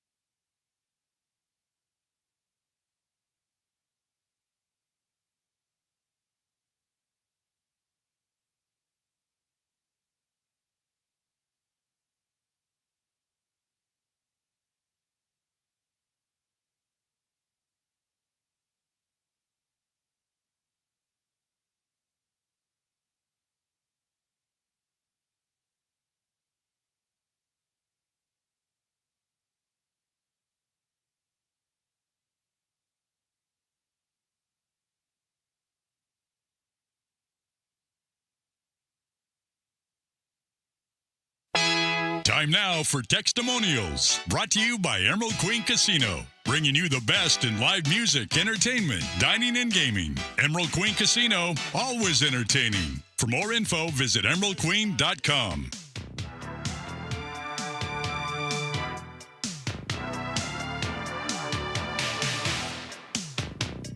All right, we're back. We good now? God, what happened there? Dick Baird used to call you Mr. Magoo. Remember that? I would With not the say Husky he used to Hawks? call me. He still calls you Mr. Magoo. So you asked me 5 seconds ago. There's wires going everywhere. You asked me to plug in my phone charger, and it was just my headphones were mildly. And he can't figure it out. No, dude, it's amazing. I can't You're figure the it out. smartest guy I know. You can't even wipe your ass on certain all right. days. I see how it goes. I don't understand. I see it goes. I see how it goes. I mean, it's like I don't want to call you an idiot because that's ridiculous. But Dude. the whole idiot savant thing, relax. it's You're just- trying to create a bit here that isn't there. Oh, I'm sorry. Like you almost didn't tear us off the air. How about you take 5 seconds before we go on air? You're like, hey, we plug this in. There's cords going everywhere. Listen, don't blame me. I had it handled because you can't plug in a power outlet. Okay. What is wrong with you, man? All right, Jackson. I see the rules. All right. 49451. All right. Textimonials, Tacoma Dodge text line. All brought to you by our friends at the Emerald Queen Casino. Jackson, what do you got? Our baseball team sucks, and you guys are talking about practice. Not a game, not a game, not a game, but practice, man. That's right. You guys are talking about practice. Not a game, not a game, not a game. We talking about practice. You know who that is, right? Yeah, Allen Iverson. Okay, Yeah, good. of course. Because Yeah. you gave me a weird look. No, Like, I you have mean- no idea what the hell is going on. So does he want us talking more Mariners or more Seahawks? I think he's I don't just quite get that. well, okay. Maybe I am Okay, Magoo. Dick Fain. I think he's just trying to make a funny. Is what he's trying to do, for crying out loud. Can you give the guy a break? He texts the radio show. He takes the time to send us a message, and you're pissing all over him. It was funny. Trying to understand. And the way Jackson, good job producing that, by the way, pal. I got the audio like with like it. 20 seconds left in the commercial Done. break. I was like, I like it. Please. And yes, this is how bad. This is what the Mariners have done to us. Yeah. They've driven us to talk about practice. Yeah. That's Yeah. exactly it. Okay. All right. You get it? All right. All I got it Good now. stuff. I'd rather talk about practice. We got to talk about football practice. Correct. Then Than talk the about Mariners. the game. Yeah. Not the Kicking game. 1 out of 4. Yes. Practice. All right. What's next? I have been a Dan Wilson supporter. It is not his fault the players cannot hit, pitchers cannot pitch. Now I am starting to change my mind. However, the Mariners will not fire him until after the release of the top 50 players. Oh boy. Yeah. You know what's going on Saturday, by the way? This coming I assume Saturday. the release of the top 50 So Friday players. night is the Celebrity X Player Home Run Yeah. Derby. Yeah. And then Saturday they're going to have the top 50 Mariners of all time, the ones that are still with us, obviously, or maybe they're widows or who knows, right? And Dan's going to be on the list. He's going to be a top 50 guy. So, I mean, it's not going to happen. I don't think they would ever do it during the season anyway with him. But can you see a scenario where they fire Dan Wilson Friday morning before the Tampa Bay series when they come back from L.A. and then bring him back the next day to trot him out as a top 50 Mariner? That would be very awkward. It'd be very difficult to see that. But I would say the direction of the team is more important than 100%. a celebration. 100%, right. How obvious would it be if they fired him like right after the ceremony and before the game God. started Yeah. on Saturday? But what about the test? What about the caller? You've said Yeah. no, you're not ready for Dan to go. I How give do him you the feel? year. Same thing. I give him the year. The I give year, him no matter what. I just give him the year. Yeah, I mean they would have to go on 8 or 9 game losing streak, wake up 5 or 6 games out, if not more than that. I just don't think it's going to make any damn difference unless you go out. Because remember, when they fired Service, technically they did go outside and they brought Dan Wilson in. Are they doing the same thing? They're going to go get Alex Cora or somebody of that ilk? Because if they do, that guy's not coming across the country to work for the Mariners unless he knows he's coming back next At season. this juncture, the team would have to probably tank enough, right? To where they have no shot. That the impetus to fire him, well, in actuality, they'd be in a position where they'd have to pull off a 95 right. August, Right. chase. But they of don't the have to Angels. because they're 2.5 games out of first place. I mean, would you fire him right now? Would you fire Dan right now? I don't know. I mean, I thought that when Chuck said it on the Monday prior to the All-Star game. I think it made sense then because you've got the few days and there's you come back Friday after 4 days. Right. I wouldn't fire him today. Right. On the way to L.A., I mean, if they get swept by the Dodgers and they in grand fashion. Right. I don't know. At some point, I think that it's not just the managerial decisions. Mm-hmm. And what I try and do is I try and say what I've learned about football and say how much of that is likely to translate to baseball. Right. And the answer is, well, obviously some elements do transfer and some elements don't. Right. Which is not a very specific answer, but I do think when the players aren't reaching their potential, sure, totally, you can look at the coach or the manager and say somehow the way they are being managed, the way they are being coached. They're not being inspired enough, and the coach ends up taking. But they reached their potential last year, and then some. I mean, Cal Raleigh had his greatest year ever under Dan Wilson. Josh Naylor was a machine under Dan Wilson last season when he showed up here, right? So, I mean, maybe we just, if we're not going to give him credit for that, then we can't give him criticism for this. Well, you could say that. If there's no catastrophes, he's like a pilot that can fly when there's no sure. When everything's clear and okay, you can fly the plane, but that's not what makes a good pilot. I'm just questioning. A pilot is a guy that who can handle. Yes, and never be in that situation to begin with. I get it. I'm just questioning how much influence he has over all of this to begin with. That's been my view from 35,000 feet, man. I mean, if these were younger guys that were taking steps back, these are veteran dudes, man. These are 30-year-olds, dude. 30-year-old guys, Huey, that are not even performing to the back of their average of their baseball card. And you want to blame the manager for that? Hey, I don't give a damn if they fire him or not. Honestly, I like Dan, what he did as a player. His legacy to me is secure here in that regard. You want to whack him, then whack him. But if you're whacking him expecting some kind of major difference to happen starting the next day, be waiting until the end of the year. You might have said that before Leonard Wilkins. Yeah, that's true. But Hugh, they did that after 22 games. They were 5-17. Not 100 games into a baseball season. We're going to break. Bill Kruger. Great time to have him on, huh? Holy cow. Next on 93.3 KJR FM.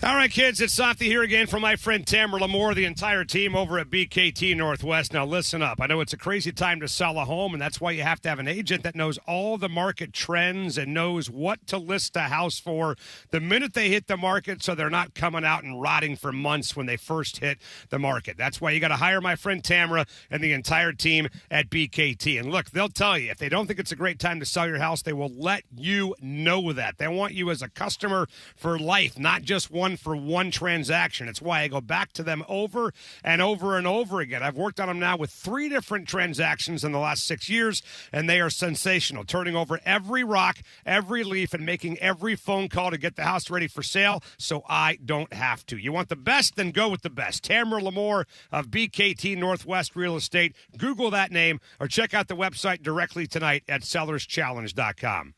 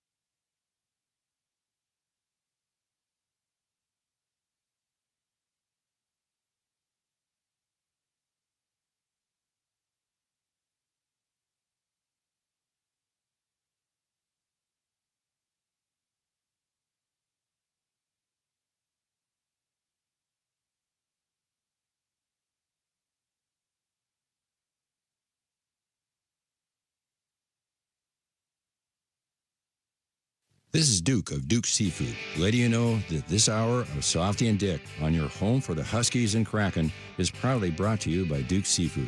Why not make it a Duke's night tonight? Reserve your table today at dukeseafood.com on Sports Radio 93.3 KJR FM. All right, Duke, thank you very much. It's time for the Bellevue Rare Coins Bonus Bucks Cash Contest, brought to you by our friends at BellevueRareCoins.com. 4 stores, Tacoma, Bellevue, Linwood, and Issaquah. Jump on the web, find out more, BellevueRareCoins.com. Check is your word this hour, the magic word. Get to the website, 93.3KJR.com. Enter the keyword check for a shot at $1,000 right now, all courtesy of our friends at BellevueRareCoins.com. Now, from the Star Reynolds Sports Desk, your 93.3 KJR FM sports headlines. All righty, boys and girls, here we go. Headlines on Softy Dick with Jackson, no Dick, Hugh Milton for Dick, brought to you by our friends at Frost Brewed Coors Light. As cold as the Rockies. What's up, boss? You believe that? Mariners lose 7-3 to the Rangers. They dropped 3 out of 4 in Texas. George Kirby gave up not 1, not 2, not 3, but 4 bombs today against Texas. M's now 52-55, 2.5 out in the West before they head to the Dodgers for 3 games starting tomorrow. How about these stories in the NFL? First of all, Eric Bieniemy's son has allegedly shot Bieniemy's wife, Mia. She's in stable condition. The son, Elijah, was arrested and charged with malicious events with a weapon and other charges. But the good news is the wife so far is doing okay. No other details have been reported by anybody, so we'll keep an eye on that. More news in the NFL. Vita Vea, former Husky, current Tampa Bay Buccaneer, could not reach a long-term contract extension with Tampa Bay. He has now requested a trade. And in North Carolina, football general manager Michael Lombardi has been placed on paid administrative leave by the university, effective immediately. Let's get to Bill Kruger right now. It's time for our weekly conversation with Bill Kruger, brought to you by the brand new Occidental Hall next to Lumen Field on Occidental, Seattle's newest hotspot for sports fans, with massive HD screens and a menu packed with Seattle's best smash burger, wings, and the best local craft beers in town. Now with Bill Kruger, here's Softy and Dick. All right, we're back on a beautiful day, the shores of Lake Washington, the Virginia Mason Athletic Center. Big thanks to our friends at Seafair, the Boeing Classic, for sponsoring this shindig all camp long. Sam Darnold, by the way, will join us tomorrow on the radio show around 3:30 or so as soon as practice ends, so looking forward to that. But we're going to go from the Seahawks to the Mariners. Huey, Bill Kruger is with us on the radio program, and Bill, we need some answers. The Mariners need some answers, and they need them fast, man. This team fell apart against the Rangers. 36 innings of baseball. They led for 3 of them. Starting pitching, for the most part, was not good. Brian Wu got smashed to death again. George Kirby beat to hell today. What is going on with our favorite baseball team, pal? Well, the Rangers showed it to them, didn't they? And I think everybody wants to point at the offense, but I think, the real story is how the Rangers took the swagger out of our starting pitching, because that's the calling card for this team. That's what makes this team elite. They hope to cobble it together with a home run here or there. The starting pitching stands up, and then you try to play the 3-2 to 2-1 to 4-3 game in the last 3 innings, and they couldn't get there. 3 of their starters got woodshedded. And then Gilbert showed some moxie and it looked like he was going to, fall off the tightrope. But he danced his way into the 6th with 90-some-odd pitches. Showed you something, because he couldn't win by striking people out. He had to really pitch.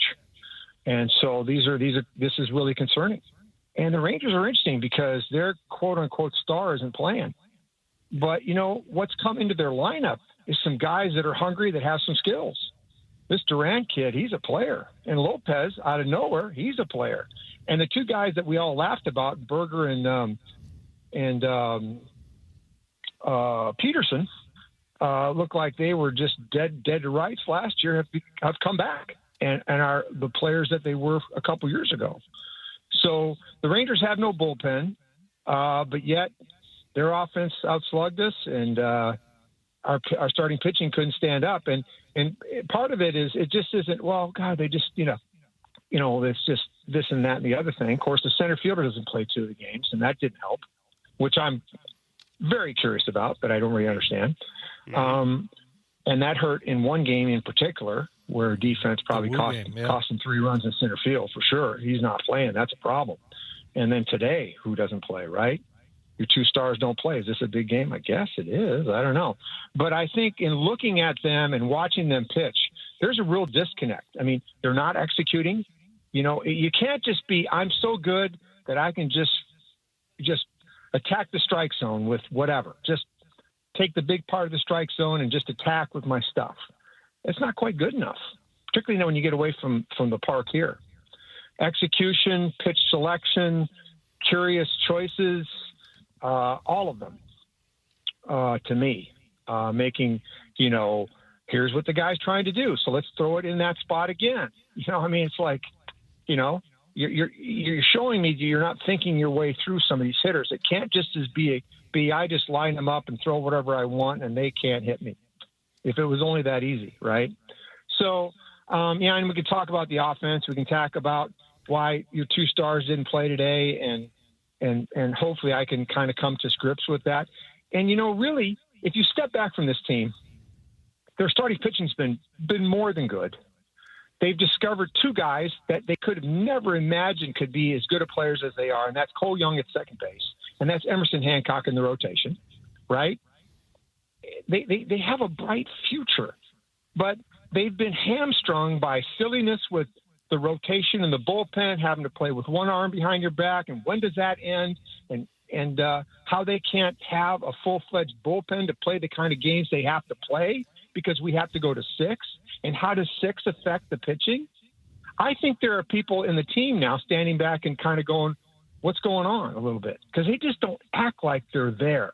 They act a little like, I don't know. There just doesn't feel like there's that hungry energy. And baseball's a funny game because it's not a game where you can go out and knock people down and get your adrenaline flowing. You can't do that. You have to be able to stay calm and focused and deliver with the type of game that it is.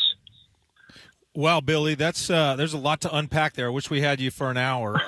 We got 13 more minutes. But God, there's so much there. But I want to go back to your opening comment where you said the Rangers they took away this. They knocked the swag off the starting pitcher. That speaks to me to more than just the results. When you say the word swag, that speaks to me of some not an arrogance, but a athletic confidence. I'm gonna, obviously, let's say Randy Johnson. He's got that swagger. Like, I'm mowing you down. This is gonna be a miserable day for you. Like there's something about your term swag says something. Tell me what you meant by that, and how did the Rangers do that? Well, they made them non-competitive. They just got on them early and scored early and put Mariners behind the 8 ball, and that's just not how the Mariners can play. They just can't. They don't play. They played from behind in the one game that Gilbert pitched, and Canzone came up with the 3-run homer that allowed them to win that ball game. The Rangers are a little soft in their bullpen a little bit, and that was the only moment. Speaking of which, Canzone is another guy to point at and say, "Wow, he's become a real bona fide everyday player." The one guy that can slug on this team, and So there's another guy that I've forgotten. This team needs to lead with their pitching. Their pitching has to step out and have the ability to control the game, at least, not maybe dominate every time, but control the game. And they didn't.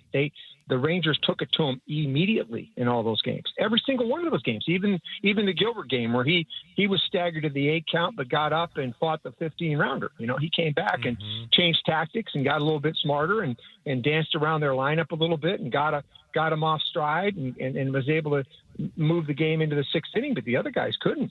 Right. Well, I tell you what, it's not going to work for this team. Yeah, Bill, I get your point about Logan Gilbert, and you're exactly right. Kudos to him for challenging. I mean, games like that are going to happen to anybody, but if we're sitting here and talking about the best performance of the weekend was 3 over 5 2/3, that's not what this rotation is supposed to be all about. This is supposed to be an elite rotation in Major League Baseball, and they haven't, frankly, played like it the entire year. Bryce Miller's been banged up, obviously, but to not have one All-Star, I think a lot of people would have been surprised by that over the offseason, but I am way past concerned about Brian Wu, man. Billy, there's 59 qualified starting pitchers in Major League Baseball. Brian Wu has the 59th best ERA on the road of all of them. He is literally the worst starting pitcher on the road in Major League Baseball as ranked by ERA.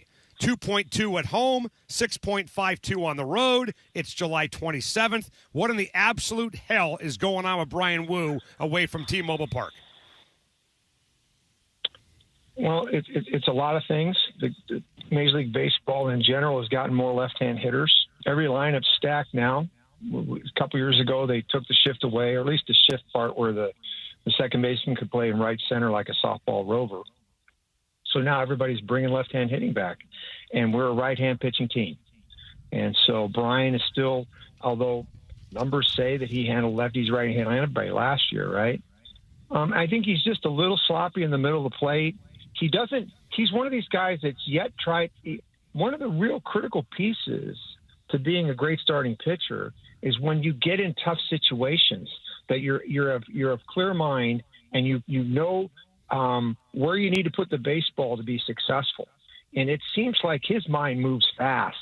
He starts thinking fast, moving fast. He just wants to get it and go.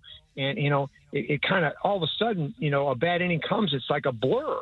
It doesn't feel like he's got a real good handle on handling guys on base in tough situations. He looks a little sped up. So he's in the middle of the plate a little bit. Everything's hard. If he isn't elite, he doesn't have the big upshoot, downshoot motion on his pitches. He gets in the center of the plate. He makes tactical mistakes. He doesn't have a big the ability to slow you down, which a lot of our guys don't do that, except for Gilbert. Gilbert can slow you down because he's got the split and the changeup. He can slow you down and speed you up. But a lot of our other guys are kind of hard, right?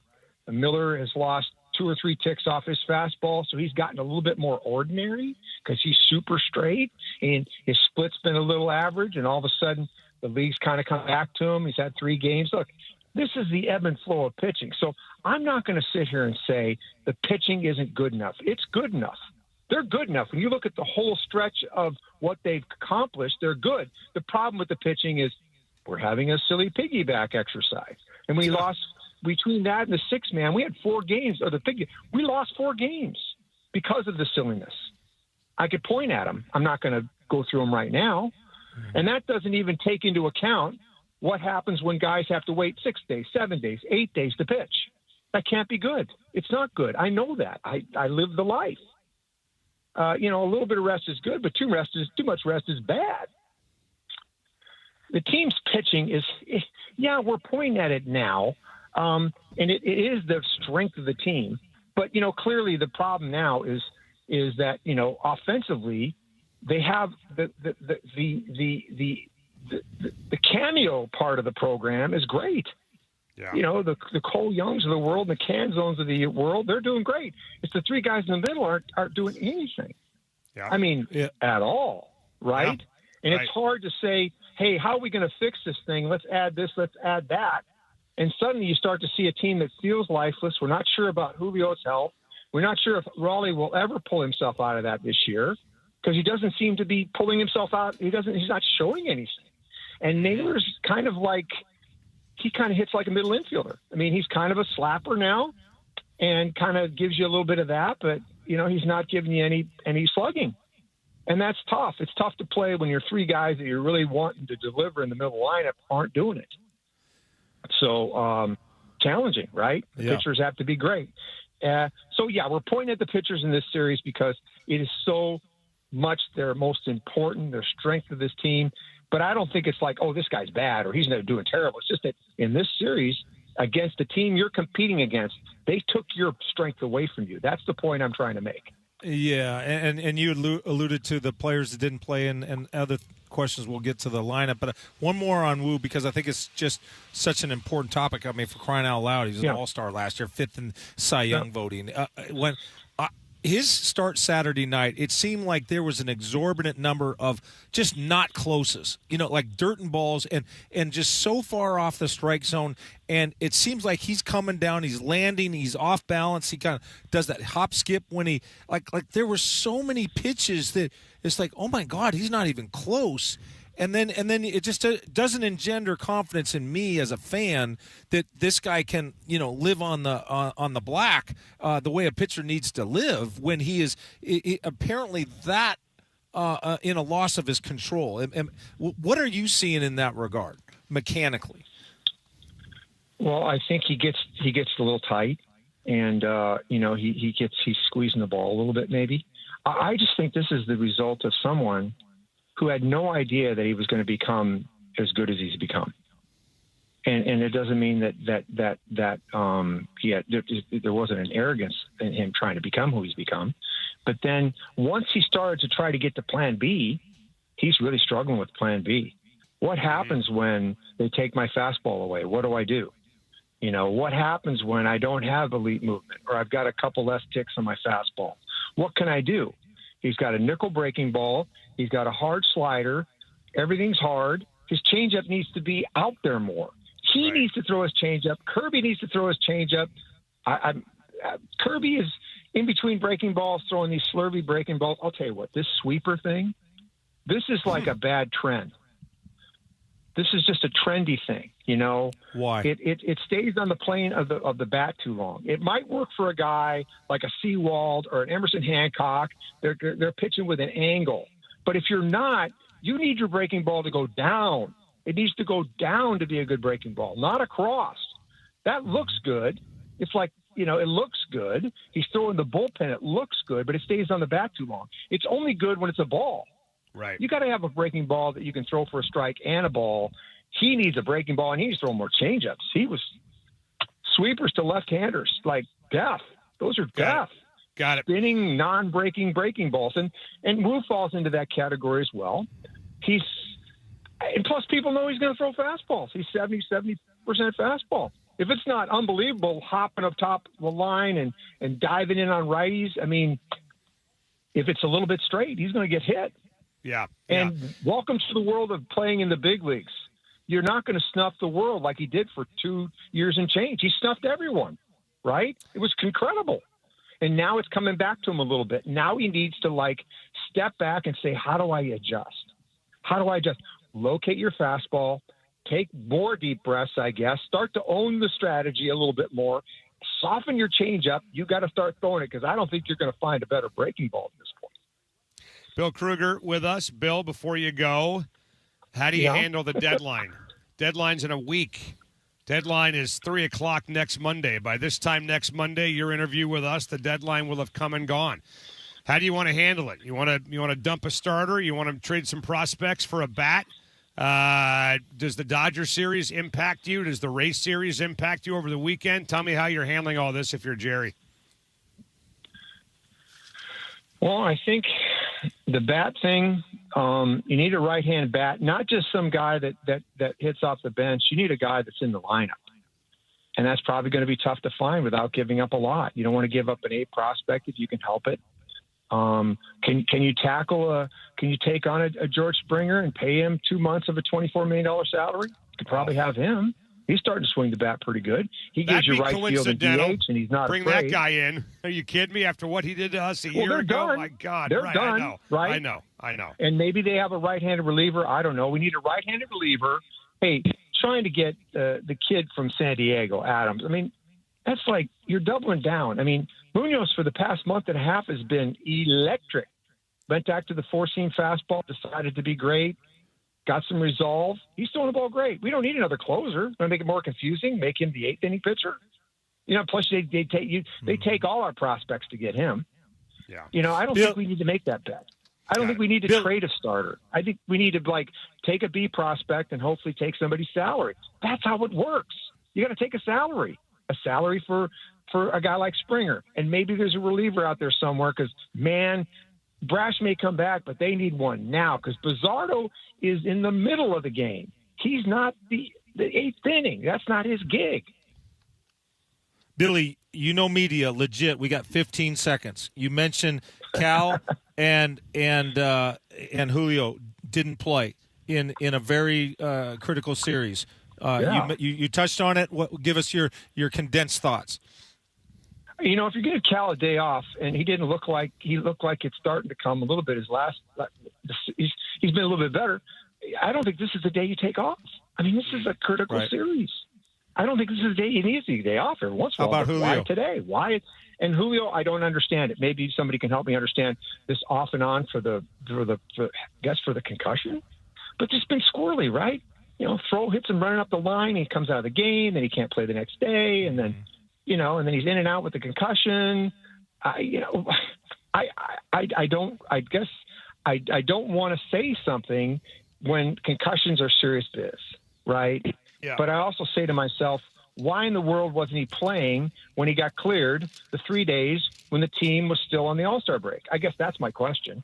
And now this every other day thing, I don't really understand it. I don't know how you're either playing or you're not, and if you're playing, you're affecting whatever it is that happens to you. I mean, if you're saying I'm just going to be the DH and that helps with my concussion, well, anything could happen when you're DHing. Get hit by a ball, you're running, you're swinging. I mean, what's the difference in staying in center field? I don't know the difference. I mean, I understand the protocol, but I don't understand the difference. Yeah, okay. Well, all right. Maybe there's a desire issue. Yeah. Who knows? I mean, it just leaves you to speculate about all that stuff, right? All right, man.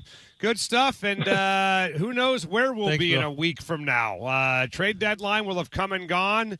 I got a couple of big series against the Dodgers and Tampa Bay. Yep. 50th anniversary celebration, right? Saturday night, you know. Billy, Mrs. Millen wishes my 15 seconds lasted that long.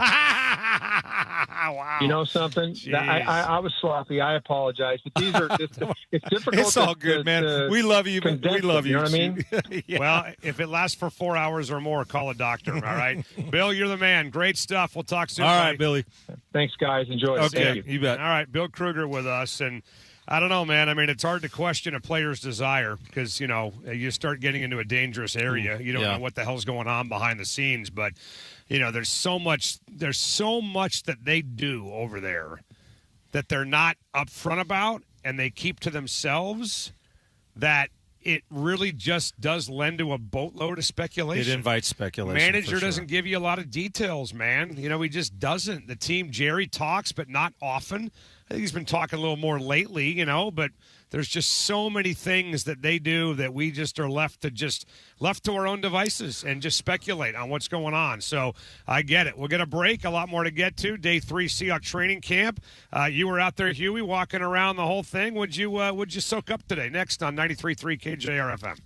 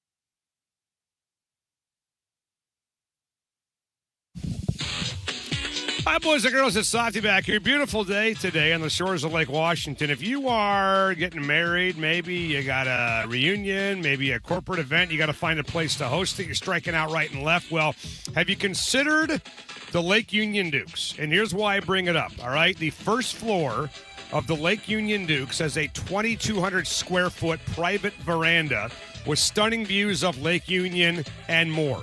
They can seat between 30 and 300. There's a dedicated kitchen just for you, and they can take care of all the details that'll make your event awesome. Maybe your kid's getting married next spring. Maybe you're getting married next spring, and you want to find a place. I want you to check it out. Docksideatdukes.com is an awesome spot, whether a sit-down plate at dinner or appetizers, desserts, and more. Full service, and again, a dedicated kitchen for up to 300 people. Your own private deck on the first floor of the Lake Union Dukes. Great spot. Find out more, docksideatdukes.com today.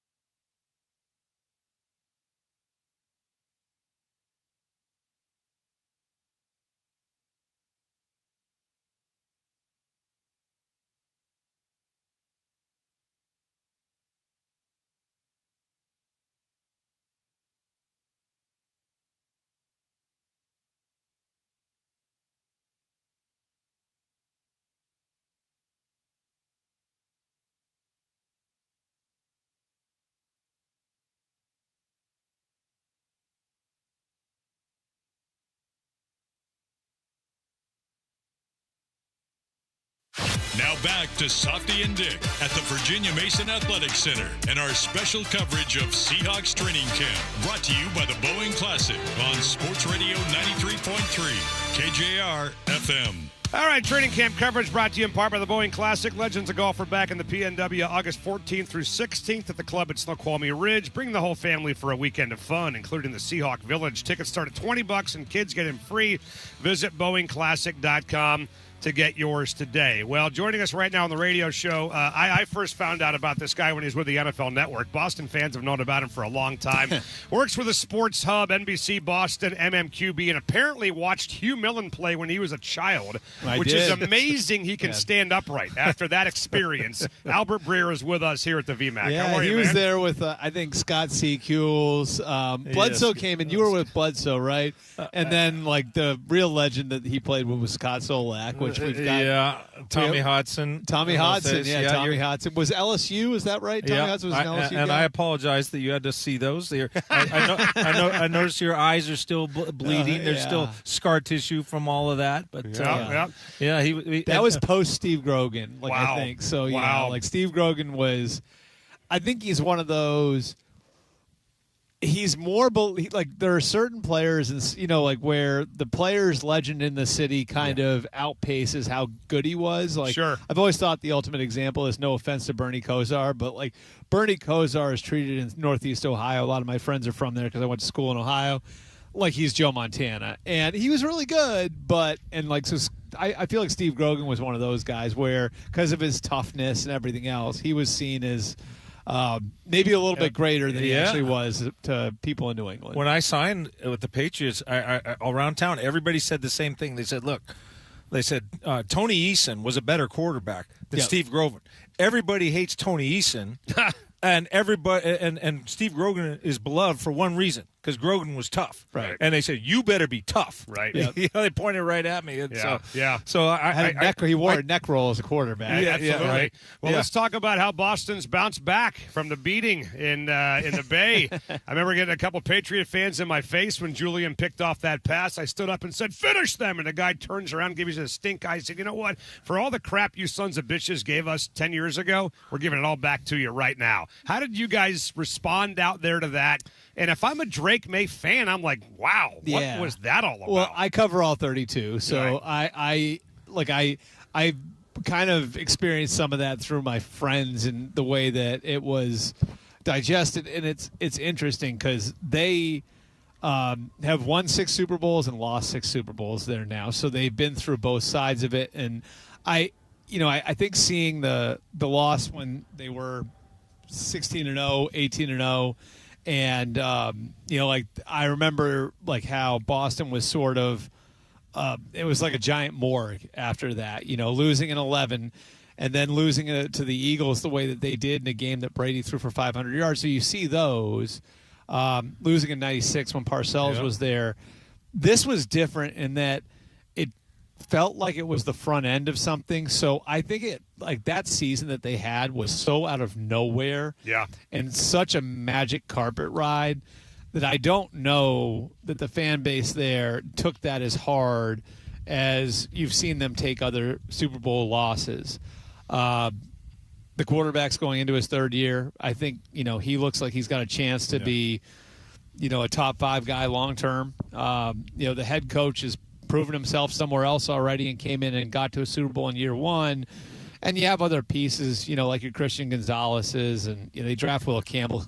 Didn't look good in the Super Bowl, but had a pretty good rookie year. So I think most people in New England, I'd say, view what happened last year in general as being the front end of something. And the Super Bowl losses, I think, maybe viewed a little bit as a byproduct of a team that got there a year too early. Albert Breer with us, and as you're talking, there's a little bit of a shared kinship with the Super Bowl, with the Malcolm Butler Super Bowl, this Super Bowl. We're playing you in the opener this year, so I'm curious, if you had to compare, how did the typical Patriot fan feel about the Seahawks and specifically the dark side defense and Mike McDonald, all that, before the game?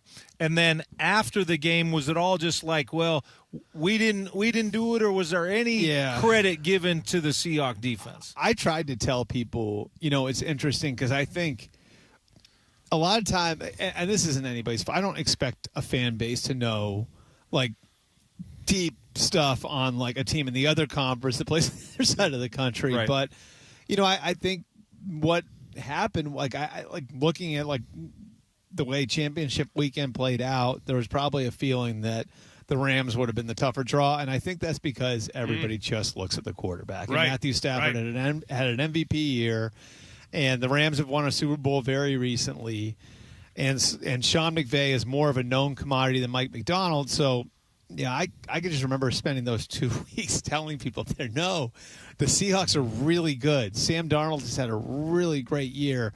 That defense is legit. Like, and I think when the game went down the way it went down, I think it was a realization of the type of opponent they were up against, and I think also like the environment that the Seahawks came from. The Patriots, for all the great things they did last year, had an exceptionally easy schedule, and then in the playoffs, they play the Chargers with both their tackles down. Houston, C.J. Stroud played one of the worst games I've seen a quarterback play. Bad weather, yeah. Which is not good. Mm-hmm. And then in the championship game, they're playing a backup quarterback who had not taken a snap all year.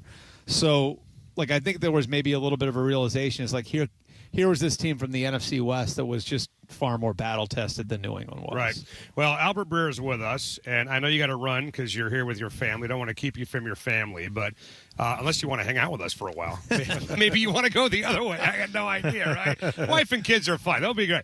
Sam Darnold is going to join us tomorrow on the show around 3:30, and he's probably 9 months away from an extension with the Seahawks. He's got 2 years on his deal. Yep. I'm looking at Trevor Lawrence is making 55. Purdy's making 50. If he gets 55 plus, he's in the top 3 in the NFL. He's got a Super Bowl title. If he maybe doesn't win a championship again, but back to the playoffs, another great year for him. Yep. Is this guy going to be a top 3 paid quarterback? I mean, I think he's going to get paid a lot more than he does now, and I think it's the price of admission at that position. You clearly were born a couple decades too early. That's all right. They wouldn't have paid me now anyway. So. But no, I think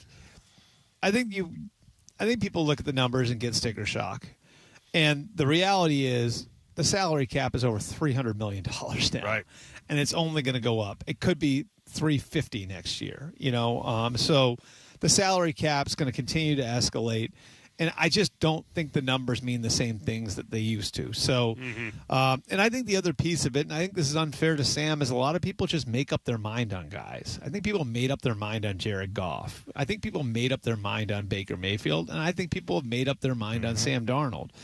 And the reality is, like, I think as much as a quarterback can do to lift up everybody around him, a quarterback, and I think you'd agree with this, Hugh, is as dependent on everything around him to be working at a high level, for him to play at a high level, especially when he's young.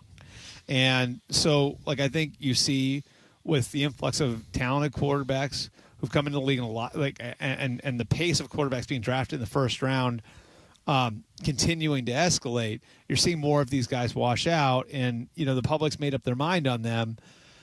Sam is incredibly talented, was raw coming out of USC. And unfortunately went to a really tough environment to grow in.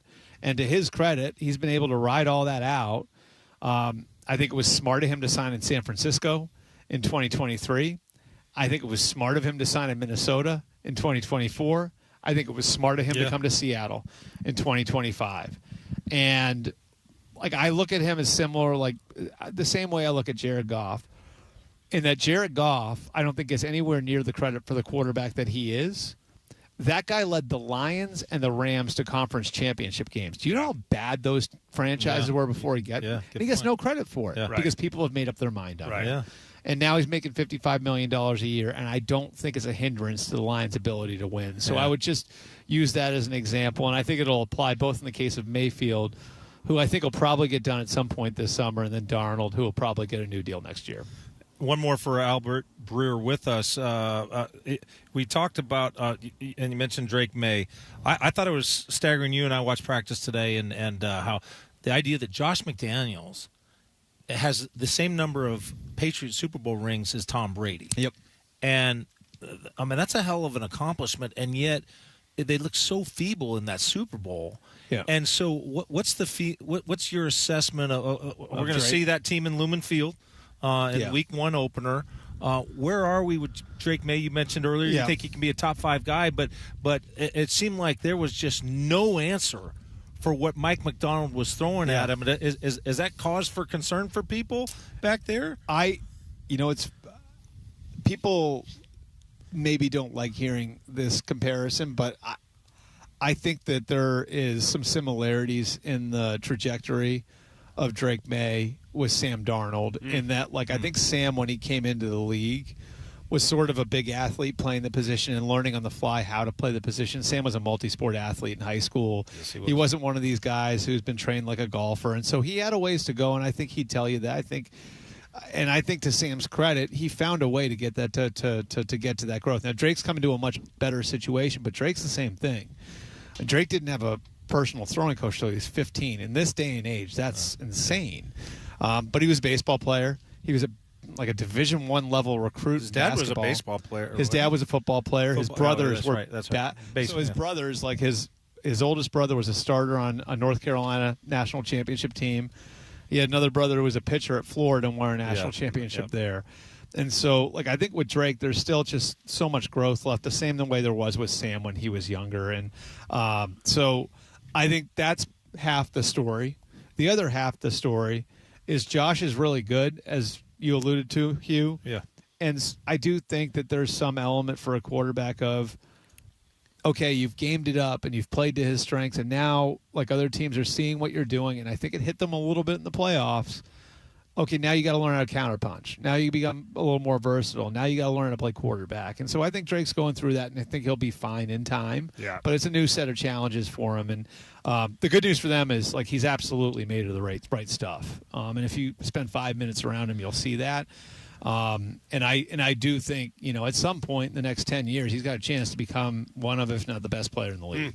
Well, who knew that you had to come to Seattle to talk to a Patriot legend in person in Hugh Millen? Anytime you want to join the show and run elbows. He came from one. I can tell you this for sure. He came from one colorful quarterback room. Was Zolak? No doubt. No doubt. All right. Albert, thanks, man. Appreciate it. Okay, buddy. rock and roll. Albert Breer with us on the Thanks, radio Albert. show again. Sports Hub in Boston, NBC Boston as well. Formerly of the NFL Network. Always good to have him on. We're going to break. A lot more to get to. Sam Darnold joins the radio show tomorrow at 3:30 right here on 93.3 KJR FM.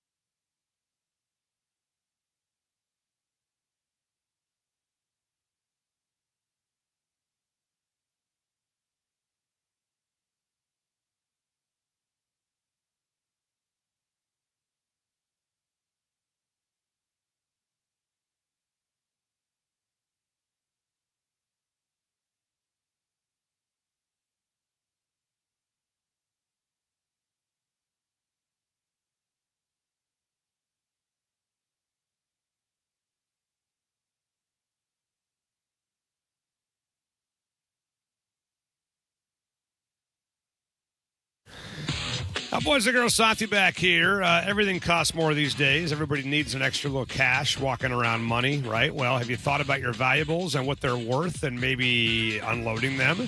If you're thinking about that, before you give it away or donate it or to take it to some random guy on the internet at some pawn shop you saw, go to my friends at BellevueRareCoins.com. 4 locations, Bellevue, Tacoma, Linwood, and Issaquah. The price of gold right now is at all-time highs. Great time to get your stuff evaluated, and they're never going to ever pressure you to sell. They'll educate you on what your stuff is worth, and they're famous for their high payouts. Find out more at BellevueRareCoins.com.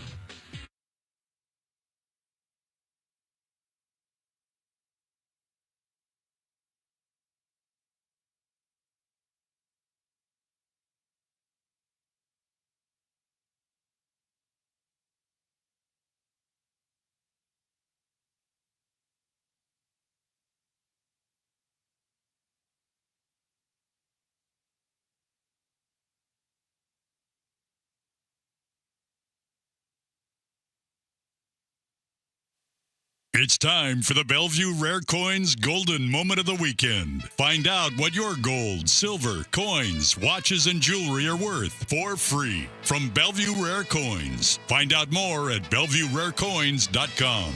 All right, big thanks to our friends at Bellevue Rare Coins. 4 stores, Tacoma, Bellevue, Linwood, Issaquah. Find out more at BellevueRareCoins.com. Find out what your valuables are worth for free. We don't usually have breaking news, by the way, to report during the Bellevue Rare Coins Golden Moment segment. But apparently there is some breaking news that Jackson Feltz needs to pass along from the studio on Elliott Avenue. What's going on, man? Well, gentlemen, a former Seahawk who we all really love and respect and think he was a valued member of the Seahawks. And his intelligence is probably one where he's going to exchange his contract for some worthless gold coins. Not the ones you'd find at Bellevue Rare Coins, of course, just something on the street. Jamal Adams, gentlemen, has a new team. He himself has reported on social media that I am taking my talents to Minnesota to join the Vikings. Jamal Adams reporting himself to the Vikings. Oh, God. Well, I'm assuming it's a non-guaranteed deal. I'm assuming our friend Paul Allen's going to be calling or texting soon, asking what the hell is going on out there, man. You know, I'm flabbergasted. Jamal freaking Adams. How about that? You want him back in Seattle? Oh, no.